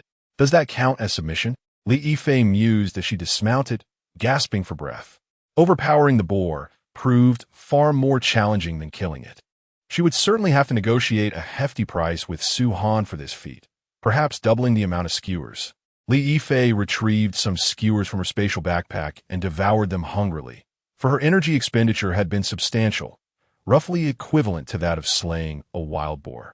Having replenished some strength, she then contemplated how to send the sizable boar to Su-Han. There was no express delivery service here. Otherwise, she could have airlifted the entire creature. Suddenly, an idea struck her. Could it be stored in her spatial backpack? Uncertain if living beings could be collected, she tentatively placed her hand on the boar and silently willed it to be stored.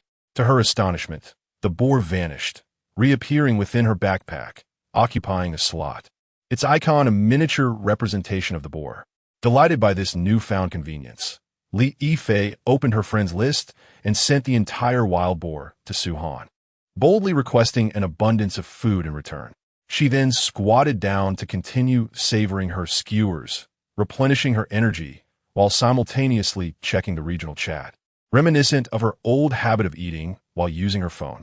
However, the chat was filled with mundane exchanges, featuring guilds seeking recruits, individuals sharing their woes, others being playful, and some posting various images to boast about their achievements. Be cautious, new monsters have appeared at night. Image. Suddenly, a particularly intriguing message caught Li Yifei's attention. The sender seemed familiar. This individual had also shared images of monsters in the chat the previous night. He appeared to only emerge after dusk, as she had not seen him during the day. Li Yifei clicked on the image to investigate, figuring that losing a few points of sanity was trivial. After a night's rest, they would naturally replenish. Additionally, her curiosity regarding these peculiar entities was piqued. The image depicted a towering figure, seemingly over 3 meters tall, with a swollen head and disproportionately long arms that almost brushed the ground. Sanity -1. She paid no mind to the alert, based on her experience. A reduction of 3 points in sanity would halt any further decline. Thus, there was no cause for concern. Quite unsightly, Li Yifei remarked as she scrutinized the image, continuously critiquing it. As a seasoned enthusiast who had watched hundreds of horror films, she found this level of grotesqueness insufficient to frighten her. A thin veil of white mist suddenly appeared out of nowhere, coalescing even under the flickering glow of the flames, swirling around Li Yifei as it gradually thickened into a mist akin to white clouds, ultimately obscuring the light. Despite the growing density of the mist, Li Yifei remained oblivious. Her gaze fixated on the monstrous image before her, critiquing its lack of terror and the inadequacy of its elongated limbs. Even the most oblivious of souls would have sensed something amiss at this moment, yet Li Yifei seemed entranced, utterly unaware of the unfolding events around her. Her reason, which she believed would only diminish by 3 points, had indeed halted momentarily, but as the mist enveloped her, it began to wane once more. Reason -1. Reason -1. The decline continued, and the white mist thickened, shrouding even the flickering torchlight. Suddenly, the mist began to churn, as if something within it was stirring, causing the vapors to swirl violently. Then, a pair of swollen hands emerged from the fog, resting upon Li Yifei's shoulders, hands reminiscent of a corpse long submerged in water. Li Yifei, dazed, lifted her gaze to encounter a grotesquely swollen head peering out from the mist, its flesh contorting as if to mock her with a sinister smile. Ah, what a treasure! Su-Han incessantly dismantled the corpse of the ghoul-faced spider, while the blood-bat minions, upon their demise, disintegrated into a fine powder upon the ground. Blood-bat ash powder, rare material consumable, commonly used in the crafting of magical artifacts, weapon enhancement, and environmental modification. This prompted him to marvel at the bounty of the bat. Its cadaver could summon minions, and even in death, it transformed into a rare material. No wonder the Indonesians revered them, or rather, considered them culinary delights. Moreover, the spoils from the ghoul-faced spider yielded, as anticipated, not only materials but also a blueprint. Spider silk, material used for crafting tents, insect nets, and as a component in certain advanced technological items. Spiderweb trap blueprint unlocks the crafting of a spiderweb trap capable of ensnaring monsters and slowing their movement.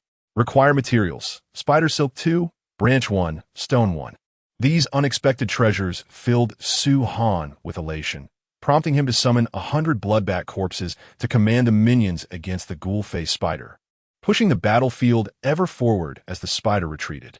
At that moment, he approached to collect the silver chest, verifying it was not a trap before opening his friend's list to send the chest to the fortunate Liu Yu, only to find a message from Li Fei, along with items awaiting acceptance, which he confirmed. Wild boar 1, wild boar, animal, can be directly dismantled or released or placed in a pen for breeding. To his astonishment, Su-Han realized that even living creatures could be stored within the spatial pouch. A thought flickered in his mind. If he could bring this to fruition, he could carry an entire swarm of bees with him. However, he decided to suppress this notion for the time being, waiting until the queen bee had recovered before proceeding. What kind of image had been sent? There was no explanation provided. Had something valuable been discovered? Li Fei had also sent him a separate message, which contained an image that piqued Su-Han's curiosity, prompting him to open it directly. The image depicted a being of considerable height, with an unsettlingly disproportionate physique, revealing a swollen, exposed body that was evidently not human. An otherworldly demon. Su-Han instantly recognized the entity, a chill running through him at the sudden transmission from Li Fei. Instinctively, he checked his personal status panel. His sanity remained intact, not diminished as it had been when he previously encountered an image of the otherworldly demon. The mental barrier above still had 5 minutes of duration left, which explained the stability of his sanity. Su-Han, why did you send me this image? Li Fei. Image. Noticing that the other party had not addressed his question, but instead sent another image, a sense of unease gripped Su-Han. Something was very amiss. Just then, while he remained vigilant to the gazes surrounding him, he noticed a wisp of white mist appearing within the illuminated area of the fire, drifting ominously towards him. Chapter 52. Slaying the Otherworldly Beasts, triggering the extraordinary class, changed the moment Su-Han beheld the ethereal white mist. He promptly activated his innate talent, the Eye of True Vision, releasing his axe and torch to the ground. In their stead, he retrieved 2 other items from his spatial backpack, a rusted revolver in his right hand and a rudimentary lantern in his left. The sudden appearance of this white mist perplexed him. However, with the clarity bestowed by his talent, he maintained an unwavering calmness as he contemplated the situation. Observing the tendrils of white mist, which appeared almost indistinguishable from ordinary fog, Su-Han understood that it was indeed no ordinary vapor, but rather a variant of white mist, albeit with a lower concentration. He glanced at the river's surface, where the mist flowed serenely, not spreading outward, indicating that the fog enveloping him did not originate from that source. The only conclusion was that the mist manifested after he viewed the image sent by Li Fei. Yet, this was not the first time he had encountered such monstrous imagery. Previously, it merely dulled his senses without precipitating the current predicament. The distinction lay in the setting. He had been in his dwelling before, whereas now he stood exposed in the wilderness. Devoid of the campfire's warmth and the shelter of his abode, the feeble light of the torch would likely offer scant protection.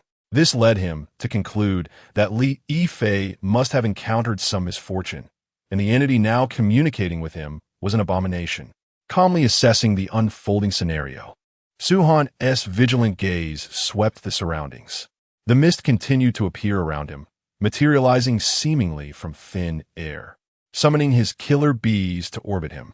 He ventured toward the riverbank, yet remained ensnared by the encroaching fog, which clung to him, coalescing ominously within a meter's proximity. As the mist gathered, it writhed toward him, yet was repelled by a faint white luminescence emanating from the lantern. The lantern itself was a simple contraption, a bottle suspended from a branch by a cord, housing tiny fireflies. Despite its humble design, the glow emitted by these diminutive creatures thwarted the mist's advance. Gripping the revolver tightly in his right hand, Su-Han stood resolute, quietly observing the swirling fog. He refrained from fleeing. As the mist thickened, it obscured even the torchlight, rendering his vision ineffective. In such limited visibility, a hasty retreat could lead to a perilous fall, potentially presenting a more dire situation than the one he currently faced. The mist grew denser, ultimately resembling the white fog that blanketed the river. Suddenly, the mist ahead began to churn violently, as if some creature stirred within. The towering, grotesque entity was about to emerge.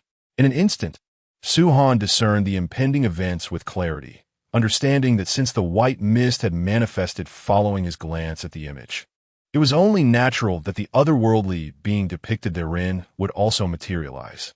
It was a bait. The image serves as a tantalizing bait. When the survivor dares to view it amidst the nocturnal wilderness, it acts as a beacon, summoning the otherworldly creature to their side. Its intentions are clear, not to deliver any semblance of service, but rather to wreak havoc, perhaps to assimilate or control, for when Li Yifei sent him a message, she was still alive, her profile picture not yet fully dimmed. Suddenly, the haze before him parted, revealing a pair of swollen hands emerging from a mist, descending upon Suan's shoulder. The movement was languid, and he merely stepped back 2 paces to evade its grasp. With his revolver aimed at the grotesque hand, he targeted the nebulous void 3 meters above. Under the scrutiny of his true sight, the swollen hand was marked by strands of black death lines, though they were sparse, prompting Suhan to refrain from firing. He was uncertain whether hitting this creature's hand would effectively destroy it. If its hand were distinct from the rest of its being, it would be an exercise in futility. Thus, a shot to the head would be the more prudent approach. The mist swirled again, and an unsightly, swollen head emerged, confirming that this entity was indeed the monster depicted in the image. The grotesque visage hung low, resembling a waterlogged piece of pork, its features indistinguishable. Yet, inexplicably, Suhan perceived a semblance of a grin upon that grotesque countenance. Were it not for the activation of his true sight, he might have uttered an expletive at such absurdity. Noticing no adverse effects, and with the grotesque head descending ever closer to his revolver, Suhan, despite his confusion regarding the creature's approach, chose to honor its audacity. Thus, he performed what he deemed a solemn rite to escort the being on its journey. Bang, bang, bang, bang, bang, bang. He pulled the trigger in rapid succession, emptying the chamber. The revolver responded magnificently, perhaps recognizing the creature as worthy prey.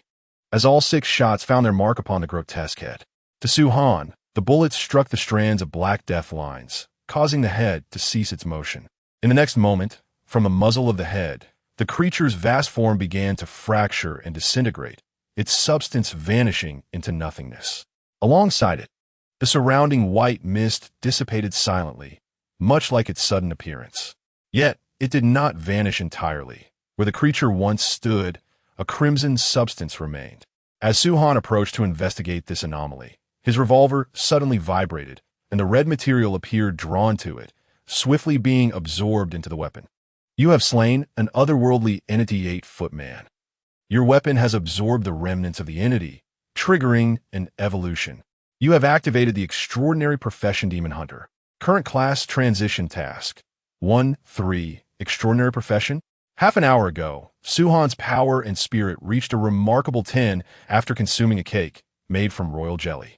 Subsequently, a notification appeared. The limit of ordinary beings has been attained. If there exists a limit to the ordinary, then transcending this boundary must signify extraordinary status. In other words, when humanity has its constraints, I shall not remain merely human.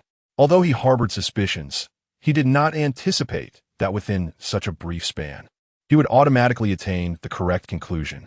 The extraordinary profession of Demon Hunter is self-explanatory, explicitly designed to combat aberrant demons. The advancement task requires the slaying of 3 such entities, leaving only 2 more to conquer. Moreover, the name of one particular demon piqued Suhan's interest, Hachishikazuma, a creature rooted in Japanese folklore on Earth. However, this demon differed slightly from the legendary figure. While both are characterized by their towering stature, the mythical Hachishikazuma is described as strikingly beautiful with flowing black hair. In stark contrast, the demon encountered earlier bore little resemblance to beauty, with a swollen head devoid of any hair. Perhaps it is merely a matter of shared nomenclature, Suhan surmised, as the current clues were insufficient to deduce any valuable information. At that moment, The revolver in his hand shimmered with a faint red light, and all traces of rust vanished, signifying its evolution was complete. Chapter 53. The transformation of the pistol into a canon aim. Demon Hunting Revolver 1-3. Type: Relic. Effect: no need for ammunition. Automatically reloads 1 bullet every 45 seconds. Maximum capacity increased to 8 bullets. Due to contamination with demon blood, the success rate of firing is elevated to 70, inflicting substantial damage on demons. Holding the trigger for an extended period enables a charged state, consuming more than 2 bullets, and upon release, fires a strengthened attack. This firearm absorbs the lingering resentment of demons, causing ordinary individuals to confront their innermost fears upon possession. Description: can you guess whether my gun fires bullets or cannonballs? The name had transformed into the Demon Hunting Revolver. Initially, Su-Han believed this revolver had successfully evolved, but it seemed it had only progressed 1/3 of the way, akin to a job transition task, requiring the hunting of 2 more demons. Nevertheless, the enhancements were considerable. The reloading time had decreased, the capacity increased, and a charged shot feature had been added. As Su-Han toyed with the revolver, a surge of excitement coursed through him, a longing to seek out another demon to test the weapon. He reopened the chat window with leaky, examining the image closely. After a few moments of anticipation, he glanced around, only to find no changes in his surroundings. The fog had not appeared, leaving him profoundly disappointed. He had hoped that the towering figure could be summoned indefinitely, or at least a couple more times. It appeared that the image could only be invoked once. And after scrutinizing it several more times without any alteration in his surroundings, he relinquished the notion. Li Fei's avatar remained illuminated, prompting Su-Han to send several messages. But they vanished into the void, unanswered. He decided to switch to the regional chat channel.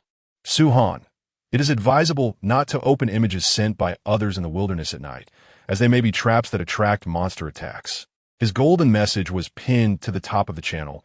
A reminder extended to fellow humans. Whether they heeded it or not was beyond his concern. Indeed, it was a trap, especially that image sent by the sweet girl, capable of annihilating countless descendants from 1,000 miles away. Truly a cruel fate. Where is the justice in this world? Where lies morality? Where's the image? Please send it privately. I wish to critique it thoroughly. You men are utterly foolish. Your lives hanging by a thread, and yet you still contemplate base desires. Enough of your bickering. A friend just sent me an image of a towering monster, and it is utterly revolting. Moreover, when I inquired, he did not respond. Has he been devoured by the monster? Ah, I saw that image too. I merely lost 2 points of sanity, but nothing else occurred. Are you blind? Su Dalao has cautioned against viewing such things in the wilderness at night. I suspect you were viewing it indoors. What business do you have going out at night? Engaging in wild battles, perhaps? I would prefer to remain at the workbench, diligently crafting items. Indeed, cattle and horses remain what they are, regardless of their location. It is uncertain how many heeded the warnings, yet from the chat content, it appears that many have fallen victim, particularly those who ventured out at night for hunting or resource gathering. These individuals possess commendable mental fortitude or innate talent. Otherwise, they would not dare to roam under the cover of darkness. However, it is often the brave who do not savor life first, but rather find themselves perished by it, with fortune playing a significant role in their fate. Had they refrained from viewing images outdoors, they might have escaped unscathed. Regrettably, the images they spoke of were of the 8-foot-tall figure. Otherwise, Su-Han had contemplated requesting those images for the purpose of luring strange demons.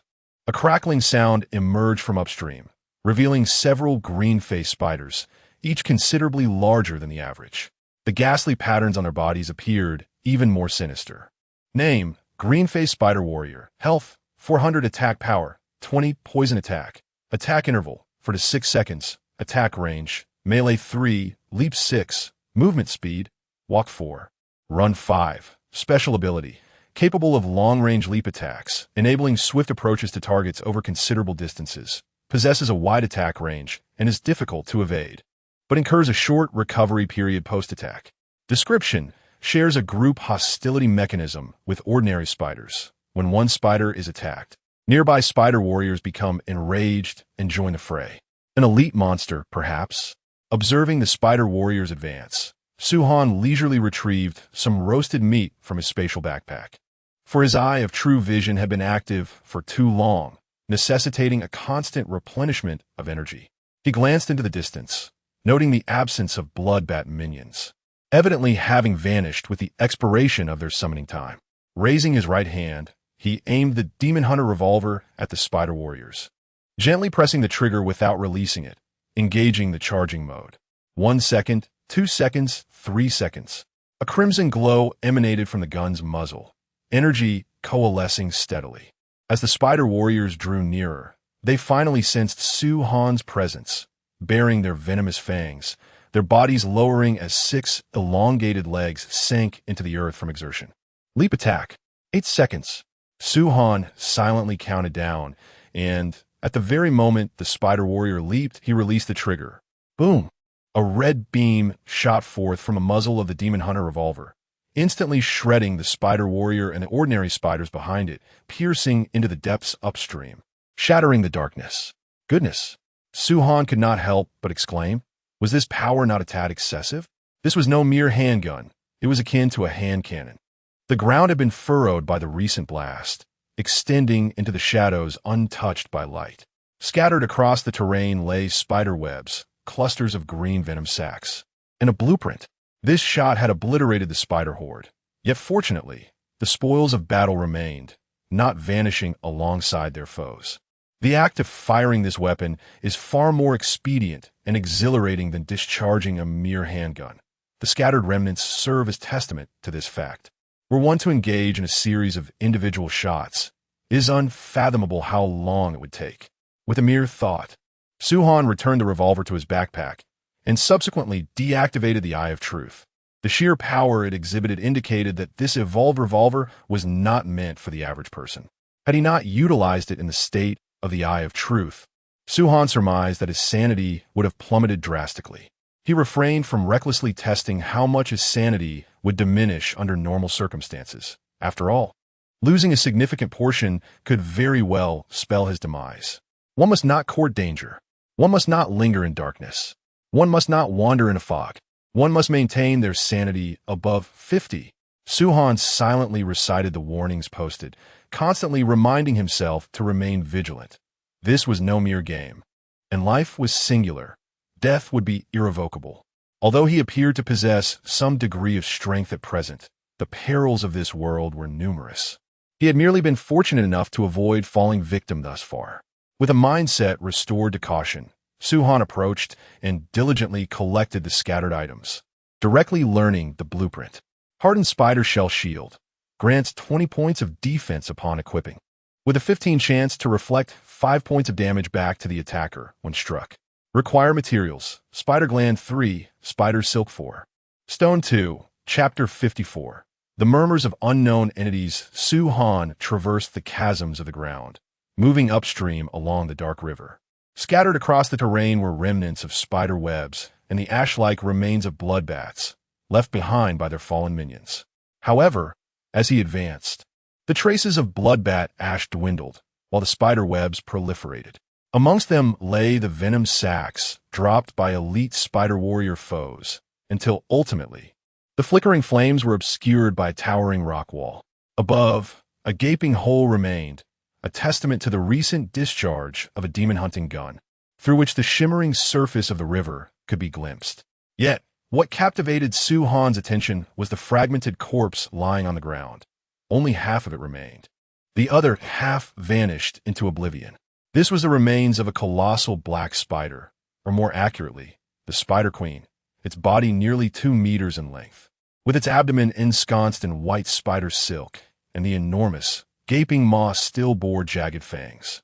Despite being merely half a carcass, it exuded an overwhelming aura, seemingly more potent than in its living form, though now it was reduced to mere remnants.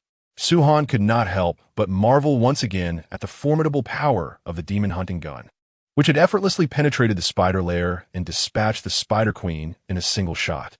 Undoubtedly, the demise of the Spider Queen must have been quite humiliating, having perished without even glimpsing her adversary. Who could blame anyone for suspecting foul play? Were Suhan in her position, he too would lodge a complaint. Unless he himself was the one wielding unearthly prowess. He could only muse that a moment of invincibility was exhilarating, but to maintain it indefinitely would be the true thrill. Decomposition successful. You have acquired Spider Silk Sac 10, Spider Web 20, Spider Hat 1, Spider Egg 1, Blueprint, Silk Launcher 1. This was undoubtedly a bountiful harvest, particularly with the last 3 items adding a delightful surprise to the evening spoils. Name, Spider Hat. Type, headgear, defense, 15 points, special effect, when worn. Ordinary small spiders will regard you as an ally, refraining from initiating attacks, and can assist in combat. Consuming 10 energy points allows the summoning of 5 to 10 ordinary spiders and 1 to 3 spider warriors to fight alongside you for 60 seconds, with a cooldown of 180 seconds. Description: don this, and you become the new Spider Mother. This hat, shaped like a spider, embodies the adage that the more peculiar the exterior, the more formidable the effect. Wearing the spider hat is akin to embodying a budget version of the Spider Queen. Not only does it prevent attacks from spiders, but it also enables one to summon spiders as allies. When paired with the spider egg, the combination proves to be truly exceptional. Name, Spider Egg. Category, biological structure. Effect, when placed on the ground, it generates a level 1 spider nest, which can evolve to levels 2 and 3 with the consumption of food or the passage of time. Generated creatures, capable of producing spiders and spider warriors. A level 3 nest has a chance of hatching into a spider queen at its final stage. Description: spiders will automatically attack nearby entities, unless you are adorned with the spider hat. This is akin to a formidable weapon, should the spider eggs be placed beside the nest of another creature. A relentless battle would ensue between the two, allowing him to opportunistically collect the spoils. However, Suhan also noted the unique effect of the spider hat, which rendered him immune to the attacks of ordinary spiders. Naturally, the arachnid warriors would not heed the commands of this false maternal figure. As for the possibility of the level 3 spider nest hatching into a spider queen, he was unconcerned. If necessary, he could simply eliminate it once more. Moreover, should he acquire a pet taming scroll, there was a chance he could claim the spider queen as his companion. This would grant him an aerial pet in the form of a queen bee, a terrestrial spider queen, and with the addition of an aquatic creature. He would possess the trifecta of land, sea, and sky companions, an exhilarating thought indeed. Additionally, there was one final item, the Blueprint Web Shooter. Web Shooter, capable of firing high intensity, adhesive silk, creating web ropes upon striking terrain, allowing players to climb or swing along the ropes. When hitting a creature, ensnares it in webs. Crafting materials: Spider Silk Sac 5, Gears 3, Living Wood 2, Spider Web 10. Upon witnessing the capabilities of the Web Shooter, an image of a figure clad in a spider suit swinging between the towering edifices of a city leapt to Suhan's mind. Strands of silk projecting from its wrists to form resilient and elastic ropes. Spiderman. Should he succeed in crafting this web shooter, he might emulate the famous hero. Although there were no skyscrapers here, the dense jungle offered many towering trees for web slinging. Regrettably, he lacked 2 materials, or he could have crafted it immediately to experiment. He wondered if the webs could adhere to the cave ceiling. Suhan glanced upward, where the cave's roof reflected a faint green glow in the firelight. Initially, he mistook this for the reflection of some rare mineral.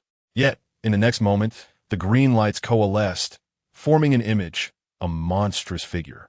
It was a spider creature with 8 grotesque, human-like legs, rendered with astonishing realism, its head adorned with 2 rows of eyes gleaming with a green luminance. Suhan felt an inexplicable allure in those eyes, as if they possessed a strange power that ensnared his gaze. You have observed the image of the aberrant creature 8-legged monster. Sanity -1. Sanity -1. His sanity continued to wane, yet Suhan found himself entranced, his eyes fixed upon the ceiling. Triggered the extraordinary class arachnid offspring transition condition. Upon sanity dropping below 50, transition will occur automatically. Another extraordinary class, though the name suggested it was far from conventional. There is a risk he might merge with a spider, transforming into a grotesque hybrid. If he were to become a humanoid like Spider-Man, it might be acceptable. But what if his upper body morphed into that of Spider while his lower half remained human? That would indeed sever his ties to humanity.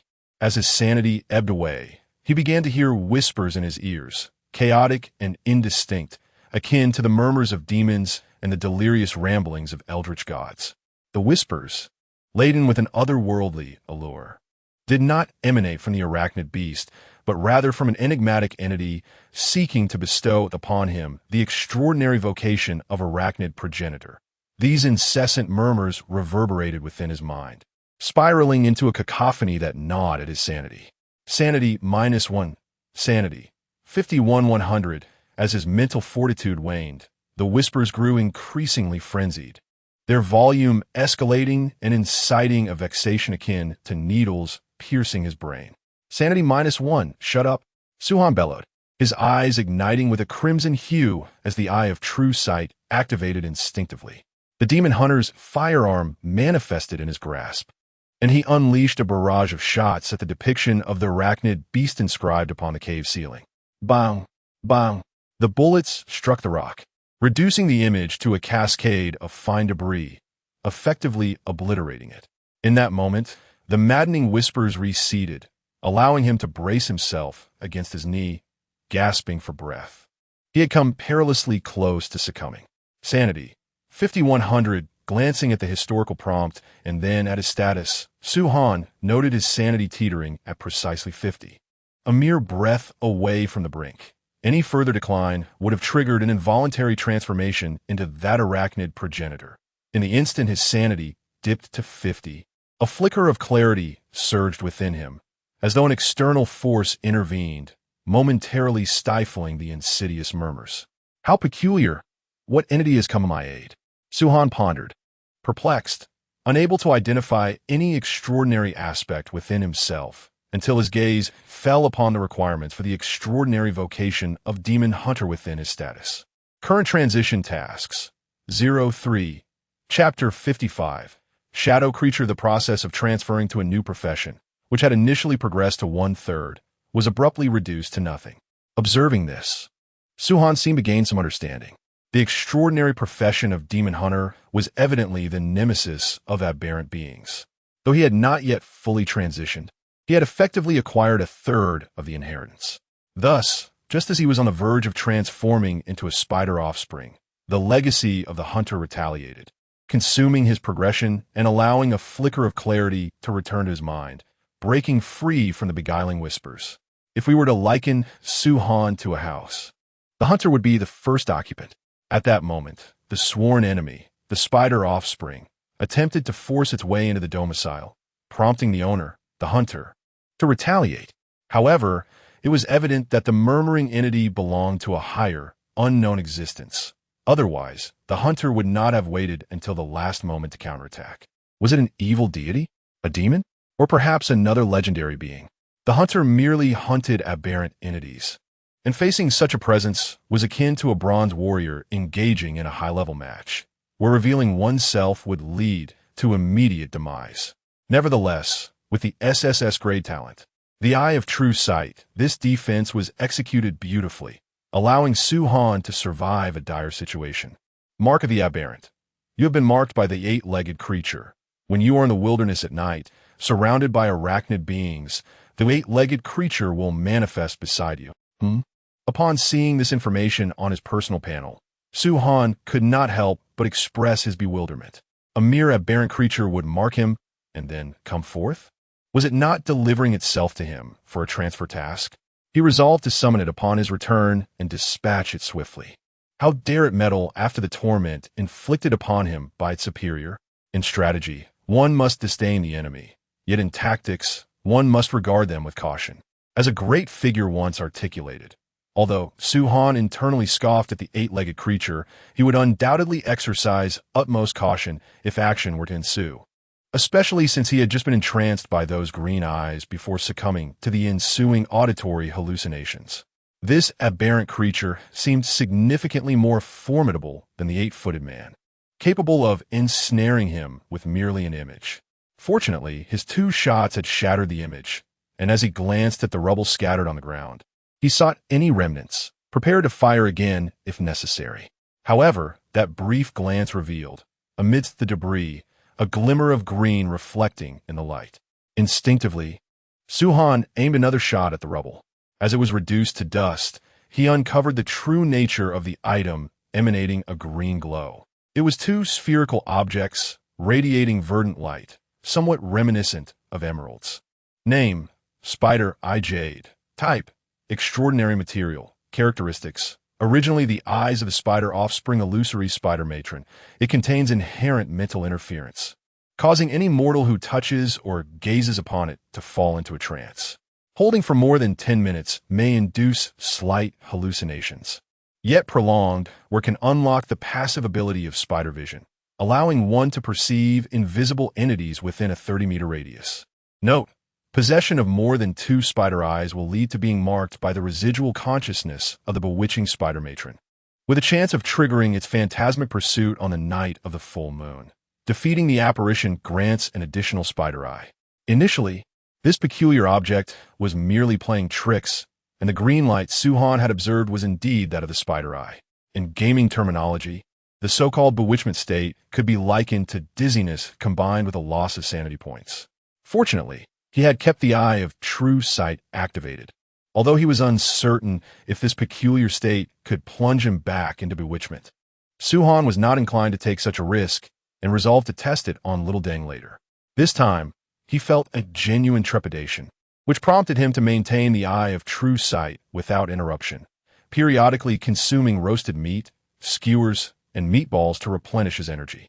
Suhan refrained from approaching the 2 spider eyes. The inscription warned that touching them could induce bewitchment. Given that his body was still that of a mortal, any rash contact could lead to unforeseen complications. He summoned the killer bees to securely grasp the 2 spider eyes, subsequently storing them in his spatial backpack. The bees and the spider eyes autonomously occupied separate slots within the space. You have been marked by the residual consciousness of the bewitching spider matron. Suhan merely cast a fleeting glance and paid it little mind, knowing that the phantasma pursuit would only activate on the night of the full moon. By then, he anticipated having transitioned into a demon hunter, rendering him unfazed by such threats. The bewitching spider matron was not the master of those murmured whispers. It was merely a progeny of arachnid nature, lacking the authority to bestow extraordinary abilities. To rephrase, the bewitching spider matron, akin to a mere worker, could not recruit followers without the directive of its superior. Suhan could still recall the chaotic murmurs. If pieced together, their content would convey: offer your soul, receive my gifts, become my offspring. Although the translation may seem somewhat pedestrian, the essence remains largely unaltered. After surveying his surroundings, Suhan resolved to return, feeling somewhat fatigued from the evening's myriad events. The blend of surprise and fright had indeed been rather taxing. As he passed the location previously occupied by the skeleton, he glanced toward the river's surface, where the treasure marker lay. From the river, it appeared merely half a meter from the mist. However, he had no intention of descending at that moment, planning instead to summon Little Dang in the daylight to explore. A sound reminiscent of wind mingled with laughter reached his ears, prompting Suhan to halt in vigilance, suspecting yet another ambush. Nothing appeared amiss in the vicinity, yet the sound continued to echo in his ears. Was it an auditory hallucination? Suhan murmured, suspecting the whispers had returned. After a brief interval, the sounds persisted unchanged. Not feeling any harm from these noises, he decided against further investigation and hastened his return. Quickening his pace, he soon exited the bat cave. As Suhan traversed the path homeward, he discerned the emergence of peculiar black shadows within his field of vision, animated and misshapen. However, he could not perceive any death lines entwined around these apparitions. It is noteworthy that he had activated the Eye of True Sight, which typically revealed the death lines intricately woven around all entities. Yet, these shadows, which had suddenly manifested, bore none. Were they inherently lifeless? No. Inanimate objects also possessed death lines. Perhaps these shadows existed in a divergent spatial realm. As Suhan quickened his pace, his mind pondered the significance of the recent auditory hallucinations, now compounded by visual distortions, leaving him to speculate on further changes to come. The crux of the matter lay in the origin of these phenomena. The shadows provided no discernible information, akin to genuine shadows. Yet, an unsettling impression lingered that they might materialize at any moment, as if obstructed by an unseen force. Could this be attributed to his rationality plummeting to a mere 50 points? He recalled a notice advising against allowing one's sanity to dip below that threshold. What, he wondered, would transpire under normal circumstances if one's rationality fell below 50? He gazed at the shadows meandering amidst the flickering flames. Undoubtedly, should his rationality descend below 50, these figures would transform into authentic monstrosities, lunging forth. Much like the pioneer who, shortly after extinguishing the campfire on the first morning, had warned of monsters, these shadows must be the very entities he had spoken of. Should he return and instruct Xiao Deng to lower his rationality to below 50, thereby enticing these monsters into the open? Perhaps he could test whether he might vanquish a few. Su Han contemplated this strategy with a dispassionate clarity, focusing solely on the most prudent course of action, even if it did impose a slight burden on Xiao Deng. Chapter 56. Uncle Su Han, are you going to die? The wooden cabin, illuminated by the campfire, exuded a sense of tranquility, complemented by the sight of two adults busily engaged in activities in the spacious yard alongside a little girl at play. All these elements allowed Su Han's tense heart to finally relax. Upon entering the yard, Su Han closed his eye of true sight, only to find his body suddenly weaken, causing him to collapse onto the ground. The overwhelming fatigue and the sharp pangs in his head made Su Han frown. The prolonged activation of the eye of true sight had proven to be exceedingly taxing. The suffocating stillness of perceiving the death lines of all things placed immense pressure on both his mind and body. His current physique was not yet capable of fully bearing the burden of the SSS-level talent, the eye of true sight, which, when awakened, rivaled that of the extraordinary. Sustained use was akin to a low-tier vehicle attempting to run at high speeds. The engine would inevitably falter after a short duration. Su Han found himself in a similar predicament. While he had not yet reached a catastrophic state, he was certainly experiencing adverse effects. Captain, Brother Su, Uncle Su Han, the three individuals in the yard exclaimed in surprise. Initially delighted by Su Han's return, they were taken aback when he suddenly slumped to the ground. Fearing he had encountered danger outside and sustained severe injuries, they abandoned their tasks and rushed over.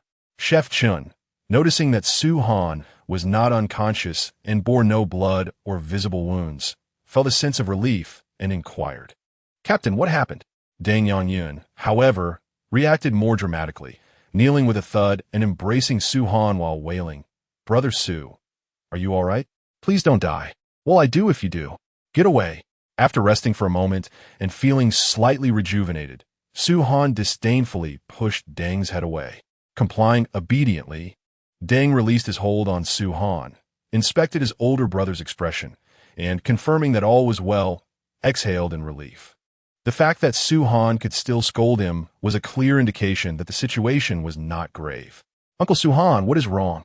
The slowest of the trio, Henin, flung herself onto Su Han's chest, her small head pressed tightly against him, her voice trembling with concern.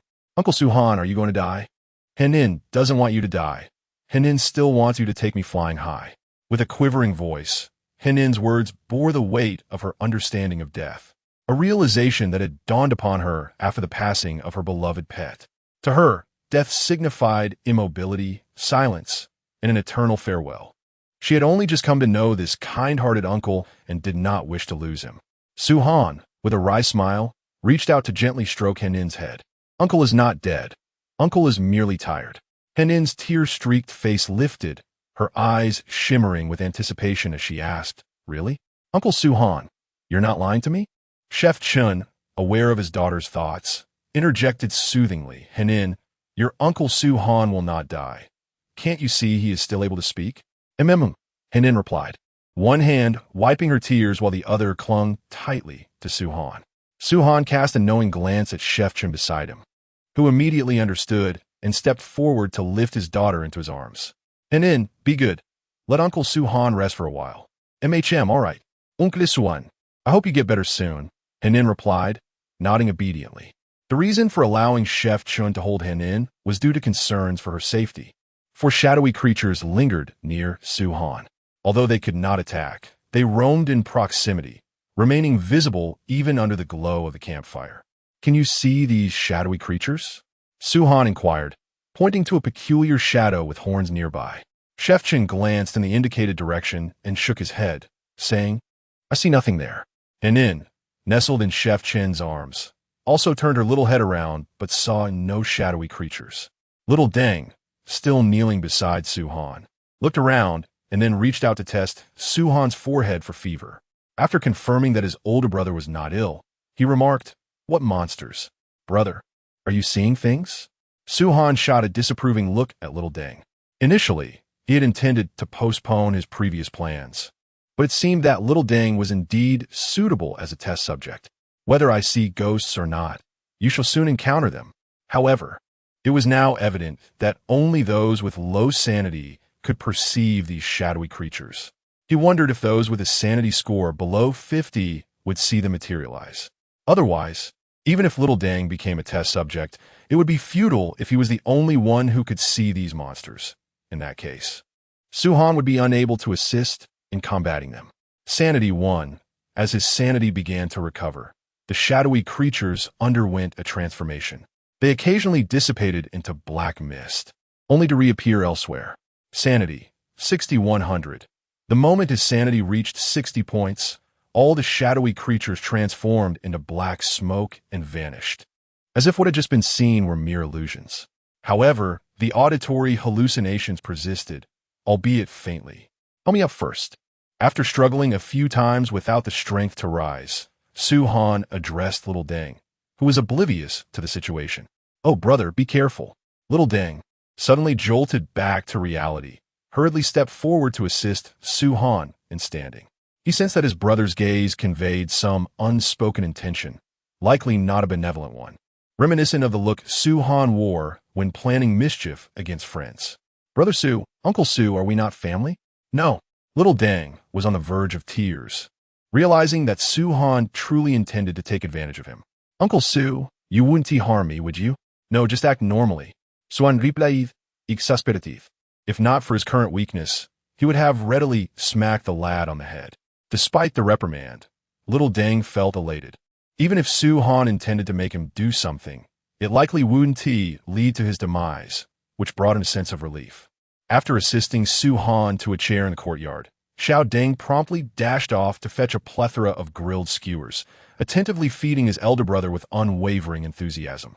As the delectable morsels filled his stomach, Su Han felt a resurgence of vitality. Alas, the absence of beer rendered the experience somewhat less gratifying. Since returning to this place, his rationality had been steadily rejuvenating, and upon reaching a level of 70, the bothersome auditory hallucinations finally vanished without a trace. Inviting Chef Chun and the others to gather around, Su Han gradually recounted the events of the evening, particularly emphasizing the crucial point that the images of the otherworldly demons could provoke attacks. Even the composed Chef Chun could not suppress a gasp of astonishment. He had initially believed the challenges in this world were limited to the scarcity of food and shelter, only to discover the existence of such monstrous entities. Had he encountered one, it would have undoubtedly spelled doom for him. In his moments of ennui, he often browsed the chat channels, occasionally clicking on the images above. Fortunately, he typically remained indoors, thus narrowly escaping calamity. "Wow, there are indeed some impertinent individuals seeking to harm me. I shall blacklist them at once," Xiao Deng thought. Recalling that he too had seen the images of the otherworldly demons earlier that evening while crafting items at his workstation, which had merely cost him a couple of points in rationality. However, upon hearing his elder brother's words, he was suddenly struck with trepidation. "Stop swearing in front of Hanin," Su Han chided, delivering a light smack to his head. "Do not blacklist that person. Next time he shares an image, forward it to me." He was lamenting his lack of opportunities to hunt otherworldly demons for a class change. "Oh, elder brother, you must remember my kindness." Xiao Deng attempted to elevate his standing in Su Han's eyes. Chapter 57. Raising the plump pig. Su Han, disinterested in the chatter of the young man, continued to elaborate on the extraordinary matters at hand, specifically his own triggering of an extraordinary profession. I was just waiting for the captain to return so I could share this with you, Chef Chin suddenly interjected. After I crafted the A-grade dish, royal jelly cake, the system notified me that I had activated the quest to transition into an extraordinary chef, requiring me to create 3 different A-grade dishes. Little Deng, nearby, muttered quietly, "Isn't an extraordinary chef still just a chef? Brother Chun, have you reached a stat of 10 points? Swaning Kwayev." Chef Chin nodded with a smile. "Both my strength and constitution have hit 10 points, all thanks to the captain. If you hadn't provided such an abundance of premium ingredients, my attributes wouldn't have increased so swiftly. Have you maxed out your strength?" Suhan pondered. It does seem quite reasonable for a chef. Cooking certainly requires considerable strength and good constitution. Otherwise, one couldn't even lift a frying pan. Listening to the 2 older brothers discuss their full attributes, Little Deng glanced at his personal panel and nearly wept with despair, realizing the stark contrast. His highest attribute was merely 7 points, while they had both achieved double maximums. However, upon hearing about extraordinary professions, he felt a flicker of hope. "Brother, what do you think my future extraordinary profession will be? A super lumberjack? Perhaps it could be a bald-headed strongman," Suhan teased, casting a glance at his distinctive yellow hair. "Do I need to shave my head to trigger an extraordinary profession?" Little Deng touched his iconic yellow locks, which he had spent a considerable sum to style, feeling reluctant to part with them. "I was just joking," Suhan quickly reassured him, noting his inclination toward shaving his head. He had grown accustomed to the yellow hair. A change in hairstyle might prove unsettling. Besides, there were no salons around. One couldn't very well use an axe for a haircut, lest they inadvertently remove their entire head. "Step back a bit. I need to upgrade the wooden house." With the preliminary discussions concluded, it was time to attend to the task at hand. The wild boar hides procured from Li Yifei had completed the necessary materials for the upgrade. Truthfully, Suhan found himself reminiscing about Li Yifei. Upon reflection, the benefits she had conferred upon him were substantial. Not only were there several barrels of pig's blood, but also the blueprints for livestock shelters, wild boars, and the hides she provided, along with a peculiar demon she had brought him. Had he not previously vanquished the 8-footed giant and triggered the hunter's class transition, he would have been ensnared by the spider's allure upon reaching the spider's nest, bereft of the hunter's timely salvation. In such a case, he would have been doomed to transform into a progeny of the arachnid. It would have been a mercy to die outright. Becoming one of those abominable creatures that were neither human nor ghost would have been a true torment. Upgrade. As Suhan issued the command, the wooden house was enveloped in a radiant white light, a manifestation of its impending enhancement. He also constructed the previously planned expansion, a bedroom. Bedroom, a private sleeping space, offering a 20 enhancement to sleep quality. Requirements: wooden planks 40, ropes 15, animal hides 10, with an additional occupant anticipated in the future. It was only prudent to prepare the bedroom. Certainly, he occupied the bedroom, while Xiao Deng made do with a makeshift bed in the hall. The house was undergoing renovations, and it seemed that a considerable amount of time would be required to complete the work. Suhan, however, did not remain idle. He retrieved the blueprint for the livestock shed and commenced construction. In an instant, a rudimentary shelter encircled by wooden fencing materialized. Name: livestock shed. Type: agricultural building. Function: capable of accommodating 4 to 6 medium to small-sized livestock, facilitating their growth. Provides basic protection for the animals within, reducing growth stagnation due to adverse environmental conditions. Modification Option 1. Installation of feed trough. Requirements: pottery shards 6, metal fragments 3, wood 10. Effect: installation of an automatic feed trough that consumes a small quantity of food daily to nourish the livestock, enhancing their growth rate by an additional 25 and improving the quality of resources produced by 10. Modification Option 2. Reinforcement of fencing. Requirements: wooden planks 8, iron nails 5, ropes 5. Effect: fortification of the livestock shed's fencing, increasing its durability to 800, effectively resisting attacks from medium-sized monsters and reducing the likelihood of livestock fleeing in fright. After swiftly reinforcing the fencing, Suhan opened his spatial backpack and placed a wild boar into the shed. A black-haired wild boar appeared, immediately darting about in a panic. However, in the next moment, its fur began to shorten and turn white, while its tusks diminished.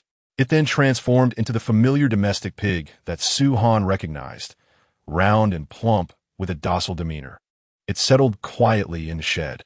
Name: domestic pig. Type: domestic livestock. Transformation conditions: upon introducing the wild boar into the shed, it gradually sheds its wild nature and transforms into a domestic pig.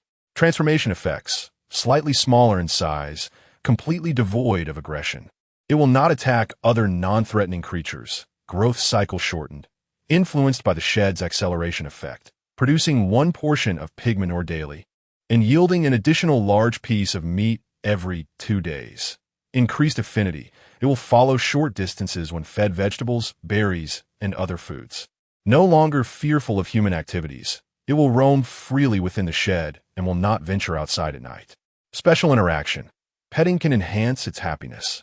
When its happiness reaches maximum, the probability of producing large meat increases to 30. Wow, big pig. Uncle Su-han is truly amazing for turning this wild boar into a pig. Han exclaimed, clapping her hands in wonder at the magical scene before her. Su-han smiled and said, "How about you take care of this pig from now on?" "Sure, I'll feed it. I promise to make the pig big and white." Han replied enthusiastically. Su-han glanced at the vegetable garden, noting that the mature vegetables had already been harvested. Chef Chun, standing nearby, immediately understood and retrieved some leftover cabbage from his backpack, offering it to his daughter. "Take this to feed it." Han accepted the cabbage, beaming with delight. "Thank you, Daddy." She then turned to Su-han, saying, "Thank you, Uncle Su-han." After expressing her gratitude, she leaned through the gap in the wooden fence and called out, "Piggy, come eat." Upon catching a whiff of food, the plump pig immediately rolled over and, after spinning around once, spotted a leaf of cabbage. It swiftly trotted over, seizing the cabbage with its mouth. Once Han released her grip, the pig devoured the cabbage leaf in a mere 2 bites, and then fixed its small, inquisitive eyes on Han. "Hey, little pig, do you want more?" Han asked, tearing off another piece of cabbage and offering it to the pig. The little girl continued to feed it piece by piece, engaging in a playful monologue with the pig, giggling all the while. "Oh dear, the cabbage is all gone. Today, you can only have 1 leaf. I'll come back tomorrow to feed you, okay?" After handing over the last piece of cabbage, Han clapped her hands and stood up. However, the pig seemed reluctant to part ways, gently nudging the fence with its head. Hrumph. Han met the pig's gaze, seemingly understanding its unspoken wish. "Uncle Suin, the pig wants to come out to play." "Dabai? That's just the pig. I named it Dabai," Han pointed out. It appeared that the information had indeed indicated that feeding vegetables would foster a bond and encourage following behavior. Suin then opened the pen gate. Hrumph. Dabai approached Han and lowered its body. Hee. Han quickly climbed onto Dabai's back, securing her position. "All right, Dabai, let's go." She mimicked the warriors from the television who charged on horseback, and Dabai, ever cooperative, stood up and began to trot, taking small steps forward. Chapter 58. Transforming the Octopus Monster into a Laborer Thus, Baida carried Han upon his back, darting around the courtyard under her directions, her melodious laughter resonating throughout. The entire yard was aglow with the flickering light of the bonfire, bordered by a fence of bloodvine wood, which kept smaller creatures at bay. Additionally, Han's presence attracted numerous small birds, and any pesky mosquitoes that dared to appear swiftly met their demise in the beaks of those birds. Hence, the adults felt at ease, allowing her to play freely. Su-han turned to Chef Chun and inquired, "Brother Chun, can you prepare a dish that enhances rationality?" Chef Chun examined his stock of ingredients, pondered for a moment, and replied, "Unfortunately, no. I lack the primary materials. Let me check if anyone is selling the requisite ingredients in the trading channel." In the next instant, Chef Chin's eyes lit up, exclaiming, to my surprise, "There is indeed someone selling such ingredients." A few eyeball-shaped items materialized in Chef Chin's hands, each surrounded by several tendrils. Sailor's eyeball. Ingredient, a life form of algae. Can be consumed directly to restore a small amount of rationality. Not recommended for those with unstable mental states, as it may backfire. What a wondrous world it is, to discover a life form resembling an eyeball. Suhan curiously asked, "Who is selling this?" Gujun, the leader of the Fishing Enthusiast Guild. Oh, Suhan recalled this individual, whose talent was classified as B-grade, an adept fisherman who never returned empty-handed. It was not surprising that he could catch such peculiar items as the sailor's eyeball. "I shall proceed to prepare the food," Chef Chen announced before heading towards the cooking pot. Before long, Chef Chen returned with the finished dish, presenting it to Suhan. Honey-glazed eyeball jelly, food, made by simmering and solidifying sailor's eyeballs with honey. Consumption effects: restores rationality 20, health 5. When in a stable mental state, grants an additional 10 minutes of tranquility buff, during which rationality gradually recovers. No additional effect when in a depressed mental state. The sailor's eyeball was enveloped in a layer of honey, its texture akin to that of jelly. Suhan tossed one into his mouth. Its taste was reminiscent of jelly, enhanced by the sweetness of honey, and it proved remarkably effective, restoring his rationality to its peak. "Stay here. I shall venture forth to slay an aberrant creature." After stowing the remaining items in his spatial backpack, Suhan retrieved his lantern and stepped outside. "Captain, take care. Big brother, be cautious and do not perish." Neither Chef Chun nor Little Deng said much more, merely uttering their respective words of caution. Little Deng's remark compelled Suhan to glance back at him, affirming that this fellow should indeed serve as a test subject. Upon entering the forest, Suhan paused to survey his surroundings. The nearby trees had all been felled by him, rendering the area quite open, suitable for serving as a grave for the aberrant creature. He intended to summon the octopus monster, which would appear provided it met 3 criteria: night, wilderness, and spiders, all of which Suhan was perfectly equipped to fulfill at this moment. Upon planting spider eggs, one can establish a spider nest that yields spiders. However, Suhan harbored no intention of employing this method. The eggs must be sown near the nests of other creatures for him to reap the benefits. He possessed another method of summoning spiders. Donning the spider cap enabled him to call forth these arachnids. In the blink of an eye, 5 ordinary spiders and 1 spider warrior manifested beside him. With the Eye of True Sight activated, all 3 conditions for summoning the octopod were met. Suhan had anticipated the creature would appear in a manner akin to the towering 8-foot figure, remaining vigilant of his surroundings. Yet there was no misty haze. Instead, an ordinary spider began to contort, accompanied by the unsettling sounds of cracking and restructuring bones. The demon hunter's gun materialized in his grasp, aimed at the transforming spider, which continued to swell and expand, its legs elongating and reshaping into human-like appendages. Realizing that the octopod was descending, Suhan prepared to pull the trigger, anticipating a powerful strike to obliterate it the moment it revealed itself. However, a sudden realization struck him. He could seemingly control the ordinary spider undergoing transformation. It was, after all, a creature he had summoned, and thus subject to his will. Yet, he was astonished that, even in the midst of its mutation, it remained under his influence. The situation had taken an intriguing turn.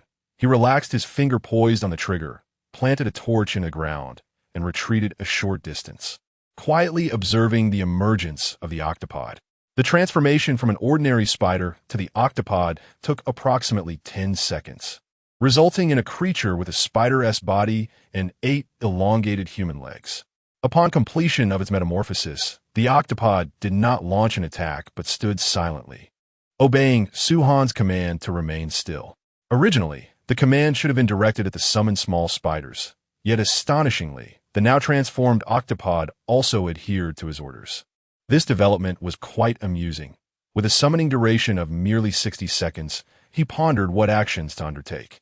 A glance around revealed that aside from venomous snakes, no other creatures inhabited the vicinity, rendering it impossible to test the octopod's offensive capabilities.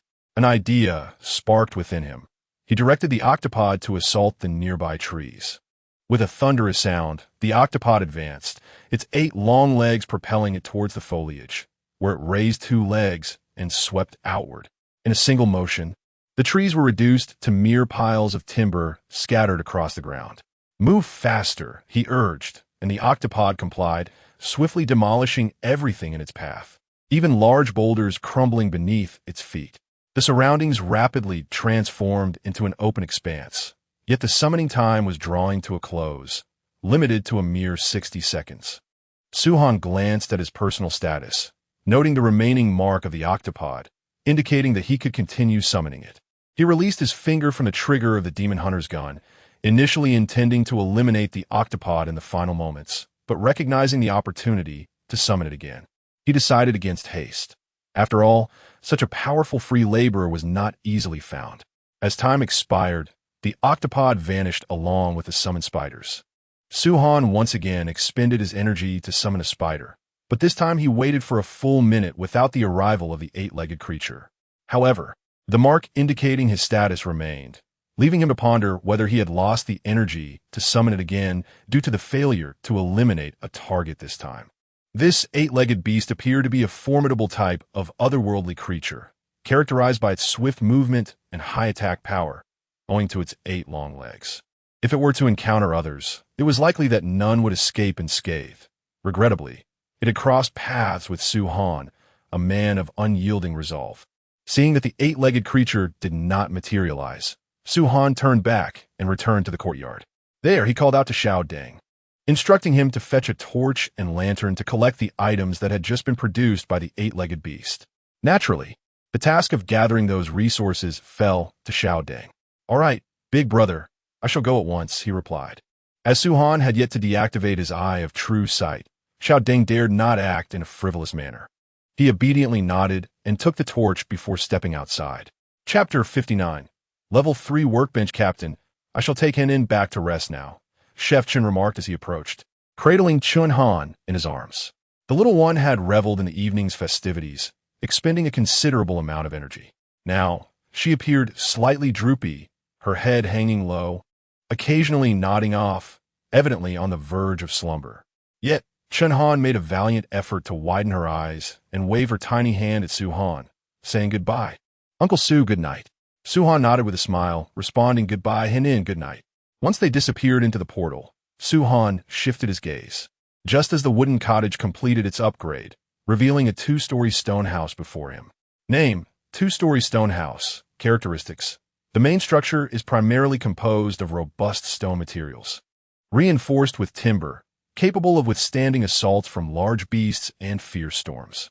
Fire resistance is significantly enhanced, and the decay rate in damp environments is reduced by 70. The interior space is expanded by 50 compared to the 2-story wooden house, supporting more complex functional divisions and the arrangement of superior furnishings. Drawbacks. Overall weight is increased, making construction on soft soil unfeasible. Repairs require specialized tools, and the acquisition of materials is more challenging than that of wooden houses. The interior can become stifling in summer, necessitating additional ventilation facilities for adjustment. Upgrade direction. Villa requirements. Granite 180, hardwood 100, vine fiber 60, volcanic rock 50. Exceptional architecture 1. Modification direction 1. Temperature control improvement. Requirements. Clay 40, bamboo tubes 15, animal hides 25. Mist creature crystal core 1. Effect. Regulates indoor temperature through underground air ducts and insulation layers, cooling in summer and retaining warmth in winter, mitigating the effects of extreme temperatures on inhabitants. Modification direction 2. Magical defense. Requirements. Runestones 8, silver sand 30, obsidian fragments 20. Holy spring water 5. Effect. Engraves defensive runes on the stone walls, inflicting an additional 15 damage on supernatural foes such as phantoms and shadow creatures, while diminishing their attack efficacy. Optional expansion buildings.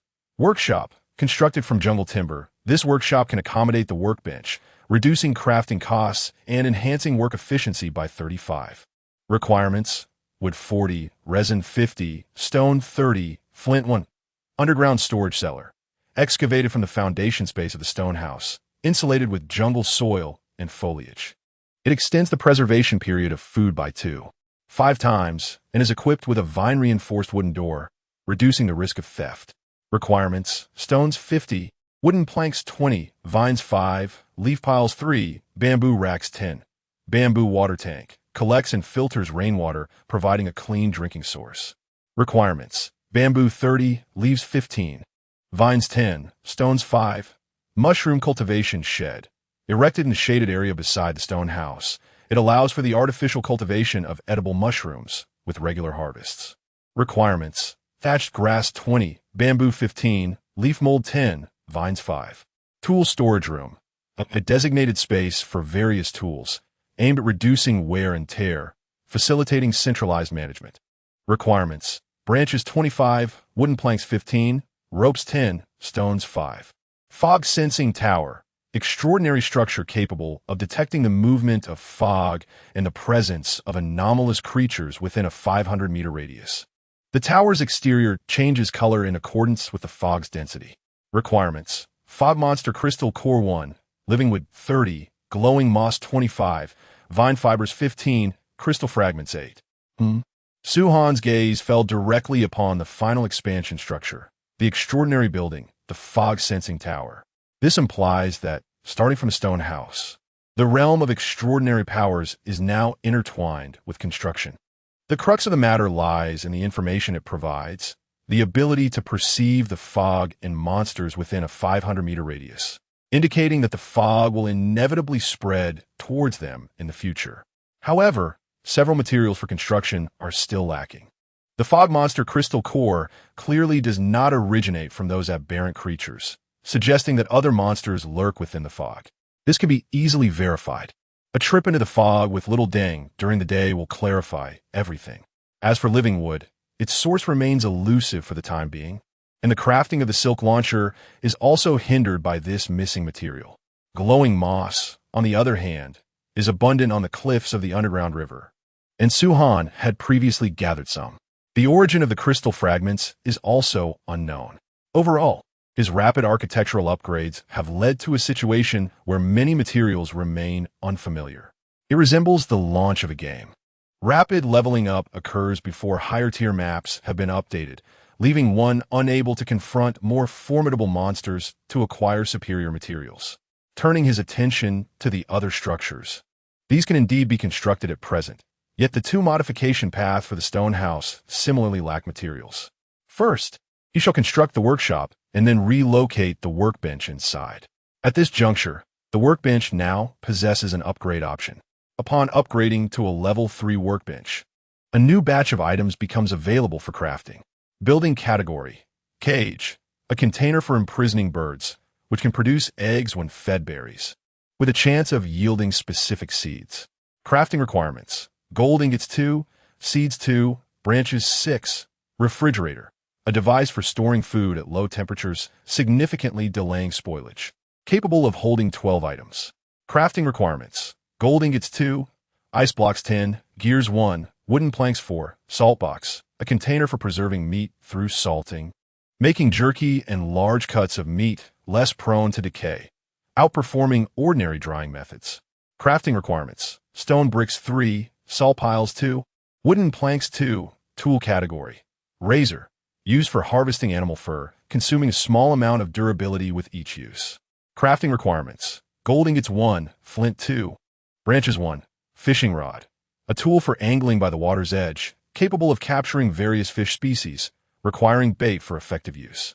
Crafting requirements: blowgun, a ranged tool for launching arrows, utilizing reed arrows to inflict additional damage, ideal for ambushes.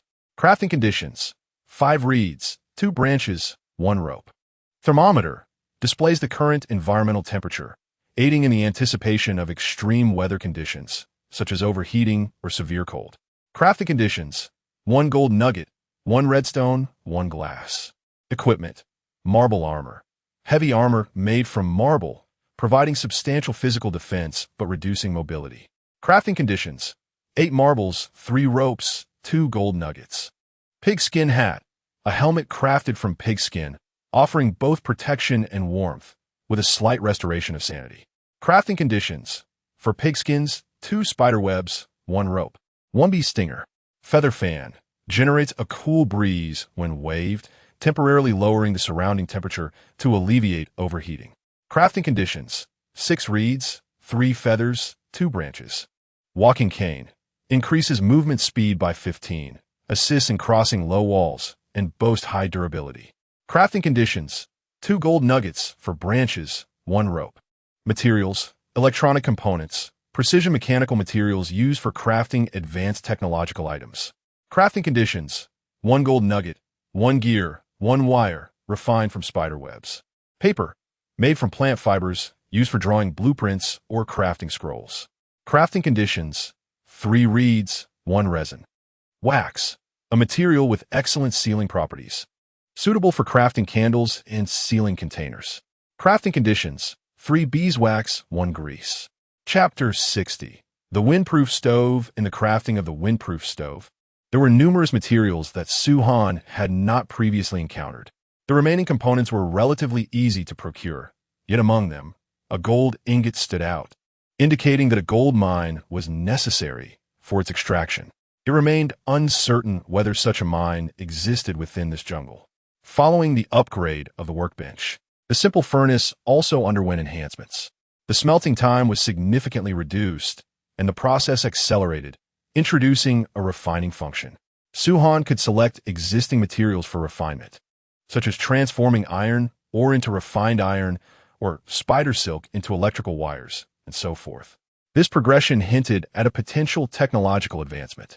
Su-Han murmured to himself, pondering the existence of alternative paths, such as the magical defense present in the stone house renovation, which likely represented a magical route. However, the items required for such advancements were exceedingly rare and not readily obtainable in the short term. Nevertheless, the convenience of technology was undeniable. Su-Han found himself nostalgically reminiscing about the days of utilizing electrical devices. If only he could possess a mobile phone or a computer to indulge in some entertainment. With a sigh, Su-Han settled beside the stone campfire, his mind navigating the ethereal interface of the campfire. As he selected the upgrade option for the windproof stove, a list of required materials materialized on the right side of the interface: 20 stones, 10 pieces of wood, 8 clays, and 5 ropes. Fortunately, his inventory held just the right amount. Taking a deep breath, he pressed the confirmation button, and in that instant, the quantities of materials beside the backpack icon diminished accordingly. In the next moment, the materials that had been quietly resting within his inventory transformed into countless motes of light, swirling forth from the void to coalesce around the campfire in a radiant flow. The white light, centered around the campfire, suddenly expanded, enveloping the surrounding area within a half-meter radius. Su-Han squinted, catching a glimpse of the stones stacking themselves automatically, rising to form a circular furnace wall atop the existing campfire structure. The wood was split into orderly supports by an unseen force embedded within the stone walls. Clay flowed to fill the gaps between the stones, while the ropes morphed into 3 inclined ventilation ducts, seamlessly merging with the furnace wall. This entire transformation transpired within a mere 10 seconds, as the white light receded like a tide, revealing a completely altered stone campfire. The sharply defined windproof stove stood tall, with the clay between the stones exhibiting a light gray hue from drying. The ventilation ducts tilted slightly against the wind, and the ashes in the center of the furnace still retained the warmth from the upgrade process. Rising to his feet, Su-Han brushed off his trousers and tossed a few wooden sticks into the furnace. As he struck the flint, flames erupted vigorously, securely contained by the furnace walls. And even the smoke emanating from the furnace mouth flowed neatly along the ventilation ducts, undisturbed by the evening breeze that swept past outside. Name: Windproof Stove. Features: upgraded from the stone campfire. The furnace employs a seal design that significantly enhances wind resistance, capable of withstanding winds up to level 6. The efficiency of flame combustion is increased by 30, while fuel consumption is reduced by 20, further enhancing burning stability in adverse weather conditions. Functions: cooking efficiency improved, heating range expanded, illumination range increased, and furnace durability enhanced. Features: flame, space, wind resistance, upgrade direction, lava furnace. Requirements: stone 30, iron or 15, sulfur 8, fireproof bricks 10. Wind-resistant furnace 1. Effect: significantly increases internal temperature, suitable for smelting metal ores while retaining all functions of the wind-resistant furnace. Additionally, emits a high-temperature aura during combustion. inflicting persistent damage on nearby ice-type monsters. Modification Direction 1. Installation of smoke ducts. Requirements: copper pipes 5, clay 10, metal scraps 3. Effect: installation of directional smoke ducts that guide smoke towards a designated direction, preventing accumulation in living areas. The duct's end can accommodate a filter to mitigate smoke's impact on human health. Modification Direction 2. Fuel compartment expansion. Requirements: wood 15, iron sheet 6. Rope 4. Effect: expands the fuel compartment's capacity, increasing the amount of fuel that can be added by 50, reducing the frequency of fuel additions, and ensuring more complete combustion, yielding an additional 10 charcoal. Modification Direction 3. Flame defense enhancement. Requirements: sulfur 5, flame essence 2, stone 10. Effect: enhances the furnace's flame defense attributes, causing minor burn damage to nearby monsters, with a deterrent range extended to 5 meters and a 10 chance to ignite attacking monsters. Glancing at the information panel of the wind-resistant furnace, Su-Han noted that none of the material requirements were met. "Brother, I'm back," came the familiar voice of Xiao Deng. Su-Han, lost in thought while observing the flickering flames within the furnace, turned upon hearing the voice, only to see Xiao Deng rushing in with a torch. "You finally returned," Su-Han remarked, rising to his feet and gesturing towards the nearby storage area. "Just in time. The warehouse needs an upgrade." Following his indication, Xiao Deng's gaze landed on a chest nestled in the corner of the stone house, a blue frame hovering above it, neatly displaying 30 transparent slots. Indeed, the warehouse was overflowing with ores and wood. "Wow, this warehouse is truly insufficient," Xiao Deng exclaimed as he approached, animatedly continuing. "I found quite a haul outside tonight, wood, stone, a bunch of berries, and vines. I was worried about where to store them, and this upgrade is perfectly timed. By the way, brother, what will happen when we upgrade the space warehouse? Will the slots increase in number?" "Almost forgot, brother. You're truly remarkable for gathering so many resources at once." Xiao Deng's expression was exaggerated, as he had been astounded upon seeing the scattered resources, unaware that it was the work of the 8-legged monsters, believing instead that his brother had employed some extraordinary ability. Su-Han said little, moving beside the space warehouse and tapping to open the void interface. Upon approaching the warehouse, the 30 slots were clearly displayed before him, each item within easily visible. Upon selecting the upgrade option, the moment of confirmation saw the pale blue glow of the spatial warehouse intensify dramatically, with the entire framework beginning to hum. Xiao Deng stared in astonishment. It seems like the compartments are increasing." The original 30 compartments began to extend horizontally and vertically, the lines outlined by the blue light continuously splitting and reconfiguring. In mere seconds, the framework of the spatial warehouse expanded several circles. Once the radiance subsided, the original 30 compartments had transformed into a total of 100, each compartment appearing to possess a greater capacity than before, appearing spacious and orderly. "My heavens, 100 compartments!" Xiao Deng exclaimed, leaning closer to scrutinize. "This is incredibly accommodating. I will never have to worry about where to store materials again. I could even sort the berries by type. How convenient! I think I just saw a compartment flashing. Could it possess some special function?" Su-Han rubbed his temples and replied, "Stop pondering and categorize the materials you have collected into the compartments. Place the ores in the first 10 compartments on the left, the plant fibers in the row on the right, and remember to put the clay and vines into the compartments marked with moisture-proof labels." "Understood," Xiao Deng replied, grabbing a piece of iron ore to place into a compartment. He continued, "Big brother, should we number these compartments? Otherwise, with so many compartments, it will be quite a hassle to find things later. I propose naming the first row on the left as the ore zone, the right as the plant zone, and leaving the center for tools. What do you think? Oh, I also found a few glowing mushrooms. Which compartment should I put them in? Should we reserve a separate compartment for special materials?"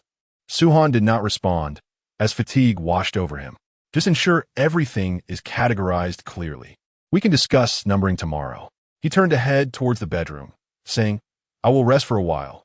Call me if anything comes up." "Got it.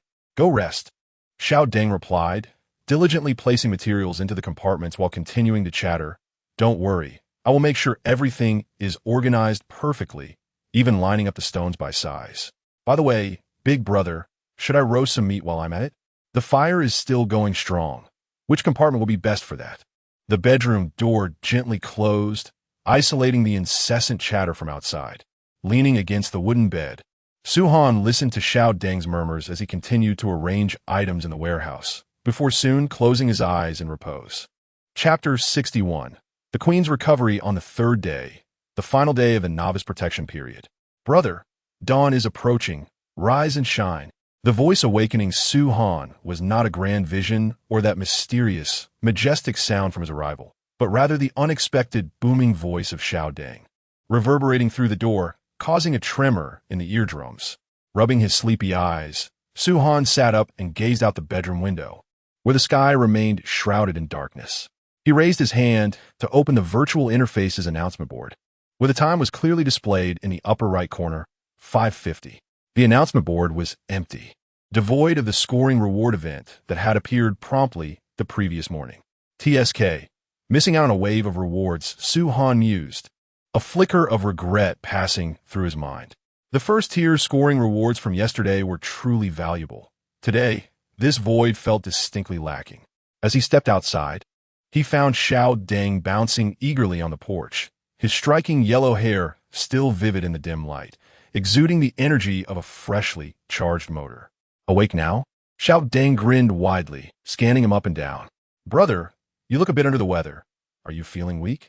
Su-han yawned long and did not engage in the banter, merely inquiring, why did you wake me up so early?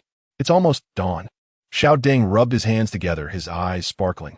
I was thinking, shouldn't we expand our team? Perhaps find a female member? Su-han raised an eyebrow, a hint of curiosity crossing his face. Xiao Deng, however, confidently clapped his hands together. We should find someone pretty. She could warm your bed at night and help gather berries and sew during the day. How wonderful would that be? He then sighed dramatically, alas. In this desolate place where not even birds dare to dwell. If it were the old days, I would have introduced you to a few lovely girls. A few? Su-han was genuinely surprised. Of course. Xiao Deng puffed out his chest, as if it were a matter of course. With a handsome brother like you, isn't it normal to have several girlfriends?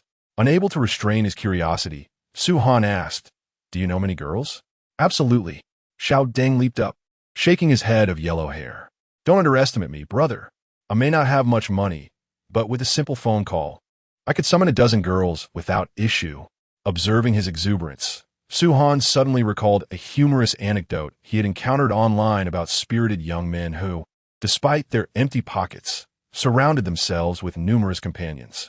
So, Xiao Deng leaned closer, his eyes gleaming with a strange light. Brother, would you consider joining our ranks of spirited young men? I can also bring in Chun-gu and Sister Han-in. You could dye your hair green.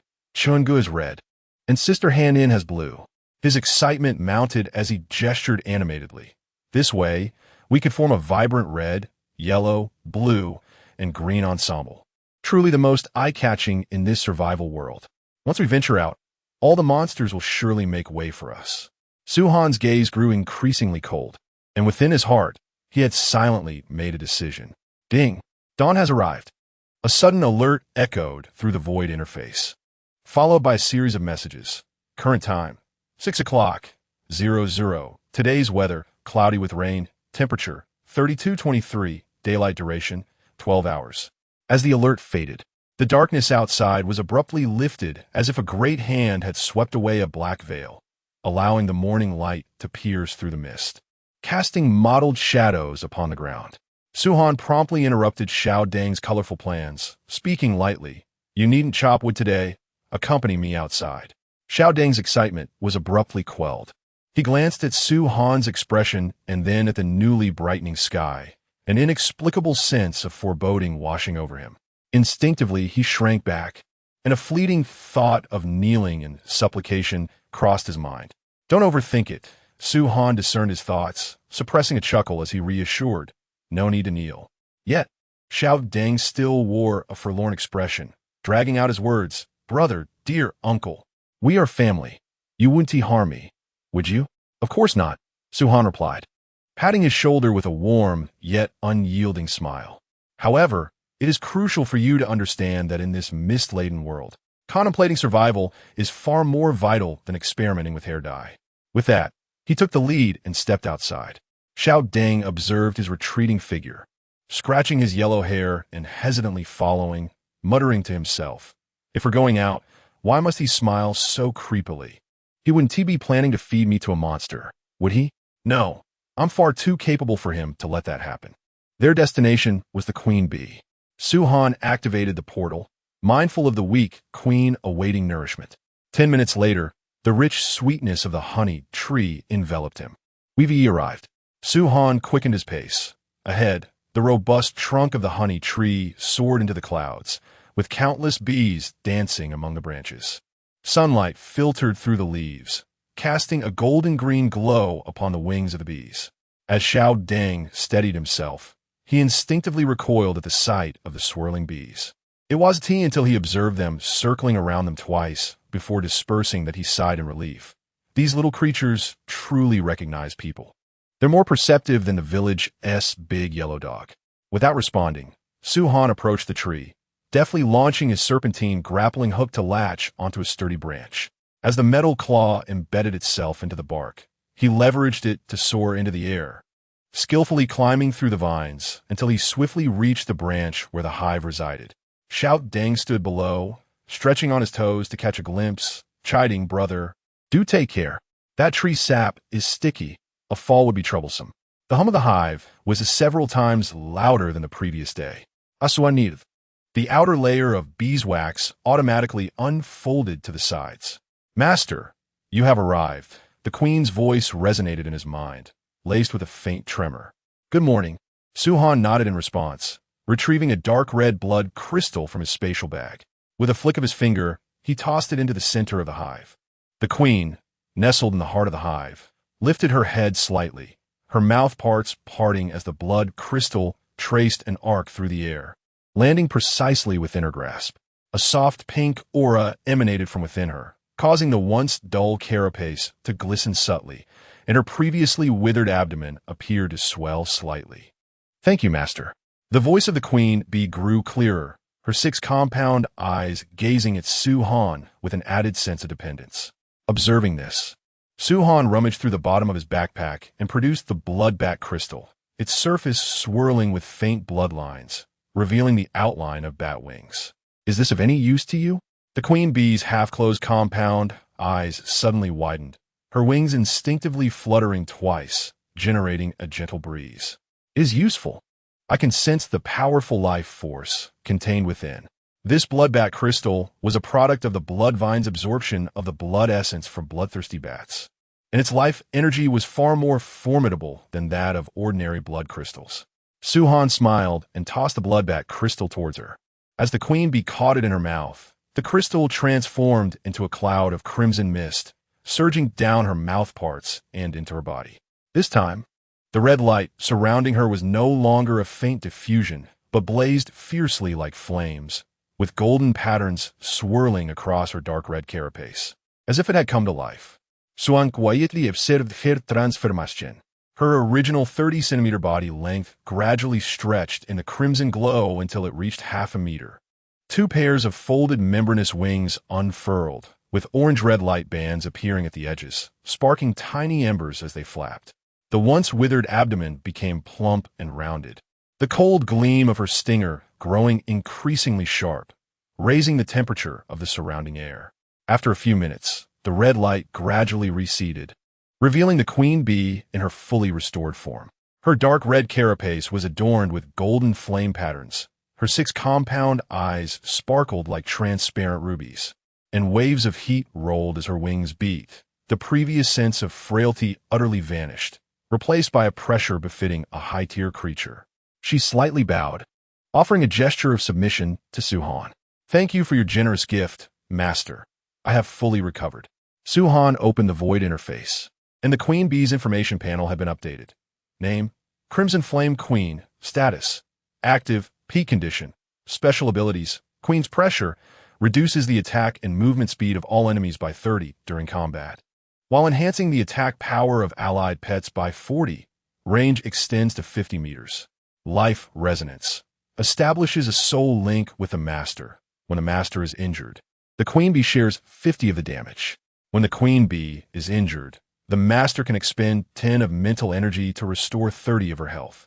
Hive control. Can construct crimson flame hives within her territory. Limit raised to 3. Producing 8 portions of flame honey, 3 bee eggs, and 1 portion of crimson flame wax daily. New ability, Crimson Flame Stinger. The stinger attack inflicts a burning effect, causing continuous fire damage for 5 seconds, with an additional 25 penetration damage to crustacean creatures. New ability, Swarm Summon. Can summon 20 Crimson Flame worker bees to fight cooperatively. Worker bees automatically replenish every 10 minutes upon death, with the limit increasing as the queen bee levels up. Loyalty, 100 indeed. It proved to be of great utility. Suhan nodded in satisfaction, retracting the interface. Since we have restored, let us return to the territory. The queen bee paused for a moment, then gracefully bowed and replied, "As you command, my master." Return to the territory? Little Deng, who was beneath the tree, immediately exclaimed, "Brother, are you really bringing the queen bee back? What about all these bees? Will they follow us? Our stone house cannot accommodate so many of them." Ignoring his incessant chatter, Suhan addressed the queen bee. "Your hive will remain here for the time being. Come with me to select a site for constructing a Crimson Flame hive near the stone house, which will facilitate resource gathering and provide assistance in vigilance." Understood, the queen bee responded, with a gentle flutter of her wings. The surrounding crimson worker bees instantly understood her command, returning to the branches and leaves of the resin tree, leaving only 10 slightly larger workers circling around her. Suhan descended the vine and, upon reaching the ground, turned to Little Deng and said, "Let us go." Little Deng watched in awe as the queen bee, accompanied by 10 fiery red workers, descended from the tree, shrinking back behind Suhan in fright. "Brother, they won't sting me, will they?" The queen bee seemed to comprehend his words, casting a sidelong glance at him without uttering a sound. Suhan opened the portal, stepping inside first. "Say one more word, and you shall experience the sting of the Crimson Flame bee." Little Deng quickly covered his mouth and hurriedly followed, though his eyes could not resist glancing at the bees with their fiery wings, muttering, "Building it near the stone house is a good idea. It will be convenient for honey collection. Honey roasted meat is truly delicious." Chapter 62. Unearthing the golden treasure chest upon returning to his territory. Suhan had scarcely steadied himself when the queen bee fluttered gracefully to a clearing beside the stone house. With a slight elevation of her abdomen, golden patterns illuminated as streams of crimson bee wax exuded from her body, swiftly coalescing in the air into a hexagonal framework of hive cells at an astonishing pace. "Master," she explained, "the Crimson Flame hive serves not only as a repository and breeding ground, but also as a defensive stronghold." As she crafted the 3-meter-high hive structure from the wax, she continued to elucidate in Suhan's mind. "The hive possesses thermal sensors that automatically alert us to the approach of large creatures within a 100-meter radius. The fiery honey produced daily not only replenishes stamina, but can also be applied to weapons to augment their fire damage." No sooner had she finished speaking than a small opening appeared at the hive's apex, through which emerged 20 larger-than-average wasps, their stingers gleaming with an ethereal blue sheen. They spiraled twice through the air before dispersing into the thickets at the edges of the territory, concealing themselves behind stone piles. These were soldier bee subtypes, equipped with venomous stingers capable of paralyzing their targets, serving specifically to guard the territory. Any unmarked living creature that approached would be met with aggression. As the queen bee spoke, the final piece of wax was embedded into the hive wall, causing the golden patterns on its surface to glow, resembling a layer of flowing flames. Meanwhile, Suhan busied himself by approaching the bloodvine wooden fence at the yard's edge. A prompt from the void panel appeared. Detected bloodvine essence 15. Would you like to consume the essence to upgrade the bloodvine to bloodbat vine? Detected stones 200. Would you like to upgrade the wooden fence to a stone wall? Confirm upgrade. At Suhan's command, the bloodvine beside the fence began to writhe violently, dark red tendrils revealing intricate vascular patterns. the original thorns transformed into bulbous, suction-like growths. Concurrently, the wooden fence trembled slightly before shattering, while new stones rose from the ground, rapidly assembling into a 3-meter-tall stone wall, smooth and angled, making it increasingly difficult to scale. As the upgrade completed, the bloodbat vine appeared to come alive, swiftly enveloping the surface of the stone wall. Suhan opened the panel to examine. Bloodbat vine abilities: blood-sucking absorption, absorbs life force upon contact to convert into nourishment. Bat summon, activates on command, consuming 10 energy points to summon 3 to 5 bloodthirsty bats for coordinated attacks. Bats last for 60 seconds. This significantly enhanced the safety of his territory. Suhan surveyed the bloodbat vine that had overtaken the stone wall and glanced at the distant watch points where shadows flitted, nodding in satisfaction. The stone wall provided physical defense, while the bloodbat vine was responsible for proactive attacks and sustenance through draining, complemented by the distant vigilance of the killer bees. The layers of defense for the entire territory had thus reached an impressive height. Little Deng, observing in awe, exclaimed, "Brother, our territory now resembles a fortress. Not even a beast could penetrate, let alone a dinosaur, which would surely be pierced like a sieve. This blood vine can summon bats? Does that mean when we venture out at night, we won't even need lamps? The bats can light our way?" Suhan disregarded his ramblings, turning his gaze towards the depths of the forest. The novice protection period was nearing its conclusion, and the true dangers lurking within that forest would likely soon emerge. Yet, with the current defenses and the queen bee as his trump card, he felt considerably reassured. The next destination is the Bat Cave. As Suhan, accompanied by Xiao Deng and the queen bee, stepped into the cave, the damp air enveloped them with a faint, metallic scent. This was his first experience entering the Bat Cave during the day. Yet even in daylight, the cave remained shrouded in darkness. The cavern was relatively spacious, with densely hanging stalactites from the ceiling. The flickering torchlight illuminated only a few meters ahead, while deeper recesses remained concealed in profound obscurity.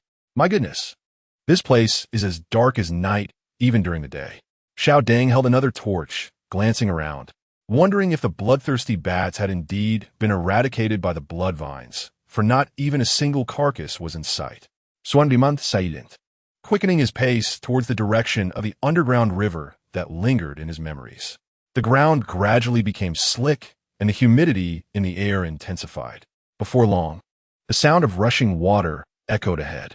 Indeed, the underground river still flowed, its surface shimmering with a dark luster, while a thin layer of white mist drifted above the water, emanating an eerie aura. "Brother, this mist," Xiao Deng began, but Suhan interrupted him. The treasure map indicated that the treasure lay beneath the riverbed.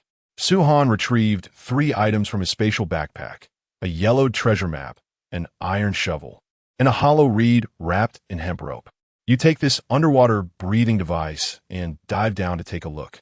Xiao Deng gazed at the half-meter-long reed, his expression instantly faltering. "Suge, is this thing reliable? And what if there's something monstrous down there? This mist feels off." "I don't know," Suhan replied, spreading his hands with an indifferent tone. "If there's danger, come up quickly. I'll keep watch from above." "But brother, you..." Xiao Deng attempted to negotiate further, but upon meeting Suhan's gaze, he swallowed his remaining words. With a pained expression, he accepted the items, hesitating as he approached the riverbank, glancing back at Suhan 3 times before finally gritting his teeth and biting down on a reed, plunging into the water with a splash. The river water was not particularly cold, yet the buoyancy was greater than he had anticipated. Following the markings on the treasure map, Xiao Deng navigated using the faint light from his lantern. Remarkably, the reed was indeed effective.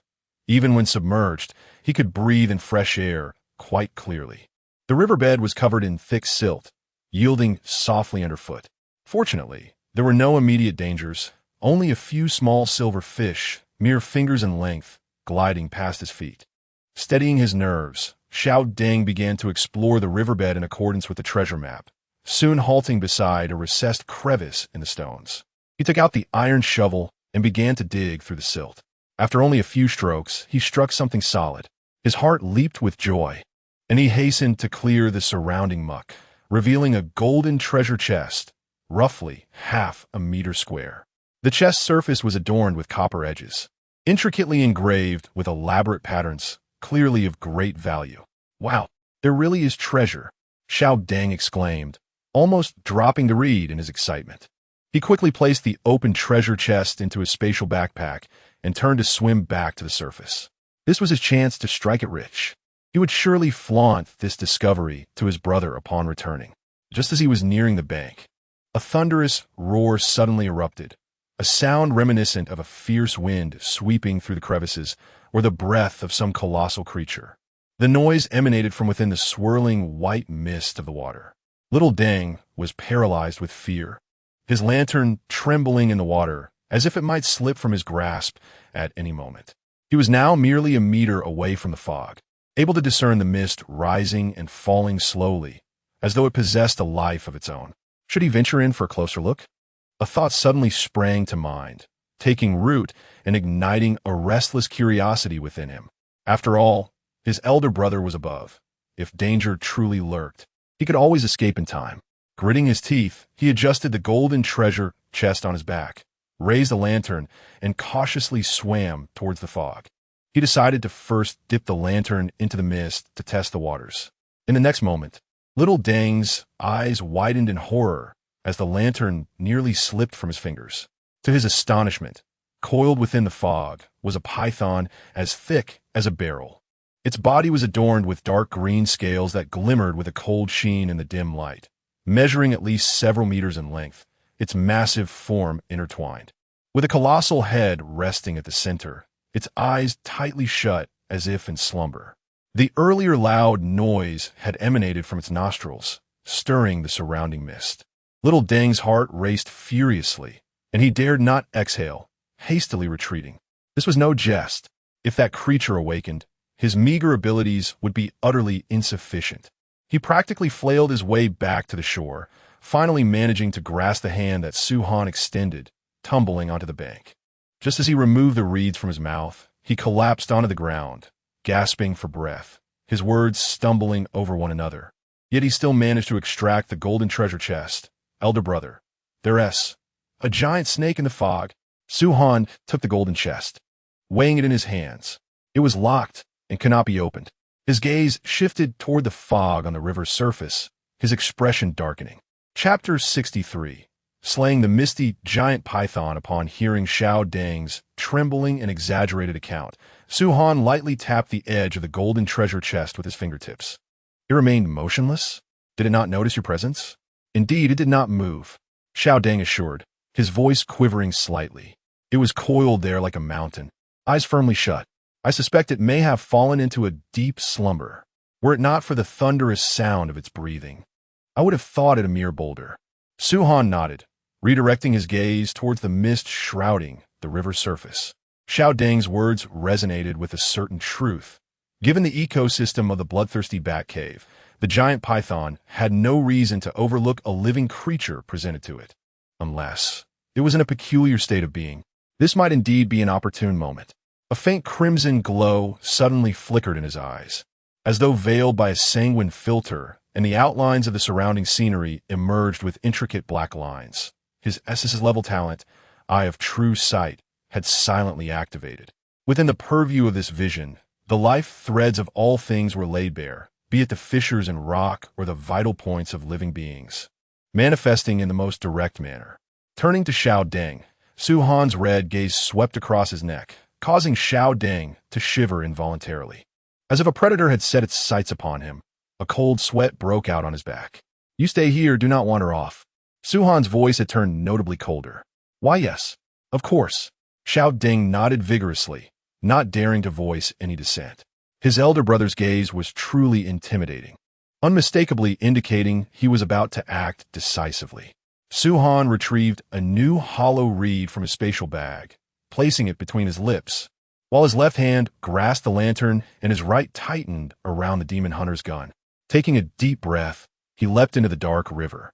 The icy water enveloped him instantly, yet his movements showed no sign of hesitation. Guided by the lantern's glow, he swam in the direction Xiao Deng had indicated, soon encountering the swirling white mist. As he pierced through the mist, The light from the lantern illuminated the scene ahead. A colossal python, its entire body adorned with dark teal scales, lay coiled upon the rocks at the riverbed. The edges of its scales shimmered with a subtle silver light, blending seamlessly with the surrounding fog. Its length exceeded 20 meters, its girth comparable to that of a large barrel, forming a small hill as it rested. Its massive head lay at the center, eyes tightly shut, and each exhalation from its nostrils stirred the mist, producing a whooshing sound. Through the lens of the eye of true sight, the crimson lines on the giant python appeared sparse and dim, particularly at the 7-inch mark, where a line was nearly severed, clearly indicating its vulnerable spot. Meanwhile, an information panel appeared before Suhan. Name: Misty Giant Python. Status: Asleep, Evolutionary Week Period. Health: 3,500 5,000. Attack Power: 240. Special Abilities: Mist Concealment. Can merge in a mist to hide its form. Moving silently. Venomous Bite. Injects neurotoxin upon biting, causing lasting paralysis. Life Drain. Rapidly restores health after devouring prey. Weakness: Old wound at the 7-inch mark. Defense reduced by 50. Remarks: Although victorious in battle against the bloodthirsty Bat King, it sustained serious injuries. Having consumed the bloodthirsty Bat Queen, it is currently in an evolutionary weakened state, with dull perception of the external world. If evolution succeeds, it will become a transcendent being. As Suhan gazed at the remarks on the panel, his eyes flickered with understanding. No wonder he had sensed something peculiar about the swarm of bloodthirsty bats earlier. Though sizable, they scattered like loose sand, lacking any hunting strategy. It became clear, just as a hive is led by a queen and a spider's lair is ruled by a matriarch, these bats must have had their leader. Though the Bat King had long since become a meal for the giant python before him, having devoured their leader, it was no wonder the bat swarm had turned into headless flies. Suhan muttered to himself, his gaze resting on the dim red line marking the python's old wound. The misty giant python was evolving, drawing upon the energy of the Bat King, and should it succeed, it would emerge as a being of extraordinary power. However, the timing of its chosen location was ill-fated, being so close to his own territory. Once its evolution was complete, the first to suffer would undoubtedly be the stone house nearby. Since he had encountered this threat, it was illogical to leave it as a potential hazard. Suhan hesitated no longer. He raised the demon hunter gun, steadying it to aim at the python's old wound. He pulled the trigger and held it down, feeling a slight tremor in the gun's body as a crimson energy orb began to coalesce at the muzzle, the surrounding moisture responding with subtle ripples. This was the charging mode of the demon hunter gun. Remaining bullets: 8. Charging time: 1 second. 3 seconds. As the charging reached the 5th second, the previously dormant misty giant python suddenly convulsed, its muscles beneath the scales contracting violently. Its tightly shut eyes snapped open, revealing golden slit pupils that shrank in response to the excruciating pain and sense of impending doom. A deafening roar erupted from the python's maw, the murky mist swirling violently in response to the shockwave of its cry. Its massive form attempted to twist away, striving to evade the lethal aura that had locked onto its vital spot. But it was too late. Charging time: 8 seconds. Charge complete. As Suhan released the trigger, the energy orb at the gun's muzzle exploded into a beam as wide as a barrel, cutting through the air with a piercing shriek, accurately targeting the python's 7-inch mark. The trajectory of the beam reflected in the golden slit pupils of the python, which desperately twisted its enormous body sideways. Yet, in its weakened evolutionary state, it moved sluggishly, unable to evade the meticulously planned strike. With a resounding thud, the beam pierced through the old wound, dark red blood mingling with shattered scales in an explosive eruption. In the gaze of the true vision, the black lifeline representing the core of the giant python's existence abruptly snapped. Hiss! The giant python emitted a final, anguished wail, its colossal form suddenly stiffening before slumping helplessly, severed in two at the 7-inch mark. Its golden eyes swiftly dulled, vitality ebbing away like the retreating tide. The silt at the riverbed was stained a deep crimson, and the white mist upon the water's surface gradually dissipated with the death of the python. revealing the originally murky waters of the dark river.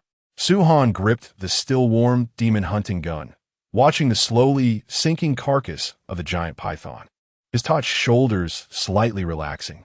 A significant trouble had been resolved ahead of time. Chapter 64.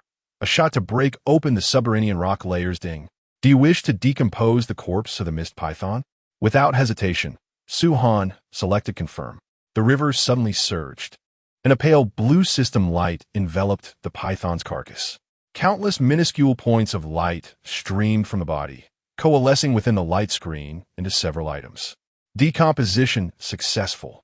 You have obtained Python Meat 50, Python Skin 10, Mist Crystal Core 1, Mist Crystal Core 10, Python Pet Egg 1, Mist Cloak Blueprint 1. Su-han swam over and stored the items in his spatial backpack. Upon surfacing, he immediately examined the details. Python skin, a rare material with excellent flexibility. It can be combined with leather to create anti-stab gear, providing a 5 resistance boost in misty environments. Mist Crystal Core, material containing the mist energy accumulated during the python's evolution and the life essence of the Bat King. It can be embedded in weapons to enhance penetration by 15 or used to unlock the mist perception skill. Name: Python Pet Egg. Status: dormant. Note: a mutated egg unexpectedly conceived after the mist python devoured the Bat Queen. It can yield a hybrid pet possessing both the strength of a python and the agility of a bat, with an initial loyalty of 80.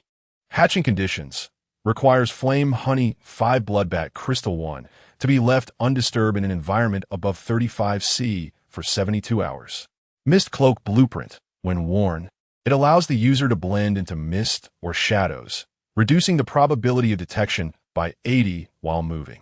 Crafting requirements: Python 4, Spider Silk 3. Mist Crystal Core Fragments 2. This was quite a harvest. Su-han squeezed the cool mist crystal core in his hand, faintly perceiving the swirling mist within. The pet egg was indeed a pleasant surprise. On the shore, little Deng had already approached, clinging to Su-han's arm, eagerly inquiring, "Brother, what good items did you decompose? Is there something that can make me stronger?"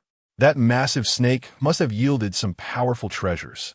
Su-han shared the information about the python's skin and the blueprint with him, observing the immediate sparkle in little Deng's eyes. He casually remarked, "I'll craft the cloak blueprint for you later."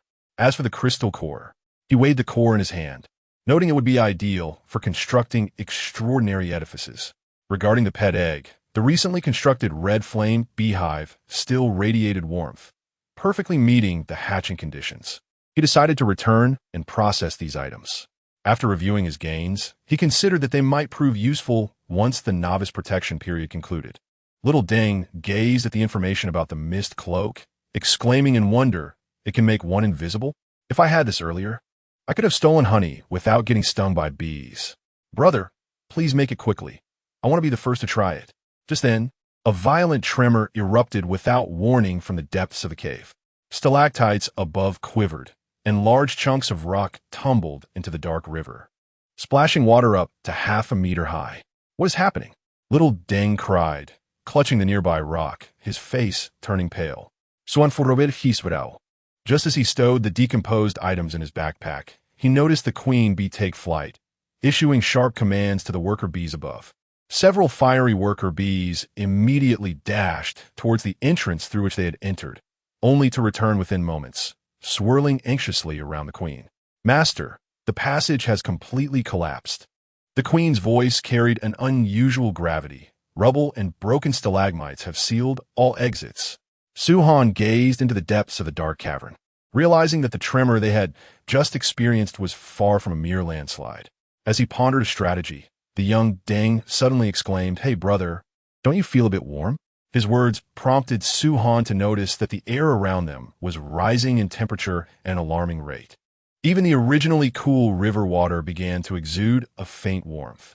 "Something's amiss," the queen said urgently. "I can sense the fire energy deep within the cave, surging wildly, as if a volcano is about to erupt." A flash of crimson light flickered in Su-han's eyes as his true sight activated. Through his red-tinged vision, he observed fiery patterns resembling spider webs on the cavern walls, the flow of energy pointing directly downward. The shot from the demon hunter's gun, He quickly glanced at the spot where he had struck the giant python. Had it penetrated the magma layer beneath? As this thought crossed his mind, bubbles began to rise violently from the dark river surface, the water temperature visibly increasing as steam began to envelop the area. Goodness, the water is boiling. Dang exclaimed anxiously, "Brother, what should we do? The passage is blocked, and magma may erupt below. We'll be roasted like pork belly." At that moment, the worker bee sent for a second reconnaissance returned with grim news. All passages are completely obstructed and cannot be cleared. What is there to panic about? Suhan's voice remained calm as he surveyed the ceiling of the cavern. Their original route was blocked, so they would create another. He turned to the queen. "In your current state, can you lift us into the air?" The queen fluttered her wings, her dark red exoskeleton shimmering with golden light. "I can. But the space in the cave is tight, and there is no suitable takeoff path. Then let us blast a way out." Suhan's tone was as unperturbed as if he were commenting on the pleasant weather. He raised the demon hunter's gun, aiming it at the thickest section of the cavern's ceiling. "Brother, are you really going to?" Deng's eyes widened in disbelief. Demon hunter's gun has automatically replenished ammunition. 8-8. Would you like to activate charge mode? Confirm. A deep azure energy began to coalesce at the gun's muzzle, more radiant than during the strike on the giant python. The steam in the cavern being pushed aside to create a vacuum. 8 seconds of charging concluded. Boom! A beam of azure light, 3 times thicker than before, shot upwards towards the ceiling. There was no earth-shattering roar, only a muffled crack as if glass had shattered. In the next moment, the entire ceiling of the cavern was lifted like a pot lid by an unseen hand. Dozens of tons of rock were instantly reduced to powder, revealing a massive fissure nearly 5 meters in diameter overhead. Sunlight cascading down like a golden waterfall, illuminating the entire cavern. The queen floated midair, her golden compound eyes wide with astonishment. "Master, this power. It can actually penetrate such thick rock." Little Deng gaped in astonishment, unable to close his mouth for quite some time. "Goodness gracious, where did this gun come from? I must get one for myself. It would make looting so much easier." Suhan, however, had no time to indulge their astonishment. Sensing the temperature of the air continuing to rise, he could even detect a faint hint of sulfur. "Enough chatter. Bee Queen, take us outside." "Yes." The Bee Queen emitted a sharp buzz, her body suddenly swelling. Her originally half-meter-long form elongated to 3 meters in an instant, her wings stretching nearly 5 meters wide. The dark red exoskeleton was illuminated by golden flame patterns, and her stinger gleamed with a menacing chill, presenting a formidable battle stance. "Get on." Suhan leaped onto the broad back of the Bee Queen, settling himself securely. Upon seeing this, little Deng, with a playful grin, reached out to climb aboard. "Bee Queen's sister, take me with you. We're all on the same side here." Hiss! The Bee Queen, impatient, flicked her tail, and the gust of wind generated sent little Deng flying, crashing against the rock wall with a thud. "Ouch!" he exclaimed, clutching his rear as he stood up, a look of innocent bewilderment on his face. "Hey, that is quite unfair. What am I supposed to do now?" The Bee Queen glanced at him before slowly raising one of her hind legs, which was as thick as an adult's arm and covered in hard scales. Little Deng looked at that furry limb, his mouth twitching. "No way. You want me to hold on to this?" "Suan, perchtebab, gamnidimarkt. If you don't want to be roasted by lava, you'd better hurry." "Fine. I'll hold on," little Deng lamented, wrapping his arms around the Bee Queen's hind leg. "Bee Queen's sister, please fly carefully. Don't throw me off." Without further ado, the Bee Queen flapped her wings vigorously, propelling the pair upwards like a streak of crimson lightning, soaring through the gaping chasm and into the sky. Chapter 65. The volcanic eruption. The queen bee's wing beats quickened, generating a fierce wind that contorted Xiao Deng's face. Clinging tightly to the queen's hind leg, he emitted a series of desperate wails. "Whoa. Slow down, slow down. I'm going to follow my hairstyle." Suhan lay steadfastly upon the queen bee's back, the wind howling in his ears. Glancing down at the rapidly diminishing fissure of the cave below, he spoke to the queen in a grave tone. "Ascend higher and venture farther. The energy readings beneath us are anomalous." With a powerful flap of her wings, the queen shot upwards several dozen meters, almost skimming the rock wall. Xiao Deng, caught unprepared, nearly flew off and tightened his grip around the queen's leg, nearly losing his voice as he shouted, "Brother, could you at least warn me? This is 10 times more exhilarating than a roller coaster. I'm about to vomit." As his words faded, a deafening roar erupted from behind them. Boom! The earth seemed to be torn asunder, and the location of the former bat cave exploded into a massive plume of fire, crimson magma shooting skyward like a fountain. Mingled with countless particles of black volcanic ash and burning stones, blotting out the sun. A searing wave of heat followed, and even from hundreds of meters away, Su-Han felt a stinging sensation on his skin. My goodness, it's really erupting. Xiao Deng, terrified, clung even tighter. The queen reacted swiftly, flapping her wings to narrowly evade several splashes of molten rock. Su-Han's keen eyes suddenly caught sight of the flying debris. Many of the stones sparkled with a blinding golden hue under the sunlight. Grasping, he reached out and securely caught a passing stone. It was scalding to the touch, and he nearly dropped it. Shaking it to examine, he discovered it was a fist-sized nugget of gold. Its surface still coated with remnants of black crust from the cooled magma. High-purity gold nugget. A rare material, volcanic activity has brought subterranean gold deposits to the surface. Boasting a purity of 95, it can be directly utilized to forge advanced tools or upgrade technological devices, serving as a core material for crafting precision instruments. A spark ignited within Su-Han. Many of the upgraded crafting recipes required gold nuggets, and he had been lamenting the lack of a source just the night before. He never expected that the volcanic eruption would yield such fortune, indicating that gold veins lay hidden deep beneath. The queen bee carried them nearly 1,000 meters away until they were completely free from the ash cloud before gently descending onto a relatively flat patch of grassland. Su-Han nimbly leaped off, while Xiao Deng, resembling a slippery eel, slid down the queen's leg and collapsed on the ground, retching uncontrollably, nearly expelling his bile. Brother, next time, I will never cling again. Xiao Deng feebly waved his hand, his face pale. Su-Han paid him no heed, instead lifting his gaze toward the distant volcano. Once an unassuming peak, it now stood half-destroyed, its massive crater resembling a monstrous maw, continuously spewing forth magma and thick smoke. The dark red lava flowed down the mountainside, incinerating all vegetation in its path, casting a crimson hue across the sky. The magnitude of this eruption exceeded all expectations. Su-Han murmured, tightening his grip on the gold nugget. It seemed that the dynamics of this forest would be irrevocably altered by the force of this eruption. Volcanic ash lingered in the sky, when suddenly a deafening roar erupted from the direction of the volcano, as if some colossal being was attempting to break free from the confines of the Earth's crust. The sound carried an untamed force, causing the grass beneath Su-Han's feet to tremble slightly, even from several kilometers away, as if the air itself had thickened momentarily. Such overwhelming might, Su-Han's gaze sharpened, his fingertips unconsciously caressing the barrel of the demon hunter's gun. The potency within that roar surpassed that of the mist giant python by several magnitudes. He was suddenly reminded of the giant python evolving in the dark river. Could it be that beneath the volcano lay a similarly evolved counterpart? Or perhaps an even more terrifying entity? Master, the voice of the queen bee resonated urgently in his mind. Imbued with disbelief, I sensed the presence of a dragon. A dragon? Su-Han raised an eyebrow, pondering whether the recent roar belonged to a dragon. It should be. The queen's tone was both affirming yet tinged with hesitation.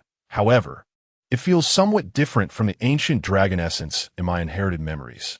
Its power fluctuations are slightly weaker, intermingled with a scent reminiscent of reptiles, not belonging entirely to the dragon lineage. In that moment, Su-Han comprehended. It was not a pure dragon, but rather a being that had evolved to an extreme state. Much like the mist giant python that devoured the Bat Queen in its pursuit of transcendent life. What lay beneath the volcano was likely a creature that had evolved into a semi-draconic form, perhaps akin to the giant python, possibly even stronger. The roaring grew increasingly frantic and violent, as if something were desperately battering against invisible shackles, sending the distant volcanic ash swirling through the air. It was about to emerge.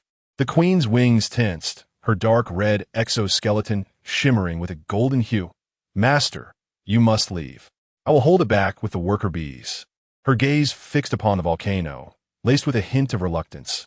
If only my swarm were at peak strength, I would not fear even a great dragon, let alone a mere half-dragon. Yet Suhan remained steadfast, his eyes locked on the volcano's mouth. At that moment, the furious roar abruptly ceased, as if severed by an unseen force, and gradually diminished until it vanished completely amidst the tumult of volcanic ash. The queen was momentarily stunned, her golden compound eyes wide with astonishment. What just happened? Did something obstruct it? Suhan glanced skyward at the hazy atmosphere, a subtle smile emerging on his lips. If this were indeed a game world, then that half-dragon was a quintessential hidden boss that should not have manifested so early. Perhaps, due to his previous conquest of the Bat Cave and the mist giant python, he had inadvertently triggered the awakening of this boss through excessive exploration. Yet the system's rules were firm. The novice protection period had yet to expire, rendering it impossible for such a formidable creature to rampage. If it emerged prematurely, it would undoubtedly be suppressed by the rules. Suhan murmured softly, though his heart remained unyielding. The fact that it could not emerge now did not preclude its future appearance. Once the storyline progressed, or his power level reached a certain threshold, this half-dragon would inevitably break free. A sense of urgency surged within him. He must elevate his strength post-haste. Suhan opened his personal panel, his gaze fixed upon the section for the job transition task. Transition to Demon Hunter. Required to slay Abyssal Beast 3. Current progress, 0-3. Only 3 remained. The 8-legged monstrosity could be summoned tonight to deal with 1. He mused, yet 2 still needed to be accounted for. These abyssal beasts typically lurked more deeply than anyone else, and even a single encounter could leave one severely wounded. Now, however, he had to seek them out actively, a predicament akin to an anxious eunuch when the emperor is unperturbed. What are you mumbling about? Little Deng finally regained his composure, rubbing his dazed head as he stood up. That monstrous creature hasn't emerged, has it? Suhan withdrew his thoughts and glanced at the still erupting volcano. Not yet. The pressing matter at hand was to locate the remaining abyssal beasts and complete his transition. Only by becoming a demon hunter could he confidently confront any crises that might arise in the near future, yet impatience would yield no fruitful results. Chapter 66. A fortuitous turn of events at this moment. As the cacophony subsided completely, the eruption of the volcano gradually stabilized, leaving only the gentle gurgling of slow-moving magma.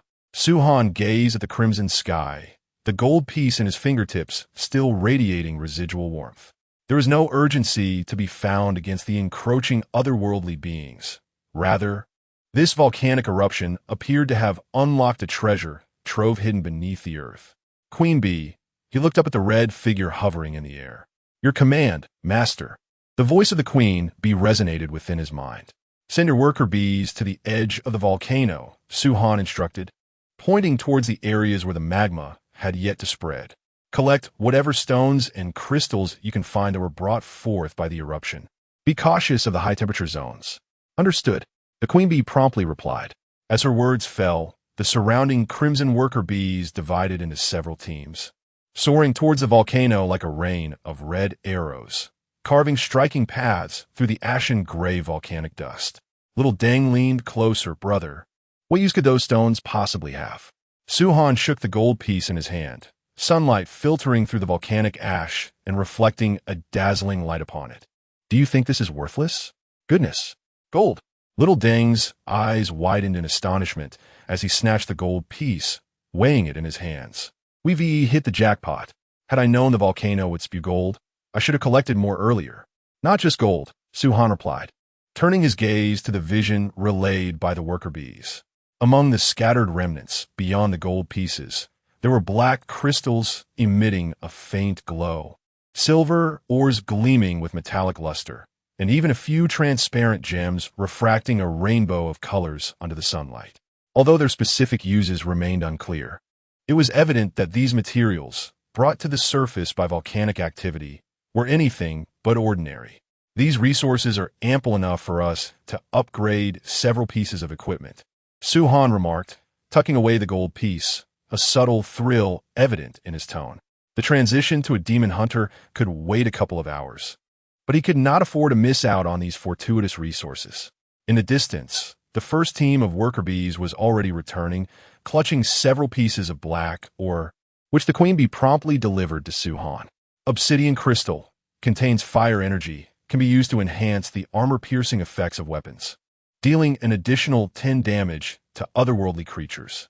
Little Dang, observing the busy worker bees, suddenly rubbed his hands together and chuckled. Brother, do you think there might be diamonds in this volcano?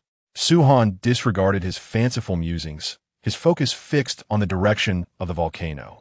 The efficiency of the worker bees in gathering materials was remarkable, and the quantity in their spatial backpack was rapidly increasing.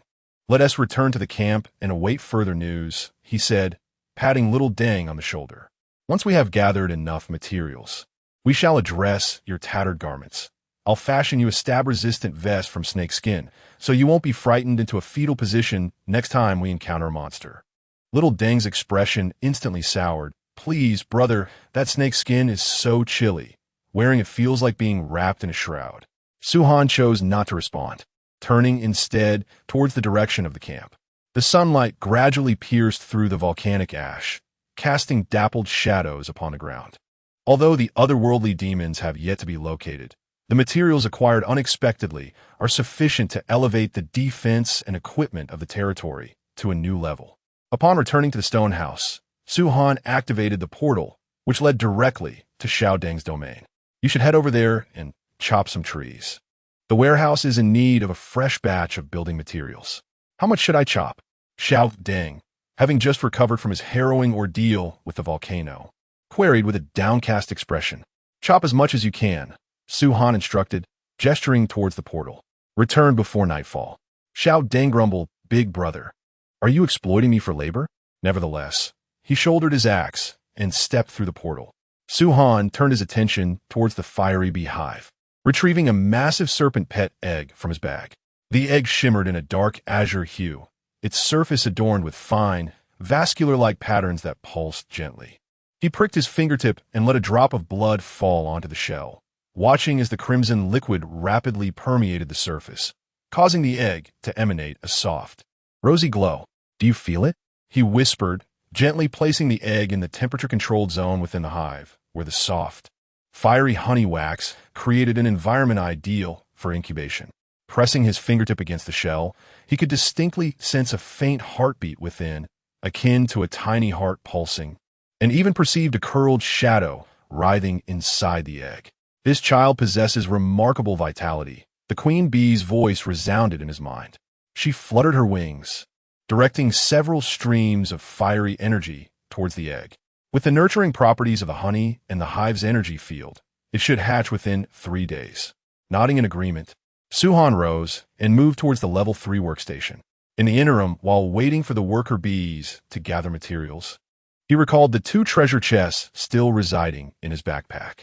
He opened his friend's list, locating the fortunate Lu Yu, and sent the silver chest he had pilfered from the spider's lair via system mail. As for the hefty golden chest, despite several attempts, Su-han had been unable to unlock it. The lock was embedded with intricate magical runes, clearly requiring a special key. Shortly after sending the mail, a notification popped up in the chat box. Lu Yu, did the big boss send me another treasure? Lu Yu, I just rolled a 6 with my lucky dice, triggering the 6-6 great fortune state. For the next hour, anything I open will surely be what I desire. What do you need? Just say it. Su-han raised an eyebrow. While he found the stroke of luck rather preposterous, he still forwarded his list. Living wood, gears, redstone, glass, whatever quantity you can muster. He didn't harbor high expectations, especially since even the worker bees struggled to find living wood. Lu Yu replied almost instantaneously with a winking emoji, yet remained silent thereafter. As Su-han gazed at the pet egg within the fiery beehive, the system notification sounded repeatedly. You have received an email from Lu Yu containing Gears 10, Redstone 3, Glass 2, Feathers 8. You have received an email from Lu Yu. Upon opening it, he was momentarily stunned. The materials he had requested, save for the living wood, had indeed arrived in abundance. Particularly, the gears he had been lacking were now plentiful, 10 in total, more than sufficient for a prolonged period of use. Thanks, Su-Han replied thoughtfully, then decided to send a few sets of bandages in return. Lu Yu, no need for politeness. Call me again when you find another treasure, truly deserving of the title of an A-grade talent, the fortunate one. Su-Han mused as he closed the chat window. At this moment, he found that many items could now be crafted at the level 3 workbench. The industrious worker bees had already sorted and neatly piled the materials brought back from the volcano. He casually picked up a sharply defined black crystal. Obsidian crystal contains fire energy, can be utilized to enhance the armor-piercing effect of weapons, inflicting an additional 10 damage on otherworldly creatures. Lava stone brick, a special stone formed under extreme temperature and pressure, with a hardness 3 times that of ordinary stone, suitable for upgrading building defenses. Sulfur iron ore, a unique iron ore containing sulfur. When forged, it can imbue weapons with a burning effect. Volcanic ruby, a rare gem brought forth by volcanic eruptions, imbued with pure life energy, suitable for crafting ornaments or infusing equipment. Chapter 67. The mutated tree monster. He cast a glance towards the stone house, initially contemplating an upgrade to his defenses, but then recalled that the construction of the mist-sensing tower was still missing a crucial material. Without it, the stone house could not be upgraded for the time being. The living wood required for the construction of the sensing tower remained elusive, its whereabouts unknown. Suddenly, a few worker bees returned from the direction of the volcano, one of them clutching a scorched piece of parchment in its mouth. Su-Han took the parchment and unfolded it. Although the wax seal had been melted by the lava, the lines on the blueprint remained clear. Blueprint for ice block generator discovered. Ice block generator consumes a small amount of energy, capable of automatically generating 5 ice blocks. Crafting requirements: gold ingot 3, gear 2, glass 1, cooling pipes modified from copper pipes 2. This was fortuitous. Su-Han's eyes brightened as he immediately melted the sulfur iron ore brought back from the volcano into copper pipes, combining them with the other materials to drag to the workbench. Would you like to consume materials to craft ice block generator? Confirm. The metal components spun rapidly under the gear's drive, the glass dome fitting precisely onto the cooling core, and finally, a cooling system composed of 3 copper pipes was assembled. The generator emitted a subtle hum as it activated, and after half an hour, 5 well-defined ice blocks crystallized in the tray below. Ice block generator. Level 1 produces ice blocks 1 per minute, consuming 1 unit of energy stone. Su-Han took out 2 ice blocks and placed them in his mouth. The icy sensation invigorated him. He then transferred the remaining blocks to the workbench, finally able to craft a refrigerator. Would you like to consume gold ingot 2? Ice blocks 10, gear 1, wooden planks 4 to craft refrigerator? Confirm. The double-layered metal plates securely locked the ice blocks within, and as the wooden lid sealed with a crisp click, frost instantly formed on the surface. Refrigerator. Slows food decay rate by 80, can hold 12 slots of items. Provides low-temperature preservation effect. Su-Han immediately transferred the rapidly decaying raw meat and berries from his spatial warehouse into the refrigerator, sighing in relief as he observed the freshness indicator beside the item icons showing 99. Next, he turned his attention to the electronic components. These were fundamental for crafting advanced machinery, and he had previously been unable to proceed due to the lack of gears. Would you like to consume gold ingot 1, gear 1, wire 1, refined from spider silk, to craft electronic components 3? Confirm. The metal sheets curled under the influence of electric current were welded together and finally coated with insulating resin. 3 sets of electronic components gleamed with a metallic sheen, resting in the workbench tray. Electronic components. Key materials for precision machinery. Usable for creating automated devices. Next, he focused on the tool category. The gold ingots brought from the volcano were sufficient to craft a complete set of commonly used tools. Would you like to consume gold ingot 1, branches 3, spider silk 2, rope 1 to craft fishing rod? Confirm. The resilient branches were shaped into an arc. The spider silk transformed into durable fishing line after being soaked in a special solution, and finally, it was wrapped around a reel made from gold ingot. The fishing rod felt perfectly balanced in his grasp. The reel emitted a smooth, soothing were, as it turned. In his leisure moments to come, he could indulge in the tranquil pursuit of fishing. He leaned the rod against the corner, his gaze shifting to the equipment list. Would you like to consume 2 gold coins for branches and 1 rope to craft a walking stick? Confirmed. The golden connector firmly secured 2 segments of hardwood, while the head of the staff was adorned with a small piece of volcanic ruby, and the grip was wrapped in non-slip vine fibers. Su-Han grasped the staff and tested it. Indeed, his steps felt considerably lighter, making it much easier to scale the low walls of the camp. Walking stick increases movement speed by 15, assists in overcoming obstacles, durability 100-100. Finally, his gaze fell upon the materials section. Would you like to consume 3 reeds and 1 resin to craft 5 papers? Confirmed. The freshly gathered reeds, brought back by the worker bees, were crushed into pulp and mixed with resin to be molded, resulting in 5 sheets of pale yellow paper neatly stacked in the workbench tray. This paper was perfect for drafting new defense blueprints, enabling an expansion of the territory's vigilance. There were also salt boxes and thermometers. Su-Han deftly continued to synthesize. The salt box, made from a mixture of stone bricks and salt, would prolong the preservation of jerky, while the thermometer, assembled from gold coins and redstone, would accurately display the environmental temperature, alleviating any worries of sudden chills that could lead to frostbite. Thermometer can predict temperature changes within the next 24 hours. Provides early warning for extreme weather. As the afternoon rain fell heavily, Su-Han was busy organizing materials to upgrade the buildings when the portal suddenly hummed to life, and Xiao Deng tumbled out in a flurry, his yellow hair plastered to his face by the rain, with his pant leg torn open. "Big brother, help me." Xiao Deng clutched a broken branch, his voice strained from shouting. The tree has come to life." Su-Han furrowed his brow. "What is going on?" "I was chopping wood." Xiao Deng gesticulated wildly, pointing toward the portal. "That old locust tree suddenly came alive. Its roots whipped at me like whips, and it even grew a mouth to bite me. It chased me for 3 miles. Su-Han seized the walking stick from the corner, lead the way. He glanced down at his attire. The snakeskin coat and hat were proving their worth as the raindrops simply rolled off, leaving even the hem dry. Crafted from the skin of a mist giant python, it provided formidable resistance against liquids. Stepping through the portal, the rain intensified. Before him in the woods, a locust tree towering 10 meters high writhed violently, its gray-brown trunk fissured with countless cracks, revealing dark red muscle within. Countless roots slithered through the mud like venomous serpents, and barbs sprouted from their tips.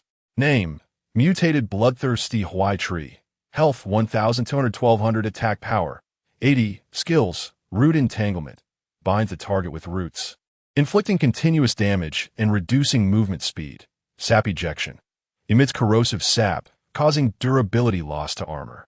Life drain. Absorbs life force from the target upon contact to replenish itself. Traits: weak to fire, high physical defense. "That's it," little Deng exclaimed, hiding behind Su-Han, pointing at the trembling leg of the Huai tree. The bloodthirsty Huai tree seemed to sense the threat, suddenly whipping out a dozen roots, slicing through the air toward the two. "Stay behind me." Su-Han pushed little Deng aside, his walking staff striking the ground, his body sliding to the side just in time to evade the assault. At the same moment, a flash of red light illuminated his eyes as the Eye of True Sight activated, revealing a faint red line deep within the trunk of the tree, its core. Hiss! The Huai tree, missing its target, emitted a piercing, grinding sound, opening a mouth on its trunk to spew forth a mass of dark green sap. Unfazed, Su-Han aimed his gun at that pinpoint of vulnerability and pulled the trigger, unwavering. Charge mode activated. Bullet load 8-8. Red energy converged at the gun's muzzle as the sap splattered onto his snakeskin attire, sizzling with corrosive sound but failing to penetrate his defenses. 3 seconds of charging concluded. Bang! The beam sliced through the Huai tree's trunk with surgical precision, striking directly at its core.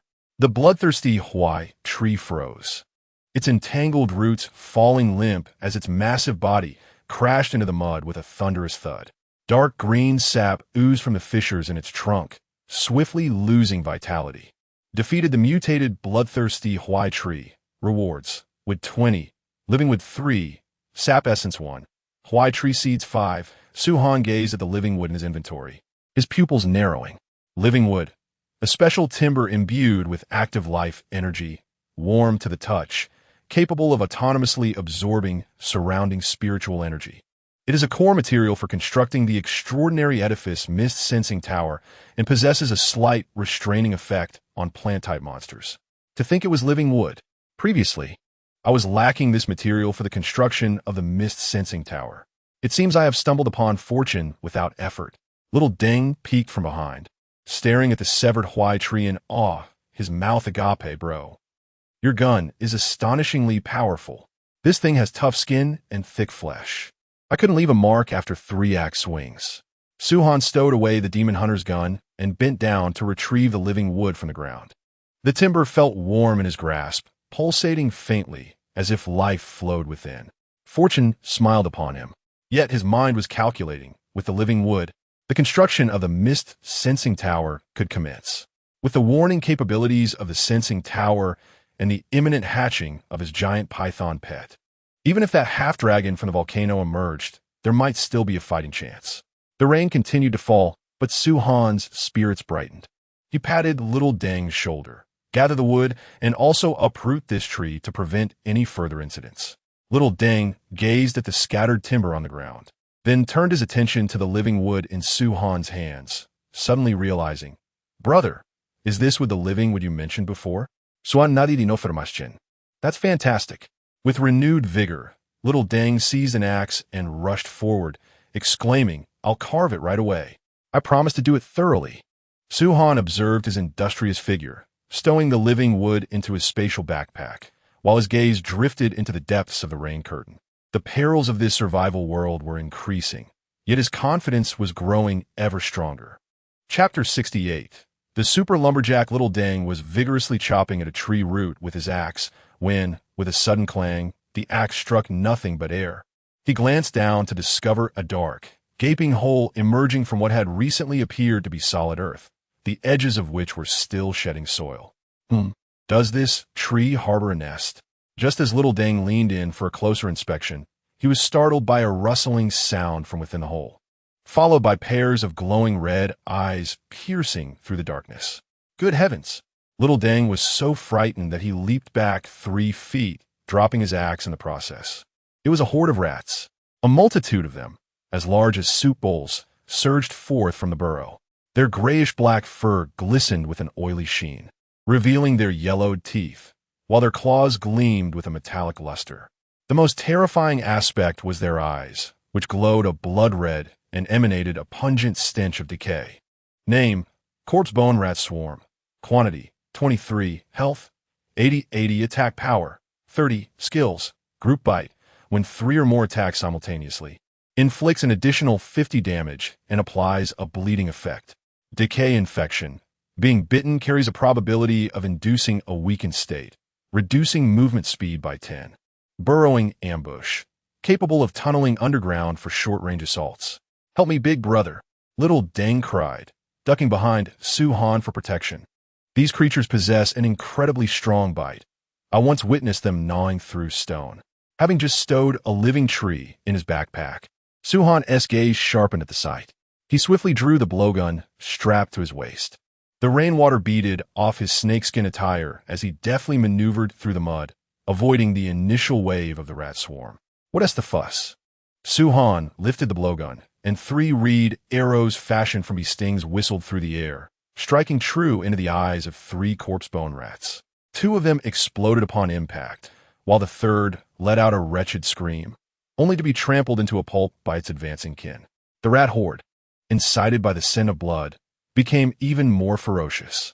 A dozen of them suddenly dove underground, causing the surface of the earth to bulge ominously, creeping ever closer to the 2 men's feet.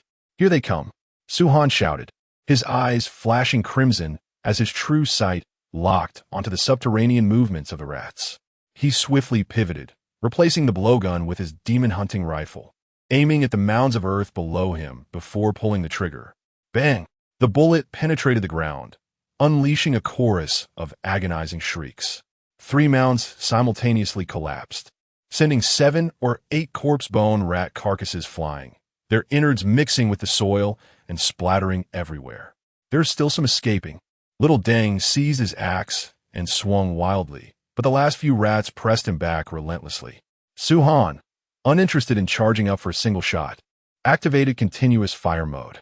The sharp crack of the demon-hunting rifle rang out clearly amidst the rain, each bullet expertly obliterating a rat's head. In less than 10 seconds, the final corpse bone rat was reduced to mere fragments. Having slain 23 corrupted bone rats, he obtained 46 rat fangs, 18 rat skins, 3 weak beast spirit crystals, and 52 gold coins. Xiao Deng, leaning on his axe and panting heavily, gazed at the multitude of rat carcasses strewn across the ground. His eyes then drifted to Su-han, who held his demon hunter gun with a steady hand, swallowing hard. Brother, your marksmanship is such a waste if you don't become a sniper. Su-han remained silent, his gaze fixated on the mouth of the cave.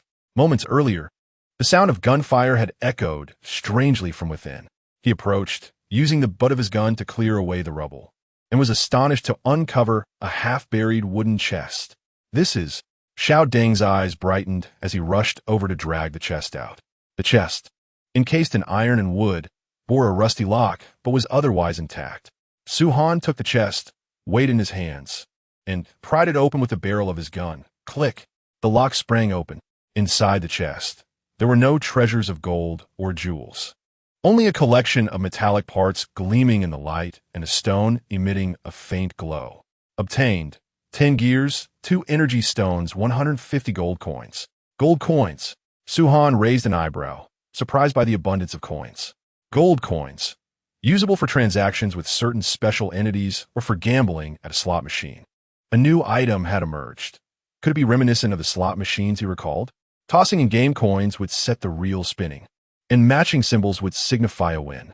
Yet, he pondered where such a machine might be. For now, the coins held little value. He glanced at the still excited Xiao Deng, rummaging through the rat corpses, and couldn't help but think that despite his timid nature, the lad was quite fortunate, had he not dug around. This treasure beneath the rat nest might have gone undiscovered. As the rain began to lighten, Su-han stowed the chest away and kicked at the cave entrance. Fill this in, lest anything else emerges. All right, Xiao Deng replied eagerly, muttering to himself as he shoveled dirt. These rat skins can make a nice vest, right? And these fangs, sharpened, would make excellent darts. Su-han ignored his musings, already calculating in his mind, with the living wood and gears. The mist sensor tower could commence construction tonight. The additional 10 gears were just enough to upgrade the ice block maker to level 2. While Xiao Deng was crouched down, rummaging through the rat remains, he suddenly exclaimed, "Whoa, brother, I think I've triggered a quest." Su-han turned to see Xiao Deng, gesturing animatedly at an ethereal panel, his hair nearly standing on end. Transcendent job change quest. Lumberjack, I just need to provoke 2 more tree monsters, and I'll officially change jobs. This aligns perfectly with my talent. In his excitement, he thrust the panel in front of Su-han's eyes, which clearly displayed Job Change Quest, Awakening of the Lumberjack, 1-3. Invoke the wrath of mutated tree monsters to prove your special connection with the forest. No wonder, Su-han realized, casting a glance at the numerous mangled stumps around them. How many trees have you felled? Xiao Deng scratched his head, feeling a bit guilty. Well, I've been chopping since dawn until just now, probably around 100 or so. Who would have thought that when I struck that ancient locust tree, it would suddenly bleed and accuse me of being a traitor to lumberjacks? He suddenly slapped his thigh, realizing that it was not the tree that had become sentient, but rather my excessive cutting that had triggered a mutation. This job transition quest is certainly to my liking. Su-han watched him with a foolish grin, and a rare smile crept onto his lips. Little Deng, with his innate talent as a lumberjack, was adept at engaging with trees. He could expedite the felling process and discern the quality of wood. Now, having transitioned to a transcendent lumberjack, he might truly achieve something remarkable. At the very least, collecting living wood wouldn't be such a laborious task in the future. Quite splendid, Su-han remarked, noting that a professional lumberjack was precisely what he needed. Absolutely. Little Deng straightened his back, hefting his axe as he dashed into the woods. Wait for me, big brother. I'm off to find a couple of mutated tree monsters. I'll strive to complete my transition by tonight. Then, felling trees will be as easy as slicing tofu. I'll build you a 10-mile-long wooden fence. Suhan quickly called out to him. It's getting dark. Let us head back for now. You can return to Chop with tomorrow. Oh, fine, little Deng conceded, following his elder brother back. Chapter 69. The golden treasure chest in the wilderness at night as the halo of the portal dissipated. The clearing before the stone house was already piled high with all the materials necessary for constructing the mist-sensing tower. Little Deng was still excitedly recounting his lumberjack job advancement task, while Suhan had already grasped the living wood. Tracing his fingers along the surface of the wood where a flowing green light danced. Indeed, the living wood was exceptional. He firmly planted 3 pieces of living wood upright into the ground, and a remarkable phenomenon occurred. Roots began to sprout automatically from the cut ends upon contact with the soil, burrowing deep into the earth, while the trunk developed delicate green patterns as if it were breathing. Brother, this wood actually moves, little Deng exclaimed, leaning in to touch it, only to be swatted away by Suhan. Don't touch it. It's absorbing energy, Suhan cautioned, embedding the mist monster crystal core into the convergence of the 3 pieces of living wood. As soon as the core made contact, a faint purple mist was released, flowing along the wood's grain, gradually transforming the originally gray-brown trunk into a misty gray-white hue. Next came the luminescent moss and vine fibers. Suhan evenly spread the moss along the inner side of the trunk, while the vine fibers coiled around the living wood like serpents, weaving themselves into a hollow, tower-like framework. Finally, he embedded 8 crystal shards into the top of the tower, forming an octagonal star array. Would you like to consume materials to construct the mist-sensing tower? Confirm. With Suhan's command, the entire framework suddenly illuminated. The living wood emitted a resonant hum. The glowing moss radiated a soft blue light, and the crystal shards refracted a myriad of colors, tinting the surrounding rain and mist with a vibrant palette. Within mere minutes, a tower approximately 5 meters tall, swirling with mist, rose from the ground. Its octagonal star array at the pinnacle spinning continuously, resembling an eye that perceives all. Mist-sensing tower, level 1, has been constructed. Functionality. Detection range, 500 meters. Mist analysis. Capable of analyzing mist density and composition. Tower color varies with danger level. Safe. White caution. Yellow dangerous red. Biological warning. Automatically marks abnormal biological movements, displaying threat levels. Ordinary elite lord. Energy resonance. Can interact with the crimson flame hive, sharing warning information. Suhan gazed at the stable white halo surrounding the tower, his tense shoulders relaxing slightly. With this structure in place, the territory seemed to possess a pair of unblinking eyes. Neither lurking aberrations nor wandering beasts could approach silently. He stroked his chin, contemplating. Tonight would be perfect for summoning the 8-legged monster to complete his job advancement task to become a monster hunter. And then he would only need to find 2 more. Brother, quickly look at the regional chat channel. Little Deng suddenly exclaimed. Someone is cursing you. At that moment, the rolling text in the regional channel displayed a user named Tai, sand flooding the screen. Suhan is nothing but a despicable villain. He begged me to craft something for him, and as soon as it was completed, he blacklisted me, turning on me faster than flipping a page. He doesn't want others to venture into the wilderness at night? I suspect he is afraid someone will snatch his benefits. Such a treacherous individual. Anyone who engages in trade with him is bound to suffer misfortune. Tai-san. Suhan realized that this was the very person who had previously attempted to barter iron or for goods, only to delay the items he wished to forge. He promptly blacklisted this individual, having no desire to stoop to the level of such a buffoon. It was utterly infuriating. Xiao Deng was so enraged that his hair stood on end. This scoundrel was outright slandering us. He quickly took a screenshot, exclaiming, "Brother, look, he claims you are hoarding treasure chests and deliberately concealing outdoor resource points." As Suhan glanced at the vile words in the screenshot, a cold smile crept upon his lips. He had initially dismissed this clown, but now the audacity of the other party was infuriating. "Do not rush," Suhan said, placing a reassuring hand on Xiao Deng's shoulder, his gaze drifting toward the swiftly darkening sky outside. If he wished to create chaos, then Su-han would gladly indulge him. No sooner had he spoken than Xiao Ding checked the chat channel once more. Brother, the person you asked me to keep an eye on just posted a picture of a monster, and it looks horrid. Xiao Ding clicked on the image, saying, I'll forward it to you. Su-han examined the grotesque creature in the image, which resembled a hairless monkey covered in tumors, utterly revolting. Yet, this was precisely what he required. If he could summon such a beast, it would be instrumental in completing his class transition task. As he stared at the image, a smile suddenly illuminated his face, tinged with a hint of frost. Xiao Deng, add Tai San as a friend. Huh? Add him? Xiao Deng was taken aback. Indeed. Su-han pointed at the screen, instructing him to find a way to venture into the wilderness and send this monster image to Tai San. Xiao Deng blinked, and 3 seconds later, he suddenly slapped his thigh in realization. I understand. Luring the snake out of its hole. He hastily clicked on the friend request. Inputting Tai San's ID, the verification messages ringing out like firecrackers. Brother, I now understand why Su-han forbids going out at night. He is a scoundrel. In a crude, thatched hut, Tai San was seated on the ground, cursing vehemently. After losing Su-han as a source of iron ore, his blacksmithing talent had become futile, and the elite membership promised by Shun Yifei had evaporated, leaving him neglected even in the regional channel. He frantically defamed Su-han in the channel, hoping to provoke a confrontation. Any argument would be preferable to his current state of despair. Ding! A friend request received. Tai San's eyes lit up, believing that Su-han had relented, his hand trembling as he clicked to accept. Upon realizing the request was from Deng Yangyun, he felt a flicker of disappointment. But upon reading the verification message, his spirits soared.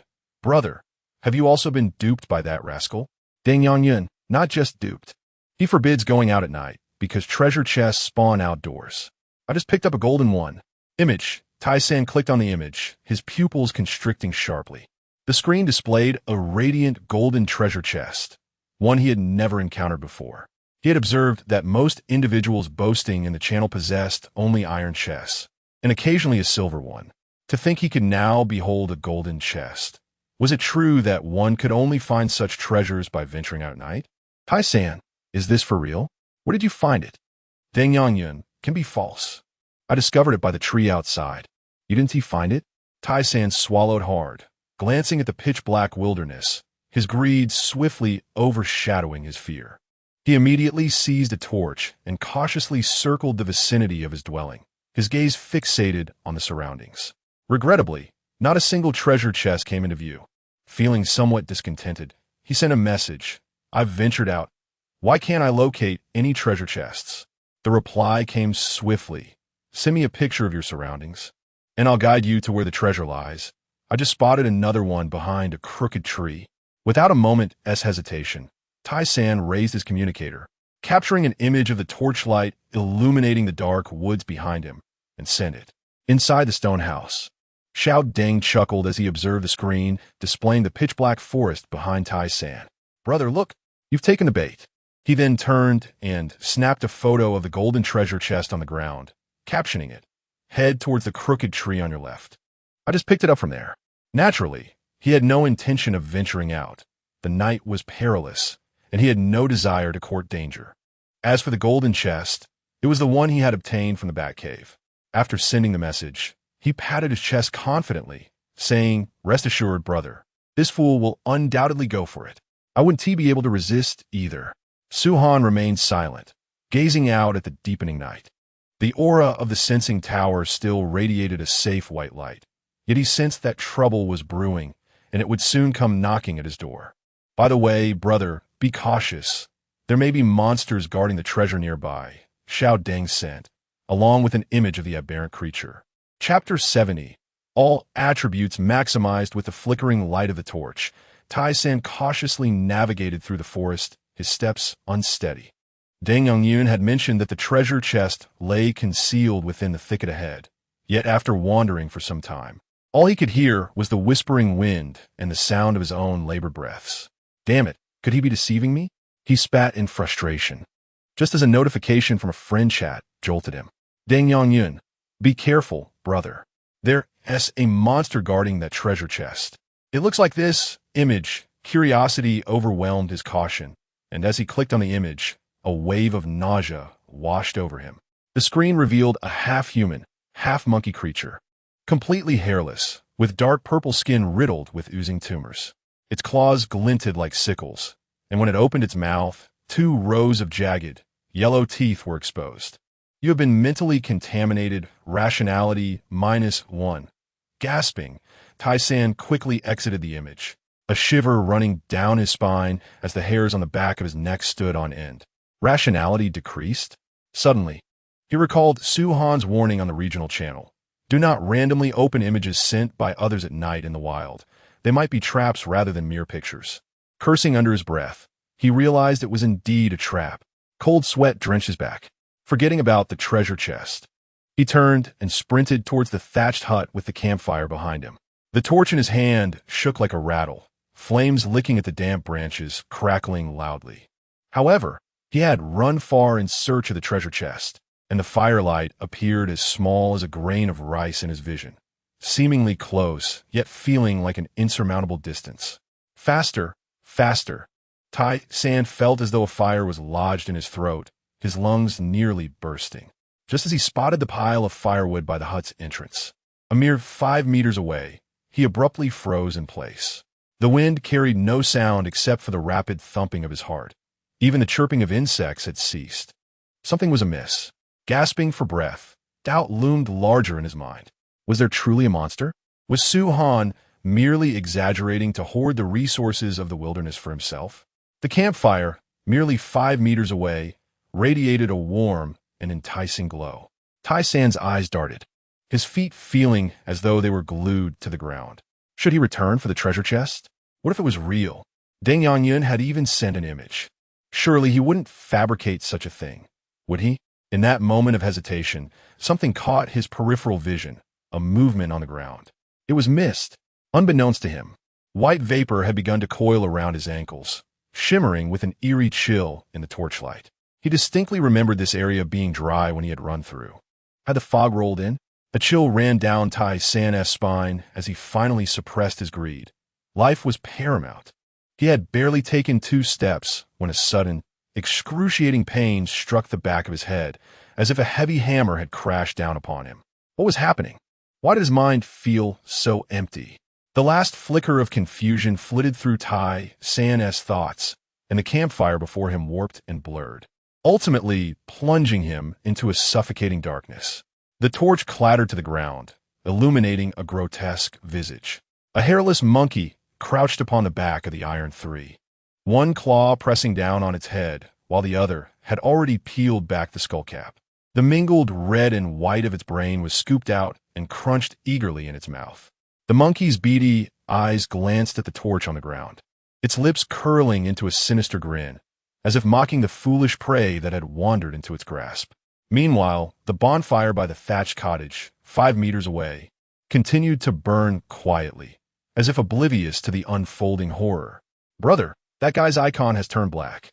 Shout Deng leaned closer, sharing his friend's interface, and indeed, beside Iron 3's ID, a gray offline symbol hung ominously.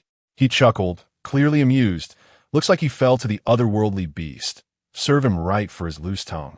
Su-han merely cast a fleeting glance, his indifference palpable. In this cruel world, showing mercy to foes was tantamount to cruelty against oneself. The demise of a clown like Iron 3 was merely the elimination of an inconvenience. He casually opened a freshly received email, a parcel for Chef Chun. Acquired. S-grade food python essence soup 1. Item information. Made primarily from the tenderloin of the mist giant python, infused with volcanic ruby powder and fiery honey, brimming with pure energy. Effect: permanently increases constitution by 4, agility by 5, and instantly restores 300 health points. This exquisite dish, crafted from the flesh of the mist giant python and other rare ingredients by the master chef Chun, boasted an impressive S-grade. Su-han lifted the insulated box, and a rich aroma of meat mingled with a hint of fruit wafted towards him, with tiny red glimmers floating in the amber soup. He raised it to his lips and drank deeply. Warmth surged through his throat, spreading throughout his body, his bones cracking lightly as if infused with newfound vigor. His mind sharpening with clarity. Upon opening his attribute panel, the 4 foundational attributes, previously only filled with strength and spirit, now all gleamed to the maximum of 10 points. Constitution, 10. Strength, 10. Agility, 10. Spirit, 10. How do you feel, brother? Xiao Deng inquired with curiosity. Su Han flexed his wrist, acutely aware of the transformative surge in his constitution and speed, his senses heightened several-fold. Not bad, he replied, lifting his gaze towards the forest shrouded in night, realizing that his plans to hunt the otherworldly beasts could accelerate. Yet, inexplicably, a thought tugged at his mind, drawing him in another direction. Queen Bee, your subordinate is here. A crimson figure emerged from the hive, hovering before Su Han. Take me to the volcano. Without further ado, the Queen Bee's golden patterns flickered to life, her form expanding rapidly with a hum, transforming into a magnificent crimson avian with nearly 10 meters of wingspan, its scaly armor gleaming with metallic luster beneath the moonlight. Master, please mount. Su Han secured the lantern and torch to the saddle upon the Queen Bee's neck, mounted her back, and donned his night vision goggles. Let's depart. The Queen Bee flapped her wings, and the powerful gusts sent leaves swirling across the ground. Through the green-tinted lens of his goggles, the forest morphed into a patchwork of varying shades, while only the direction of the volcano lay in a shroud of silent gray. Half an hour later, they arrived above the volcano. The rain had thoroughly extinguished the magma, and the once erupting crater now resembled a vast, gaping chasm, its edges adorned with clumps of cooled lava. The air was thick with the acrid scent of sulfur mingling with steam. Su Han activated his true sight, and his crimson vision instantly pierced the darkness. Deep within the volcano, a mass of twisted dark red energy pulsated slowly, reminiscent of a beating heart, ensnared by wispy tendrils of black mist. Master, the voice of the Queen Bee conveyed a hint of confusion. The dragon lies just beneath us, yet its aura is peculiar. What do you mean? It seems as though. The Queen paused for several seconds, seemingly searching for the right words. It is tainted by something, infused with a stench akin to that of the aberrant demons, but far more potent than the ordinary foulness. Su Han fixed his gaze upon the core of energy. Within his crimson vision, he indeed discerned strands of black interwoven within the flow of energy, gradually eroding the once pure dragon power. A dragon tainted by aberrant demons? He murmured, tightening his grip on the demon-hunting gun at his waist. It appeared that beneath this volcano lay secrets far more troublesome than he had anticipated. Chapter 71. The fisherman at night. The night breeze swept across the volcanic crater, carrying with it the acrid scent of sulfur. Su Han sat atop the Queen Bee's back, his fingertips lightly tapping the screen as he opened the image of the brain-eating monkey. He had deliberately chosen this moment and location, outdoors, under the cover of night, suspended in the air. Almost instantaneously, as the image fully loaded, the surrounding air turned frigid. A white mist inexplicably surged forth from the void, entwining itself around the Queen Bee's wings like a living entity. Indeed, Su Han's lips curled upwards slightly. The fate of Iron 3 validated his suspicions. Observing the image of this otherworldly monkey in the wilderness at night would trigger a summoning mechanism of sorts. Master, be cautious. The Queen Bee suddenly emitted a sharp warning, her massive form lunging upward at an acute angle. Su Han turned, only to witness their previous location distort as a hairless monkey materialized out of thin air. Indeed, it was the brain-eating monkey, otherworldly creature, brain-eating monkey. Description: a creature transformed by the mists after its corpse, discarded by humans post-consumption of its brain, was left to rot in the wild. It delights in feasting on human brains. It grinned maliciously, extending its claws, yet grasped nothing but air. In the next heartbeat, its grin froze entirely. It realized it was suspended in mid-air, with an unfathomable abyss below, the volcanic crater. Screech! A piercing wail shattered the night sky as the brain-eating monkey began to flail its limbs in a frenzy, only to plummet like a stone. It crashed onto the rocky edge of the crater with a resounding thud. Rolling in pain, its small eyes fixated on Su Han above, brimming with malice and resentment. Su-han gazed down at it, observing its futile leaps and roars, reminiscent of a grasshopper trapped in a deep well, unable to reach even his shoes. Quite intriguing. He retrieved the spider hat from his backpack. This hat, enhanced by volcanic rubies, had its properties transformed to Summon Spider Count 2, duration 150 seconds. The moment he donned the hat, a faint glow emanated from his fingertips. 10 palm-sized ghost-faced spiders materialized at the edge of the crater. One of them, upon landing, suddenly expanded and mutated, swiftly growing into an otherworldly 8-legged monster, its claws glinting with cold light. "Go! Eliminate it!" Su-han commanded with a calm demeanor. The 8-legged creature hissed in response, its 8 long legs moving in an alternating rhythm, charging towards the brain-eating monkey like a small tank. The brain-eating monkey, clearly incensed by this colossal beast, shrieked and lunged at it, claws aimed for the creature's eyes. However, the 8-legged monster, with its tough hide, effortlessly sent it flying with a side collision, then pounced to pin it down with its powerful paws. The 2 otherworldly creatures engaged in a primal melee at the edge of the crater, biting, crashing, and inflicting harm upon each other in the most savage manner. The brain-eating monkey, relying on its agility, sought to evade and attack from behind, yet the 8-legged monster's 8 limbs formed an impenetrable defense, consistently blocking its assaults with its armored back. Through the eye of true sight, Su-han clearly observed the dark red energy within the volcano becoming increasingly volatile, roiling like boiling water. It appeared that the entity within was growing impatient. He murmured softly. The queen bee spoke truthfully. Within this energy lies both the oppressive force of a dragon and the foul scent of a foreign demon, clearly an unstable amalgamation. Draw it in and engage. Su-han commanded the octopus monster. Instantly comprehending his intent, the octopus monster feigned a vulnerability. The brain-eating monkey, indeed, fell for the ruse and lunged forward to bite its leg, only to be flung away by the octopus monster, soaring directly into the depths of the volcanic crater. With a piercing cry, the brain-eating monkey traced an arc through the air before plummeting into the darkness below. Without hesitation, the octopus monster followed suit, its massive form vanishing into the shadows of the crater. Almost immediately upon their entry, a deafening roar erupted from within the volcano, more ferocious than the previous bellow. Imbued with a raw agony and fury, dark crimson energy gushed forth from the fissures, staining the night sky with an eerie blood-red hue. Su-han gripped his demon-hunting gun tightly, his eyes glimmering with a fierce light. This was precisely the outcome he desired. By inciting a confrontation between the 2 foreign demons at the threshold of that entity's domain, combined with the brain-eating monkey's own aura, even a tainted dragon ought to be thoroughly provoked. Queen bee, ascend higher. Yes, master. The queen bee soared aloft, granting Su-han a panoramic view of the volcanic scene below. Observing the surging torrents of energy, a cold smirk played upon his lips. The mission of hunting foreign demons might find resolution here, and that tainted dragon could prove to be a fine quarry as well. At that moment, a thunderous roar reverberated from within the volcano, akin to the wails of countless vengeful spirits.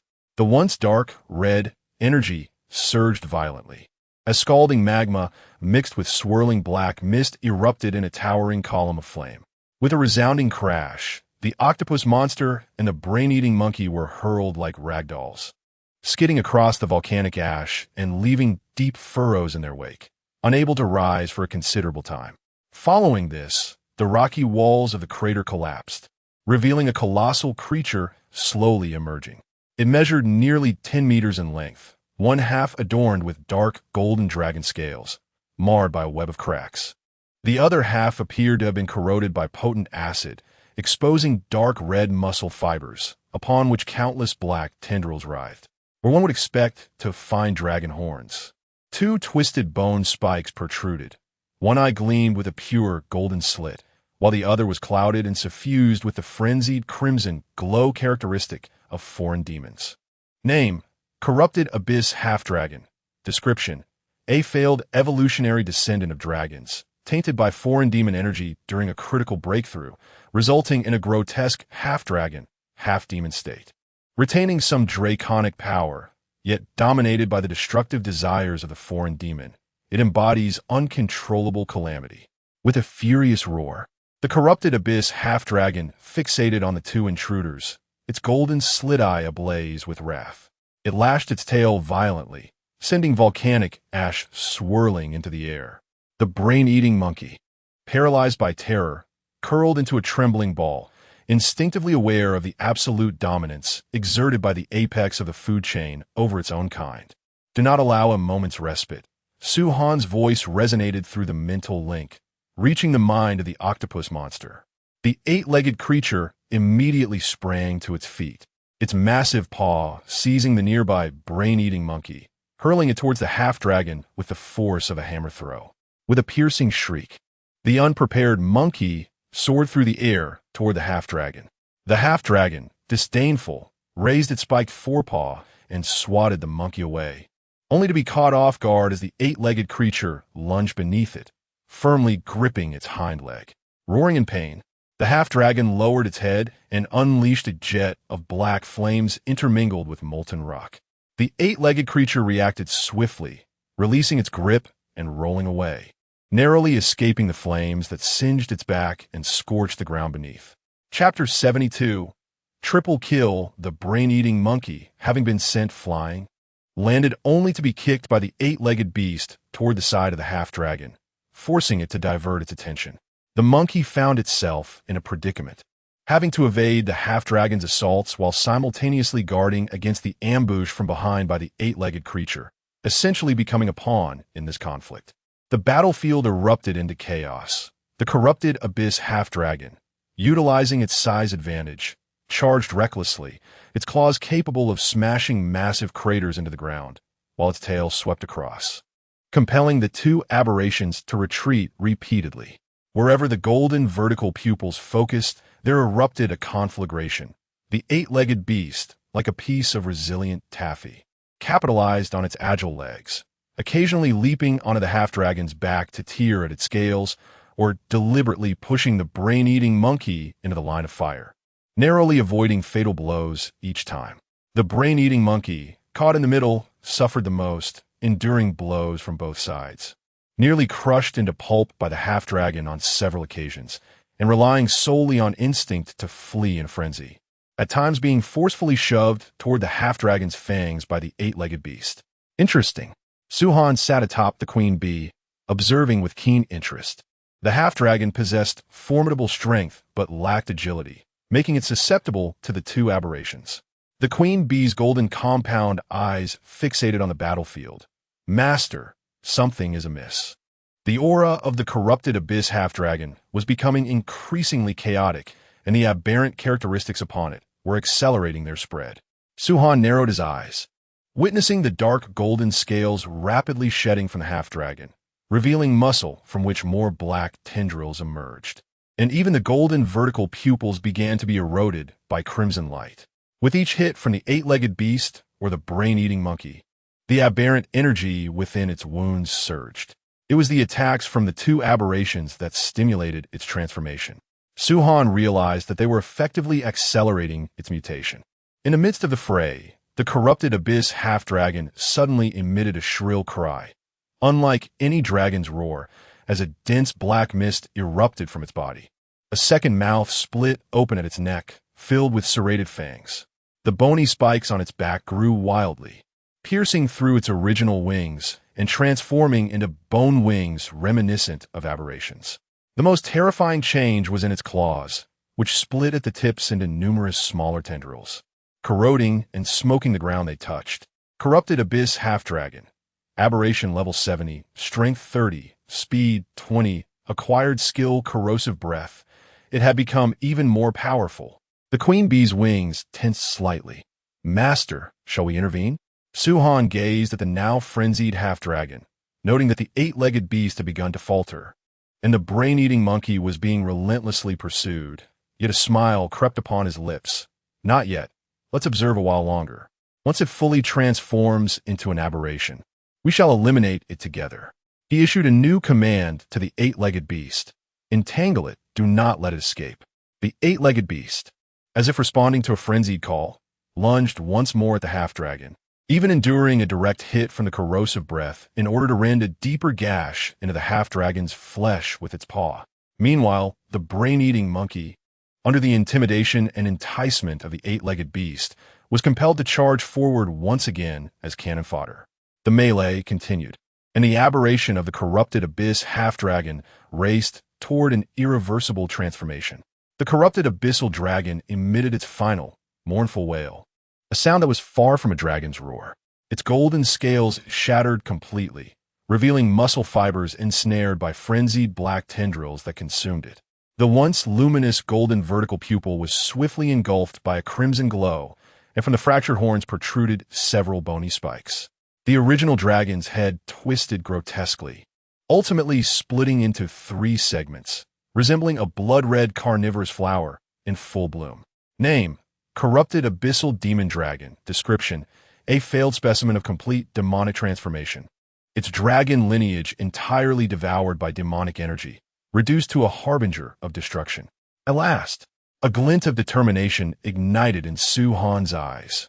This was the demon he sought. Eight-legged beast, restrain them both. He roared downward.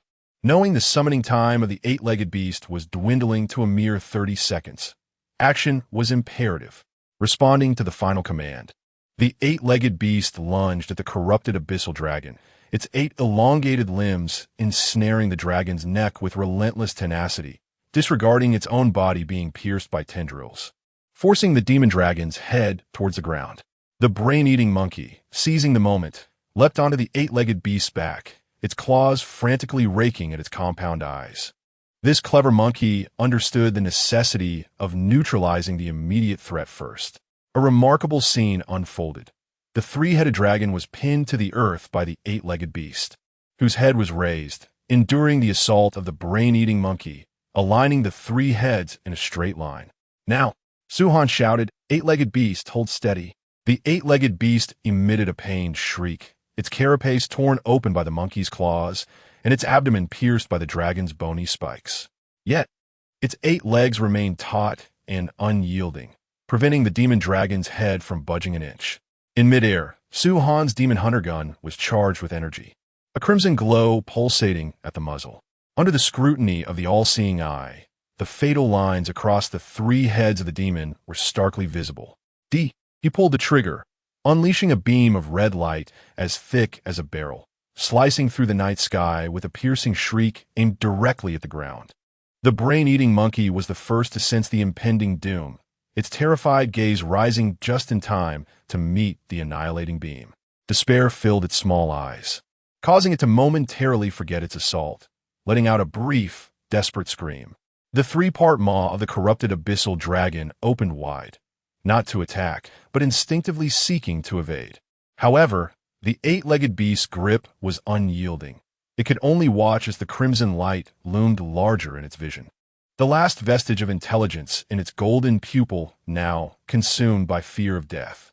With a resounding thud, the beam pierced through the brain-eating monkey's head, then through the 8-legged beast's skull, ultimately striking the 3-part mouth of the corrupted abyssal dragon with pinpoint accuracy. The 3 fatal lines snapped simultaneously. The brain-eating monkey's body exploded into a mist of crimson, akin to a crushed tomato. The 8-legged beast's form stiffened momentarily before dissipating into black smoke. Its summoning time had just expired. The massive body of the corrupted abyssal dragon convulsed twice, its 3-part maw oozing black blood before it collapsed thunderously to the ground, utterly silent. System notification: defeated abnormal demon. Brain-eating monkey X1, abnormal demon. 8-legged monster X1. Abnormal demon. Corrupted abyssal dragon X1. Career transition quest demon hunter progress. 3-3, completed. Su-Han exhaled deeply, gazing at the 3 fallen demonic bodies below, a smile finally gracing his lips. Queen Bee, descend and take a look.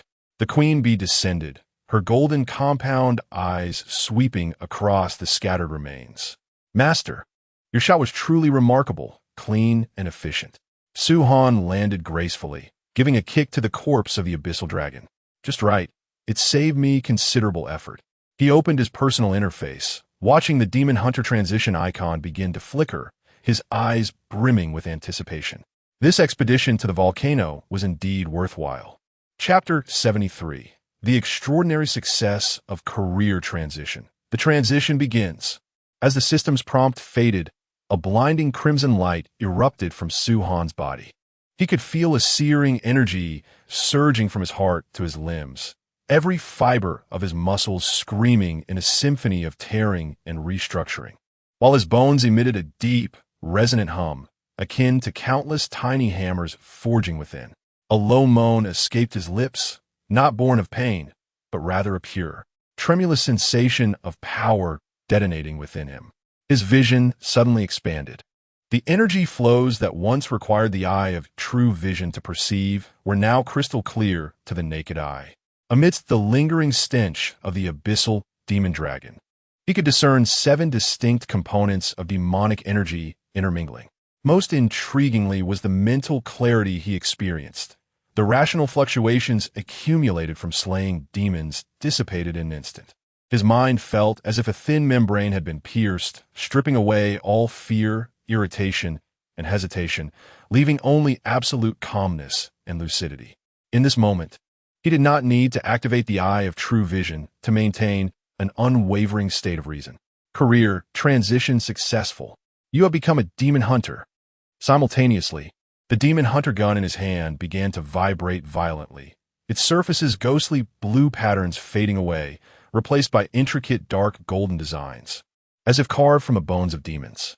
The muzzle exhaled a faint red glow, rapidly absorbing the black blood splattered on it from the 3 demons he had just slain, emitting a sizzling sound of searing heat. "Master, your aura." The surprised voice of the queen echoed in his mind. Su-han pressed his hand against the demon hunter gun, feeling the turbulent power coursing within him resonating with the weapon, a sharp smile gracing his lips. "It's nothing." He opened the career panel, and the flickering red light revealed the information. Career, Demon Hunter, Novice, Core Traits. 1. Absolute Rationality. The minimum rationality value is locked at 1. Any mental pollution or fear effects cannot reduce it to 0, granting immunity to madness. 2. Demon Insight. Inflicts 100 additional damage to demon creatures, enabling intuitive assessment of demon levels and weaknesses. 3. Energy Siphon. Absorbs 10 of energy from slaying demons, converting it into personal attributes, slight enhancement. 4. Demon Hunter Mark. Can mark specific demons, sensing their location within a 5-kilometer radius. Upon inspecting the Demon Hunter gun, the information post-evolution had been refreshed. Name: Soul Binding Demon Hunter Gun. Type: Growth Type Relic. Effects: 1. Infinite ammunition. No need for reloading. Base firing rate increased by 50. Bullet forms vary with energy intensity. Normal charge explosion. 2. Energy Core. Automatically absorbs residual soul energy from slain demons, storing it within the gun's core, allowing for the active consumption of energy to unleash enhanced attacks. The more energy, the greater the power. 3. Demon Penetration Trait. Inflicts 30 penetrating damage to demon creatures, with attacks carrying a soul-binding effect that suppresses the actions of lower-tier demons. 4. Demon Hunter Resonance. Perfectly aligns with the Demon Hunter profession. Only the holder can unleash its full power, while others will be met with energy backlash. Description: Many souls perish beneath the gun, binding both souls and demons alike. Su-han weighed the gun in his hand. Its heft had increased slightly, yet felt remarkably more attuned to his grip. The warmth emanating from the firearm pulsated as if it were alive, synchronizing perfectly with the hunter's energy coursing through his veins. The demon hunting gun gradually dissipated into his palm, transforming into a dark golden pattern that branded his wrist. This was its evolved form, capable of being summoned at will. As he felt the surging power within him and the absolute calmness in his mind, Su-han's gaze fell upon the remnants of the abyssal demon dragon.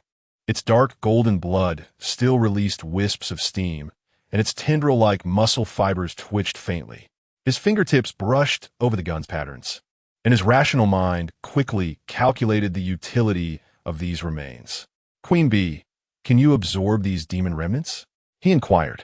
The Queen Bee's golden compound eyes scanned the scattered fragments, her tone laced with caution. "No, master. They are deeply tainted by demon energy. Contact with my true form would erode my sanity. Suhan nodded, unperturbed. He crouched down, picking up a writhing piece of tendril, observing the flickering black energy upon it. When an idea suddenly sparked in his mind. If you cannot absorb them, what about your subordinates? The queen bee paused, then comprehended his intention, her wings vibrating slightly. Are you suggesting that the worker bees attempt it? Why not give it a try? Control their numbers. If they become uncontrollable, destroy them immediately. Understood. The queen emitted a sharp command, and hundreds of killer bees surged from the hive, a dark cloud blotting out the sky as they descended upon the demon's remnants. Initially, the killer bees cautiously nibbled at the fragments, but soon their bodies began to undergo bizarre transformations. Their once crimson-black exoskeletons gleamed with a deep green luster. Their stingers elongated and curved, the tips glimmering with a toxic blue hue. The frequency of their wing beats quickened, and the sound they produced shifted from a crisp buzz to a low-frequency noise that was almost unbearable. Most astonishingly, their size swelled nearly double within half a minute, their compound eyes turning blood red, radiating an overt aggression. They're adapting to the contamination, the queen bee exclaimed in astonishment. Suhan observed the mutated killer bees. They did not engage in the anticipated fratricide, but instead grew more cohesive, devouring the remains at an increasing pace. When the last fragment of the demon was consumed, all the killer bees took to the air simultaneously, forming a swirling vortex of darkness, exuding a pressure that was several times greater than before. Name: demonized killer bees. Traits: 1. Venomous stinger. The injected venom carries corrosive effects, capable of disrupting demon energy defenses. 2. Frenzied swarm. When exceeding 100 individuals, attack power increases by 20 and attack speed by 30.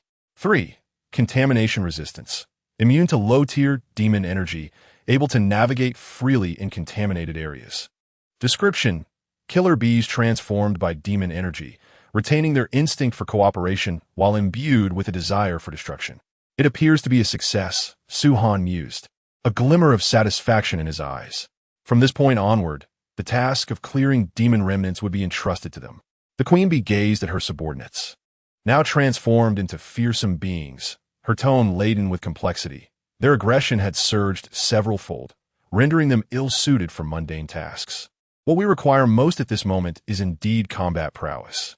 Suhan lifted his gaze towards the depths of the forest, the demon hunting gun in his hand quivering slightly, as if resonating with the ominous buzzing of the mutated killer bees.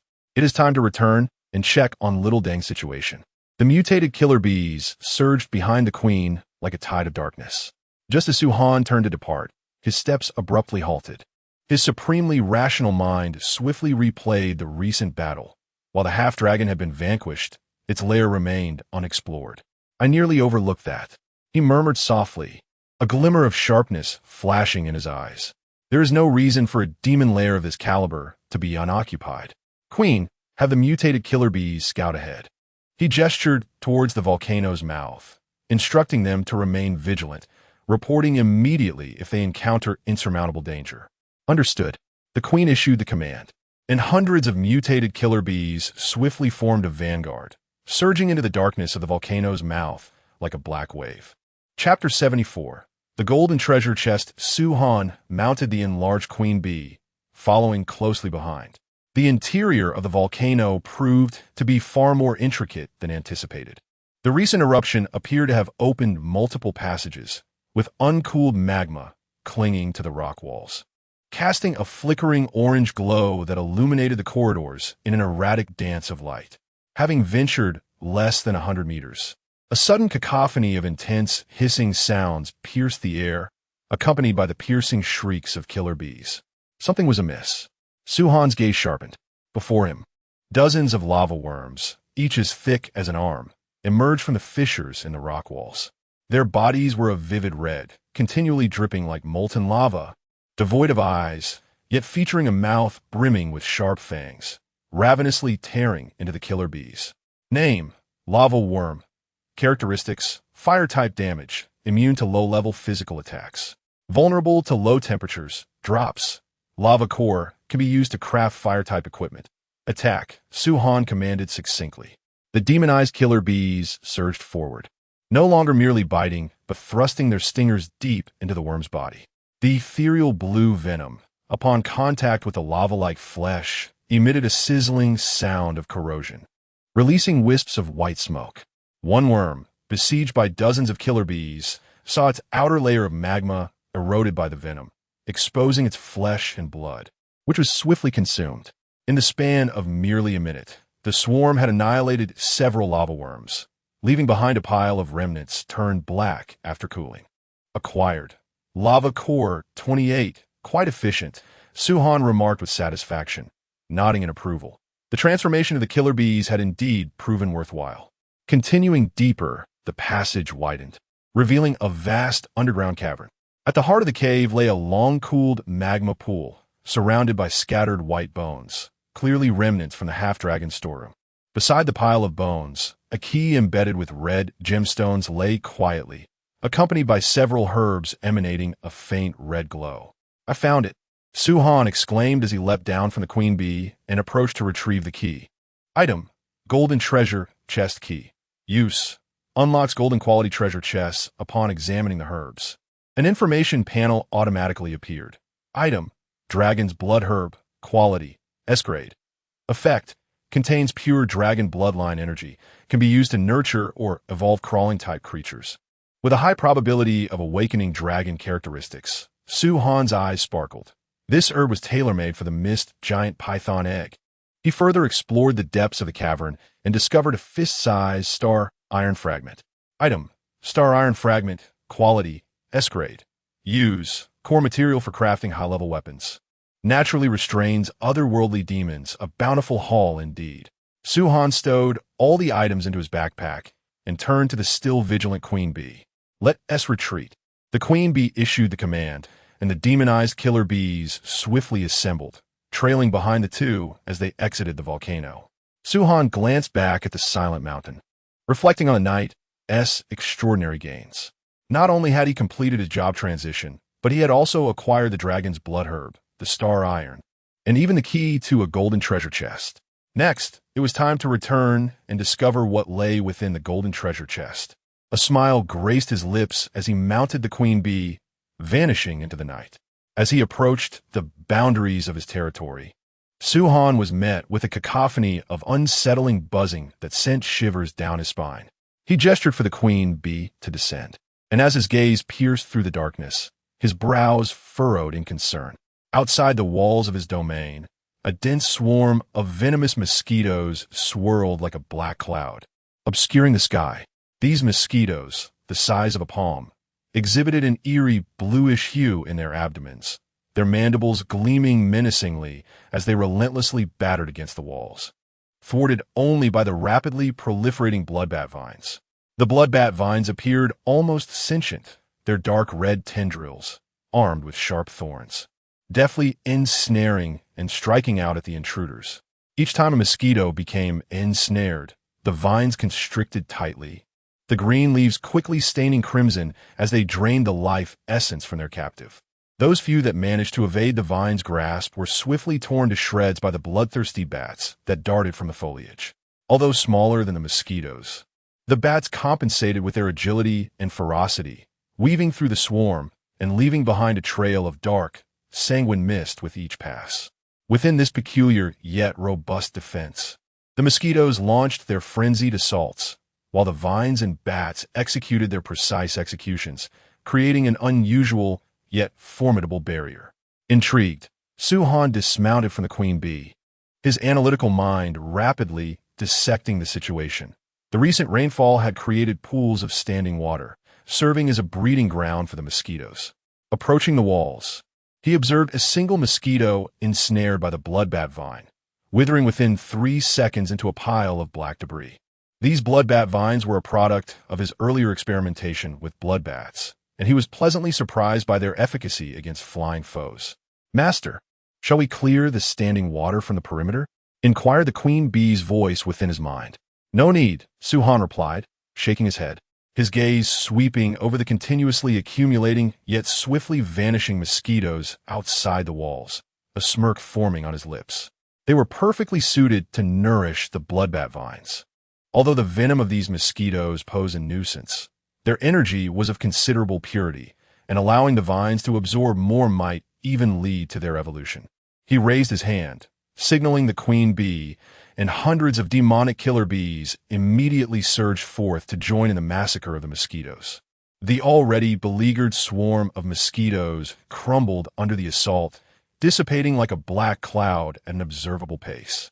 "Big brother, you're back," shouted Xiao Deng from the stone house, poking his head out to witness the scene. "These mosquitoes are so sinister. They started appearing soon after you left. But thankfully the bloodbat vines held them at bay. Otherwise, our camp would have been overrun." Suhan entered the stone house, nodding in agreement. "The defensive measures have performed better than expected. Once dawn breaks, we'll inspect the perimeter for any hidden nests and eliminate them thoroughly." "All right." Xiao Deng pounded his chest confidently. "With the demonic killer bees assisting, it'll be a piece of cake." Suhan refrained from further conversation, moving to the window to observe the waning battle outside the walls. The troubles brought by the rain were numerous, yet they inadvertently tested the robustness of his territorial defenses. The bloodbat vines handled ground interception, while the bloodbats and demonic killer bees maintained aerial dominance, complemented by the early warning system of the mist sensing tower. At the very least, he need not fear the stealthy invasion of monsters, especially as he has reaped numerous benefits this evening. He glanced down at the mark of the soul-requiting demon hunter emblazoned on his wrist, a glimmer of sharpness flickering in his eyes. His arsenal of trump cards was steadily increasing, allowing him to navigate this perilous world of survival with greater assurance. Chapter 75. Hatching a young dragon, Su Han retrieved the golden treasure chest from his backpack, the weighty metallic texture causing his palm to sink slightly. The surface of the chest was adorned with intricate black patterns that shimmered with an eerie glow under the torchlight. It was the very chest he had brought back from the Bat Cave's dark river. "Brother, have you found the key to the golden chest?" Xiao Deng inquired eagerly, his eyes wide with anticipation. "Shall we open it? There could be treasures within." Suhan weighed the key in his hand. Its handle was polished from dragon scales, perfectly mirroring the patterns on the chest. He did not rush to unlock it, but instead traced his fingertips across the chest's ornate surface. Item: Guardian-type golden treasure chest. Attributes: upon opening, it will summon a guardian. Defeating the guardian is necessary to obtain the contents. The guardian's strength corresponds to the chest level. Note: non-combat classes have a 90% chance of being instantly killed by the guardian upon opening. The items within this chest must be claimed through strength. Suhan murmured, recalling why he had not given it to Lu Yu. This was no ordinary chest that could be opened by mere luck. He stepped into the center of the courtyard, placing the chest on the ground and inserting the key into the lock. Click! The moment the key turned, the black patterns on the surface of the chest illuminated, releasing a dense black mist. The mist coalesced upon the ground, writhing and eventually morphing into a 2-meter-tall, grotesque creature. It was composed of a blend of gold and black iron, its head resembling a featureless chest lid, its arms wielding sharp metallic blades, and a glowing red crystal embedded in its chest. Name: Chest Golem. Health points: 3,000. Skills: Heavy Blade Slash, Metal Charge. Energy Self-Destruct, triggered upon nearing death. Vulnerability: red crystal in the chest, just in time. Suhan's gaze sharpened as the Soul Hunter Demon gun materialized in his hand, its barrel aimed at the golem's chest. Xiao Deng stepped back. "Got it." Xiao Deng quickly retreated into the stone house. The chest golem emitted a piercing sound of metal grinding as it swung its blade-like arms toward Suhan, a gust of wind kicking up dust from the ground. Suhan deftly sidestepped the attack, simultaneously pulling the trigger. Bang! A bullet struck the golem's chest crystal with pinpoint accuracy, leaving only a white mark. Its defenses are quite high. He furrowed his brow, the demon insight, revealing that the crystal was the golem's energy core, yet its hardness was astonishing. Enraged, the golem charged forward, its towering form shaking the ground beneath it. Suhan utilized his agility to maneuver around the courtyard, fire spitting from the gun's muzzle as each bullet found its mark. The cracks on the crystal's surface were gradually expanding. Roar! The golem suddenly halted, the crystal in its chest erupting with blinding red light, its blade arms vibrating at a high frequency, clearly preparing to unleash a powerful attack. Now, a flash of red ignited in Su-han's eyes as the true sight I locked onto the critical point at the center of the crystal, simultaneously channeling energy into the demon gun, gathering power. A deep blue energy converged at the barrel, erupting forth with his furious roar. Break! The red beam pierced through the cracks of the Crystal S surface like a searing iron brand, striking the core with precision. The actions of a treasure chest golem abruptly froze, the crystal embedded in its chest shattering with a sharp crack. In an instant, its entire form lost its luster and collapsed to the ground with a resounding thud, transforming into a heap of scrap metal. Defeated the treasure chest golem. Acquired. Permission to open the golden treasure chest. Su-han exhaled deeply and approached to lift the chest lid. Inside, there was no dazzling golden light, but the two items resting quietly within made his eyes sparkle with excitement. Item: Dragon Scale Amulet. Quality: S-Class. Effect: wearing this amulet significantly enhances the incubation speed of crawling-type pets and grants a 30% chance of awakening additional talents. Perfect for the giant python egg. Su-han grasped the amulet eagerly. It was far more practical than dragon bloodgrass. The other item was a palm-sized ingot of black metal, its surface shimmering with a dark purple hue. Item: Shadow Metal Ingot. Quality: Legendary. Usage: can be used to forge advanced weapons, imbuing them with a shadow penetration effect that ignores 15 of the target's defense. This would serve as the next evolution material for the Soul Requiem Demon Hunter gun. Su-han stowed the ingot away, unable to suppress the smile that crept onto his lips. Little Deng poked his head out from behind the arrow window. Big brother, this is a huge profit. Will that amulet help your python emerge faster? Indeed. Su-han nodded, casting his gaze toward the direction of the crimson flame hive, his thoughts subtly shifting. Moments later, the queen bee emerged from the hive, clutching the giant python pet egg, its dark green patterns more vivid than the previous day, the surface's red glow intensifying. Place it here. Su-han cleared a patch of ground in the center of the courtyard, gesturing for the queen bee to set down the egg. He first took out the dragon bloodgrass, crushing it into a juice that he evenly spread over the eggshell. The moment the herb made contact with the shell, it was swiftly absorbed, and the vascular patterns on the eggshell illuminated, spreading like a spider's web. Next, he retrieved the dragon scale amulet and gently pressed it against the top of the eggshell. The dragon scale patterns on the amulet seemed to come alive, resonating with the markings on the eggshell, emitting a faint golden glow. Buzz, the pet egg began to tremble violently, audible cracking sounds echoing from within, as if something inside was striving to break free. Su-han could distinctly sense the life force inside the egg expanding at an astonishing rate, the previously faint pulsations now resonating like a war drum. It's almost there. He held his breath, a glimmer of anticipation flickering in his eyes. The energy from the dragon blood grass facilitated the final transformation of the life within the egg, while the dragon scale amulet acted as a key, thoroughly activating the latent dragon lineage. Cracks multiplied across the surface of the eggshell, and beneath the dark green exterior, a golden light began to seep through. Roar! A youthful yet authoritative roar emanated from within the egg. Though not loud, it caused the air in the entire courtyard to tremble. Crack! The eggshell shattered completely, and a creature no larger than a palm emerged. Its body was adorned with dark golden scales. Two small red dragon horns sprouted from its head, its limbs ending in sharp claws, and trailing behind it was a tail lined with bony spines. Indeed, it was a young dragon. Yet, remnants of serpentine features lingered around its neck, evidently a vestige of its evolutionary journey. Name: Crimson Scale, Larval Stage. Race: Python Dragon Hybrid, Evolved Form. Level: Attributes: Strength, 8 Agility, 12 Constitution, 10 Spirit, 5 Skills, 1. Venomous Spit. Releases paralyzing venom from its fangs, causing the target to slow for 3 seconds. 2. Young Dragon Intimidation. Emits a juvenile roar that instills fear in beings of inferior lineage. 3. Flame Breath. Locked requires absorption of 10 units of fire energy to activate. Growth Potential.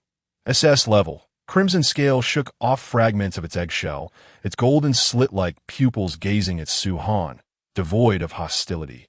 Instead, radiating a hint of affection as it nuzzled against his finger. At that moment, it seemed to detect the lingering scent of venomous mosquitoes outside the enclosure. Its small head swiftly turning in that direction, unleashing a fierce roar once more. This time, the young dragon intimidation skill was unleashed with full force. The scattered venomous mosquitoes that circled above the wall were struck as if by an invisible hammer, instantly losing their ability to fly and plummeting to the ground. While even the bloodbat vines instinctively retracted their tendrils, as if intimidated by this bloodline suppression. Goodness! Swan chuckled softly, his fingertips gliding over the cool scales of Crimson Scale, sensing the surging power concealed beneath. This little creature wielded such might right after hatching. Imagine what it would become when fully grown. Crimson Scale appeared to relish his touch, playfully nudging his palm, a purring sound emanating from its throat, starkly contrasting with the earlier commanding roar. "Brother, is this a dragon?" Little Dang exclaimed, peeking out from behind the arrow slit, his jaw nearly dropping to the floor in disbelief that a dragon had indeed hatched. Su-Han paid no heed to his astonishment and retrieved a piece of lava stone essence from his bag, presenting it to Crimson Scale's mouth. The little one immediately opened its jaws, revealing a set of fine fangs, and voraciously devoured the essence, its golden scales gleaming even brighter. Crimson Scale absorbs fire energy, leveling up to level 2. "It seems I must procure more sources of energy for you." Swan Gust, glancing at the flame breath unlocking conditions on the attribute panel, a glimmer of determination flashing in his eyes. There might still be untapped fire or beneath the volcano, perfectly suited for this little one's growth. He cradled Crimson Scale in his hands and lifted his gaze towards the fog-shrouded forest.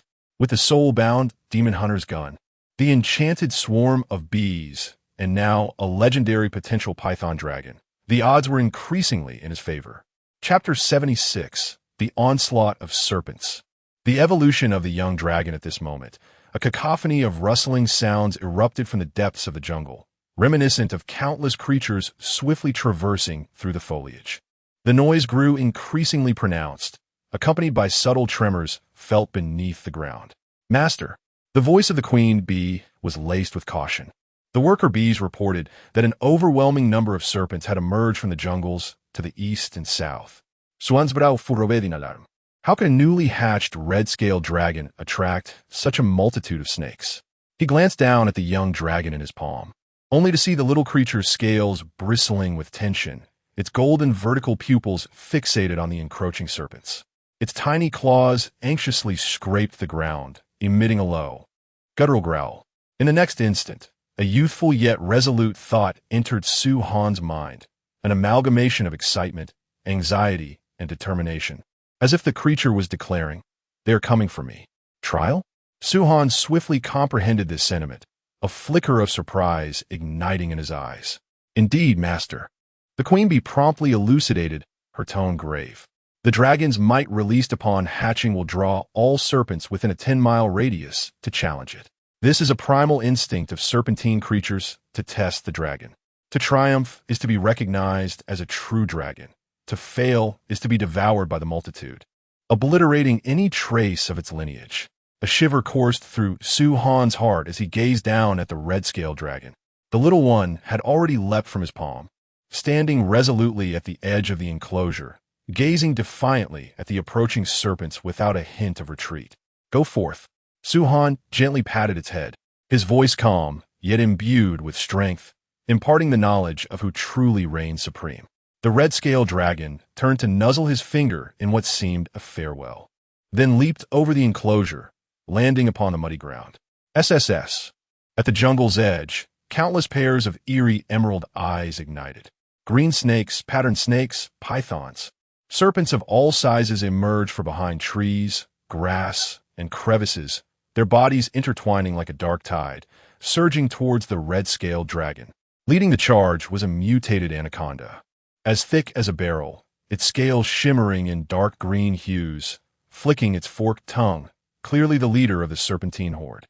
The red-scaled dragon emitted a clear, resonant roar, charging boldly into the wave of serpents. The initial battle was exceedingly arduous.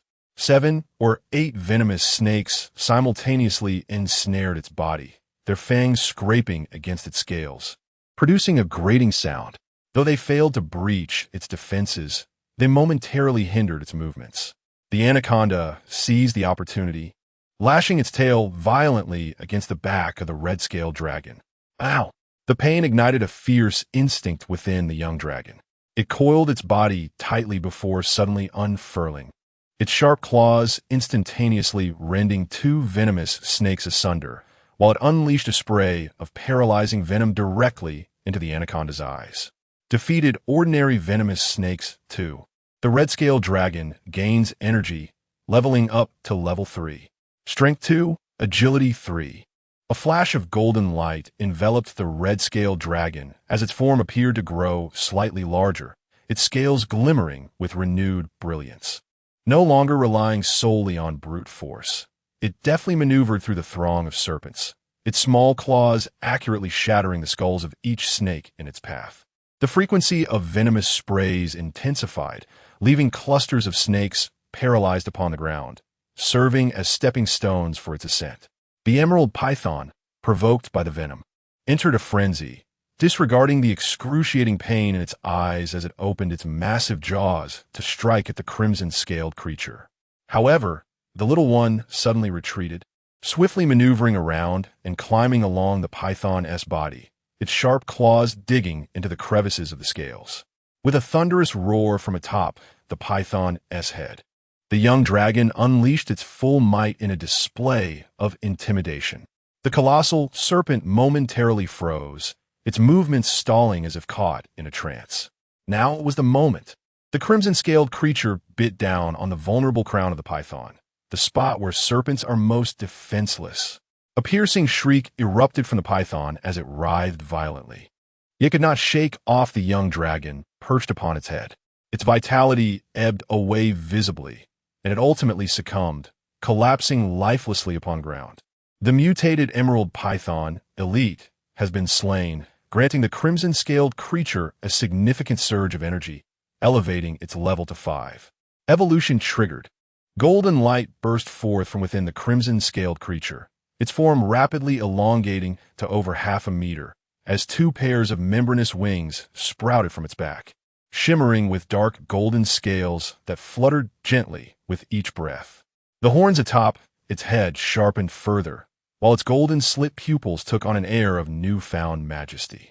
The crimson-scaled creature has evolved to early growth stage, unlocking the skill, basic flight. With evolution complete, the crimson-scaled creature flapped its wings and hovered gracefully in the air, emitting a resounding dragon's roar towards the remaining serpents. The once hesitant snakes scattered in panic, hastily retreating into the depths of the jungle, not daring to even touch the lifeless bodies of their fallen kin. Suhan watched as the crimson-scaled creature circled above, the little one excitedly wagging its tail at him. The wind generated by its wings carrying the earthy scent of the forest, yet exuding an undeniable aura of draconic authority. "Well done, little one." A smile crept upon his lips as the demon-hunting gun in his palm seemed to resonate with this newfound energy. At this moment, the creature truly embodied the essence of a dragon. "Brother, this is astonishing," little Deng exclaimed, peering out from behind the arrow slit, his eyes wide as saucers at the sight of the serpent carcasses scattered about and the crimson-scaled creature soaring above. Having just emerged from its shell, it had already vanquished such a formidable python and grown wings. Suhan remained silent, simply raising his hand to beckon the crimson-scaled creature back. The young dragon dove down and landed securely on his shoulder, affectionately nuzzling his cheek, its wings still fluttering with pride.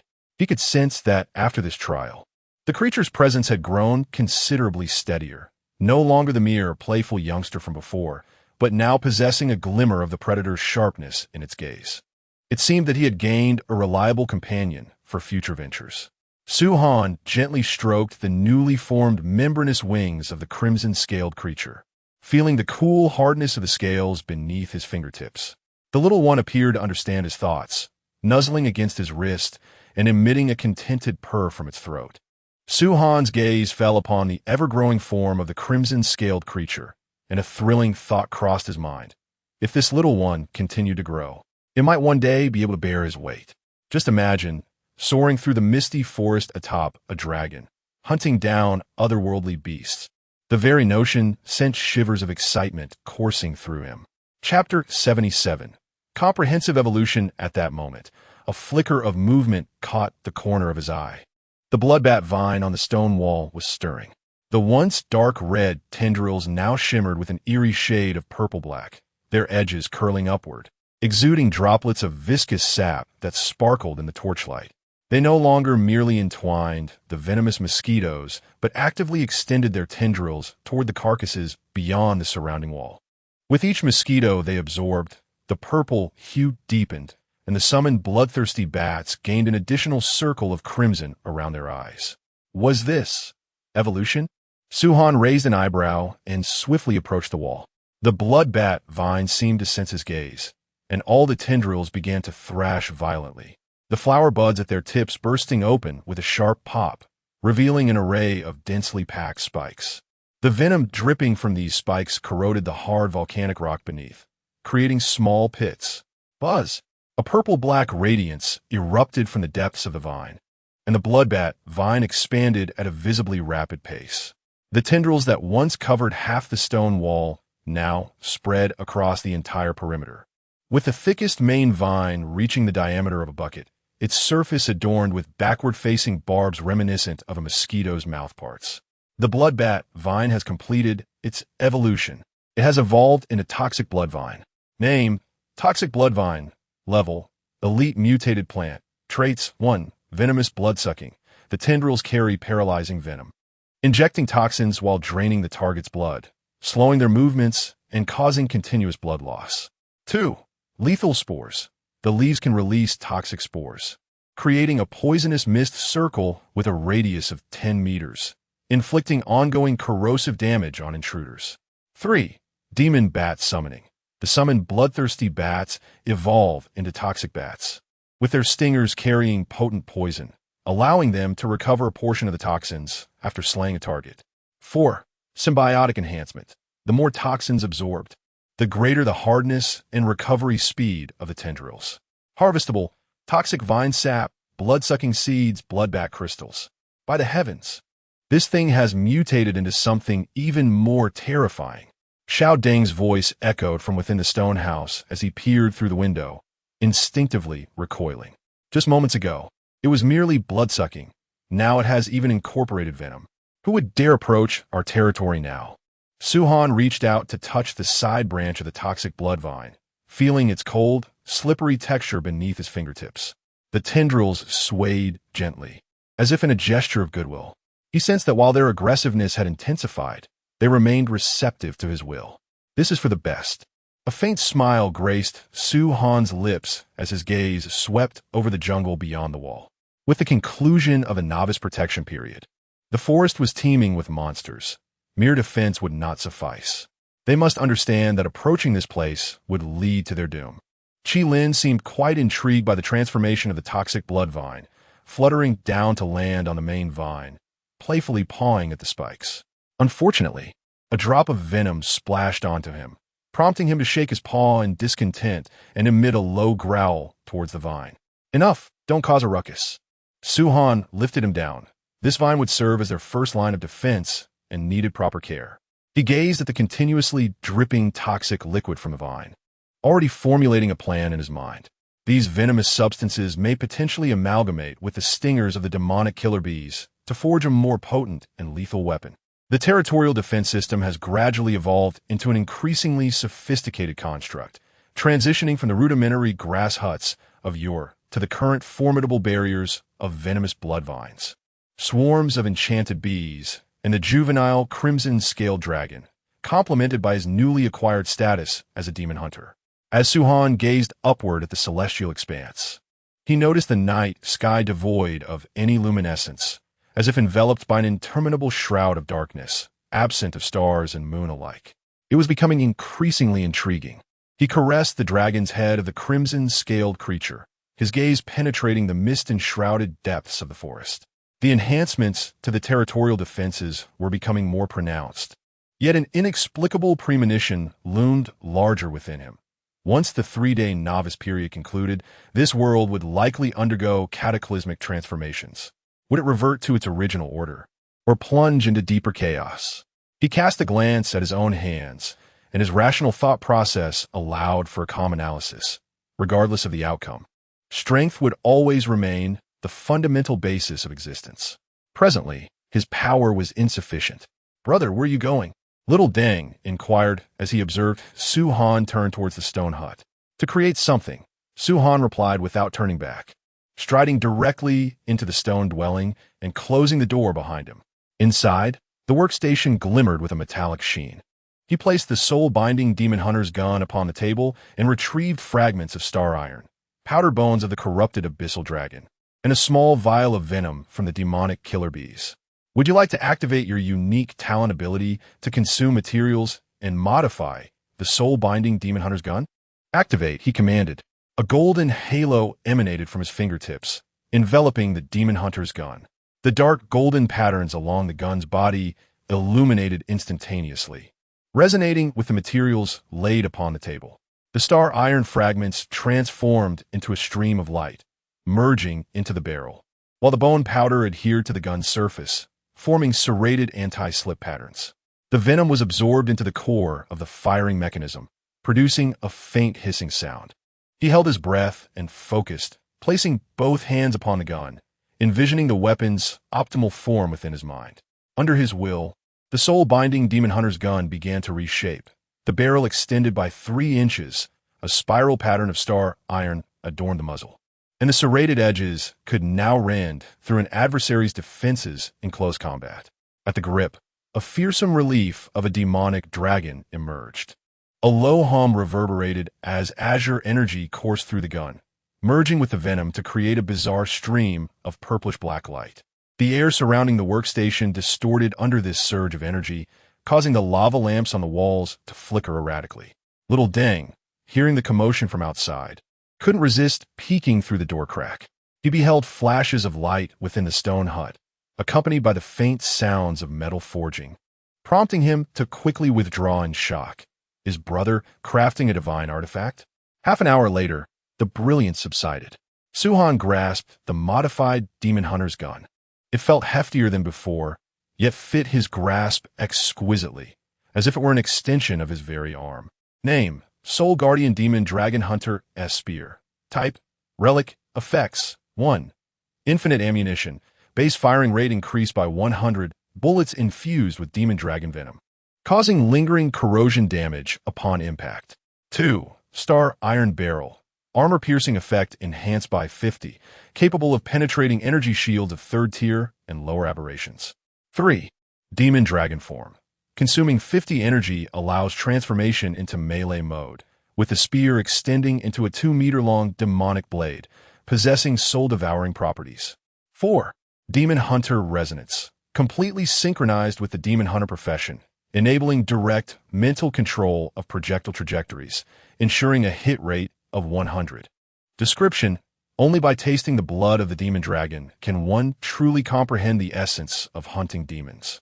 Su-Han weighed the spear in his hand, a sharp smile playing at the corners of his mouth. With this weapon, along with the evolving defenses of the crimson scales and venomous blood vines, he felt confident in facing any unforeseen challenges that might arise after the novice period. As he stepped outside, he coincidentally met the curious gaze of Xiao Deng. Chapter 78. Discovery of Reliclu's Brother. Your modified gun is absolutely magnificent, Xiao Deng exclaimed, his eyes wide with amazement as he fixated on the demon-hunting rifle resting on Su-Han's shoulder. Moments ago, he had heard the delightful clinking sounds emanating from it, confirming that something extraordinary had indeed been crafted. Su-Han replied with a nonchalant hum, and was about to take a step when Xiao Deng suddenly lowered his voice. "By the way, brother, it's not just us causing a stir. The regional channel has erupted. Many are reporting monster attacks in their areas as well." "Oh, Swamp Boast." Raising an eyebrow, he had been preoccupied that night with hatching the Crimson Scale and evolving the Poison Blood Vine, leaving him little time to monitor the chat channel. With a mere thought, a translucent chat panel unfurled before him, inundated with a flurry of messages scrolling by at such speed that they were nearly indecipherable.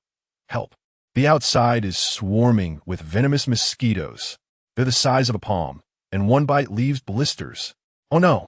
The makeshift shelter I just set up was dismantled by a horde of mosquitoes. How can one survive this? Is there a generous soul with detox pills? My friend has been bitten and is now convulsing, offering a high price. Who has healing potions? I would trade half a loaf of bread for one.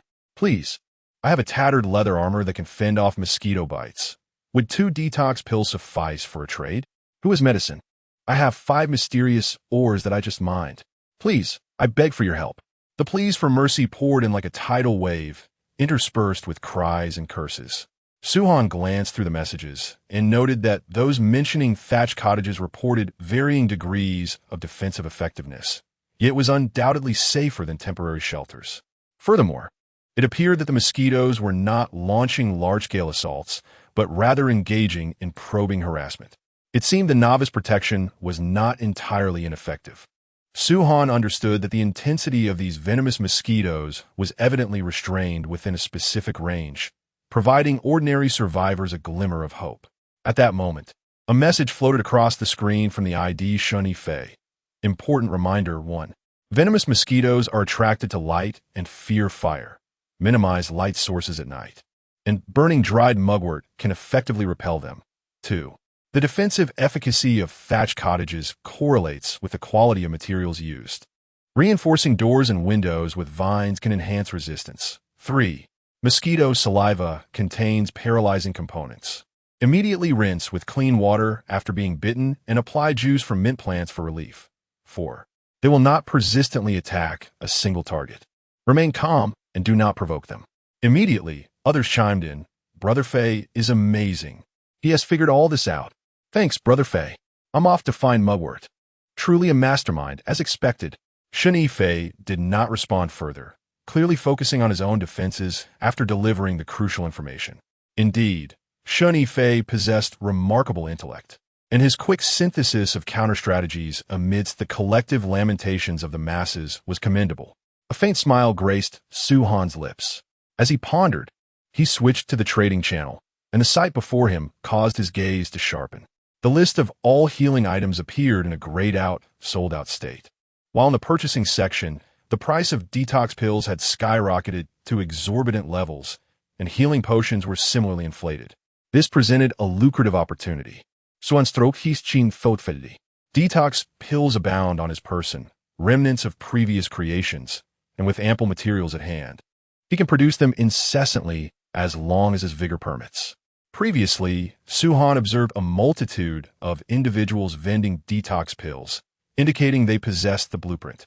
It is likely they now lack materials or energy, rendering the detox pills a coveted commodity. With a mere thought, Suhan placed his detox pills and healing potions onto the trading platform. Suhan has listed detox pills 100, hemostatic bandages 100, exchange requirements, rare or exotic demon crystal core high-quality wood, preferably living wood, special herbs, the moment the message appeared. The trading channel erupted as if struck by thunder. It was the esteemed Suhan. He possesses potions. Goodness. Suhan seeks rare ore? What piece of silver or suffice? What is an exotic demon crystal? I had no inkling of its existence. Aren't monsters supposed to yield only meat and materials? Living wood. I know where to find it. Hold on, esteemed one. I shall chop some down at once. The ordinary survivors lamented more vigorously, for they only held bread and stones, unable to produce such high-tier goods. However, those with a modicum of resources began to fervently message Suhan. Esteemed one, I possess a fragment of star iron. Shall I trade it for 5 detox pills? I have hardwood. Would you be interested? This must be high-quality wood. Suhan swiftly filtered through the messages, discerning which resources bore greater value, and soon reached agreements with several players. Transaction complete. Obtained meteorite 1, hardwood 50, silver or 10. Snake herb 1. Goodness, this much fine loot in exchange? Xiao Deng gazed in astonishment. Suhan tossed the meteorite and silver ore onto the workbench. while he handed the snake herb to the little red-scaled creature perched on his shoulder. The tiny fellow eagerly grasped it, chewing delightfully, its golden scales gleaming with enhanced brilliance. "Scarcity begets value," he remarked softly, his gaze sweeping over the survivors still bickering in the trading channel. "They lacked lives, while we lacked resources. It is merely a fair exchange." As the transactions progressed, an unfamiliar ID, Leaky 2, suddenly sent a private message, accompanied by an image. The screen displayed a boulder-sized granite, its surface smooth and exuding a bluish-gray sheen, appearing exceptionally sturdy. "Esteemed one, would this item be worth 2 detox pills?" The tone of the sender was tentative. "I realize this is not, but this stone is remarkably durable, making it ideal for construction, far superior to ordinary stone." Suansai sparkled. This granite was indeed one of the materials required for upgrading the stone house. "Suhan, the purity is commendable. I can exchange it for 2 detox pills. But I must inquire, where did this stone originate?" Leaky 2 remained silent for several seconds before responding. "I found it in the chaotic stone ridge to the east. There are many such stones, though they are difficult to transport." "Chaotic stone ridge?" Suhan probed further. "Are there any other resources besides stones?" The other party seemed to hesitate for a moment, perhaps fearing that miscommunication might jeopardize the transaction.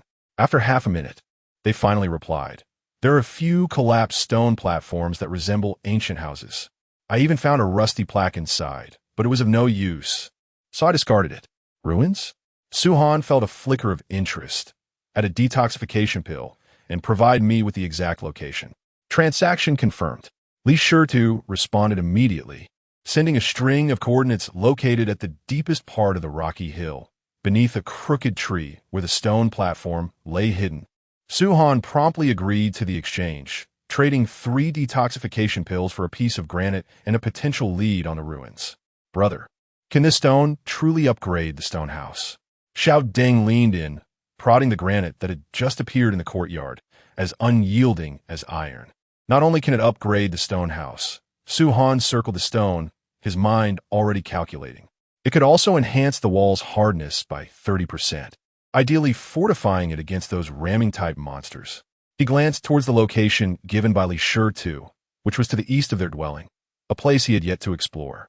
Closing the trading channel, Suhan stored away the panel. This was sufficient, with the remainder kept for emergencies.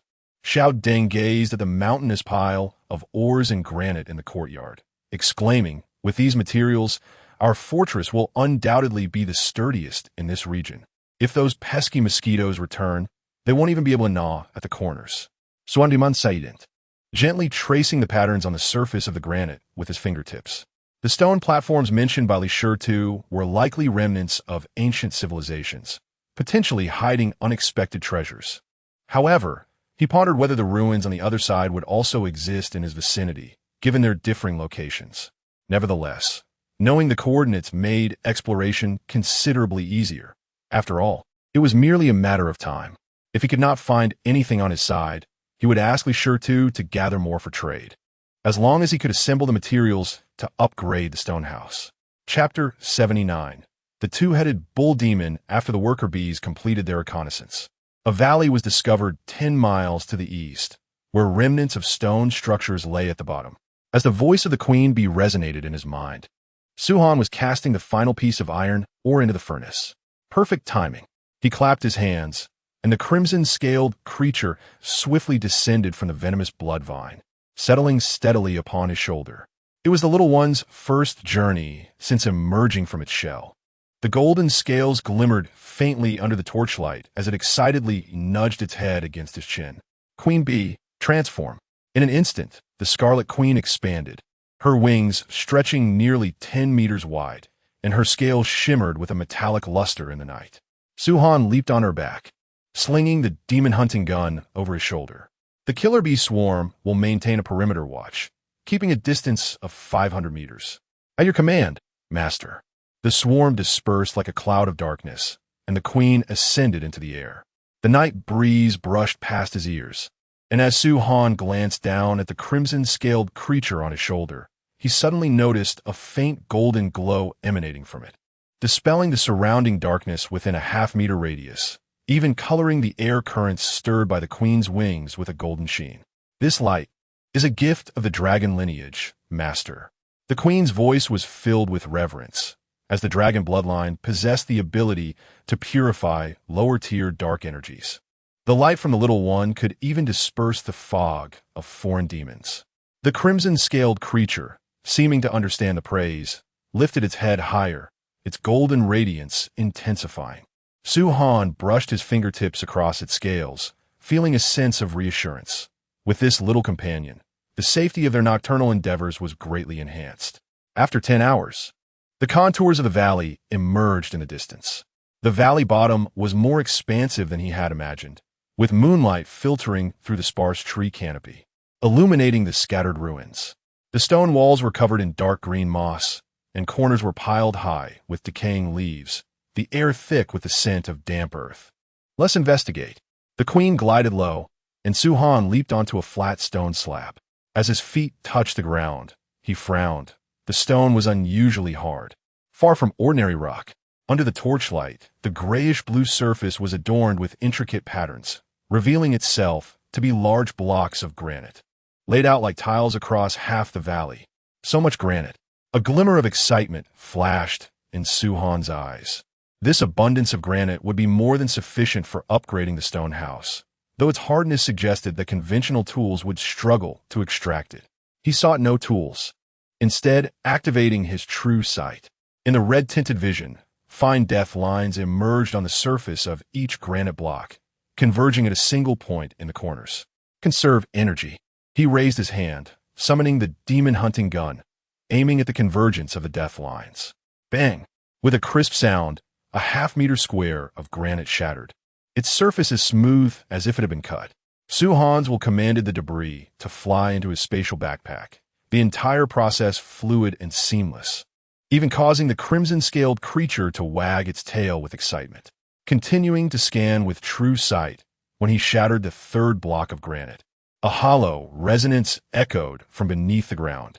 He crouched down and knocked, the sound muffled, indicating emptiness below. A basement. A slight smile tugged at his lips as he fired 3 shots into the ground. Amidst the flying debris, a dark opening was revealed, just wide enough for a single person to pass through. The murder bee ventured ahead to scout, and only after confirming safety did Su-Han bend down and enter the cavern. The passage was not deep, leading to a stone chamber of roughly 10 square meters, where the air was thick with the scent of decay. In one corner lay scattered skeletal remains, their garments long turned to ash, while a stone tablet in the corner remained intact. The tablet bore twisted symbols, which, under the radiant glow of the crimson scales, suddenly illuminated, revealing lines of text before Su-Han's eyes. I'm the 17th chief of the Man-Yo tribe, recording the apocalypse here. On the day the mist descended, the sky turned blood red, and the beasts in the forest wailed incessantly. The guardian beast of our tribe, the Man-Yo, underwent a transformation before us. It sprouted a second head. Its fur turned to pitch, and it spewed venom capable of melting stone. Our kin were torn asunder, children consumed by the mist. We sought refuge in the sacred ground, only to be met with a slow demise. The aberrant demons. They were once our neighbors, livestock, even kin. If any future wanderers see this tablet, flee this land swiftly. The Man-Yo has not perished. It awaits in the mist, yearning for offerings. The text ceased abruptly, the final symbols contorted as if in a silent scream. Su-Han's fingertips brushed over the words, the Man-Yo has not perished. Swiftly grasping the crux of the matter, within this valley lurked a mutated demon of the Man-Yo. A roar erupted from Chi-Lin, aimed at the cave entrance, its golden vertical pupils flashing with vigilance. Su-Han spun around suddenly, his demon-hunting gun cocked and ready. From the darkness of the cave emerged heavy breaths, akin to a colossal entity drawing near, causing the ground to tremble slightly with each inhalation. It appeared we had found the true quarry.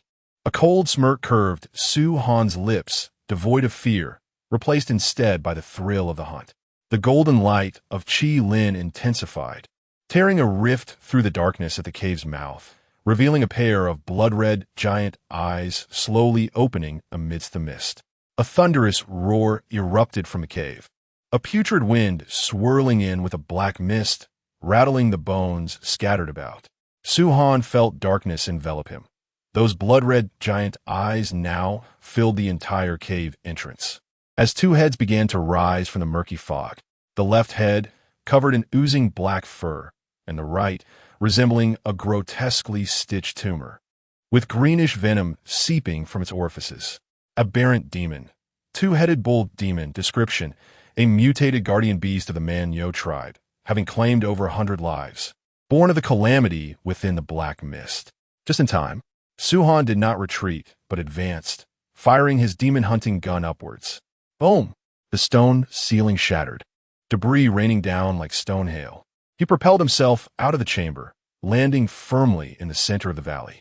Qilin had already unfurled its membranous wings. Hovering in mid-air, its golden light banishing the surrounding black mist, starkly contrasting with the malevolent aura of the Man-Yo. Qilin, let us see the prowess of your claws. Roar! The young dragon swooped down, its sharp claws glimmering with golden light as it aimed for the left eye of the Man-Yo. The two-headed bull demon howled in pain, its left head violently thrashing. Using its spiked horns to charge at Qilin, the little creature nimbly sidestepped, its tail slicing through the air with a sharp sound as it struck the neck of the brute bull, igniting a shower of sparks. Suhan stood 30 meters away, the muzzle of his demon-hunting rifle glimmering with an ethereal light. He deliberately slowed his firing rate, meticulously aiming each bullet at different parts of the bull's body, the joints of its legs, the crevices of its flesh tumors, and the areas cloaked in black fur. Bang! A bullet struck the joint, momentarily disrupting the bull's movements. Bang! Another bullet pierced through the black mist, exploding in a burst of crimson on the flesh tumor. How intriguing! A slight smile crept onto Suhan's lips as he swiftly analyzed the data. Ordinary attacks proved ineffective against the black fur, necessitating strikes to the exposed flesh tumors or joints. Chapter 80. The Crimson Scale is a female dragon. The Crimson Scale grew increasingly adept in combat, no longer resorting to brute force, but rather leveraging her aerial advantage to incessantly harass her foe. Her venomous glands discharged paralyzing toxins that splashed upon the legs of the massive minotaur, gradually sapping its formidable strength.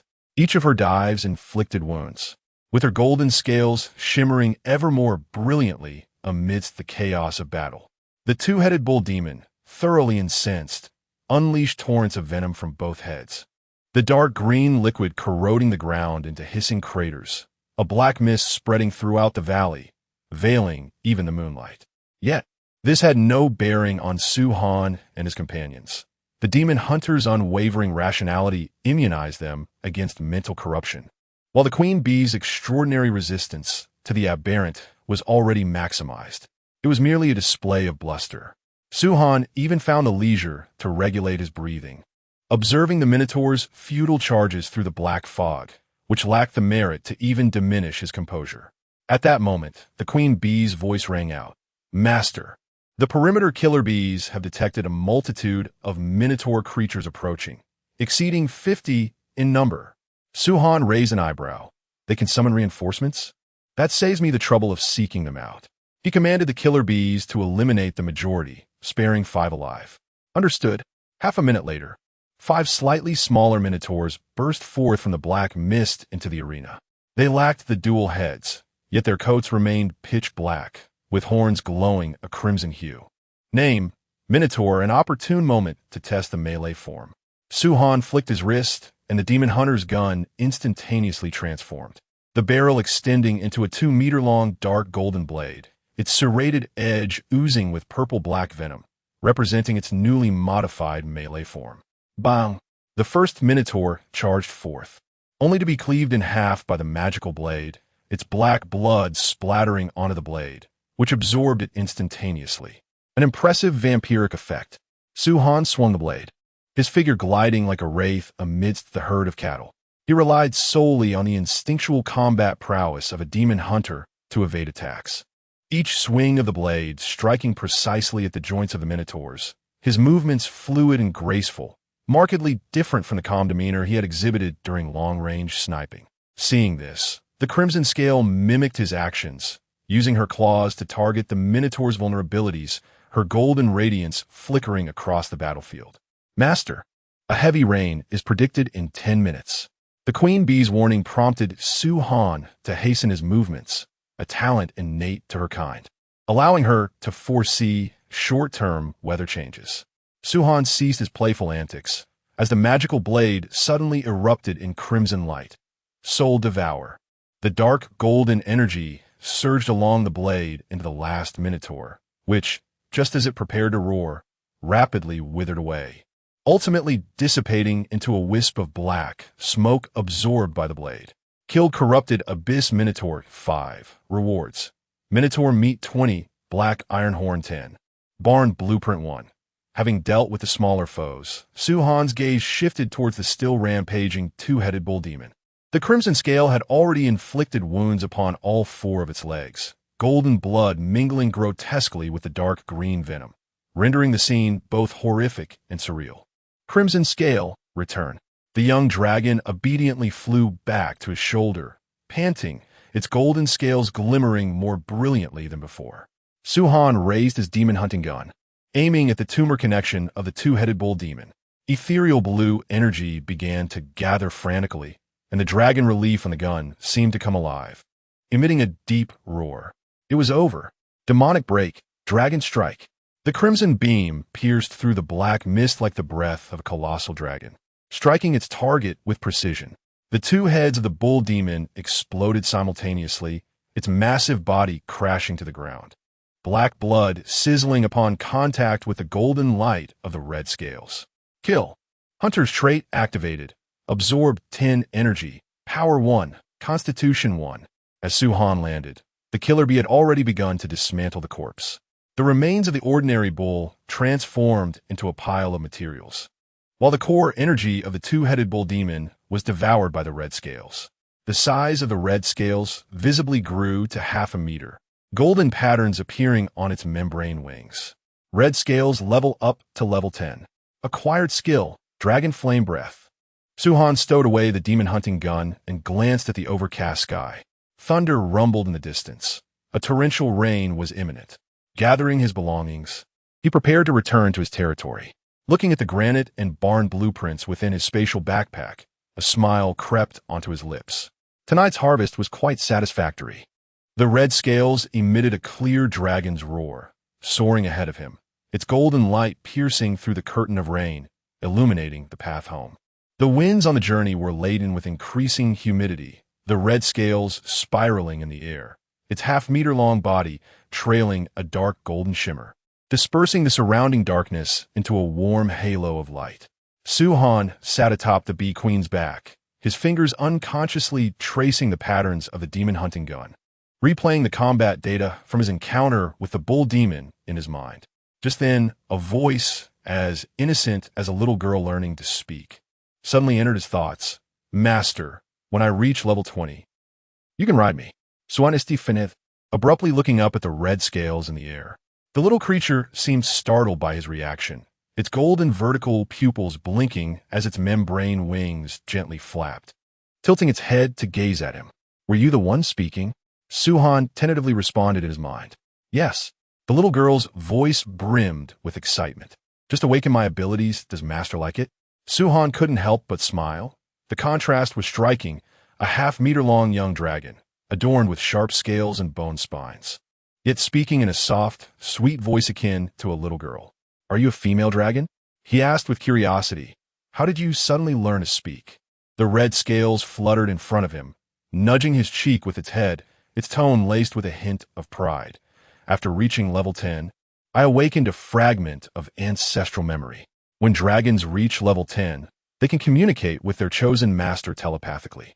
As for gender, well, the inheritance says I am female. Ancestral memory? Su-Han seized the key phrase. Do you know what this misty world is about? The voice of the crimson-scaled creature dropped slightly. I am uncertain. Most of the memories passed down to me are about how to grow stronger, such as how to absorb energy more swiftly and how to practice dragon breath. There is not a hint about this world. Suan nadid in understanding. feeling no disappointment. The mere ability to communicate was already an unexpected delight. How could one expect everything to come to fruition at once? He gazed at the newly emerged golden patterns on the membranes of the crimson-scaled creature, his heart brimming with anticipation. Once this little one grew to a size suitable for riding, the scene would be exhilarating to behold. "Grow well," he said, gently stroking the dragon's head. "I shall wait for that day." The creature nodded vigorously, its golden vertical pupils filled with determination. It turned and soared back into the sky, its dragon's roar resonating more clearly, as if rallying itself.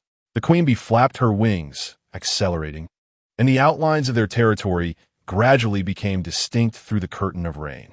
Upon their arrival, the rain began to pour in earnest, the large droplets pummeling the woven walls of the poisonous blood vine, sending up splashes of water.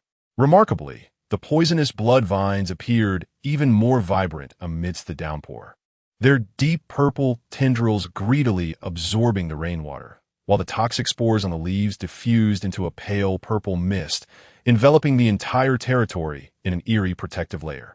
Warm light streamed from the stone house's window, starkly contrasting the darkness of the raging storm outside. "Big Brother is back," came Xiao Deng's voice from the entrance of the stone house. Su-Han leaped down from the back of the queen bee, and the crimson-scaled creature obediently settled on his shoulder, the golden glow repelling the rainwater around him.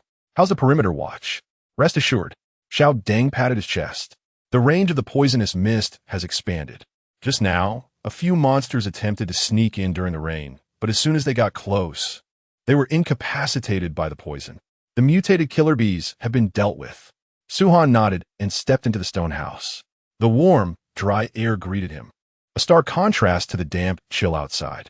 The flames in the furnace crackled, and he placed the wild bull meat on it, which immediately sizzled and released an enticing aroma. He glanced out at the torrential rain, his fingertips lightly tapping on the panel of his spatial backpack, where a pile of granite and black iron bull horns lay quietly inside. The crimson-scaled creature yawned on his shoulder, nuzzling its head against his neck, and a little girl's voice echoed in his mind. "Master, shall we hunt once the rain stops? I wish to reach level 20 quickly." A smile crept onto Su-Han's lips as he observed the patterns of the demon hunting gun pulsating in his palm and stole a glance at the expectant crimson-scaled creature resting on his shoulder. "Very well," he replied softly, his gaze penetrating the rain curtain into the depths beyond. "Once the rain ceases, we shall venture to explore further." Chapter 81. The fortress villa, however, there remained a task at hand, to elevate the stone house to a new level. The torrential rain continued to pour, with raindrops striking the roof of the two-story stone house like countless whips, producing a cacophony that seemed intent on tearing the humble structure apart. Su-Han stood at the center of the stone house, listening to the howling winds outside, his gaze fixed upon the materials list in his spatial backpack, a slight smile gracing his lips. Upgrade direction, villa requirements, granite 180, hardwood 100, vine fiber 60, volcanic rock 50, extraordinary architecture 1. He had gathered all the necessary materials. With a mere thought, a semi-transparent upgrade panel unfurled before him, and he gently tapped on upgrade direction, villa. "Would you like to consume the materials to upgrade the two-story stone house to a fortress villa?" "Yes." At the moment of confirmation, the various materials stored in the spatial backpack transformed into streams of radiant light, swiftly flowing along the walls, floor, and ceiling of the stone house. The entire structure was enveloped in dazzling white light, appearing from the outside like a luminous pearl amidst the tempest, impervious to the relentless downpour. Inside the stone house, the sounds of creaking wood and grinding rock intertwined with the fury of the storm outside, creating a unique rhythm. Qilin clung tightly to Su-Han's shoulder, its golden vertical pupils curiously observing the transformations around them, its little claws clutching his garment in fear of being startled by the extraordinary spectacle. "Master, it seems the house is moving. It is growing stronger," it remarked. Su-Han softly replied, acutely aware of the ground beneath him vibrating slightly. The foundation was extending deeper underground, merging tightly with the solid rock layers, laying a robust groundwork for the imminent birth of the fortress. The radiant light persisted for a full 10 minutes, gradually fading to reveal that the original two-story stone house had vanished without a trace. What stood before him was a three-story fortress villa, as if it had been standing there from the very beginning. The ground floor was anchored by robust granite, with thick walls adorned with diamond-shaped protrusions of volcanic rock that glimmered with a steady sheen under the house's interior lights, allowing rainwater to swiftly drain through the grooves without lingering on the walls. The second and third floors were constructed of a harmonious blend of hardwood and vine fiber, featuring expansive floor-to-ceiling windows inset with transparent sheets polished from exotic crystal cores, enabling those within to clearly see the outside world while effectively repelling external threats. The roof was layered with overlapping hardwood tiles, and at its center stood a mist-sensing tower radiating a gentle green glow, harmonizing beautifully with the villa's overall dark golden embellishments. The grand entrance exuded majesty, carved from a solid piece of living wood, adorned with lifelike reliefs of venomous blood vines. While the door handles were fashioned from the tusks of corrupted bull beasts, and the door knocker was crafted from polished black iron, exuding a primal sense of power. Upgrade complete. The two-story stone house has evolved into the Fortress Villa. Name: Fortress Villa features composite defense. The granite walls on the lower level can withstand the onslaught of large monsters, while the upper hardwood structure is equipped with automatic rockfall mechanisms. The glass of the doors and windows is resilient against long-range attacks from creatures. Spatial expansion. The interior area is enlarged by 120 compared to a standard two-story stone house, delineating functional zones such as bedrooms, workshops, storage rooms, and watchtowers, accommodating high-end furnishings and equipment. Environmental adaptation. Naturally equipped with temperature control features, it channels cool air from underground ducts in summer and retains warmth in winter through a volcanic rock foundation, maintaining an indoor temperature of 20 to 25 C. Extraordinary resonance. Forms an energy resonance with a mist-sensing tower, extending its sensing range to 800 meters. When aberrant creatures approach, the doors and windows automatically lock, and temporary defensive runes emerge on the walls. Ecological cycle. Equipped with bamboo water filtration systems and mushroom cultivation shelters, enabling rainwater collection and the foundational cycle of food cultivation. Drawbacks. Its immense size makes it an easy target for aberrant creatures. Repairs require high-grade materials and extraordinary energy. Expansions necessitate the dismantling of certain defensive structures. Modification directions. Rune enhancement. Consuming 15 rune stones, 50 silver ore, and 10 holy spring water to imbue the walls with an exorcism effect, causing continuous burning damage to aberrant beings. Energy core. Utilizing 1 mist creature core, 3-star iron, and 20 living wood to install an internal energy core, capable of powering automatic defense mechanisms and the lighting system. Optional expansion buildings. Workshop. Unlocked increases work efficiency by 50 and provides an additional 10 quality enhancement when crafting equipment. Underground storage cellar. Unlocked extends food preservation duration by 5 times, equipped with an energy lock that grants immunity to low-tier spatial spells. Dragon stable. Consuming 30 granite, 50 hardwood, and 2 dragon bloodgrass to create a dedicated habitat for the red scale, accelerating its growth. Slot machine. Extraordinary building requires 1 aberrant creature remains, 20 crystal fragments, and 10 silver or to initiate with coins, yielding various outcomes based on the drawn patterns. This is the true fortress. Suhan approached the living wood door and gently pushed it open, allowing a stream of dry, warm air to circulate within the stone house. The grand hall on the first floor was spacious and bright, with the entrance to the underground cellar on the left and the workshop connected on the right. The staircase was adorned with non-toxic vines, both aesthetically pleasing and sturdy. Little Dang spun joyfully in the hall, tracing his fingers along the energy patterns on the walls, his face alight with wonder. "Brother, this villa is truly remarkable. I just tried chopping the door frame with an axe, and the blade dulled while the frame remained unscathed."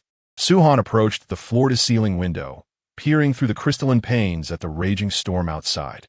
The toxic blood vine perimeter, the hive of the enchanted killer bees, the orchard, vegetable garden, pigsty, and the newly constructed cattle shed all lay within the protective embrace of the villa. The green light from the mist-sensing tower harmonized with the energy patterns of the villa, forming an invisible barrier amidst the tempest.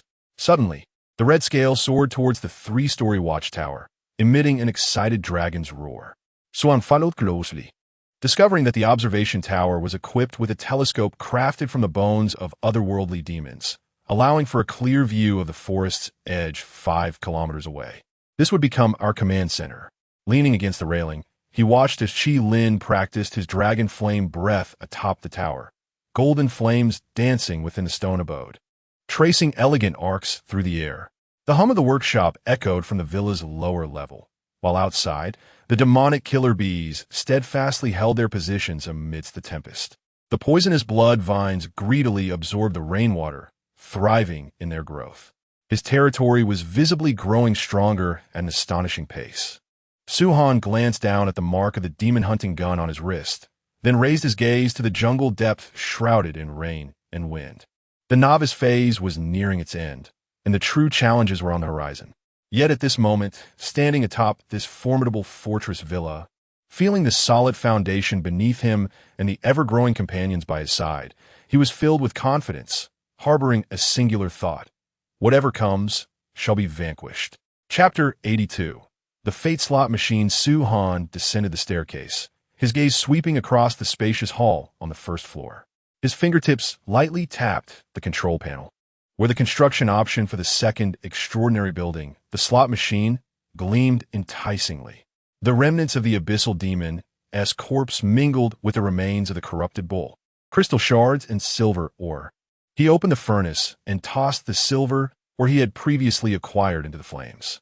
The fire surged dramatically, and the ore gradually melted in the intense heat, transforming into shimmering silver sand. Acquired silver sand 12. The materials were instantly replenished. Would you like to consume Abyssal Demon Corpse 1, Crystal Shards 20, Silver Sand 10 to construct the extraordinary building slot machine? Yes. However, the next moment, a system notification appeared. Warning: indoor space cannot accommodate the contaminating energy of the Abyssal Demon's corpse. Construction failed. Quite particular about its location, it seems. Su-Han raised an eyebrow and pushed open the living wood door. Outside, the torrential rain had diminished somewhat, yet it continued to fall steadily, clearly unsuitable for leaving such an apparatus exposed.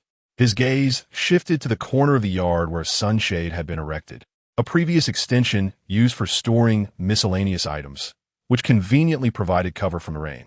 That will do. The materials quickly coalesced once more, forming under the sunshade. Moments later, a machine of half-man height materialized within the shelter.